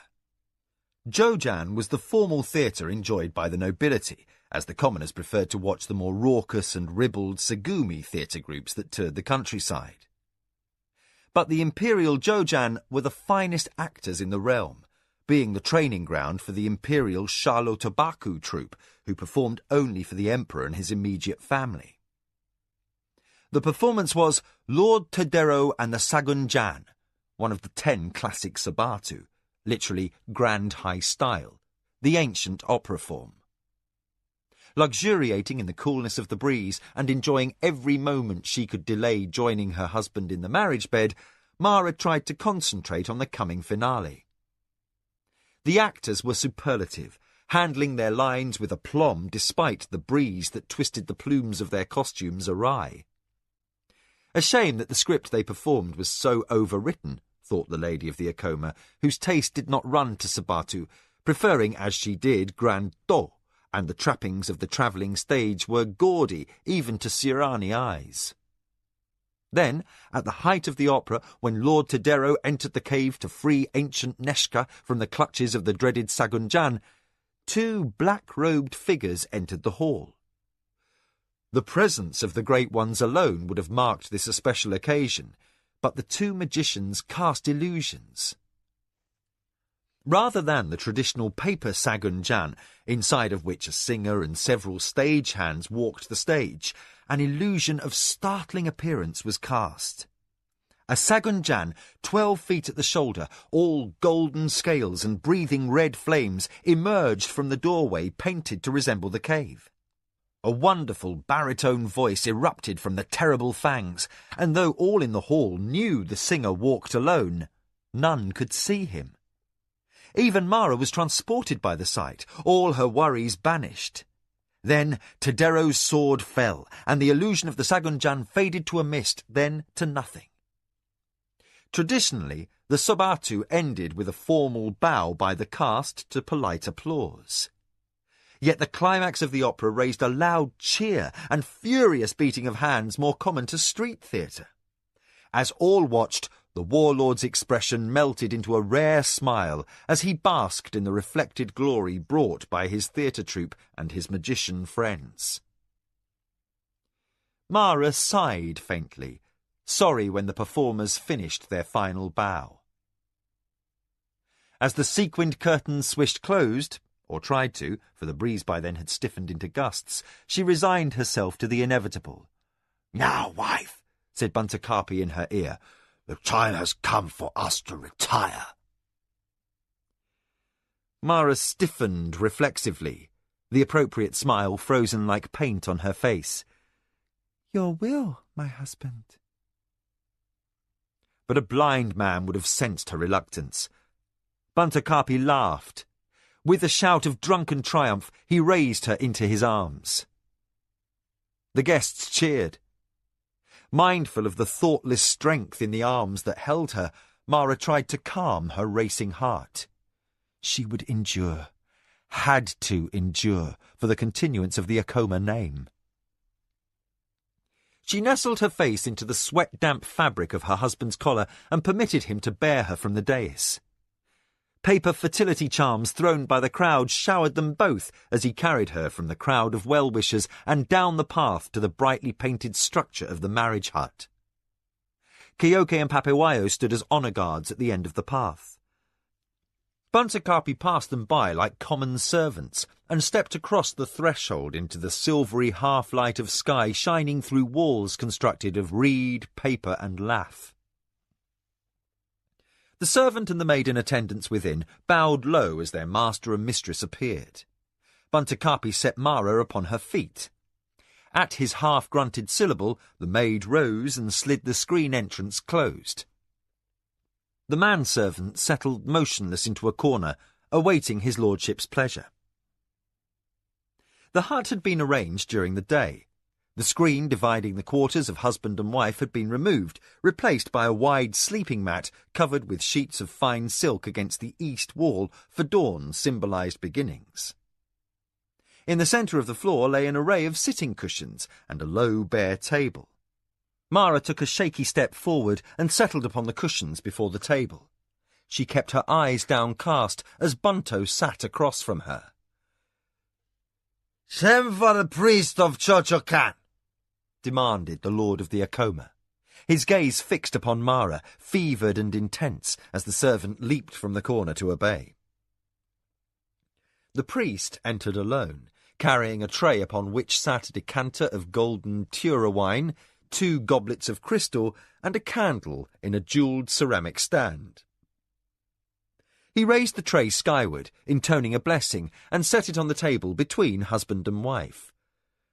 With eyes that seemed to hold misgiving, he glanced at both, the lady with hands that trembled beyond control, and the young lord whose impatience was tangible. Then, with resignation, he lit the candle. "Let Chochokan's wisdom enlighten you." He traced a symbol in chalk around the candle stand and lifted the wine in blessing. He filled the 2 goblets and set them opposite bride and groom. "May the blessings of Chochokan fill your hearts." He scribed more symbols in chalk around each goblet and the half-empty decanter. "Drink, children of the gods, and know each other as your masters in heaven have ordained." The priest bowed in benediction and, with near-to-visible relief, left the marriage hut. Buntakapi waved his hand, and the servants retired. The paper screen clicked shut, leaving him alone with his bride in a shelter that quivered in the gust of rising wind. He turned dark eyes to Mara. "Alas, my wife, you are mine." He lifted his goblet too quickly, and wine splashed, obliterating one of the symbols. "Look at me, my lady. The priest would prefer if we drank together." A gust slammed the screens, rattling the paper against the frames. Mara started, then seemed to take hold of herself. She reached out and lifted her own goblet. "To our marriage, Buntakapi." She took a small sip, while her lord drained his wine to the dregs. He then emptied the remains of the decanter into his glass and finished that also. The first drops of rain spattered heavily against the oilcloth ceiling of the marriage hut as he set glass and decanter down. "Wife, fetch me more wine." Mara set her goblet on the table within the chalk markings scribed by the priest. Thunder growled in the distance and the wind ended, replaced by a tumultuous downpour. "Your will, my husband," she said softly, then lifted her head to call for a servant. Bunto surged forward. The table rocked, spilling the wine with a splash of liquid and glass. Her call became a cry as the heavy fist of her husband slammed her face. She fell back, dazed among the cushions, and the falling rain drummed like the blood in her ears. Her head swam, and pain clouded her senses. Shocked unthinkingly to rage, still Mara retained her Akoma pride. She lay, breathing heavily, as her husband's shadow fell across her. Leaning forward so his form obliterated the light behind him, he pointed at Mara. "I said, you do it!" His voice was low and filled with menace. "Understand me, woman. If I ask you for wine, you will fetch it. You will never again give that task or any other into the hands of a servant without my permission. If I ask anything of you, lady, you will do it." He sat back again, his brutish features emphasized in the half-light. "You think I'm stupid?" His tone reflected long-hidden resentment. "You all think I'm stupid. My brothers, my father, and now you. Well, I'm not. With Halesko, and especially Jiro around, it was easy to look stupid." With a dark and bitter laugh, he added, "But I don't have to look stupid anymore, eh? You have married into a new order. I am Lord of the Akoma. Never forget that, woman. Now fetch me more wine." Mara closed her eyes. In a voice forced to steadiness, she said, "Yes, my husband." "Get up!" Bunto nudged her with his toe. Resisting the urge to touch her swollen, reddened cheek, Mara obeyed. Her head was bowed in the perfect image of wifely submission, but her dark eyes flashed with something very different as she bowed at Buntakapi's feet. Then, Even more controlled than she had been when she renounced her rights as ruler of the Acoma, she arose and fetched wine from a chest near the door. Buntakarpi watched her right the table, then retrieve and refill his glass. Young and lost in his anticipation as he watched the rise and fall of Mara's breasts beneath the flimsy fabric of her day robe, he did not see the hate in her eyes as he drank. And by the time the wine was finished and his goblet thrown aside, he closed his sweaty hands upon that maddening obstruction of silk. He pushed his new wife down into the cushions, too far gone in drink and lust to care.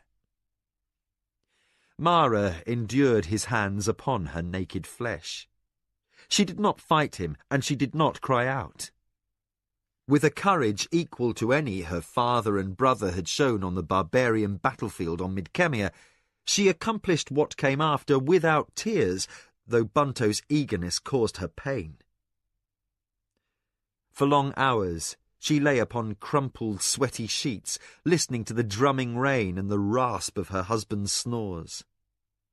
Young and aching and bruised, she thought upon her mother and nurse, Nakoya, and she wondered if their first night with a man had been different. Then, turning on her side away from the enemy she had married, she closed her eyes. Sleep did not come, but if her pride had suffered sorely, her Acoma honour was intact. She had not cried out, even once. Morning dawned strangely silent.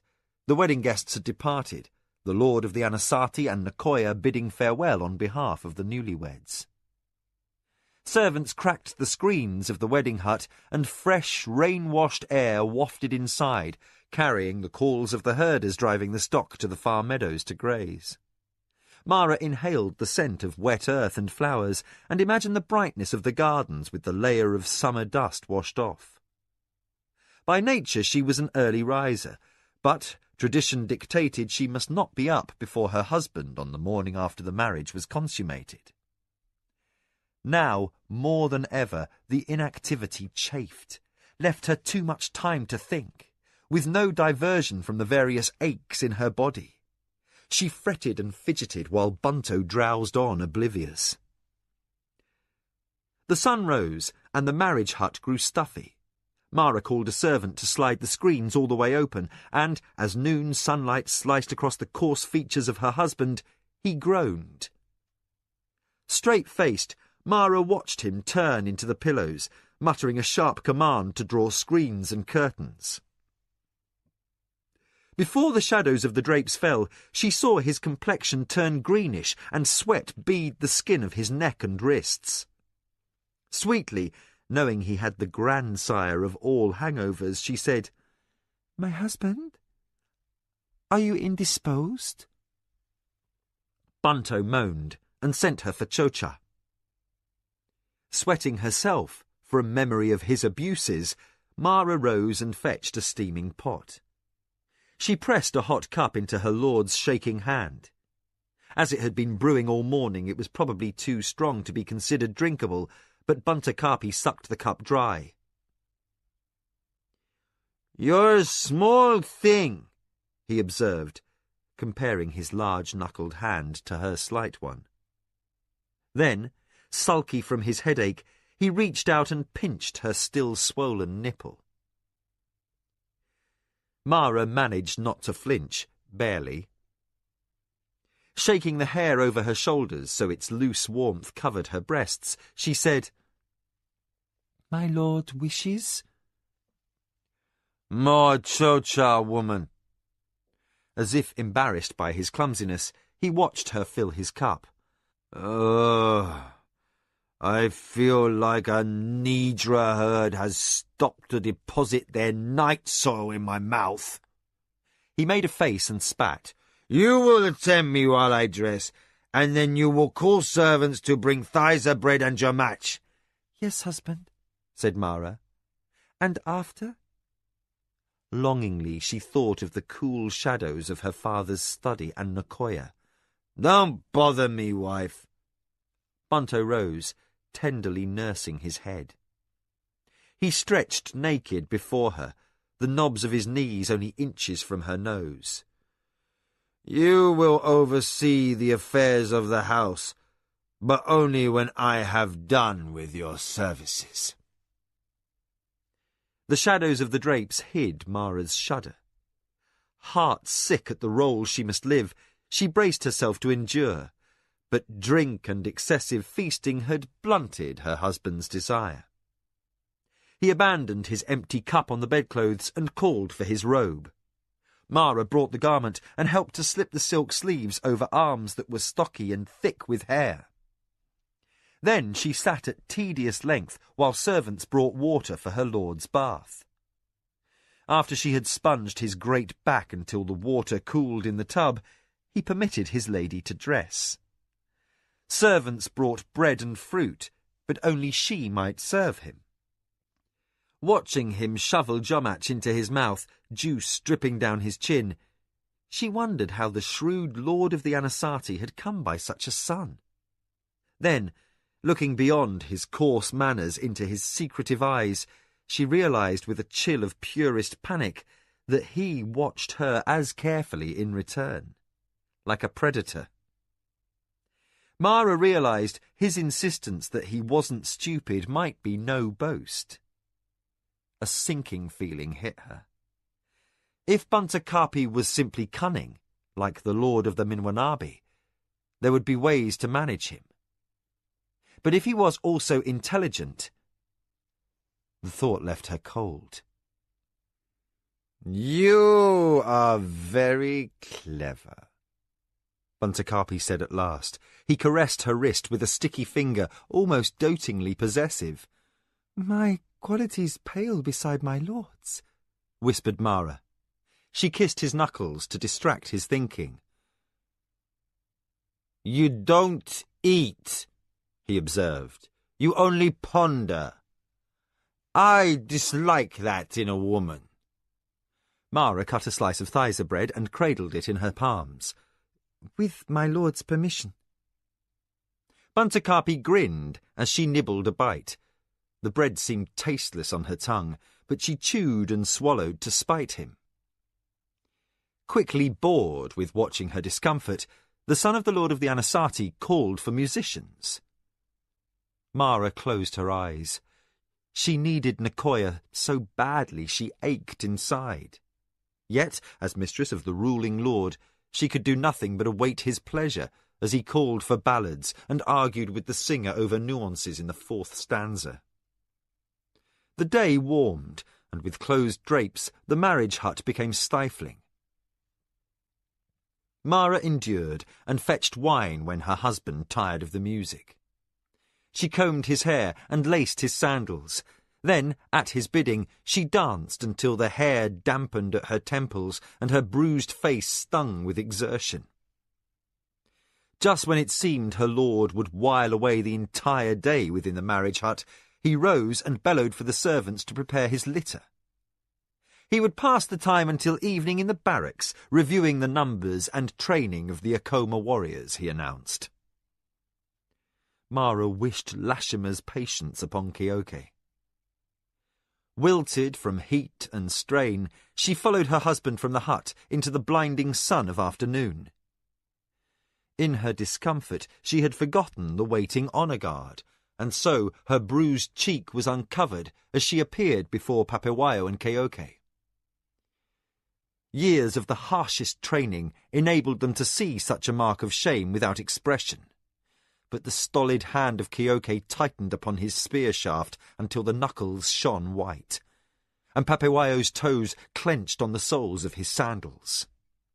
Had any man save the ruling lord put such marks upon their Maraani, he would have died before he completed another step. Mara stepped into a day as bright and clean as the gods could make it, but as she walked past her former retainers, she felt their anger like black shadows at her back. The marriage hut was burning before she reached the estate house. By tradition, the building was set aflame to honour the sacred passage of woman to wife and man to husband. After tossing the ritual torch over the threshold, Kyoke turned silently towards the guards' quarters to await the orders of his lord. Papeweo's expression remained like chipped stone. With an intensity fierce for its stillness, he watched the paper and lath, with its array of soiled cushions and tangled sheets, explode into flames. Never had he been happier to see something burn, for in watching the violence of the fire he could almost forget the bruise on Mara's face. Nicoya was not in the study. With an unpleasant jolt, Mara remembered that here also marriage changed the order she had known. The master's study was now the province of Buntakapi, as lord of the Acoma. Hereafter no aspect of the household she had known would be the same. Jikan would tally his accounts in the wing assigned to the scribes as before, but she could no longer receive him. Feeling weary despite her 17 years, Mara retired to the shade beneath the ulo in her private garden. She did not sit, but leaned against the smooth bark of the tree while the runner she had dispatched hastened to fetch Nicoya. The wait seemed to last interminably, and the fall of water from the fountain did not soothe. When Nicoya appeared at last, breathless, her hair fallen crooked against its pins, Mara could only stare at her in a silence of pent-up misery. "Mistress?" The nurse stepped hesitantly forward. Her breath caught as she saw the bruise on Mara's cheek. Without words, the old woman raised her arms. The next instant, the lady of the Acoma was only a frightened girl weeping in her embrace. Nicoya stroked Mara's shoulders as sob after sob convulsed her. "Mara Ani, daughter of my heart," she murmured. "I see he was not gentle, this lord you have married." For an interval, the fountain's mournful fall filled the glade. Then, sooner than Nicoya expected, Mara straightened up. In a surprisingly steady voice, she said, "He is lord. This man I have married. But the Acoma name will outlive him." She sniffed, touched the bruise on her face, and directed a look of wounding appeal to her former nurse. "And, mother of my heart, until I conceive, I must find strength to live with things my father and brother would weep to know." Nicoya patted the cushions beneath the ulo, encouraging Mara to sit. Her old hands made the girl comfortable, while a servant brought a basin of chilled water and soft cloths. While Mara lay back on the cushions, Nicoya bathed her face. Then she combed the tangles from her glossy black hair, as she had when the lady had been a child. And as she worked, she spoke very softly into her mistress's ear. "Mara Ani, last night brought you no joy, this I know. But understand in your heart that the man you have wed is young, as impetuous as a Nidra bull at the time of its third spring. Do not judge all men by the experience of only one." She paused. Unspoken between them was the fact that Mara had disregarded advice, and rather than educating herself to awareness of men through a gentle encounter with one hired from the reed life, she had been headstrong. Nicoya dabbed chill water over her mistress's bruises. The price of that stubbornness had been cruelly extracted. Mara sighed and opened swollen eyes. To her nurse she directed a look that held painful uncertainty but no regret. Nicoya laid cloth and basin aside and nodded with reflective approval. This girl might be young and small and battered, but she owned the toughness of her father, Lord Sezu, when it came to matters of family. She would endure, and the Acoma name would continue. Mara tugged at her day robe and winced slightly as the cloth abraded sore nipples. "Mother of my heart, the ways of men are strange to me. I am much in need of advice." Nicoya returned a smile that held more craft than pleasure. Her head cocked to one side, and after a moment of thought, she pulled the pins from her hair and carefully began binding it afresh. Watching the ordinary, even familiar movements of the nurse's wrinkled hands, Mara relaxed slightly. Day always came after night, no matter how dark the clouds that covered the moon. She listened as Nicoya began to speak quite softly that only she could hear. "Child, the empire is vast, and many are the lords and masters whose ambitions turn their hearts hard with cruelty. Hapless servants often suffer beneath the rule of such men. But from such adversity, wisdom springs. The servants have learned, as you shall, that the codes of honor can be two-edged as a weapon. Every word has two meanings, and every action multiple consequences. Without compromising loyalty or honor, a servant can make the life of a cruel overlord a living hell." Mara regarded the leaves of the ulo, dark serrated patterns notching small windows of sky. "Like you and Kyoke and Jikan, the day Papewayo rescued me from the Hamoy Tong," she murmured dreamily. To answer would border upon treason. Stony-faced and silent, Nicoya only bowed. Then she said, "I will summon the midwife for you, lady. She owns the wisdom of the earth, and will tell you how to conceive with all possible speed. Then your lord need not trouble your sleep with his lust, and the Akoma name will be secured by an heir." Mara straightened upon her cushions. "Thank you, Nicoya." She patted the old woman's hand and rose. But before she turned to go, the nurse looked deep into the girl's eyes. She saw there the same pain and a measure of fear, but also she saw the bright spark of calculation she had come to know since Lord Sezu's death. She bowed then, swiftly, to hide an upwelling surge of emotion. And, as she watched Mara walk with a straight back to her quarters, Nicoya blinked and wept. The ashes of the marriage hut cooled and dispersed in the wind, and dust rose, for the weather turned hot and dry. The days lengthened until the summer had passed its peak. Nidra was slaughtered for the feast of Chochakan, and the free men dressed in their best for the ritual blessing of the fields, while priests burned paper effigies to symbolize sacrifice for bountiful harvests. Buntakapi remained sober for the ceremony, largely because Mara had the servants add water to his wine. If the company of her loud-voiced husband wore upon her, no strain showed in her bearing. Only her personal maids knew that the hollowness around her eyes was hidden by makeup, and that the clothing on her slender body sometimes concealed bruises.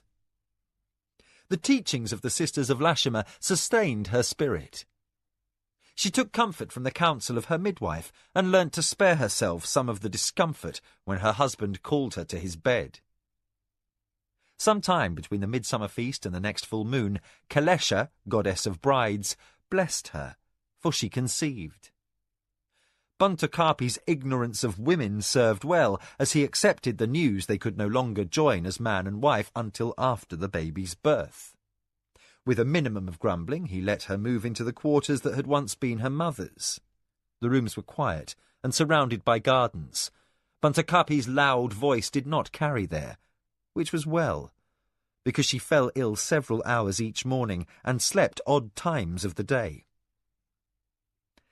The midwife smiled widely and rubbed sweet oil over Mara's belly and breasts to soften the skin as she swelled with child. "You carry a son, my lady. I swear by the bones of my mother." Mara did not smile back.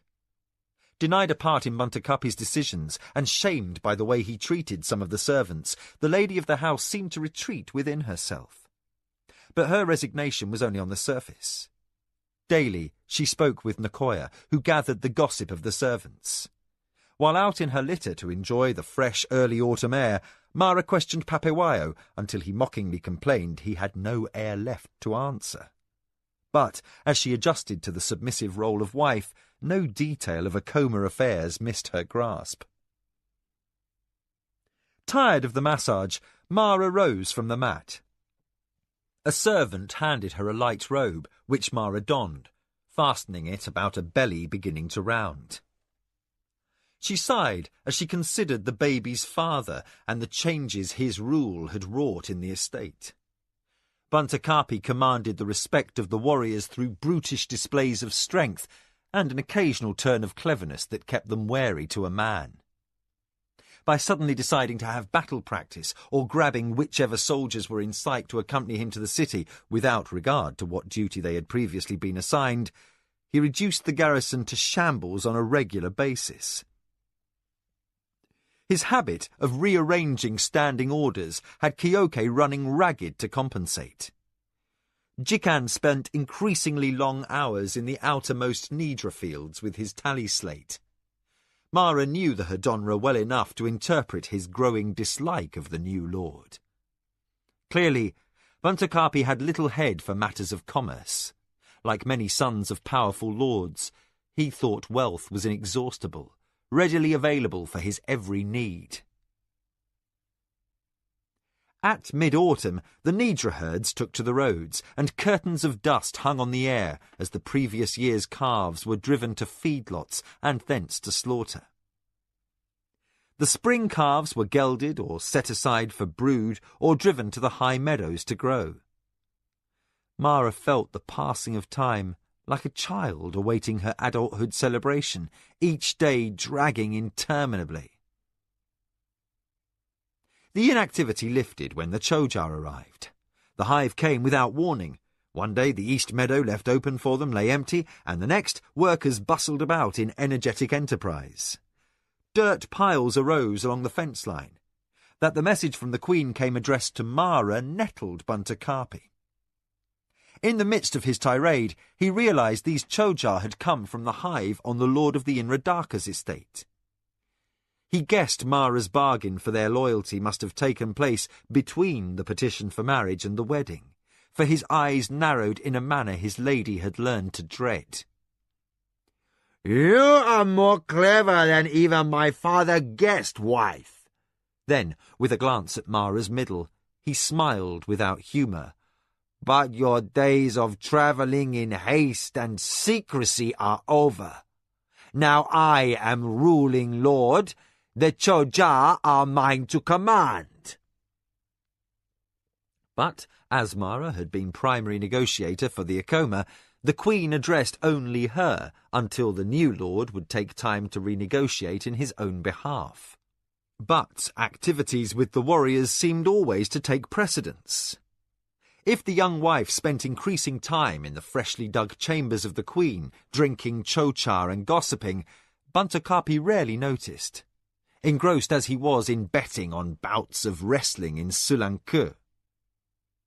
For this, Mara was grateful, for her discussions with the young Queen offered relief from the boredom of home life.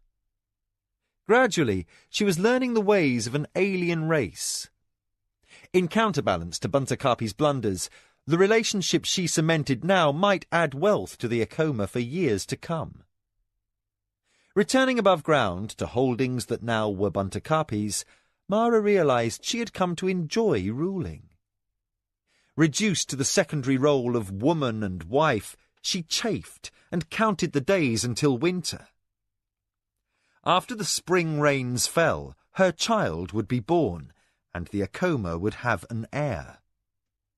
Until then she must wait, and the waiting came hard. Mara touched her belly, feeling for the life within. If the child was male and healthy, then would her husband have cause to beware?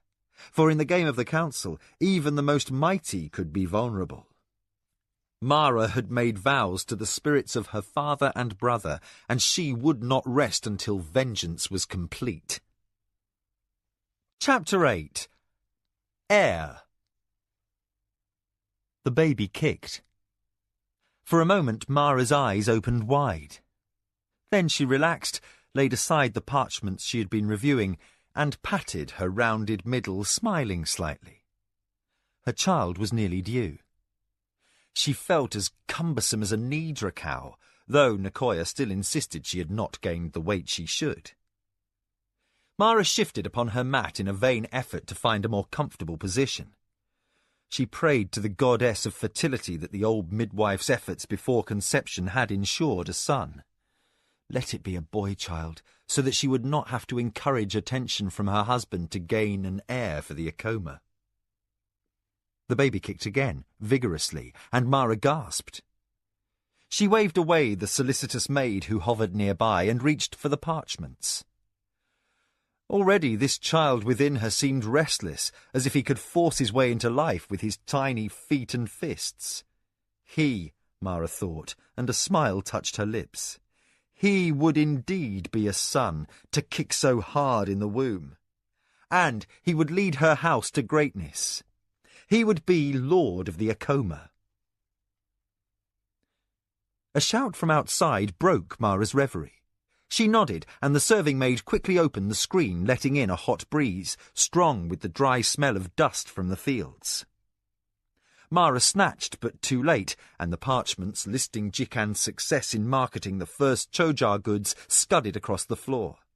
She murmured a mild imprecation, but not for the reports which her runner bent to gather. Across the clipped lawn beyond the screen marched a party of warriors, with Buntakapi boisterously leading. His hair was spiked with sweat, and his tunic frayed, a casualty she could have expected from the rigours of a week-long hunt. And, as usual, he would visit her chambers after cleaning his weapons, but before taking time to bathe. Mara sighed. The days had been quiet with her lord gone. Now she prepared herself for confusion. As the hunters drew nearer, Mara gestured. 2 maidservants bent and helped her awkwardly to her feet. Misa, the prettier one, had damp palms already. Mara sympathised. Her husband's presence often made the girls jumpy, since he might drag any one of them off to his bedchamber. At least her pregnancy had freed her of that odious responsibility. With a flash of malice, Mara made a mental note to ask Jikan to buy ugly slaves the next time Bunto sent him to the auction for girls. The hunters reached the gravel path. The jingle of their gear seemed louder as their manner and voices became more subdued in the presence of their mistress. Yet their excitement remained high, with Buntakapi not in the least restrained. He smelled of the woods. Mara saw dried bloodstains on his sleeves. He waved in her direction, then pointed over his shoulder, like an artist unveiling a masterpiece. The slaves who trailed him carried a long pole, from which hung a matted bundle of brindled orange and grey fur. Mara stepped away from the support of her maids as she recognised the white masked eyes and fanged muzzle of a sarcat. The deadly nocturnal predator ranged in the rainforest southwest of the estate. Fearfully swift, the creature was a powerful killer, a terror to herders because domestic Nidra made easy prey and sarcats had no fear of humans. Then Mara noticed an arrow marked with the Lord's green stripes pierced through the creature's shoulder, just behind the massive jaws. By the shaft's position, she guessed Buntakapi had stood in the path of the beast's charge, then dropped it with a single bowshot. The feat was impressive. Despite his other qualities, Buntakapi had displayed great courage and formidable skill with a bow. Looking from his kill to his broadly smiling face, for a moment Mara could almost forget that the man was utterly lacking in sensitivity. He disliked poetry unless it was ribald. His taste in music ran to the common, low minstrels and folk tunes, with no patience for the elegance of grand dole theatre or opera. His appreciation of art was non-existent unless the subject was erotic. Yet In the hunt, he excelled, and not for the first time Mara regretted that Takuma had been too busy with Halesko and Jiro to train this, his third son. As much as she despised Buntakapi upon occasion, he had much raw potential. Had he been instructed in the manners and propriety befitting one born of the Anasati name, he might have become a man of substance. But her regret lasted only until Buntakapi reached the estate house. He swaggered mightily, a little drunk from Tanloberry wine imbibed along the route home. Stinking of campfires, sweat, and whatever he had eaten for breakfast, he leaned upon the doorpost to his quarters and waved to his slaves, who deposited the Sarkat's corpse at Mara's feet. "Leave us!" he commanded his guard. As his warriors departed, he stood erect with his fists on his hips and shouted, "There! What do you think, my wife, hey? That is some beast, is it not?" Mara inclined her head, politely concealing revulsion. The kill stank as badly as the hunter, with buzzing insects clustered on the eyes and limp tongue, while carcass and pole dirtied the newly waxed floor. Anxious to be rid of it, and the man as well, she attempted flattery. "My lord shows great courage and skill in defeating such a beast. Herdsmen to the south will sing your praises, Bunto." Her husband grinned drunkenly. "What do I care for the praise of stinking herdsmen? Hey, I say to you, the head will look splendid mounted over the writing desk where that faded banner hangs now." Mara bit back instinctive protest lest she invite Buntakapi's rage upon herself. Though that banner was one of the oldest Acoma victory relics and had graced the study of the Lord of the Acoma for centuries, Buntakapi had no care for tradition. He changed things as he liked, most often in perverse malice to establish beyond doubt that he was ruling lord. Mara felt an unexpected stab of sadness, that desperation should have driven her to such a marriage. "Wife!" Buntakapi snapped, breaking Mara from reflection. She bowed submissively, though pregnancy made her awkward. "I wish this Sarkat's head stuffed and mounted over my desk in my study. See to it! I must go bathe." Then, straightening as an afterthought struck him, he peered into the gloom of the room behind and stabbed a pointing finger at Misa. "You girl, come along. I need someone to wash my back, and my attendant is ill." The pretty maid left her mistress's side. All knew her duties would be more personal than merely soaping down her master's back. She departed in resignation as Buntakapi spun around and strode off, leaving his kill oozing upon the threshold, over a day dead and already turning putrid. Mara fought a moment of nausea. Then, with a poise as fragile as fine china, she called the small boy who served as runner away from the corner where he cowered. Buntakapi had a tendency to cuff him for simply being in the way. "Kedo, fetch 2 slaves from the kitchens to carry this off to the butcher's shed. Tell the assistant who prepares trophies he must ready the head. When it is completed, have him deliver it to my lord's study to hang where he indicated." Here Mara quelled another of the little sorrows that seemed a daily part of her life since her marriage. To her remaining maid she said, "Juna, go and carefully fold the banner over the desk and bring it to me. I will ensure it is safely kept." The runner departed with a patter of sandals, and the maid followed. Mara pushed a trailing strand of hair behind one ear and returned to her documents. Let Buntakapi sport with the maids and hunt and play at being a warrior. His obsessions kept him occupied, and that was to the good. That, and the confinement of pregnancy, furthered her opportunity to study the documents of commerce that came each day. Within the limits Buntakapi allowed, Mara continued to manage the affairs of the Acoma, and she learned. Every day she understood more about what truly brought a house to greatness. Thinking aloud, she said, "I wonder if we have recent maps." "Mistress," said her remaining attendant. Mara only stared fiercely at the indeterminate point between her parchments and the matted muzzle of the sarcat. The next time her lord went hunting or into sullen Queue to visit the gambling houses or the women of the reed life, she would search her father's cabinets for maps. Then, catching herself short, she reminded herself that the cabinets were not her father's any more, but the province of a husband who was her enemy. Wine splashed sticky red on the linens as the horn flask thrown by Buntercarpi bounced and clattered through the cutlery. He blinked once, as if amazed at his own strength, but his anger did not fade. "Woman, cease plaguing me!"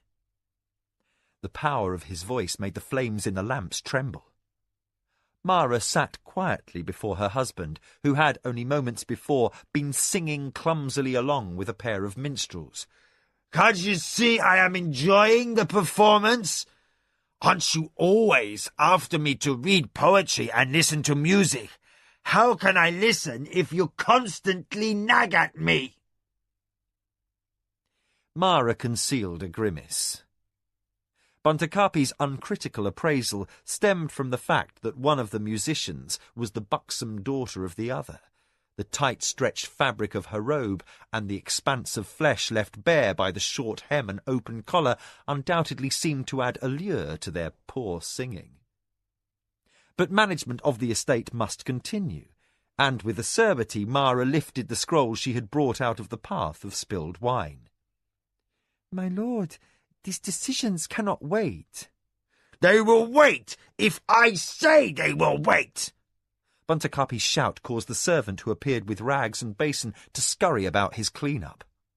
"Now be silent, wife!" Mara sat obediently at his side while the servant finished wiping up the spill and hurried away. Red-faced, Buntercarpi waved at the musicians to resume and tried furiously to concentrate on the song the girl had been singing. But the soft, unmoving grace of Mara's presence unnerved him as few things could. After a moment, nettled, he said, "Oh, what is it?" The musicians faltered and started uncertainly into the last stanza. Mara silently handed Buntercarpi a scroll, and, as her gown shifted, he saw that she carried 6 more. He quickly glanced at the first and said, "These are household budgets and accounts. Why bother me with them?" He glared at his wife, unmindful that his musicians desperately wished his leave to fall silent. Lacking that, they straggled raggedly into a chorus. "This is your estate, my husband," said Mara flatly. "None may spend a centime of your wealth without your permission. Some of the merchants in Salencoeur sent polite but emphatic requests for payment." Buntercarpi scratched his groin while scowling over the tallies. "Wife!" The musicians ended their lay, and he suddenly found himself shouting into stillness, "We have funds to pay these?" He glanced about, as if startled by his own shouting. "Of course, husband." Lowering his voice, he said, "Then pay them." His expression darkened. "And why must you bring these to me? Where is Jikan?" Mara gestured to the scrolls. "You ordered him not to address these things to you, husband. He obeys, but avoiding him cannot resolve these matters." Buntercarpi's irritation turned to anger. "So then, my wife must pester me like a clerk? And I suppose I'll have to give my personal approval each time something needs to be done, hey?" "It is your estate," Mara repeated. She watched, coiled with tension, as she waited for an opening to suggest that he turn the management of the house over to her. But, instead, he sighed with a mildness she had never seen. That is true. I must put up with these inconveniences, I expect. His eyes strayed to the buxom vielle player, then swung back to focus upon Mara's thickened middle. The contrast inspired. Now, you must take care not to become overtired, wife. Go to bed. If I must study scrolls, I shall keep these musicians playing for my amusement until late. Husband, Mara stopped, abruptly aware she had made a misjudgment as Buntakappi surged to his feet. He caught her shoulders and dragged her roughly upright. Her hands dropped instinctively to cradle her middle, to protect the unborn life growing there. The gesture forestalled her husband's violence, but did not stay his fury. The musicians looked on in frozen discomfort as Buntakappi's fingers tightened, painfully twisting the flesh of her shoulders. Wife, I warned you, I am not stupid. These accounts shall be seen to but at my pleasure. His rage seemed to swell, to feed upon itself, until it became a tangible thing, shadowing the atmosphere of the room. The moonlight seemed to darken beyond the screens, and the musicians set aside their instruments, cowering. Mara bit her lip, frozen in the grasp of her husband like the gazan before the reli. He shook her, that she should know the power of his strength. Hear me, wife. You shall go to bed. And if you ever think to cross my will even once, I shall send you away. His fingers released, and Mara all but fell to her knees as a stab of fear shot through her. She hid the emotion behind a bow low enough to have been a slave girl's, and pressed her forehead to a floor still sticky with wine. I pray my husband's forgiveness. The words were fervently sincere. If Buntakappi saw fit to exercise his right as the ruling lord of a troublesome wife, and she was sent from the estates to an apartment with a pension and 2 maidservants, the affairs of the Acoma would pass forever from her influence. Her father's proud family would become what this coarse man chose, with no hope of escaping Anasati vassalage. Afraid to tremble, afraid to even breathe, Mara waited motionless, her face a mask to hide the terror in her heart. She had hoped to bore Buntakappi with expenditures he did not understand, encourage him to grant her control and freedom to put some plans in motion. Instead, she had nearly precipitated disaster.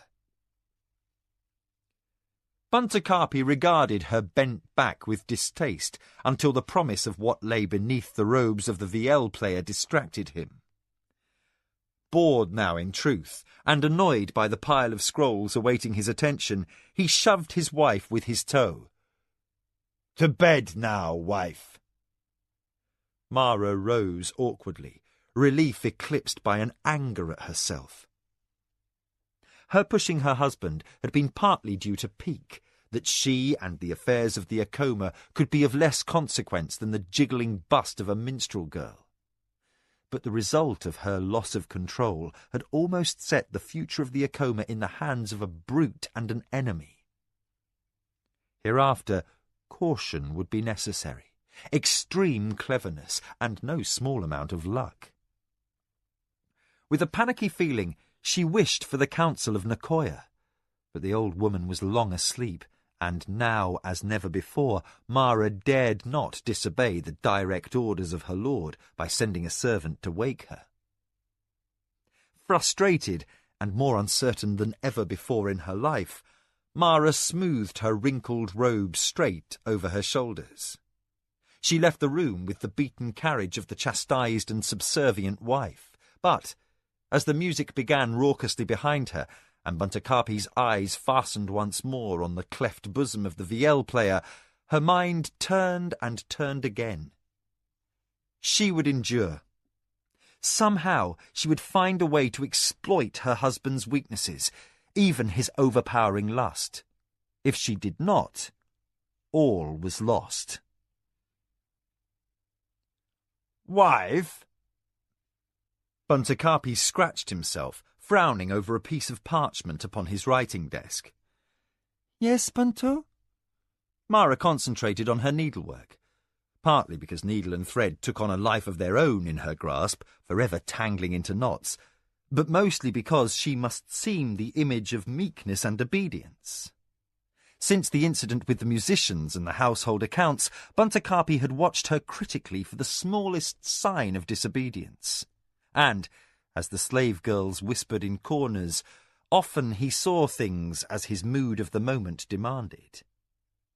Mara stabbed her needle through a robe for her unborn child, though the quality of the work at best could be called poor. No heir of the Acoma would wear such a rag. But if Buntakaapi thought sewing an appropriate pastime for his pregnant wife, she must play along with at least a semblance of enthusiasm. The Lord of the Acoma shifted knobbly knees beneath the desk. I am answering my father's letter. Listen to this. Dear father, are you well? I have won all my wrestling matches at the Soldiers' Bath at Sankur. I am well. Mara is well. He looked at her with a rare expression of concentration on his face. You are well, aren't you? What should I say next? Barely masking irritation, Mara said, "Why don't you ask if your brothers are well?" Oblivious to sarcasm, Buntakaapi nodded, his expression showing approval. "Master!" The shout from outside almost caused Mara to prick her finger. She set the precious metal needle out of harm's way, while Buntakaapi moved with startling speed to the door. The caller cried out again urgently, and without waiting for servants, Buntakaapi pushed open the screen to reveal a sweating, dust-covered soldier. What is it? Demanded Buntakaapi, instantly less irritated, for concerns of arms and war were easier for him than those matters of the pen. The warrior bowed with extreme haste, and Mara noticed that his sandals were laced tight. He had run for some distance to deliver this message. Her posed role of submission forgotten, she listened as the soldier caught his wind and spoke. Strike leader Lujan sends word of a large force of bandits moving over the road from Holanke. He is holding at the small spring below the pass to harass them if they attempt to push through, for he thinks they are staging to raid us. Buntakaapi took brisk charge. How many are there? And with a presence of mind and consideration he had never shown to his household staff, he gestured, allowing the tired runner to sit. Mara murmured for a servant to bring the man water, while he sank to a crouch and qualified, A very large force, master. Perhaps as many as 6 companies. Almost certainly they are grey warriors. Bunto shook his head. So many? They could prove dangerous. He turned to Mara. I must leave you now, my wife. Be fearless. I will return. Chochokan guard your spirit, Mara said in ritual, and bowed her head as a wife should before her lord. But not even appearances could make her shrink from the dangers of the affair at hand. As Buntakaapi strode briskly through the screen, she peeked through her lashes at the dust-covered messenger, who bowed in turn to his master. He was young, but scarred and experienced in battle. Mara remembered his name, Jigai, once a well-regarded member of Lujan's band. His eyes were hard, unreadable, as he raised his head to accept the water brought by the maidservant. Mara hid a stab of uncertainty. How would this man and his fellows feel about facing men who, but for chance, might have been comrades rather than foe? None of the newcomers had yet faced an Acoma enemy in battle. That their first encounter should pitch them against grey warriors raised anxieties dangerous to contemplate. She watched in frustration as Akoma soldiers hurried past the great house to fall into formation, each commanded by a patrol leader, who, in turn, took orders from their strike leaders, all under the certain direction of Keoke. To the right of his plume stood Papewayo, who, as first strike leader, would take charge should the force commander fall in battle. Mara could not but admire, for the Akoma soldiers acted in every way like Tsurani warriors.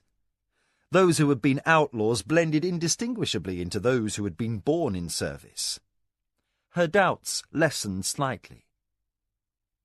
Thanks to the security afforded by the Choja Queen's warriors, only Tassido's company need remain to guard the estate. Absently, Mara considered the benefits of recruiting more cousins to the Akoma colours soon.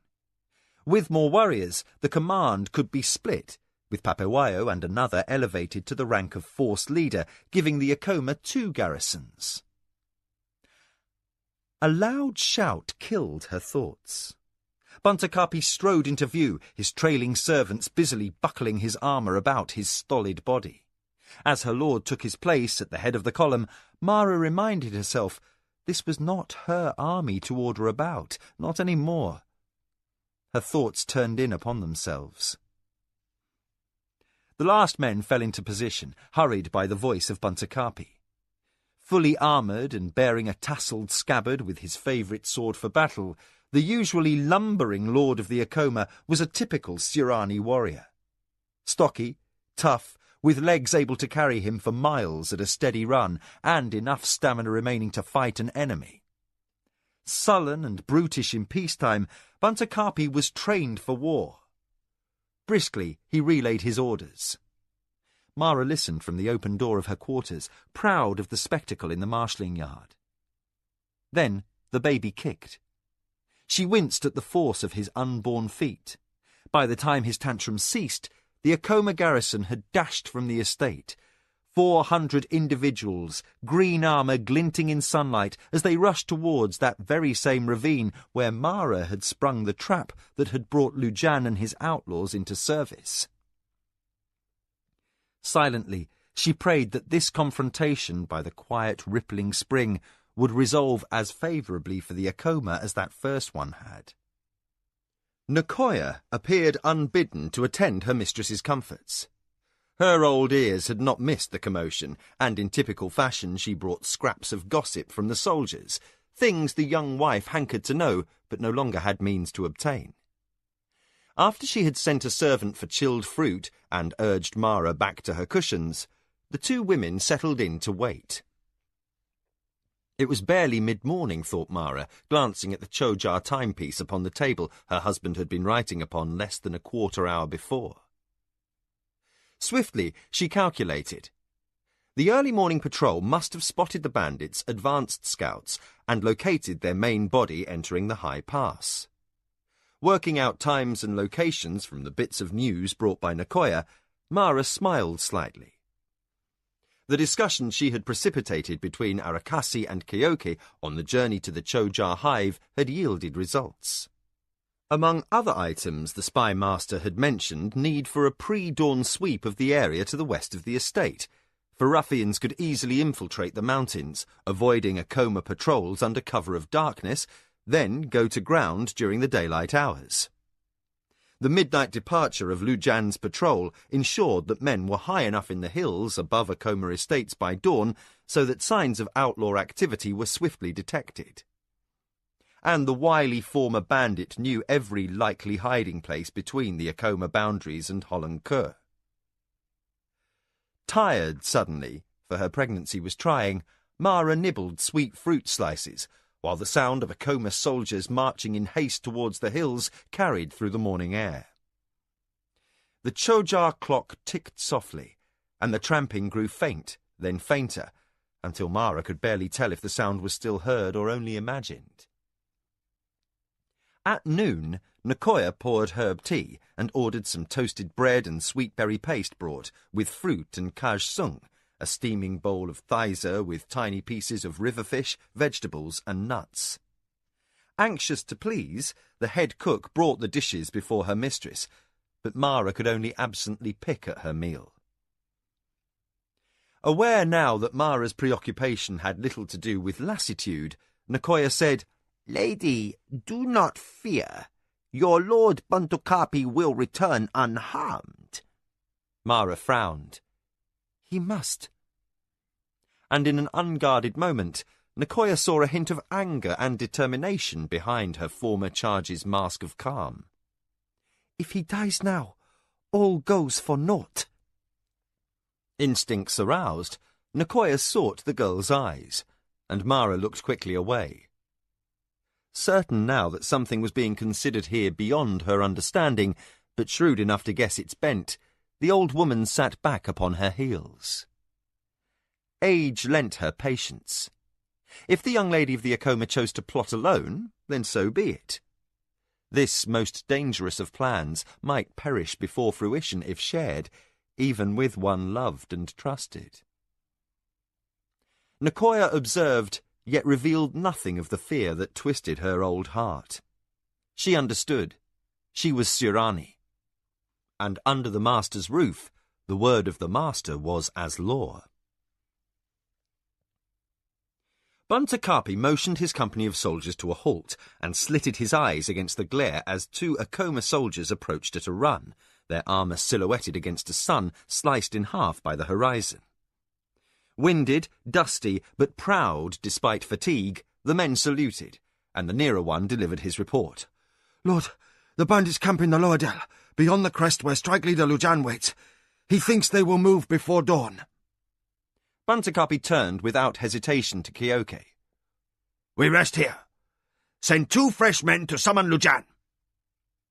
The force commander relayed the Lord's order, then relaxed the columns from duty. The men fell out, removing helms and sitting at the roadside, but making no fires to reveal their presence to the raiders. Buntukapi unbuckled his own helm with an audible sigh. While functional, it was also heavy and ornamented after the Surani fashion of reflecting the deeds of a man's life. Recently added was the band of sarkat hide trim around the edge, to complement the flowing tail of zabi hair that hung from the crest. Such trophies looked grand on parade, but to the young lord's chagrin, he discovered every added ounce became onerous after a day-long march. He eased the armour from his head and raked his dark hair up into spikes with his knuckles. Then he squatted, leaning back against a smooth outcropping by the side of the trail where his officers attended him. Keoke, what is this dell the men speak of? The force commander crouched and scribed a crude map in the dust with his dagger point. Like this, Lord. The trail from Holancourt narrows at a small crest, enters a narrow clearing, the dell, next to a spring, just before rising to another crest, then falling to this trail about 6 miles above here. He gave facts, without mentioning the ambush the lady had sprung to bring Lujan and his men into Acoma service. Good place for a trap, Buntukapi muttered. He scratched at an insect bite. Keoke said nothing. He waited, patient in a manner only Mara might have understood, while his master loosened his sword belt and stretched. Still, we must wait for Lujan's report. Wake me when he arrives. Buntukapi folded his arms behind his head and closed his eyes. With a look of veiled exasperation, Papewayo rose. Keoke followed him, saying, I will post sentries, Lord. Buntukapi grunted approval, and the 2 officers left their lord to slumber. Within the hour, a shout from the sentry heralded strike leader Lujan's arrival in camp. Buntukapi started awake without being called. He sat up, scratching a fresh collection of insect bites as the dusty Lujan came before him and saluted. The former outlaw had run for 6 miles, and yet showed no outward signs of exhaustion other than being short of breath.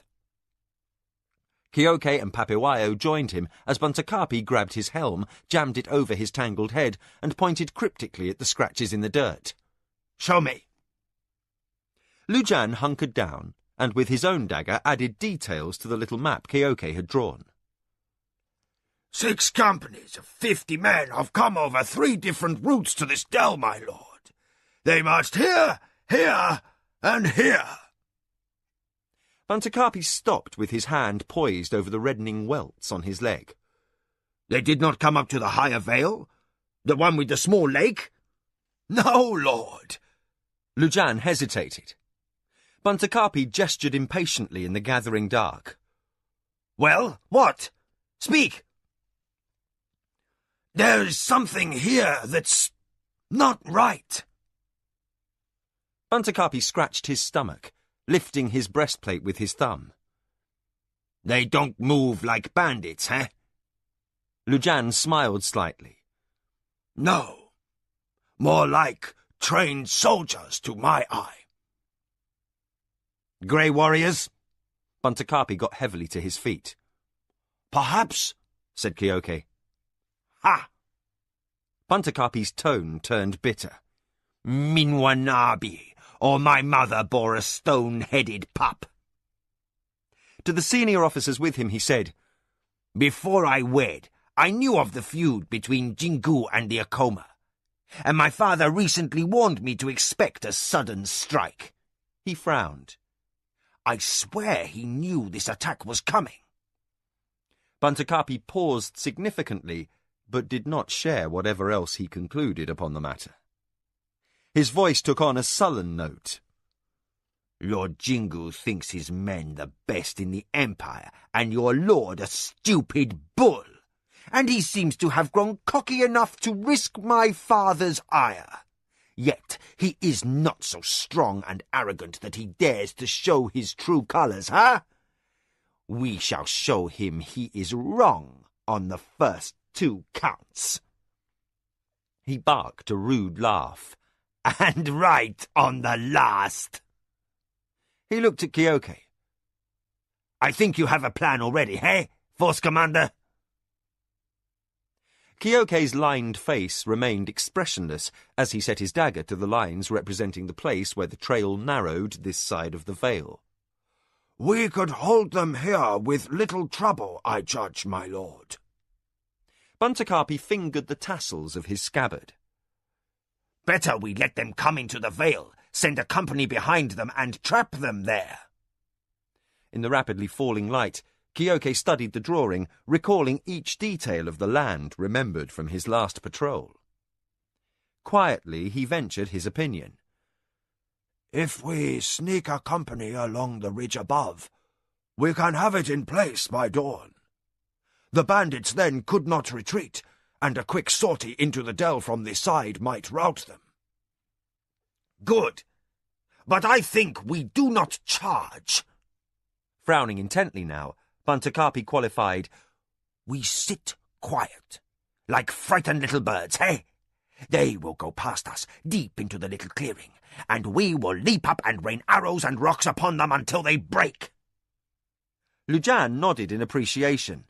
Still, they will break out. Bantacarpi rubbed his jaw with a stubby thumb as he considered everything laid out before him. No, you see, he said at last, we shall strike just before they reach the second crest, so they think that they have been engaged by our advance patrol, but most of our men will lie in wait to the rear. He grinned with vicious anticipation.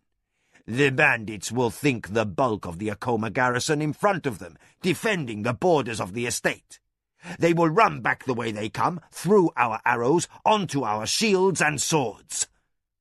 He paused and added, Papewayo, you will go with Lujan to the other end of the vale with, he quickly calculated, all but 50 of the best archers. Kioke will take 20 archers and station himself at the high ridge pass just out of sight. His anticipation grew ugly.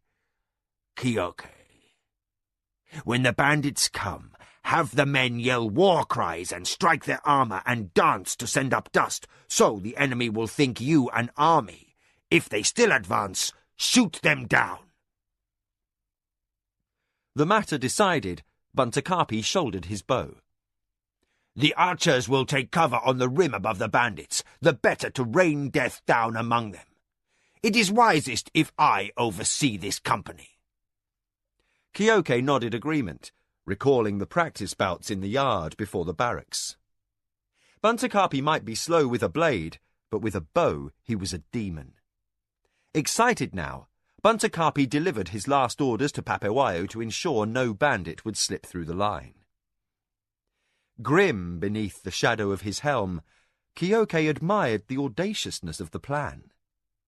Buntakaapi expected a victory, and with the bold twists the young lord of the Acoma had added, the bandit force might indeed be doomed. Crouched upon the ridge, Buntakaapi waved to the archer concealed across the dell. But the men moving below did not see his signal, for early morning mist whitened the dell like a blanket, obscuring anything more than a dozen yards away. The sun barely reddened the rocky rim of the eastern peaks, and the haze would not burn off for several hours. The invaders were only beginning to stir. Here a man squatted to relieve himself, while others washed at the spring, beat dust from their blankets, or gathered dry wood to make fires for tea. Few yet wore armour. If scouts were posted, they were indistinguishable from the warriors rubbing sleep from their eyes. Amused by the general lack of preparation, Buntakaapi laughed quietly, picked his target, the squatting man, and let fly. His arrow thudded into flesh, and battle at last was joined. The first victim fell with a strangled cry. Instantly, every Acoma archer loosed their bows from the ridges. 30 raiders were struck down before a man among them could react. Then the bandit company erupted like a hive. Blankets fluttered abandoned, and cooking pots rolled into fires as the men under attack broke for cover. Buntakaapi chuckled viciously and let fly another arrow. It struck his target in the groin, and he fell, writhing, and tripped a fleeing companion. Too many men were crowded together in too small an area, and their panic made the slaughter easy. Before their commanders could restore order, another 20 were struck down. Voices shouted commands in the clearing. Acoma archers picked their targets with increasing difficulty as the raiders went to ground, using fallen trees, large rocks, or even shallow depressions for cover. Yet still the arrows found targets. An officer's shouted orders caused the raiders to break towards the Acoma borders. Buntakaapi's exultation turned savage. Probably the ruffian in command thought he had encountered a patrol whose intent was to drive his men back into the hills. Those bandits who managed to regroup and obey reached the shadow of the second ridge, only to be stopped by shouts and the squeak of armour. 5 men in the van fell, with arrows bristling from them as Keoke's archers entered the fray. The soldiers in the lead jostled to a disorganized halt. Another dozen went down before the rearguard understood their predicament, and an officer ordered a retreat. Sunlight touched the mist, dyeing the fringes red as the original 30 archers continued their murderous fire from the ridge. Hampered and dying by the moment, the invaders pulled back through the narrow defile. An elated Buntakaapi guessed a full third of their number lay dead or wounded. He kept up his rapid shooting and calculated that another third would be down before his retreating victims encountered the Acoma soldiers who waited to their rear. Yet, well before he ran short of targets, Buntakaapi exhausted his supply of arrows. Frustrated at his inability to kill, he grabbed a large rock and sighted upon a man lying just behind an outcropping of stone.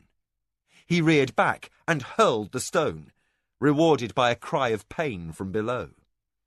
Heated with the lust of battle, he sought more rocks.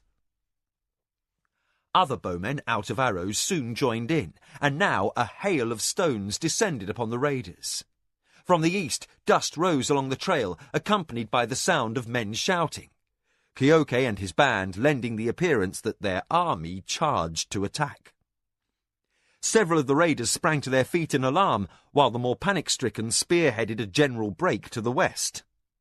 Buntakaapi sent his last stone whistling downwards. Afire with the anticipation of glory and victory, he drew his sword and shouted, "Acoma!" The men in his company followed his reckless charge down the steep sides of the dell. Stones loosened under their feet, rattling down with their hurtling bodies. Clammy mist enfolded them as they reached the floor of the clearing, and the rout was on.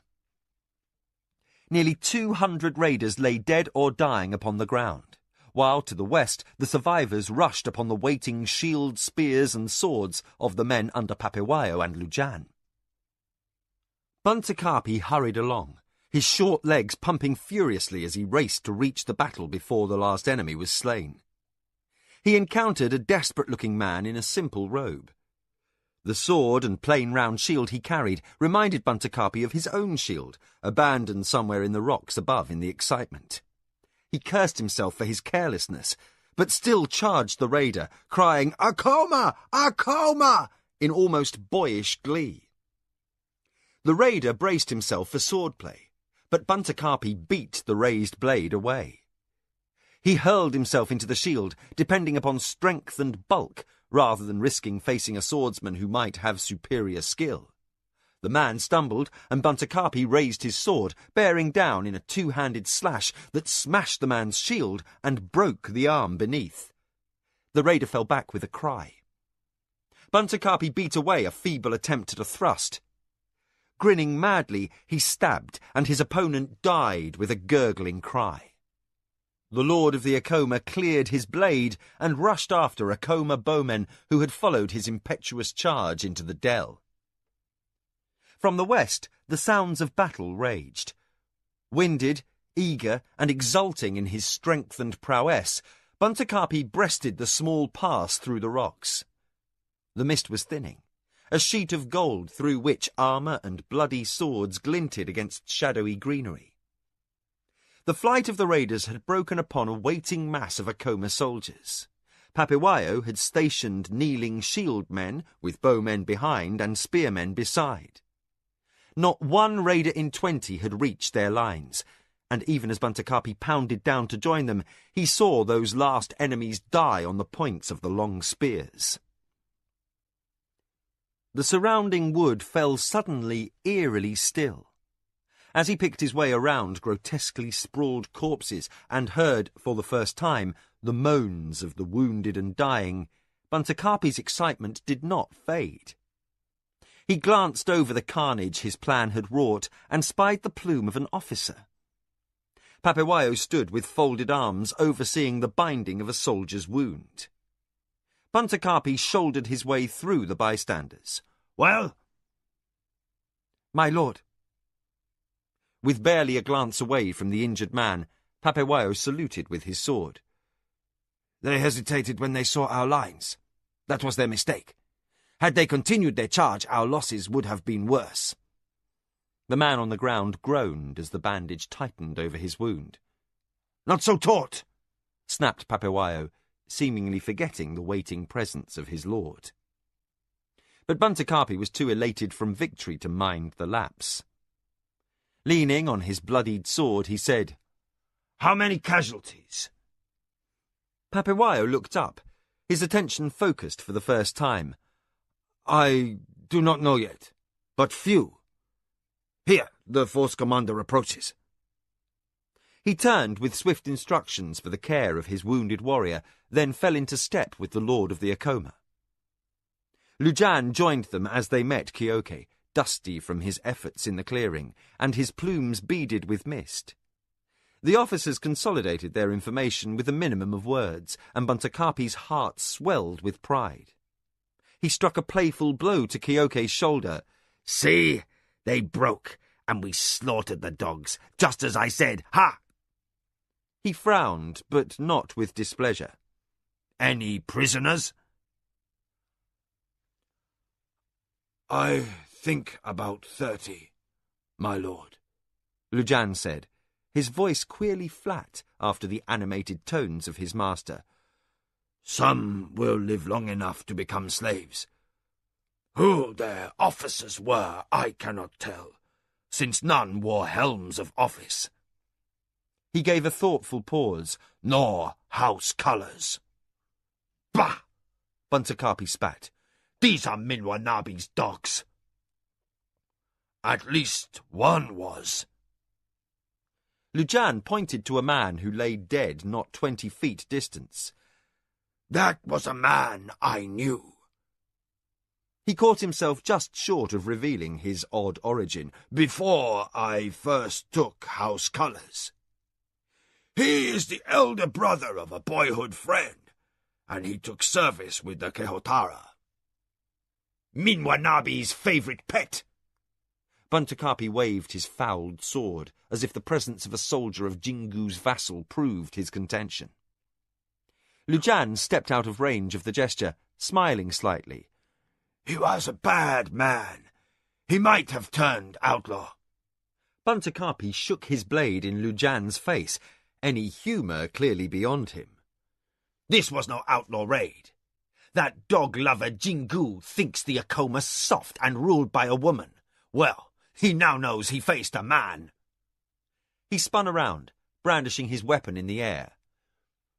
I will send a runner to Sulanke to buy a few rounds in the taverns by the docks. Jingu will know within a day I have tweaked his nose. Buntakapi brought his sword whistling downward. He stared at the drying blood and, after a moment of deliberation, thrust the weapon into its tasselled sheath. A slave could polish it later. With an enthusiasm not shared by his officers, he said, We shall sort this out at home. I am dirty and hungry. We leave now. And he began abruptly to march, leaving Kyoke and Papawayo and Lujan to organise the men, fix litters for the wounded, and hustle the companies on the road to the estate. The lord of the Akoma wished to be home before dinner, and his company of battle-fatigued soldiers concerned him little. They could rest once they were back in their barracks. As men rushed to form ranks, Papawayo looked at his force commander.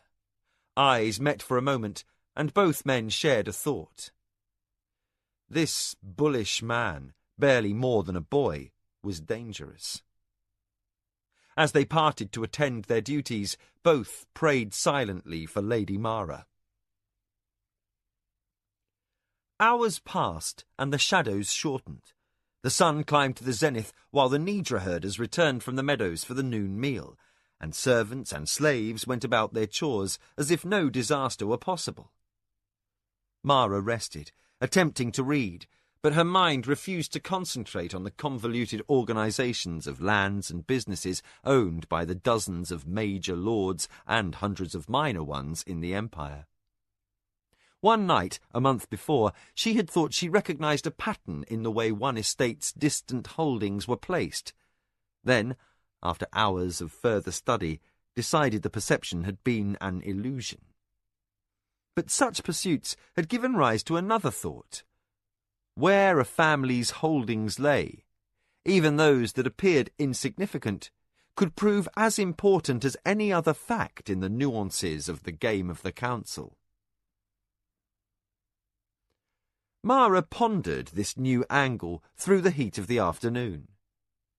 Sundown came and went, and in the cooler air of evening she sat to a long and silent meal.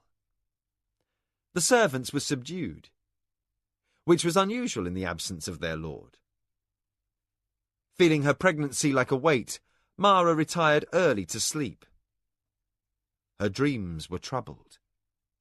Several times in the night she started awake, her heart pounding and her ears straining for sounds of returning men. But instead of marching feet and the creak of armour, the night stillness held only the soft lowing of Nidra cows and the chirp of night insects. She had no clue how her husband and Kyoke fared against the raiders in the mountains, except that the peace of the estate remained unbroken. Just before the dawn, she fell into a deep and oppressive sleep. She woke with the sun on her face, having opened the screen in her restlessness during the night. Her morning maid had forgotten to close it, and the heat already made her sweat. Mara raised herself upon her pillows and suddenly felt ill. Without waiting to call for a servant, she hurried to the chamber for night soil and was sick to her stomach. The morning maid heard her distress and ran to attend her with cool cloths. Then she saw her mistress back to her mats and hastened to fetch Nakoya. Mara stopped her at the door. Nakoya has worries enough without adding more, she snapped, and gestured grumpily at the open screen. The maid closed it hastily, but the shade did not help. Mara lay back, pale and sweating. Throughout the day she fretted, unable to concentrate upon the matters of commerce that had never before failed to hold her interest. Noon came, and the men did not return. Mara began to worry. Had Buntakapi fallen to a raider's sword? Had the battle been won? The weight exhausted her, cloaking her mind in the shadows of doubt. Beyond the screen, the sun crawled across the zenith, and Nakoya arrived with the midday meal. Grateful her illness had passed, Mara managed to eat a little fruit and some sweet cakes. After her meal, the lady of the Akoma lay down to rest through the afternoon heat. Sleep eluded her. As the shadows of the leaves elongated slowly across the screens, she listened to the sounds outside diminish as the free workers retired to their huts. The slaves were not permitted this midday break, but whenever possible the work performed from midday to the 4th hour of the afternoon was the least strenuous of the day. The waiting bore down like 1,000 stones. Even the cooks in the kitchen were cross. Distantly, Mara heard a servant scolding a slave for some chore improperly done in the scullery. Impatient with the stillness, she rose, and when Nakoya appeared to inquire after her needs, Mara returned a snappish reply. The room fell silent. Later, she refused the entertainment of musicians or poetry. Nakoya rose then and sought duties elsewhere.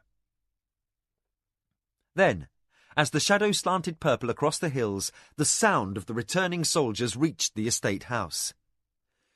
Mara held her breath and recognized voices raised in song. Something inside her broke. Tears of relief wet her face, for if the enemy had triumphed, they would have come with battle cries as they assaulted the remaining soldiers of the estate. Had Buntakapi been killed, or the Akoma driven back from the attack, the warriors would have returned in silence. Instead, the lusty ring of voices through the late afternoon heat heralded a victory for the Akoma. Mara rose and motioned for servants to open the door to the marshalling yard.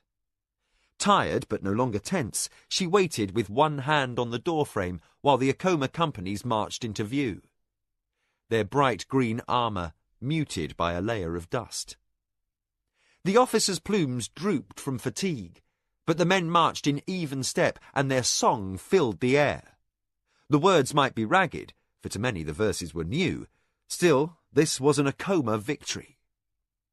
Old soldiers and former bandits alike sang with joy, for battle had knit them solidly together. The accomplishment was sweet after the grief that had visited this house scarcely 1 year before. Buntakapi came straight to his wife and bowed slightly, a formality Mara found surprising. "My wife, we have been victorious." "I am so very pleased, my husband." That her reply was genuine startled him in return. Her pregnancy seemed to be taxing her, for she did not look well. Strangely abashed, Buntakapi qualified, "Minwanabi and Keotara dogs, garbed as grey warriors, sought to marshal along the trail above our lands. They intended to strike us at first light as all lay asleep." Mara nodded. That was how she would have planned such a raid. "Were there many, my lord?" Buntakapi dragged his helm off by one strap and tossed it to a waiting servant. He scratched vigorously at his wet, matted hair with both hands, his lips parted in satisfaction. "Aye, it's good to get that off." Peering up at his wife in the doorway, he said, "What? Many?" His expression turned thoughtful. "A great deal more than I would have expected." He shouted over to Lujan, who was attending to the dispersal of his men with Kyoke. "Strike leader! How many finally attacked?" The reply floated cheerfully over the bedlam in the yard. 300, my lord! Mara repressed a shudder. She laid a hand on her middle where the baby moved. 300 killed or captured, Buntakarpi reiterated proudly. Then, struck as if by an afterthought, he shouted again across the yard. Lujan! How many of our men? 3 dead, 3 dying, and another 5 seriously wounded. The reply was only slightly less exuberant, by which Mara interpreted that Lujan's recruits had fought well. Buntakarpi grinned at his lady. How do you like that, my wife? We waited in hiding above them, rained arrows and rocks upon their heads, then drove them against our shields and swords. Your father could not have done better, eh? No, my husband. The admission was grudging, but true. Buntakarpi had not wasted the years he trained as a soldier, and for a fleeting instant her usual disdain and revulsion were replaced by pride for her husband's actions on behalf of the Akoma. Lujan crossed the yard, accompanied by a soldier named Sheng. The rigours of the day had left the strike leader's jaunty gallantry undaunted, and he grinned a greeting to his lady before bowing and interrupting the boasting of his master. Lord, this man has something important to say. Granted leave to speak, the soldier saluted. Master, one of the prisoners is a cousin of mine, well known to me. He is the son of my father's brother's wife's sister. He is not a grey warrior. He took service with the Minwanabi. Mara stiffened slightly, her indrawn breath overshadowed by Buntakarpi's loud response. Ha! I told you! Bring the dog forth! Movement swirled through the yard, and a burly guard stepped into view. He pushed a man with both hands tied behind his back and threw him down before Buntakarpi's feet. You are of the Minwanabi! The prisoner refused to answer. Forgetting the presence of his wife, Buntakarpi kicked him in the head. Despite the hatred of the Minwanabi, Mara winced. Again, Buntakarpi's studded sandal raked the man's face, and he rolled, spitting blood. You are of the Minwanabi, repeated Buntakarpi. But the man would admit nothing. Loyal, Mara thought through her sickness. She expected as much. Jingu would hardly send weak men on such a risky venture, for all his standing and his honour rested on not being held responsible. Yet the truth could not entirely be concealed. Another Akoma soldier approached with a story similar to the first. Several other grey warriors were recognisably Minwanabi, or members of the house of Jingu's vassals, the Kehotara. Buntakarpi kicked the man on the ground several more times, but he gained no more than a glare of venomous hatred. Bored, finally, Buntakarpi said, This fool offends Akoma soil. Hang him. He raised bright eyes to Kyoke. Hang all of them. We have no need of slaves, and dogs make poor workers. String them up along the roadside, and have a sign proclaim that this fate awaits any who trespass on Akoma lands. Then let the patrol leaders go to the city, have them buy wine in the taverns, and drink to the men of the Akoma who have bested the Minwanabi. Stiff-faced, Kyoke said nothing. Buntakarpi visited a terrible insult upon the Minwanabi lord by publicly hanging his soldiers. Prisoners of war were either killed honourably with a sword or kept as slaves. Only when the feuds grew old and bitter did a man affront a foe in this way. To boast of such a deed in public was to invite a more bitter retaliation until the alliance with the Anasati would not be sufficient to shield them. Mara realised the stakes. If Jingu grew incensed enough, the next raid might be not 300 men dressed as grey warriors, but 3,000 armoured soldiers in Minwanabi orange and black, descending like insects upon Akoma land. Mara saw Kyoke scrape his chin with his thumb, and knew his concern matched her own. She must try to dissuade her husband. My lord, Mara touched Buntakappi's damp sleeve. these were only soldiers doing the duty of their master. A feral look entered Buntakappi's eyes, startling for its cleverness. These? The calmness of his voice was new, the more chilling in that it was genuine. Why, these are but grey warriors, bandits and outlaws, my wife. You heard me ask this one if he was of the Minwanabi, didn't you? Had he answered, I would have killed him honourably with my own sword. But he is only a criminal, fit for hanging, huh? He smiled then, widely, and shouted to the men in the yard. Let my orders stand! The Acoma soldiers hastened to bring rope, and the prisoners were herded down the gravel path that led to the trees at the side of the imperial highway. A craftsman would fashion the sign to make their shame public, and, by sundown, the last of them would hang. Those soldiers not involved dispersed to the barracks. Buntakappi stepped into the estate house without removing his sandals, and his studded soles raised splinters from the fine wood as he spun and shouted for servants. Making a mental note to ask for a slave to resand and polish the floors, Mara returned to her cushions. Her husband did not dismiss her when his attendants arrived, so she was compelled to remain while servants removed his outer armour. Stretching heavy shoulders as his breastplate was lifted from him, the Lord of the Acoma said, This Minwanabi lord is a fool. He thinks to outrage my father by killing me, then turning his attentions upon you, my wife, a simple woman.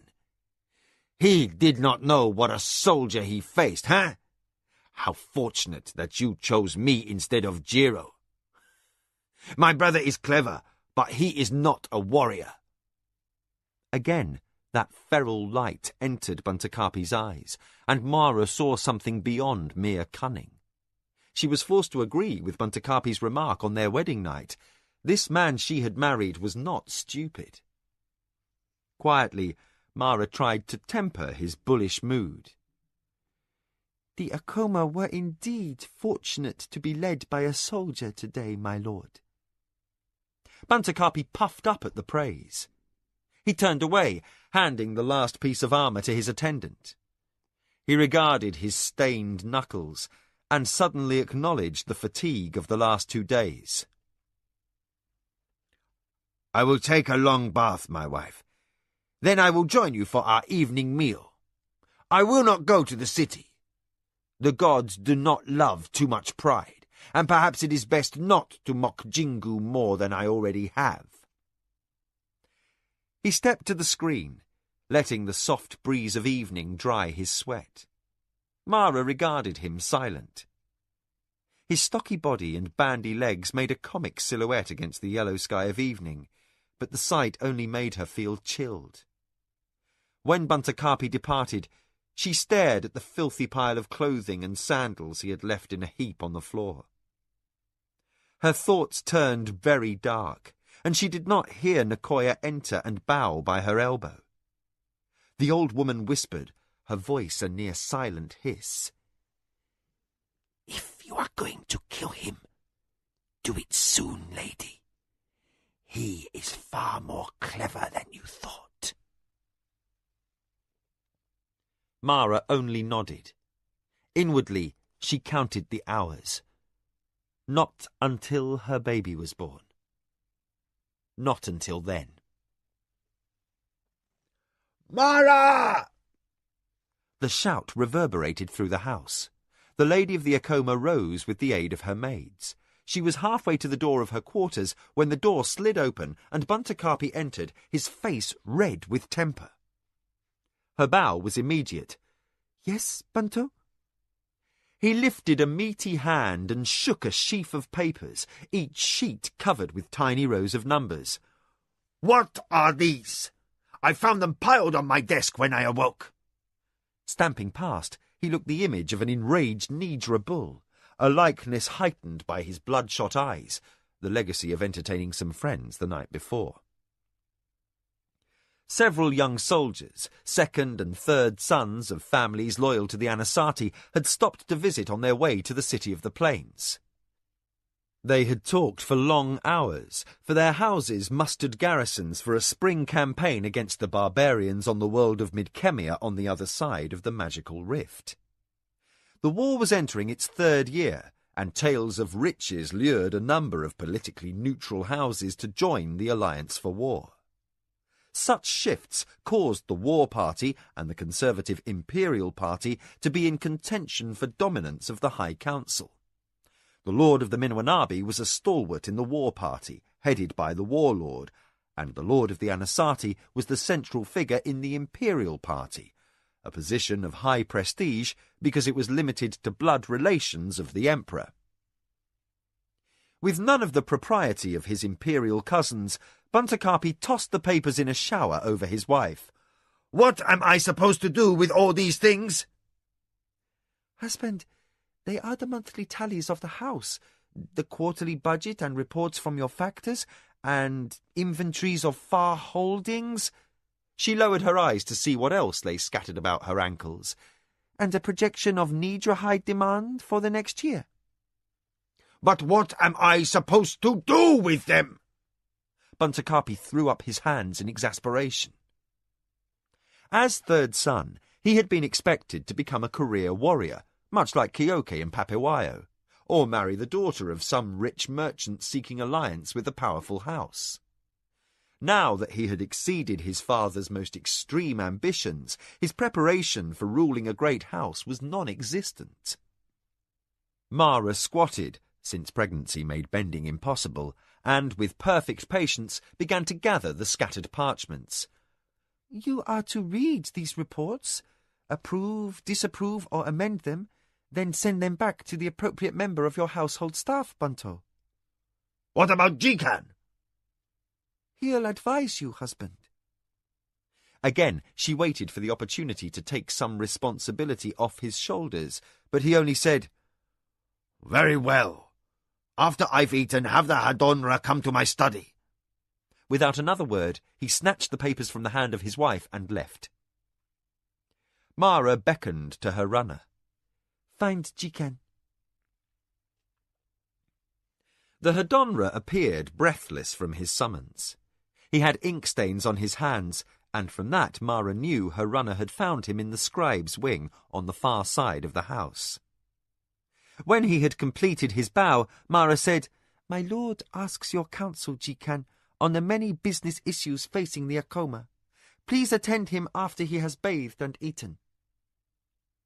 The Hadonra dabbed at a blackened knuckle, barely able to contain his distaste for dealing with the plodding Buntakapi. I see, lady. Mara watched him with bland humour. My lord is new to matters of commerce, Jikan. Perhaps it would be best if you dealt with each issue slowly and in detail. Jikan's expression did not change, but his eyes seemed to light. Yes, mistress. Now Mara returned a veiled smile. Take as much time as you need. I think you'll find sufficient topics to discuss for the entire evening, and perhaps into the night. Of course, mistress. Jikan's enthusiasm brightened. I will give orders not to be disturbed while Lord Buntakapi needs my aid. The Hadonra had always been quick-witted. Mara rejoiced in his attributes. Yet she showed no trace of her feelings. That is good, Jikan. Since my lord is showing an interest in household matters, take along any documents you think he might need to study. In a voice of smothered delight, Jikan said, Yes, mistress. That is all. Mara waved in dismissal, then stood thoughtfully, racking her mind for other matters that needed to be called to her husband's attention. Yet, as she plotted, she feared. The path she had chosen was perilous. No law and no person could protect her if she stepped wrongly. The sunlight upon the painted screen suddenly seemed very dear. Mara closed her eyes and recited the teachings of the Sisters of Lashima to herself for what seemed a very long time. Mara winced at the sound of Buntakarpi's huge hand striking flesh. Another slave would sport a bruised cheek or black eye in the morning. Braced for the inevitable onslaught, she was unsurprised when the screen to her quarters slid open with no knock in warning. Even when he was not angry, Buntakarpi seldom employed the courtesy her rank normally entitled. "Mara!" he began, his fury near the point of explosion, and Mara cursed inwardly as he strode in, his battle sandals carving up the floors for the second time that week. Fortunately, the slaves who repaired the damage lacked the right to complain. Buntakarpi stopped, sweating under his heavy armour. "I have spent days with these important business matters Jikan claims I must personally attend to. I go out to drill my soldiers for the first time in a week, and when I am tired from the sun, the first thing I find is more of these!" He threw down a heavy sheaf of documents. "I grow bored. Who oversaw all this before I came here?"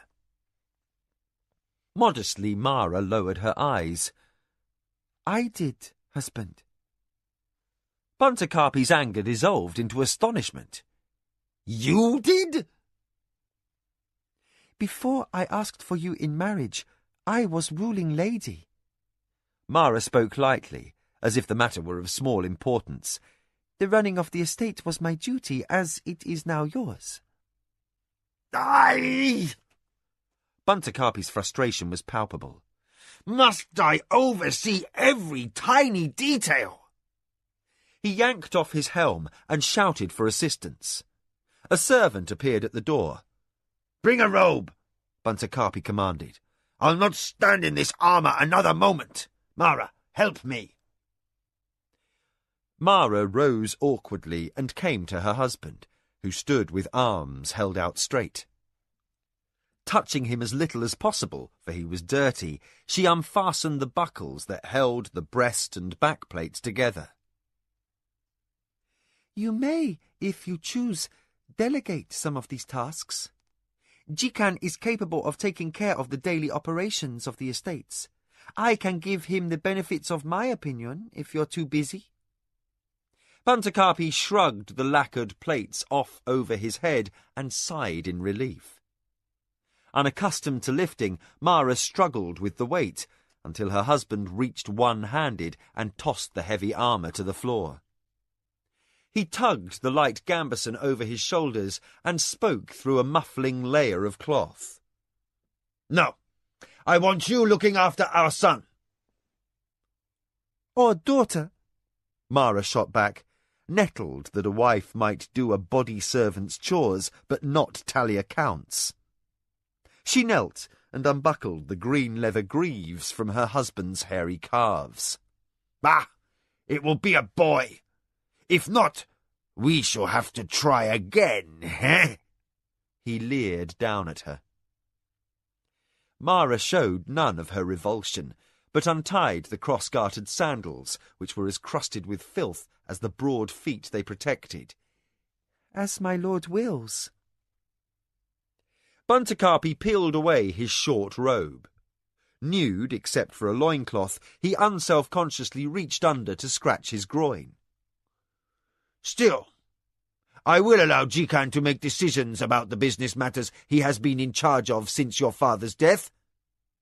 The servant arrived with the clean robe, and the Lord of the Akoma quickly donned it without calling for a bath. "The Hadonra is competent, and he can still come to me for important decisions. Now, I plan to spend some time in Sri Lanka. Several of my friends are—" He paused, puzzled, as Mara suddenly clutched at the cloth of her day robe. She had been having mild contractions all morning, but this was strong, and her face drained of colour. At last, her time had come. "Pancho!" The usually violent-tempered man was suddenly both delighted and alarmed. "Is it time?" "I think so." She smiled calmly. "Send for the midwife." Solicitous for the first time in his life, Buntakarpi was furiously patting Mara's hand to the point of inflicting bruises when the midwife came, followed in an instant by Nicoya. The two of them chased him away with a briskness no husband in the Empire could withstand. Buntakarpi left like a whipped dog, looking over his shoulder as he disappeared through the screen. The next hour he spent pacing in his study as he waited for his son to be born. As the second hour dragged on, he sent for wine and something to eat. Evening faded into night, still without word from the birth chamber. An impatient man, who had no outlet for his concern, he drank and ate, then drank again. After the supper hour, he sent for musicians, and when their playing failed to soothe his nerves, he called for the hot bath he had neglected that afternoon. In a rare mood of respect, he decided to forego the company of a girl. Bed play seemed inappropriate while his wife was giving birth to his heir, but a man could not be expected to sit waiting with no comforts. Buntakarpi bellowed for the runner to fetch a large jug of Acamel brandy. This he would not surrender, even when servants pulled the screens away and filled his tub with steaming water. They waited with soap and towels.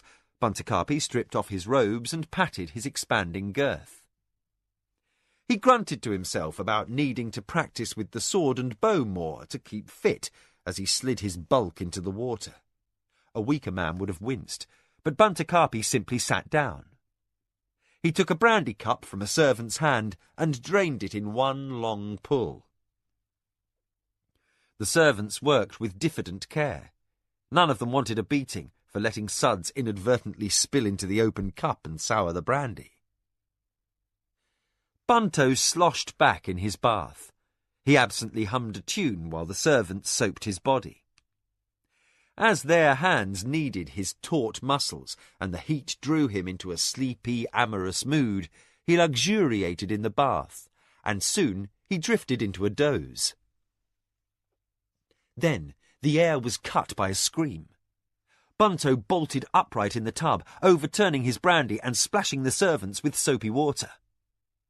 Heart pounding, he groped about for a weapon, half expecting to see the servants running for safety while armoured men answered the alarm. Instead, all was quiet. He looked to the musicians, who awaited his order to play. But, as his mouth opened to speak, another scream rent the stillness. Then he knew. Mara, slender, girlish Mara, was giving birth to his son. Another scream sounded, and the pain in it was like nothing Buntakarpi had heard in his short life. Men wounded in battle made loud, angry cries, and the moans of the wounded were low and pitiable. But this sound, this reflected the agony of one tormented by the Red God himself. Buntakarpi reached for his brandy. Dark fury crossed his face when he found the cup missing. A servant retrieved it quickly from the floor, filled it and placed it in his master's hands. After Buntakarpi drained it, he said, "Go see that nothing is amiss with my wife." The servant ran off, and Buntakarpi nodded to another servant for a refill. Long moments passed while the sounds of Mara's torment filled the night. Shortly the servant returned and said, "Master, Nicoya says it is a difficult birth." Buntakarpi nodded and drank again, feeling the numbing warmth of the brandy rise up from his stomach. The scream came again, followed by a low sob. Exasperated, the Lord of the Acoma shouted over the noise, "Play something lively and loud." The musicians struck up a march tune. Buntakarpi emptied the brandy. Irritated as Mara's cries cut through the music, he tossed away the cup and motioned for the jug. He set the jug to his lips and took a large gulp. His head began to swim. The scream seemed to come at him like a swarming foe, unwilling to be blocked by a shield. Buntakarpi drank until his senses grew muddled. A happy glow suffused his vision, and he sat with a stupid smile on his face until the water began to cool. The master still showed no signs of arising, and worried servants scurried to heat more water. More brandy was brought, and after a time Buntakaapi, lord of the Acoma, could barely hear the music, let alone the unrelenting screams of his tiny wife as she struggled to bear his child. In time, dawn silvered the screens to his chamber. Exhausted from a sleepless night, Nicoya slid open the study door and peeked in. Her lord lay back, sleeping in the cool water of the tub, his great mouth open and snoring. An empty jug of brandy rolled on the floor below his flaccid hand. 3 musicians slept over their instruments, and the bath servants stood like battle-beaten soldiers, the towels hanging crumpled from their hands. Nicoya snapped the screen shut, disgust on her wrinkled face. How grateful she was that Lord Sezu was not alive to know that the successor to his title, Buntakaapi, Lord of the Acoma, lay in such condition when his wife had laboured long to bear him a healthy son and heir.